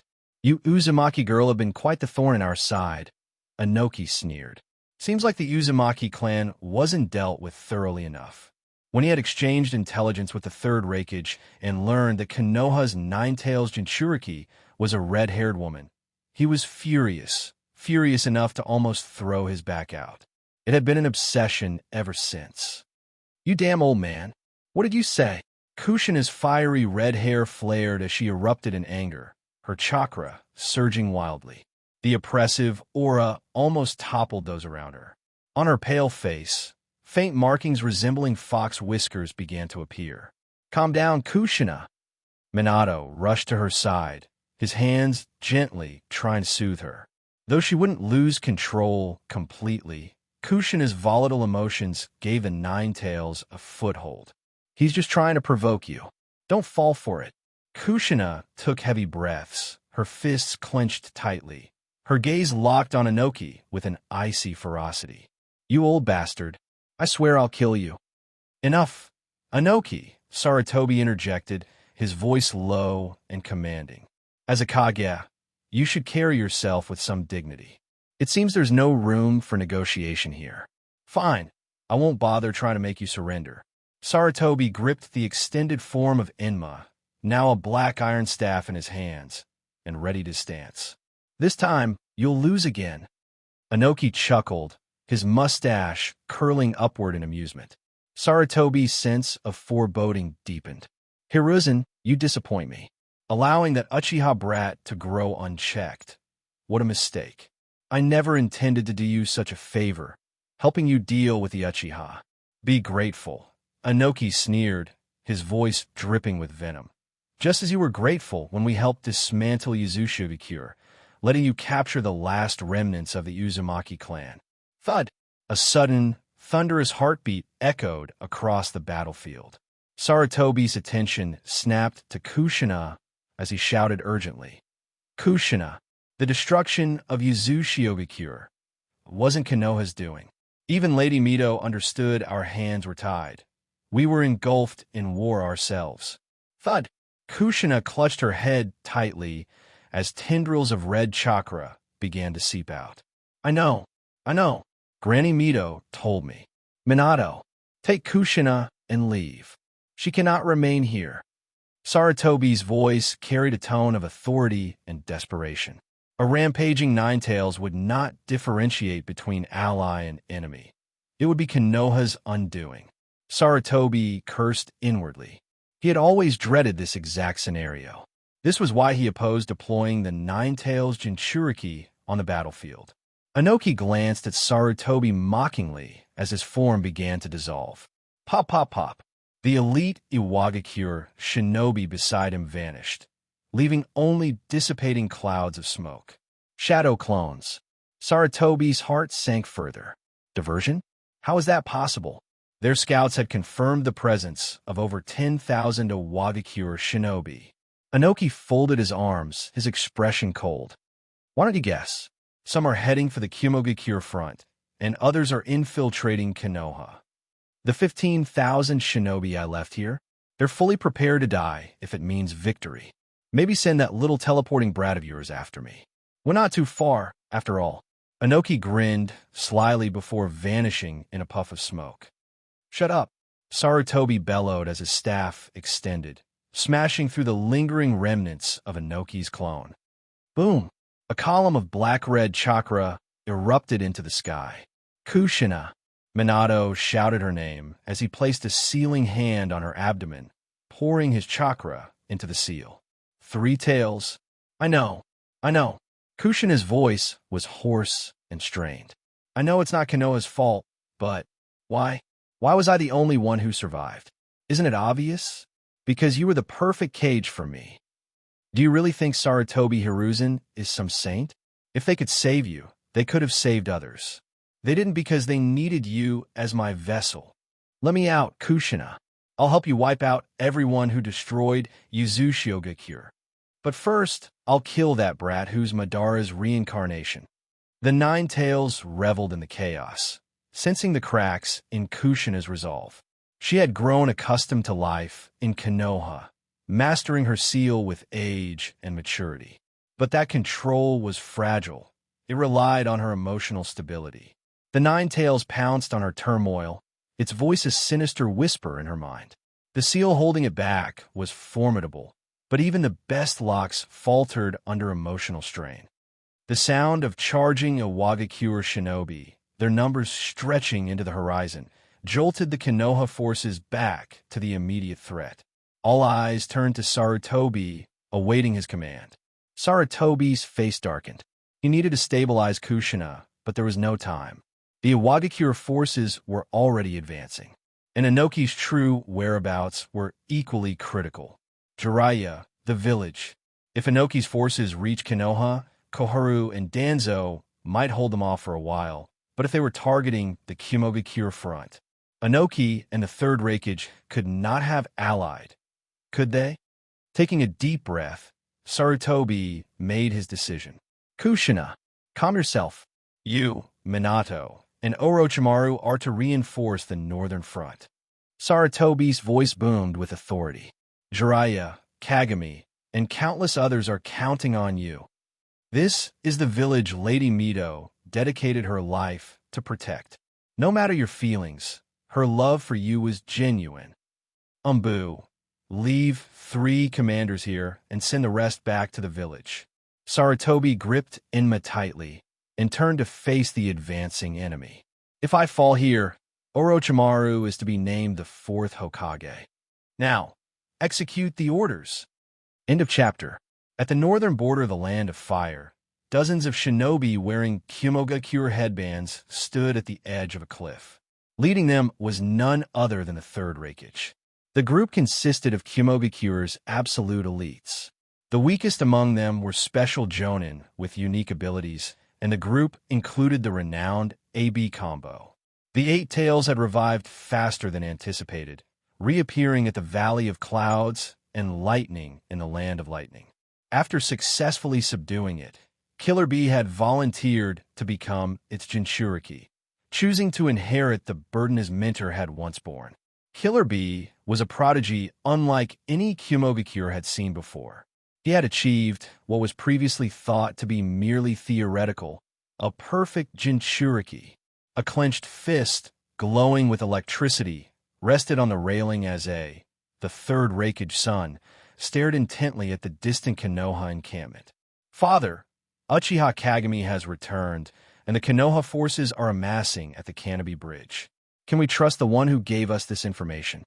The Third Hokage kept his gaze steady, arms folded. Inoki received the same intelligence.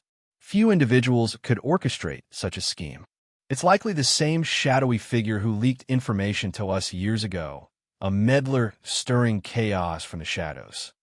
As they spoke, the sound of rushing wind echoed from above the clouds. Inoki appeared, flying with 2 shinobi by his side.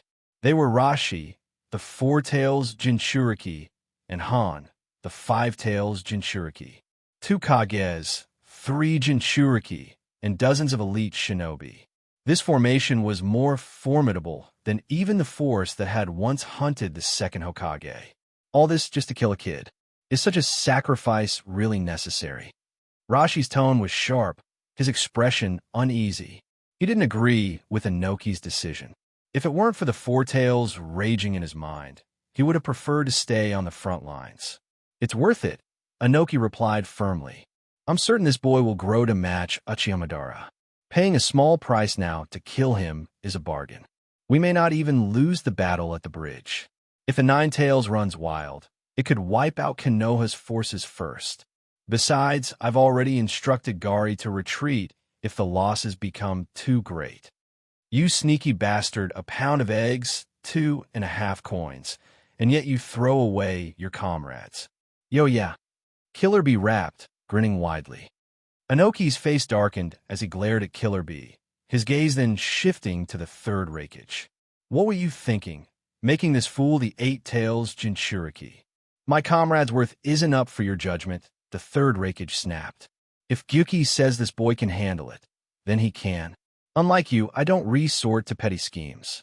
Hokage-sama, Gyuki said we should call him Lord 8 Tails. Isn't that a hoot? Hey, that didn't rhyme. You fool. You. Shut up. The Third Hokage's fist smashed into Killer Bee, sending him crashing into the ground. Aside, helping his younger brother out of the crater. Keep it down, B.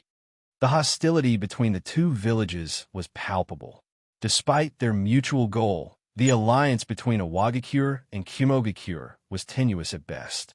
Let's discuss the strategy, Inoki suggested, sighing deeply. If not for his childhood trauma, he would never have agreed to work with these brutes. Strategy? Do we need one? The third Hokage scoffed, his brow furrowed. With this much firepower, even the first Hokage would fall before us. There it was, ignorance on full display. Inoki barely restrained a sneer. Unlike this musclehead, he had seen the terrifying power of Hashirama Senju firsthand. I'm not arguing about whether we can win, Inoki said, careful to keep his tone measured. But we need to ensure he doesn't escape. My investigation suggests that this boy is as ruthless as Madara himself. Threats against comrades won't work. We must strike decisively, leaving him no chance to flee. Konoha has a shinobi who can use the Flying Thunder God technique. If he arrives and rescues Uchiha Kagami, we may never get another opportunity like this. The boy's growth rate is unprecedented. Letting him live would be a disaster. Fine. What's your plan? Let's hear it before I decide whether to go along. At least admit you're a brute with no strategic insight. I suggest we strike first, drawing him out. I'll wait and reserve to unleash my dust release once he's engaged. 2 seconds. That's all I need. If we can distract him for just 2 seconds, my dust release will obliterate him. The third Hokage's eyes narrowed. He stared at Inoki for a moment before nodding.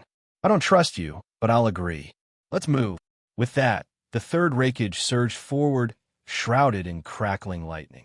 The sheer force of his leap caused the cliffside to tremble. In the Konoha camp, Uchiha Kagami sat under the dim glow of a candle, engrossed in a book.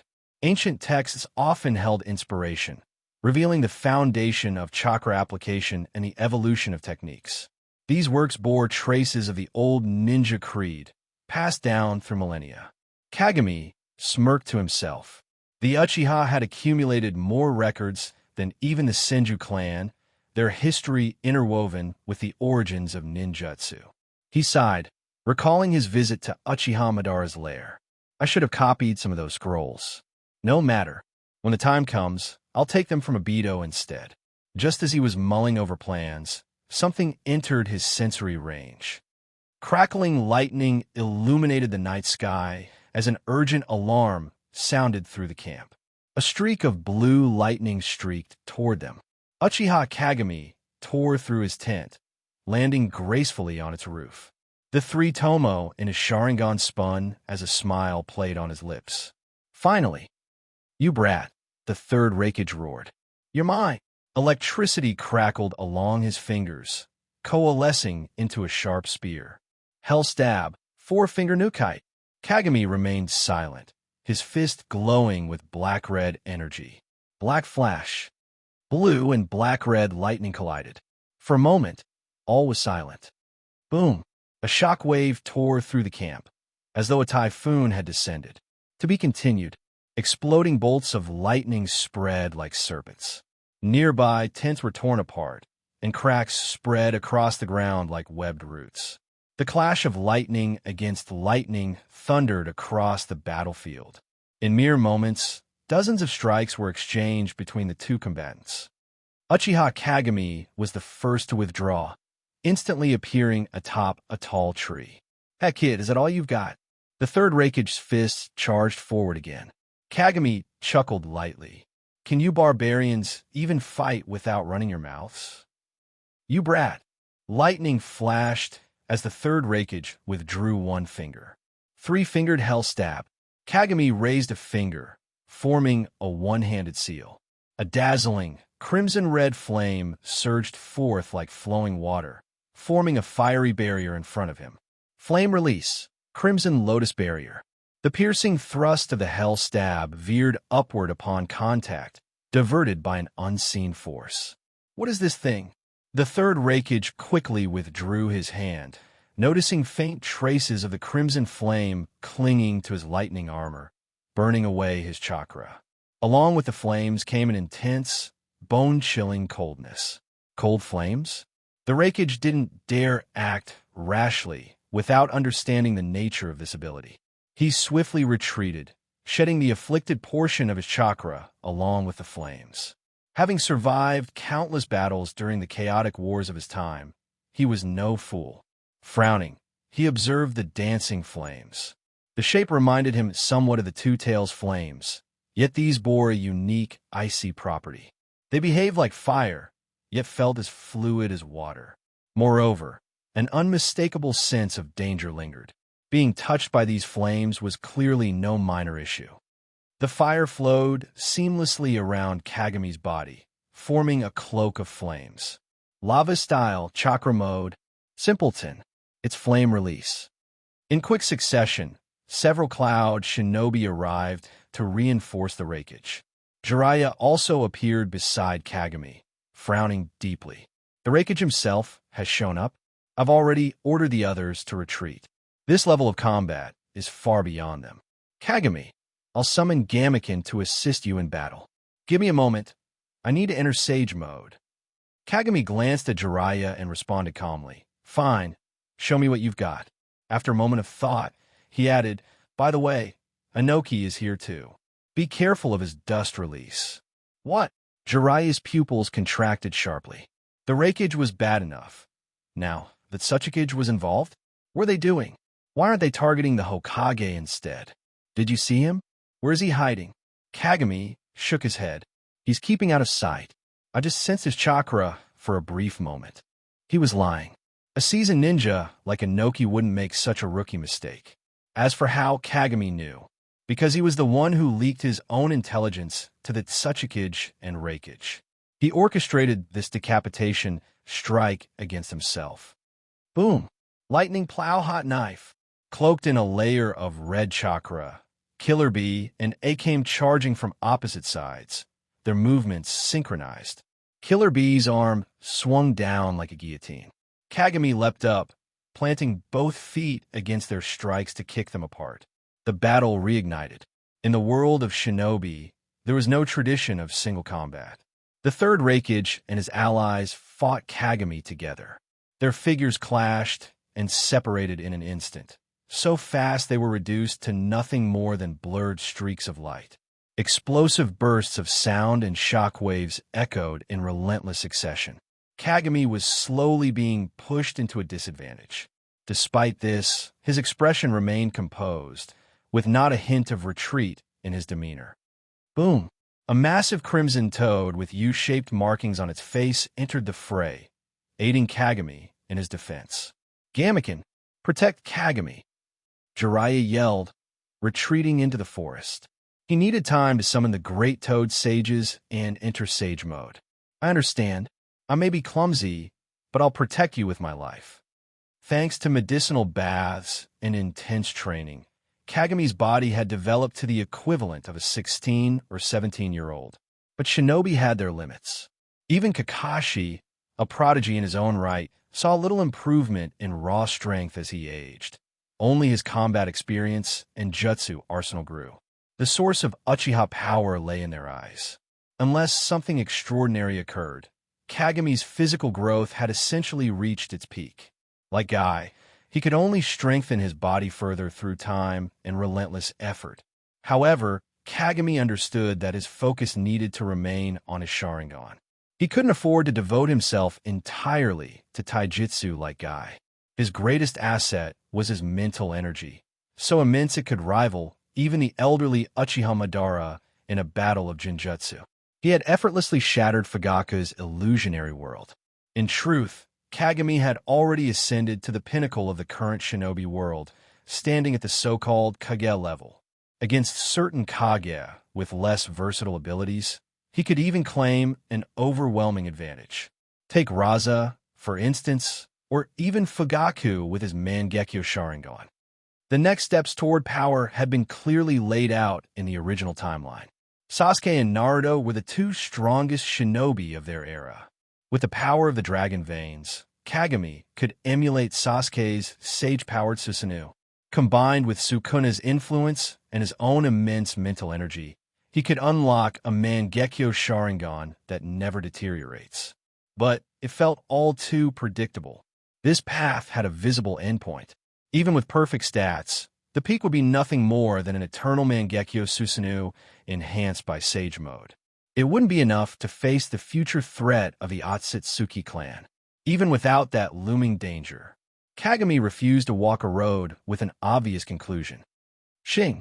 Suddenly, 3 figures appeared on the battlefield. It was Minato. Kagami. I'm here. Kushina had regained some composure, though her expression remained grim.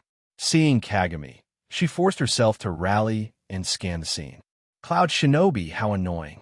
Perfect, because I'm really mad right now. A piercing beam of white light shot forth from the distance. Dust release. Kagami deliberately extended his arm, angling himself into the attack's path. The pure white light obliterated his arm. Kagami. Minato had pushed his flying thunder god to its limits to arrive with Kushina and Orochimaru, but his chakra reserves were nearly depleted. He couldn't save Kagami in time, nor could he resist the Genjutsu Kagami unleashed. Minato. Kushina caught the collapsing Minato, completely bewildered. Kagami's Sharingan spun violently, pouring out Madara's residual chakra. It resonated with the 9 tails sealed within Kushina. Already emotionally unstable, Kushina's eyes reflected the tomo of the Sharingan as red chakra surged out. A ferocious and oppressive roar echoed across the battlefield. The 9 tails. Sweat trickled down Orochimaru's forehead. In that brief moment, countless scenarios flashed through his mind. Was this a plot by Kagami, Cloud, and Stone to kill us all? Had the Uchiha finally betrayed the village? Could it be that Danzo was right after all? Orochimaru, take Minato and leave. Kagami's voice snapped him out of his thoughts. Beneath the moonlight, Kagami stood with blood dripping from his severed arm, a crazed grin twisting his face. From here on, Sukuna, it's your turn. To be continued. Inside the mindscape, the black ceiling spear was slowly withdrawn. An overwhelming, malevolent killing intent flooded the space. Boom! Sukuna's massive form emerged, yet he didn't immediately take over Uchiha Kagami's body. Standing tall, with 2 faces and 4 arms, the demon god faced Kagami. You orchestrated a deadly scenario just to let me out to heal your body. You think you can learn reversed curse technique this way? Do you really think there's enough time? Kagami's face carried a faint smile. Practice is the best teacher. Rather than listening to your ramblings, I prefer experiencing it myself. Sukuna tilted his head back, his tone cold and mocking. Don't think everything will go your way. If I refuse to go out, your body will be destroyed. If you die, doesn't that mean I'll break free from the seal? Don't worry, Sukuna. Before I die, I'll make sure to drag you along with me. Kagami's smile remained unwavering. Sukuna's irritation flared. It was this attitude that he utterly despised. How could anyone speak to him with such arrogance? Brat, are you underestimating me? Leaning closer, Sukuna's 4 eyes glowed with endless malice. If it comes to it, I'll gladly die with you. Do you think I fear death? Of course, that's one possibility. Kagami's smile widened. But the risk of mere death pales in comparison to my desire for power. I'm not so naive as to avoid danger. Sukuna, you have 2 choices. Die here alongside me, or compete with me. Let's see who wins first. Me mastering the secrets of reversed curse technique, or you adapting to chakra and breaking free from my seal. Sukuna's demonic face twisted into a grin. Brat, you truly understand me well. Fine, let's see. More than killing you, I want to see you crushed, defeated. I'll show you. My curse far surpasses yours. In the outside world, the 9 tails' ferocious chakra rippled outward, creating a suffocating pressure. The chakra surrounding Kushina now had 6 tails, skeletal frameworks beginning to form. Then, 7 tails, 8 tails, blood and flesh began to weave together.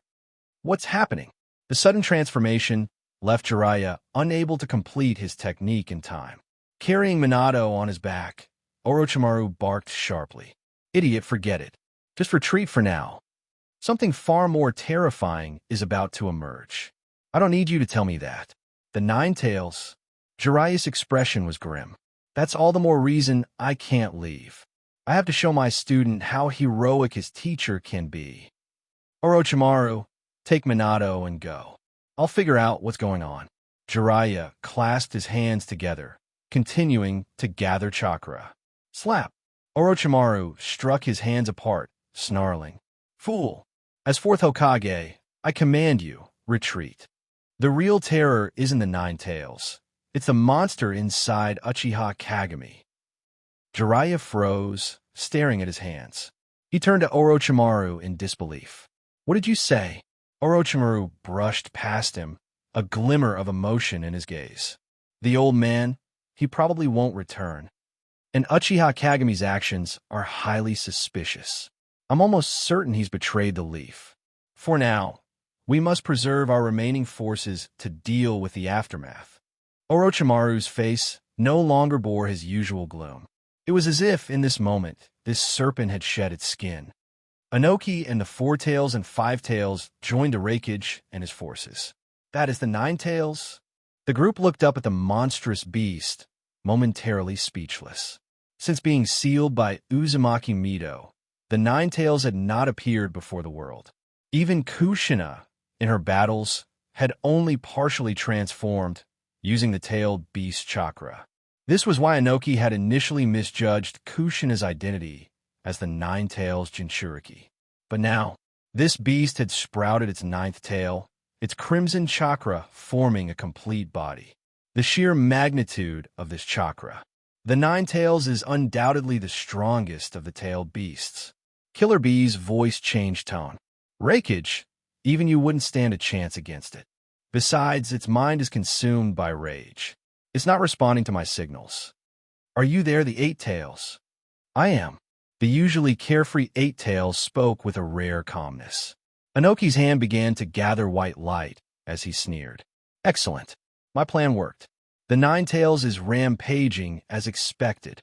The leaf was foolish enough to bring the Nine Tails here. This is divine providence. Once the Nine Tails crushes that brat, we'll seal the beast and kill the Jinchuriki. Hatred filled the Nine Tails' gaze. Staring at the black mist surrounding Kagami, memories of decades past resurfaced. There was no mistaking it. This was Uchiha Madara's power. That man had returned. Madara. The Nine Tails' thunderous roar shook the earth. The shockwaves from its voice alone uprooted trees for miles, leaving the ground fractured. I will kill you! Its massive claws swiped at the black mist, unleashing a whirlwind of destruction. Inoki let his gathered light dissipate and turned to the Raikage. We should fall back for now. That brat is truly the reincarnation of Uchiha Madara. The Nine Tails would never mistake that aura. Although Inoki had long suspected such a connection, he had never dared confirm it. For now, observation seemed the safest choice. And if things went south, he'd flee early. Black mist exploded outward. Clang! The Nine Tails' claws were intercepted by the blade of a monstrous figure. Nearly 10 meters tall, the creature had no eyes on its face, wings on either side, and a tail extending from its rear. Its head and back bore structures resembling rudders. Its right arm was wrapped in bandages, gripping an ancient sword. Maharaga, eight-handled sword, divergent Sila, divine general. The most powerful Shikigami of the 10 Shadows technique. The blade that blocked the Nine Tails' claws was the sword of extermination. Infused with positive energy akin to reversed cursed technique. Any cursed spirit struck by it would be obliterated. It's ineffective, huh? Looks like you're not a cursed spirit. The voice resembled Kagami's. Yet the subtle differences in tone made it unmistakable. Kagami's recklessness still bore a sense of calculation. This voice, it was utterly untethered. Sukuna. The black mist dissipated entirely, revealing Kagami's body now covered in black markings. His irises had returned to black, but a second pair of eyes opened beneath his own. His appearance remained largely unchanged, but there was an aura about him, an aura of absolute disdain. Sukuna didn't see you as an equal. Man, woman, elder, child, it didn't matter. All were mere food. The severed arm regrew, flesh weaving together rapidly. Sukuna was quickly adapting to the chakra within Kagami's body. He was a master in every field, but if he had a standout talent, it was his unparalleled comprehension. This body is truly, truly perfect. He couldn't suppress his crazed laughter. This exhilaration, this freedom to act without restraint. This body was superior even to his original. No wonder it belonged to you, Uchiha Kagami. Slowly, Sukuna raised his gaze to the Nine Tails. As much as he wanted to relish this fight with the beast, his newly formed hand performed a hand sign unlike any in the ninja world. Sukuna, you may call me that. Nine Tails, let me tame you. Domain expansion, malevolent shrine. Above the silent sea, blood rain erupted. An eerie shrine materialized from the void. Massive, jagged teeth protruded from its top, sharp and irregular, exuding an incomprehensible malevolence. Steps, resembling ox-bone carcasses, extended outward. Malevolent shrine. Unlike most sealed domains that construct a small space, Sukuna's domain is an open-type structure. In layman's terms, Sukuna designates the area as a kitchen. Anyone within this range becomes ingredients subjected to relentless slicing attacks. It's as if they're lying on a chopping board. Two distinct types of slashes rain down. 1. Dismantle, kai. Continuous ordinary slashes akin to a chef's knife. 2. Cleave, hachi. A single decisive slash akin to a cleaver, guaranteed to sever the target depending on the difference in energy levels. In essence, kai is like rapid, unceasing knife work, while hachi is a singular, powerful execution. In exchange for allowing unrestricted entry and exit, Sukuna's domain extended to a 400-meter radius of uninterrupted slashing. But that was before.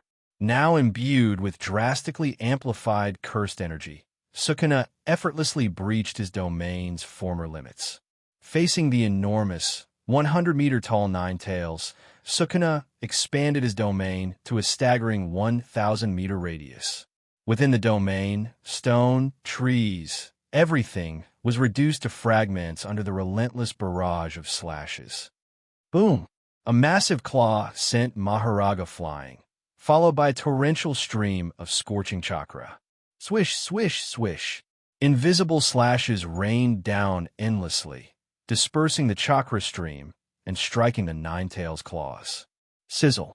The countless slashes barely broke the surface of the Nine Tails' skin before the damage was instantly healed. The Nine Tails lashed out with its tails, shaking the heavens and earth. Sukuna's so-called relentless, indiscriminate slashes were rendered completely ineffective. Focusing his slashes in one spot proved just as futile. Any minor damage inflicted was swiftly repaired. Looks like I'll need to use hachi. Sukuna refrained, biding his time. He darted around within Malevolent Shrine's range, carefully avoiding direct confrontation. It wasn't because he feared the Nine Tails. He simply didn't want Kagami's body to suffer damage. Not out of sentimentality, but rather because, if the body sustained injuries, he'd be forced to use reversed cursed technique to heal. And that would play directly into Kagami's plan. Bang! Maharaga, wielding the Sword of Exorcism, launched yet another attack to shield Sukuna. Though repeatedly swatted away by the Nine Tails' claws, it returned tirelessly to continue its assault. Maharaga's ultimate strength lay in its adaptability to all phenomena. Each turn of the wheel on its head represented its progress in adapting to attacks. After enduring a particular type of assault multiple times, its adaptation would accelerate. With every strike endured, Maharaga grew closer to adapting to the Nine Tails' claw strikes. Once fully adapted, the Nine Tails' claws would become ineffective. The only way to defeat Maharaga was with a never-before-seen attack that could destroy it in one blow. Crash! A massive tail slammed down, nearly shattering Maharaga. Sukuna's expression flickered slightly. What an Astounding monster. You possess more energy than I do. He chuckled darkly. However, Maharaga and Malevolent Shrine had bought Sukuna enough time to access Kagami's chakra, a completely different form of energy. So this is what it feels like to unite positive and negative energies. Exquisite. Perhaps being sealed in this world wasn't all bad after all. Well then, Nine Tails, let me tame you now. Sukuna manipulated the chakra, directing it toward Kagami's eyes. He knew better than anyone the power the Sharingan held over beasts like the Nine Tails. Let me savor the taste of eyes that surpass even the Six Eyes. Fierce combat? Why bother with unnecessary effort when the solution was simpler? The real opponent to worry about wasn't the Nine Tails. It was Uchiha Kagami. You dared to release me. Don't expect me to return to your seal. As the chakra surged, nothing happened. His eyes remained black. What's going on? Die! A furious roar scattered the invisible slashes. Maharaga was sent flying once more. Splat! The Nine Tails' claw pierced Kagami's body, running him through entirely. Pain jolted Sukuna back to reality. He attempted to activate the Sharingan again. Still nothing. Where the large, ominous Sharingan Tomo? What did you do? Uchiha Kagami. Inside the mindscape, within the sealed door, Kagami sat atop the dragon vein, propping his chin with one hand, wearing a faint smile. So, being a sealed, evil spirit does have its amusing moments. Get this straight, Sukuna. I'm lending you my body. It's not yours to take. Behave and show me reversed cursed technique. I'll keep you under control. Bastard! Sukuna roared, delivering a devastating Hachi slash that severed one of the Nine Tails' claws. He retreated immediately, distancing himself. Blood gushed from the massive wound in Kagami's chest, rapidly regenerating. Sukuna's expression turned grim, frustration evident. It was like a coach forcing him to throw the match. He muttered through clenched teeth, "If you dare suppress me, I'll let the Nine Tails kill me instead." Such pointless threats. Neither of us cares about life or death. We only care about winning. Keep going, Sukuna. Use this fight against the Nine Tails to find a way to break my seal. Sukuna considered cutting off his connection to Kagami's mindscape. He failed, just as expected. A sudden realization dawned upon Sukuna. Perhaps there was a reason why he and Kagami had crossed paths across time and space. A trial. Uchiha Kagami. You are my trial, and I am yours. Whoever tames the other ascends to godhood. The Nine Tails observed this spectacle in silence. It felt familiar, vaguely recalling when Uchiha Madara had once controlled it, forcing a showdown with Senju Hashirama. After pulling out the claw, Hashirama had also healed swiftly. Could it be? This figure was a descendant of both Uchiha and Senju? Had Madara lost to Hashirama and chosen to reincarnate in such a body? It didn't matter anymore. Whatever Sukuna or Kagami intended, the Nine Tails was resolute. Madara, you can't fool me. I'll kill you here and destroy every last one of the leaf. A colossal black sphere of yin-yang chakra formed before the Nine Tails. Even its initial size exceeded 50 meters in diameter. Let's keep our distance, Inoki said, soaring into the sky. He was more than happy to let Leaf Shinobi tear themselves apart. The Eight Tails spoke through Killer Bee. A raging Nine Tails is beyond communication. There's no point intervening now. B looked toward A. The A kept his gaze locked on the unmoving Third Hokage. A, take the others and retreat. The Third Hokage, his back to the group, spoke gravely. I'll wait for an opening here. If the chance arises, I'll use the Kahaku no Johei, amber purifying pot to seal them. Father, is such a risk really necessary? For a moment, it seemed like the Third Hokage smiled. Fine, I admit it. I just want to fight a monster like this. Let me be reckless for once, say. This thing, it's dangerous. Sukuna calmed himself, forming a bow and arrow shape with his hands. Flames flowed, evaporating moisture from the air. Divine Flame, Kamino. After mastering both Dismantle, Kai, and Cleave, Hachi, Sukuna could ignite this step. Flames gathered at his fingertips. Against a monster like this, there was no need to hold back. A bottomless chasm had opened in the earth. Deep within the abyss, Sukuna clung to a rocky wall, half of his body shattered and barely holding together. The Ninetales crouched to the edge of the pit, half of its fox face scorched and charred. Both monsters were rapidly regenerating. Sukuna's brow furrowed. I can't go head-to-head with this nine-tailed fox. His cursed energy was nearly limitless before, but now it seemed truly inexhaustible. If his only opponent were the Ninetales, Sukuna would simply choose a war of attrition. With Maharaga's adaptability, it would only be a matter of time before it overcame the Ninetales' power. But his true opponent was Uchiha Kagami. If he sustained more injuries and was forced to use the reversed curse technique, it could lead to Kagami mastering it first. Sukuna knew full well that Kagami had absolute control over this body and could reclaim it at any moment. What he needed now was a way to convert cursed energy into chakra, the key to breaking that accursed seal. Sukuna dissected the remaining chakra within Kagami's body, studying it meticulously. His ability to comprehend and adapt had been proven time and again. Even during his battle with Gojo Satoru, Sukuna had developed spatial slicing techniques, albeit with Maharaga's aid. Could he form a contract with the energy itself to accelerate his understanding of chakra? It was worth a try. Another failure. As Sukuna predicted, above the chasm, moonlight dimmed as an overwhelmingly terrifying energy coalesced. The Ninetales charged a tailed beast bomb, aiming it directly into the abyss. Sukuna raised his hand, slashing the incoming bomb with a powerful hachi. While hachi could guarantee severing physical entities, its effect on the tailed beast bomb, a pure energy construct, was limited. The explosion's destructive properties were negated, leaving only the bomb's brute force and mass to contend with. Sukuna managed to stall the bomb for a few seconds, using the opportunity to carve deeper into the earth. I'm not fighting anymore. If I don't fight, I can't get hurt. Sukuna burrowed further into the depths. Once I unravel Chakra's secrets, I'll kill you all. But then, Sukuna's steps faltered as his body turned involuntarily. No anger this time. He poured all his focus into analyzing chakra. To Kagami, learning the reverse curse technique would take time, but Sukuna had no such limitation. If Kagami aimed to use the technique to convert cursed energy into chakra, Sukuna would simply beat him to it. Victory is mine.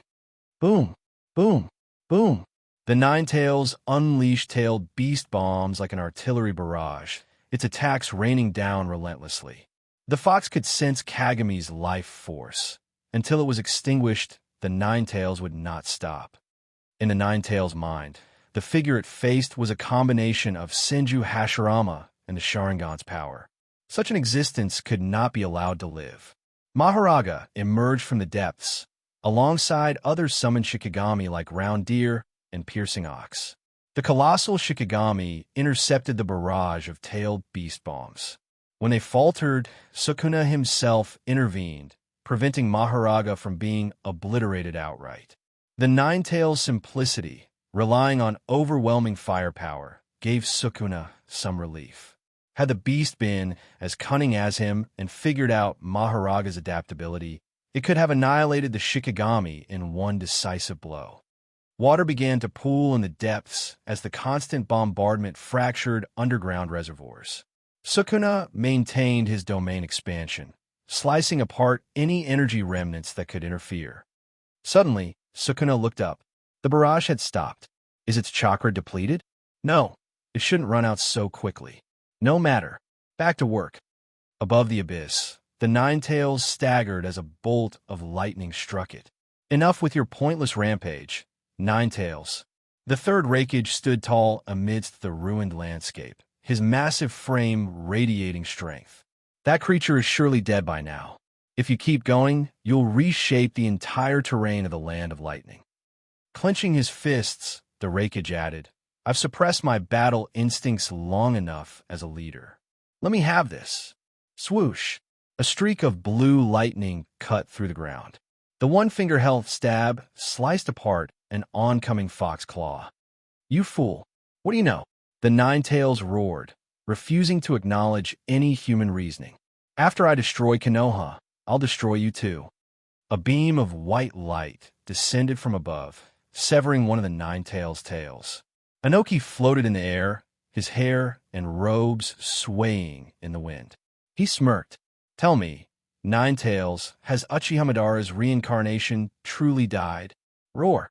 The Nine-Tails' furious bellow sent shock waves through the air, forcing Inoki to stabilize himself. The fox didn't waste time explaining. It launched another volley of tailed beast bombs, engulfing the heavens and earth in destruction. With the Raikage and Tsuchikage splitting its attention, the Nine-Tails' assault on Sukuna lessened in intensity. Deep within the abyss, Sukuna's palm began to glow with a faint azure light. Mental energy and physical energy converged. His thoughts crystallized. Sukuna's four eyes closed as he focused. Gradually, his vast reservoir of cursed energy began to transform, bit by bit, into chakra. Meanwhile, in the spiritual space, Kagami sat atop the dragon vein, its energy swirling around him. Residual-tailed beast chakra flowed into the dragon vein, converging on Kagami.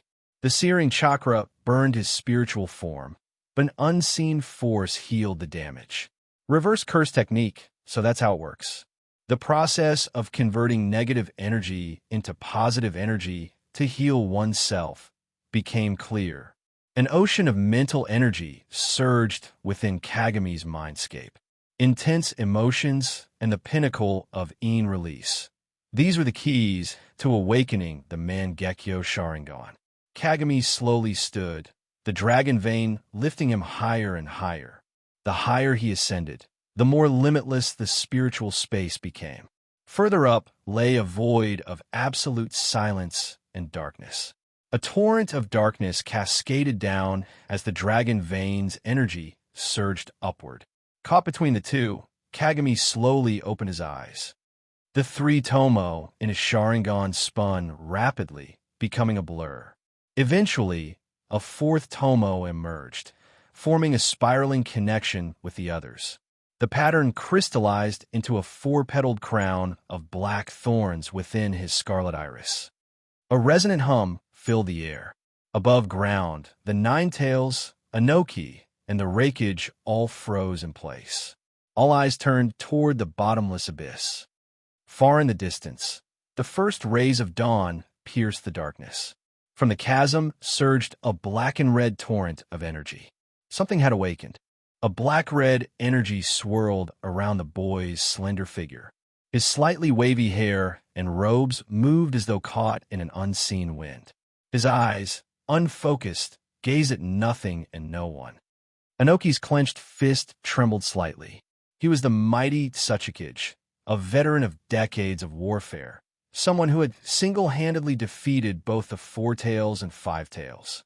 Even against the Nine Tails, he did not lack the courage to stand his ground. But one figure remained the exception. Buried deep within Inoki's heart was the specter of fear, the memory of his invincible mentor, the man who had created the unprecedented dust release. Even in that man's shadow, Inoki had been powerless. And now this oppressive aura, this overwhelming power, it's just like that day, just like Uchiha Madara. The Nine Tails, too, felt the same. From the very beginning, the beast had believed that Uchiha Kagami was Madara reincarnated. The Nine Tails had done everything it could to kill him. But that damnable Kushina and these damnable humans. Unlike Inoki, frozen in place, the Nine Tails did not hesitate. A tail beast bomb howled toward Kagami. The boy tilted his head slightly upward, the four-pointed pattern in his Mangekyō Sharingan spinning into motion. Whoosh! A crescent-shaped slash, crackling with black-red lightning, tore through the air. The tailed beast bomb was cleaved apart as though it were paper. The attack didn't stop there. It continued, slicing off half of the Nine Tails' massive head before hurtling into the sky and disappearing into the horizon. The slash left a trail of destruction in its wake, the atmosphere itself tearing apart, crackling with black-red electricity. Kai Korozen, Black/Kai. This was a slash augmented by Black Flash, its destructive power comparable to the sword swings of Madara's fully armored Susanoo. Just as an aged Madara could not manifest a full Susanoo in the real world, Kagami lacked the physicality to unleash a true Black Slash in reality. But through the Mangekyō Sharingan, he found a vessel capable of channeling its full power. This was the first Mangekyō technique of Kagami's left eye, and where there was one, there was always a second. His left eye's second technique was yin-yang conversion. The reversed curse technique could not directly transform negative into positive energy. But Kagami's mind's eye, the heart of the Sharingan, could wish it into existence. The Mangekyō Sharingan wasn't a curse. It was a blessing, the ultimate fulfillment of one's will. Vast reserves of spiritual energy began to transform into yang chakra, rejuvenating Kagami's body. His body's limits were shattered. This was not a sudden transformation, but the beginning of a gradual evolution. Over time, Kagami's physique would surpass the Senju, the Uzumaki, and even the Sage of Six Paths himself. This was true balance of yin and yang. The black-red energy surged through his body, his limbs brimming with vitality. His meridians expanded. His blood coursed faster. His bones hardened as though forged anew.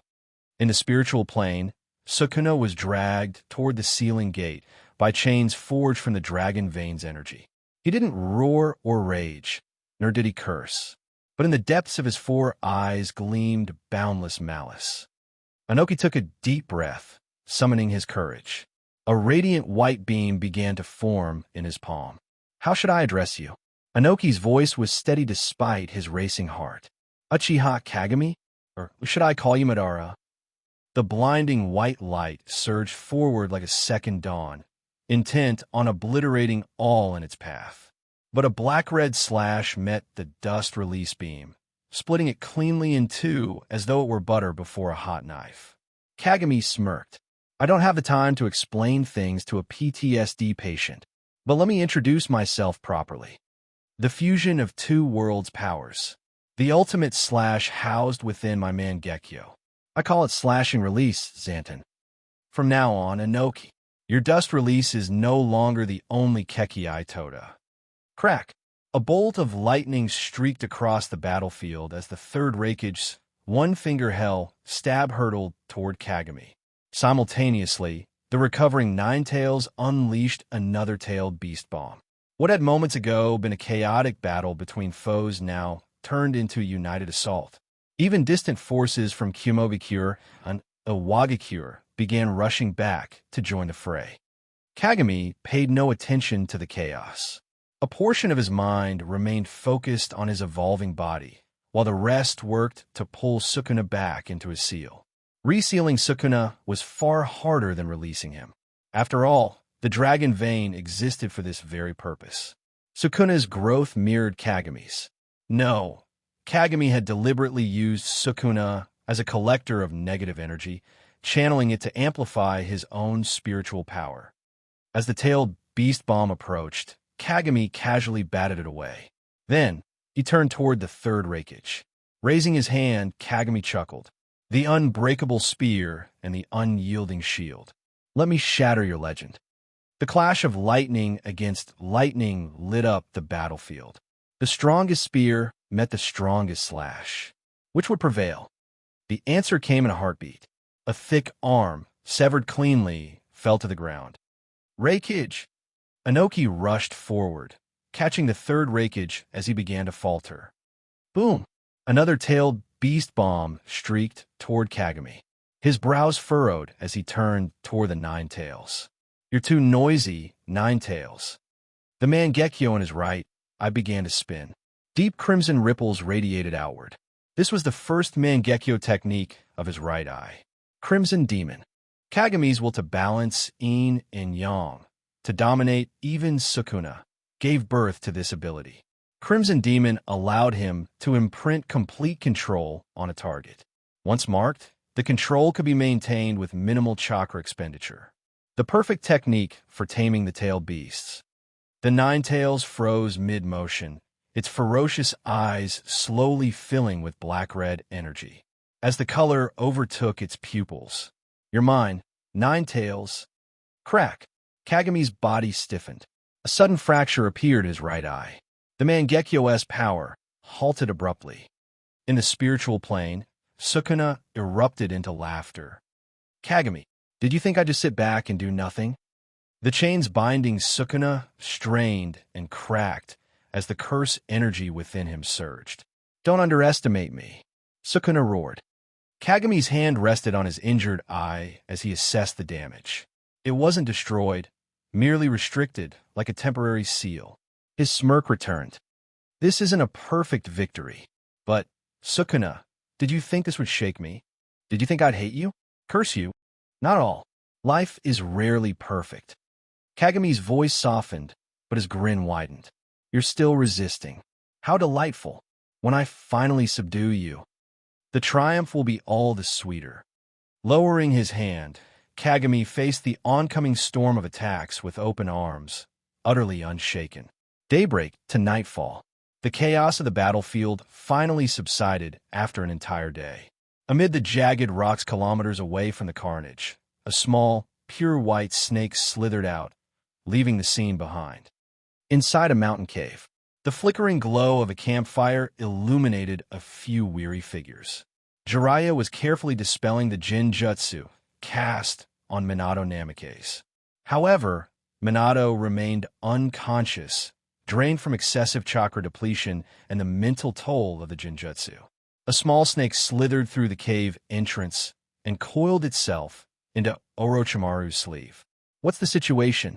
Jiraiya's voice carried a note of dread. His exhaustion was written all over his face. He had repeatedly tried to join the battlefield and aid Uchiha Kagami, but an annoyed Orochimaru had silenced him with a chilling threat, Minato's life. Though they weren't too far from the epicenter of the clash, Jiraiya knew it was over. What terrified him now was learning the outcome. Orochimaru's slitted eyes narrowed sharply, his expression darkening. It was Uchiha Kagami who won, he said gravely. Orochimaru had absorbed the memories delivered by the white snake. The images were surreal, terrors of legend. The tailed beasts stood powerless against those eyes. Even Kumo's elite forces had been no different than Genin on that battlefield. And in the end, the Third Hokage, with an arm severed, gave his life to cover his troops' retreat. Inoki had his legs cut off. Han, the Five-Tails Jinchuriki, sacrificed himself to let Rashi carry Inoki away. The Nine Tails had been resealed. Could this truly be the work of a human? Orochimaru whispered to himself. This surpassed any notion of ninja prowess, standing more akin to the fabled legends of the First Hokage. But Orochimaru quickly composed himself. Biting his finger, he pressed his bloodied hand to the ground. Poof! A green snake, thick as a grown man's arm, appeared. It was the same snake Orochimaru had stationed at Canopy Bridge to collect intelligence and await summons. Until now, Orochimaru had chosen not to hear the news from the west, knowing Minato's condition rendered them powerless. But now he needed to know. The snake hissed as it spoke. Orochimaru-sama, you should prepare yourself. The tension in the cave thickened as Jiraiya's heart sank. Green snake? The old man, did he? The snake hesitated momentarily before continuing. After heavy losses, Iwagakure overwhelmed the Konoha forces with sheer numbers. Many Konoha shinobi perished. To buy time for the survivors to retreat, the Third Hokage faced 14,000 Iwagakure ninja alone. For an entire day and night, until 2 hours ago, he fell. After suffering immense casualties, Iwagakure also withdrew. The war on that front is over. Jiraiya froze. Orochimaru, too, stood motionless for a moment before quietly murmuring. So the old man picked himself a decent way to go, after all. Orochimaru wasn't overcome with grief. He grasped the piece of flesh regurgitated by the green snake and smirked faintly. Don't worry, sensei.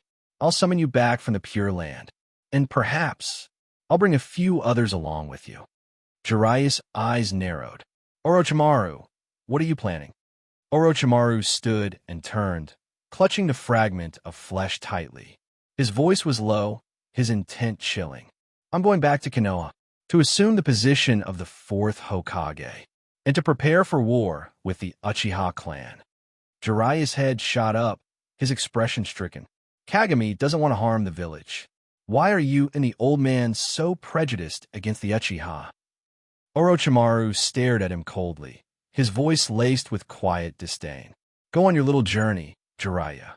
Chase your child of prophecy. Don't you see? Kagami doesn't just want power. He seeks control over everything. This isn't about prejudice or history. It's about ideals. The village the old man built cannot fall into the hands of the Uchiha." "But enough," Orochimaru snapped. "I am Hokage, not you." A ruined battlefield, a wasteland of severed limbs and bloodied corpses. Streams of crimson trickled through the fractured earth. Kagami tore away the tattered remains of his shirt. His injuries closed before the eyes could follow, flesh knitting itself together at an astonishing speed. He performed a quick summoning jutsu, conjuring a massive eagle. Grabbing the unconscious Kushina by the collar, he threw her onto its back and leaped on himself. The eagle let out a piercing cry, soaring eastward into the horizon. Eastern front lines. Across the war-torn terrain, Uchiha clansmen received an urgent summons. They abandoned their respective missions without hesitation, converging at a single location. This sudden shift did not escape the attention of Shikaku, the eastern commander. Alarmed, he immediately dispatched messengers to report to the village and ordered the scattered Hyuga forces to regroup. The tension between Konoha and the Uchiha was no secret. A clash was inevitable. Shikaku just hadn't expected it to happen now. By midday, atop a windswept cliff, Uchiha Kagami stood, watching as his clansmen arrived.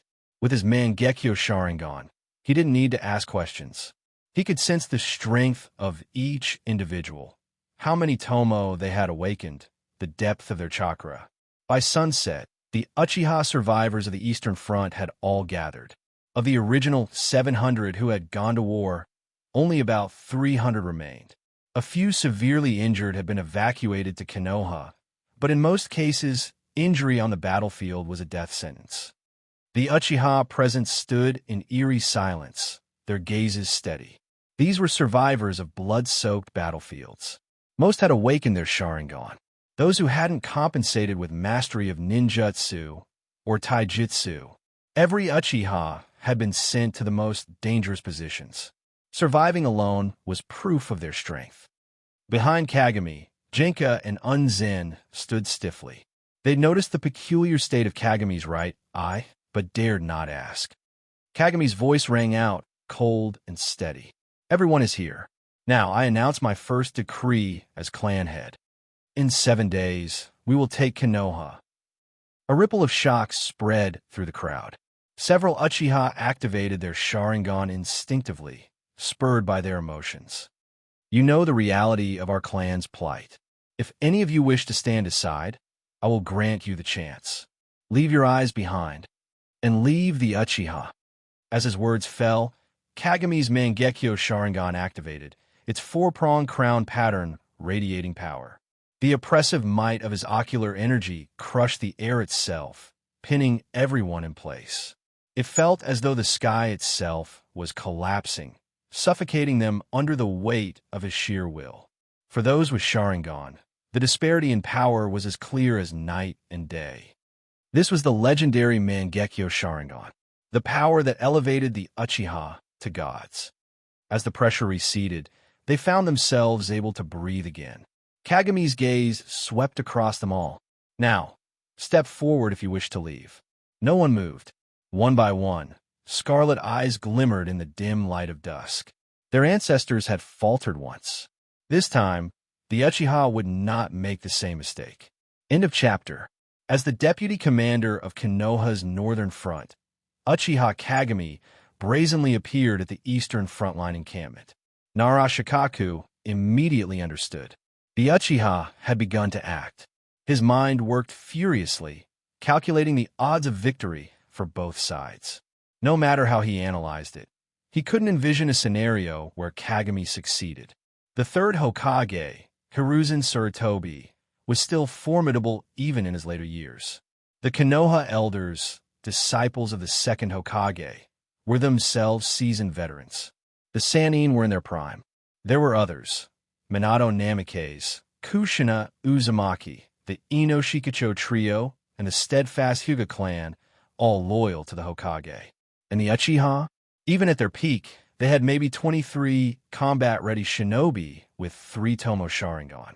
Sure, Kagami might be at Kaga level, but Konoha had multiple individuals capable of countering him. Not to mention, the war wasn't even over yet. If Kagami really chose this moment to rebel, it wasn't just Konoha he'd face. Every other village would leap at the opportunity. After careful deliberation, Shikaku gathered a team of upper-level shinobi and headed toward Kagami's tent. He planned to reason with Kagami, laying out the stakes clearly. There was no denying the Uchiha had grievances, but this was the wrong time to act. The moment he entered the tent, however, Shikaku's thoughts faltered. In release represented spiritual energy, and the Nara clan's techniques relied on in release. So did the Yamanaka techniques. And the Hyuga, they shared a heritage in ocular power. While the nuances of Kagami's strength weren't immediately apparent to them, one thing was unmistakable. His spiritual energy was overwhelming. Sitting calmly in the center of the room, Kagami exuded an aura so oppressive it felt as though they were nothing more than fragile leaves adrift in a storm. Even looking at him directly caused a stabbing pain in the mind. Uchiha Kagami, Jonin, Shikaku greeted, suppressing the fear that clawed at his chest. It wasn't the most formal of addresses. Technically, Shikaku outranked Kagami. Kagami, still poring over a scroll, barely glanced up. "What do you want? At least call me by name," Shikaku thought bitterly, forcing a smile. "Kagami, I don't recall receiving notice of your deployment here. Did you come to coordinate with your clan?" Kagami shook his head and chuckled. "Shikaku, you're a smart man. Why do smart men like playing dumb? Surely you know why I'm here." Shikaku's smile vanished, his expression turning grim. "Kagami, it's not too late to stop this. Think about your teacher. Jiraiya wouldn't want you to go down this path." "Be quiet." Kagami's gaze was icy, his tone absolute. "You've saved me the trouble of summoning you. I'll make this simple. Swear allegiance to the Uchiha, or face the annihilation of the Nara clan. I'll give you 3 seconds to decide." "What are you talking about, Kagami?" A young Hyuga from the main family, standing beside Shikaku, couldn't hold back his outrage. But before he could finish, his head slid cleanly from his shoulders. It hit the ground with a sickening thud, spilling red and white viscera across the floor. Shikaku's pupils dilated in shock, unable to process what had just happened. He really did it. Kagami had just killed a comrade, someone from the same village, without hesitation. This wasn't a threat. It was outright rebellion. Kagami chuckled softly, interrupting the conversation. "I'll take that as a declaration from the Hyuga clan." His gaze fell on Hyuga Hizashi. "I'll slaughter your entire main family. Your branch family is used to being dogs. How about serving a new master? Or would you prefer to die alongside them?" Hizashi's body trembled, not from fear of his own death, but from the crushing weight of his clan's fate resting on his shoulders. Why did the fool from the main house have to speak? As a fellow user of ocular power, how could he not grasp the disparity in their abilities? Hizashi could tell, without a doubt, that Kagami had unlocked the Mangekyō Sharingan recorded in their clan's ancient texts. And it wasn't just any Mangekyō. It belonged to this monster of a man. Thud. Hizashi fell to his knees, bowing low. "Please spare my elder brother. On behalf of the branch family, I swear loyalty to you." Kagami's eyes glimmered with amusement. "I like you. As the first to submit, you'll have my favor." He then turned to Shikaku, his gaze piercing. "Well, Shikaku, have you made your choice?" Shikaku unclenched his tightly balled fists and exhaled deeply. "Kagami, I cannot speak for my clan. Whatever choice is made will be theirs, not mine. But as for me, with blinding speed, Shikaku formed hand seals. His shadow transformed into razor-sharp claws, lunging toward Kagami. Don't underestimate Konoha Shinobi, you madman. You'll pay for murdering your comrades. SHHHK. An invisible high-frequency slash obliterated the shadow, disintegrating Shikaku and his technique into ashes. If you waste time clinging to the importance of individuals, what can you hope to change? Everyone here can die. Everyone except the Uchiha. Everything else can be burned to the ground and rebuilt. I respect your decision, Kagami said coolly, his voice utterly devoid of emotion. His gaze shifted to the others in the tent. Any more willing martyrs?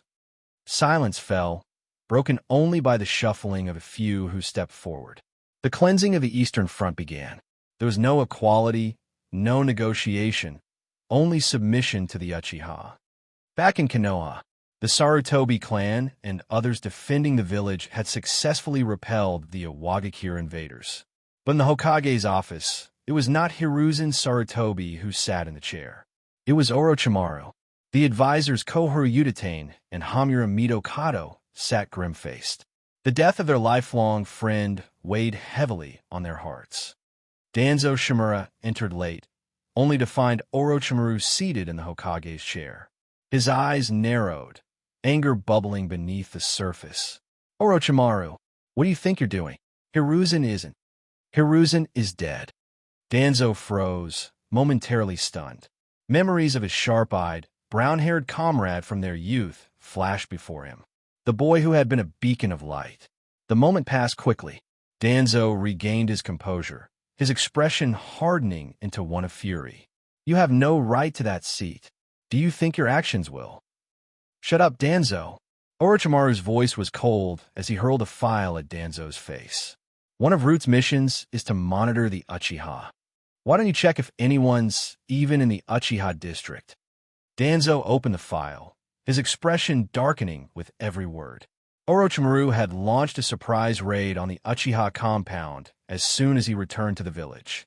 He'd hoped to take the Uchiha clan hostage, perhaps their only leverage against Kagami. But the patrols left behind had been nothing more than shadow clones. The real Uchiha clan had evacuated en masse, their trail vanishing near a river dozens of kilometers away. Orochimaru sneered, his reptilian eyes locking onto Danzo. In half a day, I uncovered what you failed to notice for weeks. I think Root has outlived its usefulness. Danzo wanted to argue. His men had been scattered on missions, and the remaining forces had been tied up defending the village from Iwa's assault. Besides, the Uchiha district was home to elders and children, not a high priority. But those thoughts dissolved into a single, searing realization. The Uchiha had rebelled. Hiruzen, Danzo's trembling fists clenched tightly. I told you, you'd regret this. Kakashi's mind shattered, his vision blurred, and his knees buckled under the weight of his guilt. No. From a distance, a young boy watched, his face pale with shock. The sight of Rin's lifeless body struck something deep within him, a pain too profound to bear. The Sharingan in his eyes spun wildly, the tomo merging into a new shape. The world seemed to twist and distort. The boy's vision burned with crimson, and his mind spiraled into madness. Somewhere far away, in the cold silence of the underground, Madara's lips curled into a knowing smile. The pieces were falling into place. End of chapter. Blood fell like rain. Lifeless bodies of mist shinobi were pierced by twisted wooden spikes, forming a gruesome field of thorns. Standing amidst the carnage was a figure shrouded in white Zetsu's living armor. Only a pair of crimson Mangekyō Sharingan eyes gleamed from the mask-like covering. Kakashi stood frozen, his eyes vacant and lifeless as he stared at the figure approaching him. Kagami, or Obito, are you here from the Pure Land to pass judgment on me? Kakashi barely reacted. There was no fight left in his soul. The man standing there was nothing more than an empty husk, a scarecrow in name and form. Kakashi, A hoarse voice came from behind the white mask. People who wish to live are killed. People who wish to save are the ones forced to kill. What a twisted world. There is no hope, no light, only despair repeating itself, again and again. Such a world does not deserve to exist. Obito's words dripped with bitterness, his tears thick as blood, streaking down his face. He understood now. The world was fundamentally flawed, and its systems were broken. Allowing it to persist would only breed more tragedies. I will reshape it. In the new world, there will be Rin. There will be you too, Kakashi. A thorn-like wooden spike began to extend from Obito's palm, aimed at Kakashi's chest. Kakashi didn't flinch or move. His head hung low as he stared at his blood-stained hands. Perhaps there are things so unbearable that only death can escape them. Father, I'm sorry. Obito took shaky steps forward. At first hesitant, his stride grew stronger as he closed the distance. Kakashi, I will release you. As the wooden spike neared Kakashi's heart, clang! A blinding white flash tore through the battlefield. The wooden spike shattered mid-strike, half of it flung far into the distance. A tall figure appeared, his back shielding Kakashi.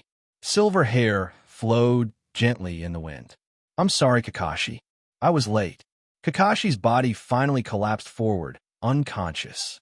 Father, the man who stood between Kakashi and Obito was none other than Sakumo Hatake, Konoha's famed White Fang. He stood tall, gripping his short blade, his gaze sharp as he examined the situation. That technique would release? And the Sharingan. Who are you? Sakumo's instinct screamed danger as he watched the masked figure's unnatural abilities. Years spent on the run and in constant battles had honed his perception. He knew of Danzo's experiments, unspeakable horrors using the Uchiha as test subjects for would release. But this was beyond what he had imagined. White Zetsu's voice sounded in Obito's ears, sharp and cautious. Sakumo Hatake, this is trouble. Obito ignored the warning, his palm bursting forth with another volley of wooden spikes. I will save Kakashi. I will save everyone in my world. Sakumo met him head-on, his white fang blade gleaming as it sliced through the air. Slash! The blade passed clean through Obito's body, phasing through him harmlessly. Sakumo's eyes narrowed. Intangibility, but only when you're not attacking. Obito reappeared behind Sakumo, lunging toward the unconscious Kakashi with a deadly strike. Stop! With lightning speed, Sakumo intercepted him, letting the wooden spike pierce through his shoulder as his blade swung back. Crack! The mask-like armor covering Obito's face shattered partially, revealing his features. You're Obito! Sakumo's eyes widened with shock as recognition struck him. The face beneath the mask was that of Obito Uchiha, a boy he had known, thought to have perished in the Third Great War. Obito's expression remained cold. You don't need to know. His Mangekyō Sharingan spun again, space beginning to distort. Suddenly, Obito winced. A stabbing pain surged through his left eye. Obito, Zetsu shouted. Stop! Your body hasn't fully adjusted to the Mangekyō yet. I can't let him leave, Obito growled, ignoring the warning. He knows too much. Zetsu's voice grew sharper, sensing danger. Listen to me. Uchiha Kagami isn't far from here. If you waste time and draw him here, you're finished. At the mention of Kagami, Obito hesitated. Zetsu knew exactly what to say to stop him. Facing Kagami now would be suicide. Even you need time, Obito, Zetsu pressed. When the time is right, we'll strike. Obito's fists clenched, his gaze lingering on Sakumo. Slowly, he walked toward Rin's lifeless body, lifting her gently into his arms. As the space around him distorted, Obito turned to look at Kakashi one final time. Live, Kakashi, and carry the weight of your sins. And with that, he disappeared, leaving only silence and the lingering scent of blood. Sakumo sighed deeply, pressing his hand against his bleeding shoulder. He glanced back at the unconscious Kakashi and the body strewn around them. Danzo, this madness ends now. Hoisting Kakashi onto his back, Sakumo leaped into the forest, his direction clear. He would go to Kagami. In his mind, only one thought resounded. Danzo must not live. End of chapter. Konoha. Orochimaru wasted no time. Without holding a funeral for the third Hokage or a formal inauguration ceremony for himself, he had fully immersed himself in preparations for the looming conflict. Civilians were relocated to the shelters, while the ninja forces patrolled day and night. The barrier that once encompassed the entire village was modified and reduced in size, enhancing its defensive capabilities and sensory reach. Orders were issued to recall all ninja from the borders, leaving Konoha's perimeter unguarded. Orochimaru. Mitokado Hamura frowned. Is this level of preparation really necessary? I understand the severity of the Uchiha rebellion, but leaving the borders undefended. What if other villages take advantage and invade? Orochimaru's gaze was distant, his tone cold. Even if all of the Fire Country falls, it doesn't matter. We can reclaim it later. What's most important now is ensuring there's a later. Orochimaru's voice carried an ominous weight, leaving no room for argument. If my repeated warnings haven't made it clear, then understand this. Uchiha Madara. Think of Uchiha Kagami as if you were Madara reborn. You've seen that man with your own eyes. Uchiha Kagami now possesses equivalent power. Mitokado Hamura fell silent. After a long pause, he sighed. I understand now. Orochimaru, you should rest for a while. You haven't slept these past few days. Although they were dissatisfied with Orochimaru taking the Hokage position, it was wartime, and compromises had to be made. Orochimaru walked through layers of barriers, eventually arriving at one of Konoha's most guarded locations, the Scroll of Seals repository. He had snuck in here once before, learning the eight-headed serpent technique and various soul and body-related forbidden jutsu. But now, walking in openly as Hokage, the experience felt different. His lifelong dream had always been to master all ninjutsu in existence, a dream that had not wavered to this day. To achieve this, he needed immortality. And among the many techniques stored here, one in particular piqued his interest. The impure world reincarnation, developed by the second Hokage, Tobirama Senju, a forbidden jutsu that could summon the souls of the dead from the afterlife, binding them to living sacrifices. Orochimaru had studied this technique briefly in the past, but dismissed it as impractical. The reanimated individuals were usually only as strong as the sacrifices used, making the jutsu inefficient in his eyes. Now, however, he reconsidered. This could be his ace in the hole for the future, a trump card for reclaiming Konoha if all else failed. A white snake slithered out of his sleeve, swallowing the entire scroll of seals before vanishing in a puff of smoke. Orochimaru chuckled softly to himself.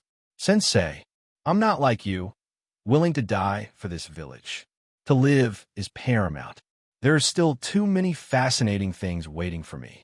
He paused, his golden snake-like eyes narrowing. However, I will leave my life here if necessary. After all, I am Hokage now. As Orochimaru exited the repository, he encountered Danzo waiting for him in the dimly lit corridor. Danzo leaned on his cane, his expression unreadable. Orochimaru, Danzo began, is it wise to face Kagami head-on? If his power truly mirrors that of Madara, we should bide our time. Wood release is the only counter to the Sharingan. We can retreat and continue our experiments. Given time, we can create a shinobi as powerful as Hashirama himself. Orochimaru stopped in his tracks, his gaze icy. Retreat again? Like you did in the past. Danzo, you are unworthy of collaboration, nor do you deserve to survive this. His tone grew sharper. If we win, your best outcome is imprisonment. If Kagami wins, I'll hand over all your secrets to him. Do you think the Uchiha will spare you then? You can't hide, Danzo. Without the village's protection, you wouldn't even survive Hatake Sakumo. Danzo trembled with rage, his face contorting. Do you think I'm afraid of death? Orochimaru sneered as he walked away. Think whatever you like. It doesn't matter. In the end, Sensei needed you as a shadow. I do not. His voice echoed ominously down the corridor. A Hokage must bear both the light and the darkness of the village. 30 kilometers from Konoha, a formidable army of shinobi marched through the dense forest, their presence suffocating. At the front of the formation was Uchiha Kagami, dressed in navy blue, the Uchiha crest emblazoned on his back. At his waist hung Shirayuki and Meiryu, his twin blades. Among the following Uchiha clansmen was Shinka, his aged eyes misty.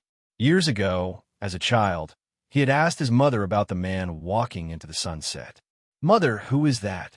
"That is our clan leader, Uchiha Madara," she had replied, her voice filled with reverence. "A hero who led us from the warring states era into peace." "Where is he going?" His mother's arms tightened around him, her tears dampening his face. "I don't know, my child, but I cannot follow him." Now, as Shinko wiped his tears, he thought to himself, "Mother, are you watching? This boy has given me the answer. The Uchiha need not go anywhere else. Konoha is our home, our rightful home."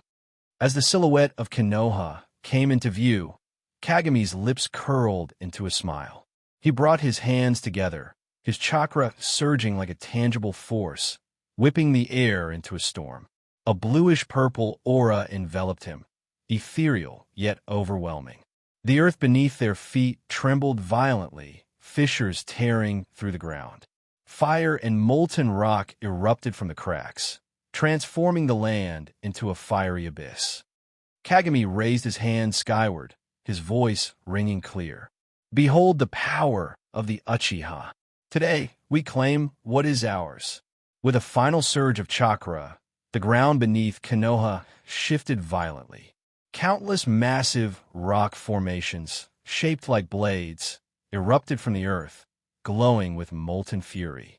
The peaceful village now stood on the brink of a volcanic hellscape. Dragon vein, earthquake core, sort of the abyssal cliff. To be continued. The perimeter of Konoha was under constant surveillance by sensory ninjas, and the village had gone into its highest state of alert. However, all their efforts proved futile. The fiery sword, rising from the earth, shattered their last remaining hope. The situation had come to this. Konoha had not wanted an unstable Uchiha in their high ranks, and the Uchiha had sought equal and just treatment. The Uchiha had never asked for special status. They were confident in their abilities to earn the place they deserved. Uchiha Madara had long foreseen that this day would come. Uchiha Kagami did not try to negotiate or issue any formal declaration of war to Konoha. There was no need. As long as he gathered enough power, he would inevitably take this step. From a young age, he had purposefully distanced himself from those outside his clan. He didn't want to hesitate at this critical moment. He understood Nagato's choices. If, at the time, Nagato had asked Jiraiya, and Jiraiya's answer had been to stop him, Kagami was ready to kill him. He never considered himself a good guy, nor did he uphold the ideals of peace in the ninja world.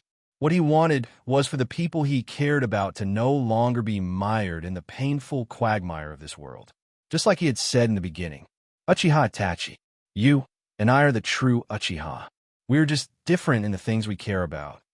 There was no panic on the battlefield. Despite the enormous crisis, the power of Konoha had already gathered into one force. The East Line had been out of contact for several days. With Narashikaku now seeing Kagami in person, they had received information. Orochimaru, Mito Kato, and the others stood atop the broken walls. Before them stood thousands of Konoha ninja, elite members from all the ninja clans and civilian ninjas. Only the most capable could be on the front lines. Ordinary genin had no place here. Kagami lifted his gaze and locked eyes with Orochimaru, slightly surprised, his lips curling into a faint smile. "Not the third Hokage, but you, Orochimaru." Orochimaru wore a cryptic smile. Disappointed Kagami? Kagami shook his head. "No, this is more of a pleasant surprise. Now, there's no need for any usual pre-battle speeches. If it were the third Hokage, even now, he would be trying to lecture me on grand principles." Orochimaru's lips curled into a sinister grin. "You're right. The eagle pecks at the snake, or the snake swallows the chick. It's a simple thing. Orochimaru, leapt into the air, his body rapidly shifting. He expanded and distorted as grotesque white serpent heads emerged from his body. A sinister aura began to spread. Between the two armies appeared a massive beast, white as snow, with 8 gigantic white serpents intertwined. A terrifying beauty. The 8-headed serpent, a legendary monster. It was said to possess control over natural disasters like earthquakes, volcanic eruptions, and storms, embodying resentment and evil. The 8-headed serpent technique was created based on this legend. Its origins were unknown, and even the creator of the technique couldn't use it as perfectly as Orochimaru. This was his strongest jutsu, without comparison.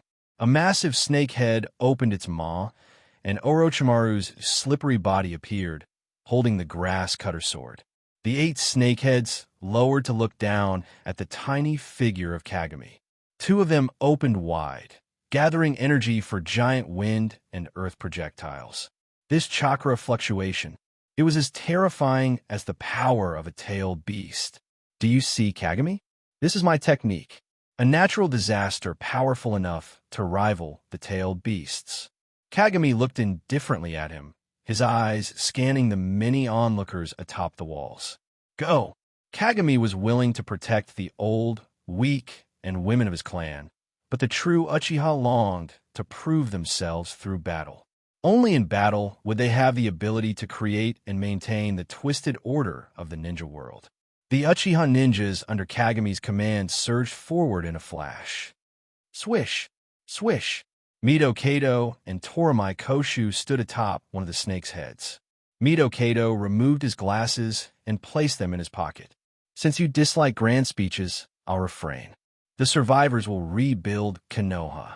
The enormous summoning scroll unfurled. Ninja art, weapon control, universal flow. Toramai Koshu pressed her hands together. 2 streams of emerald chakra flowed, one connecting to the snake's body beneath them, the other to Minato.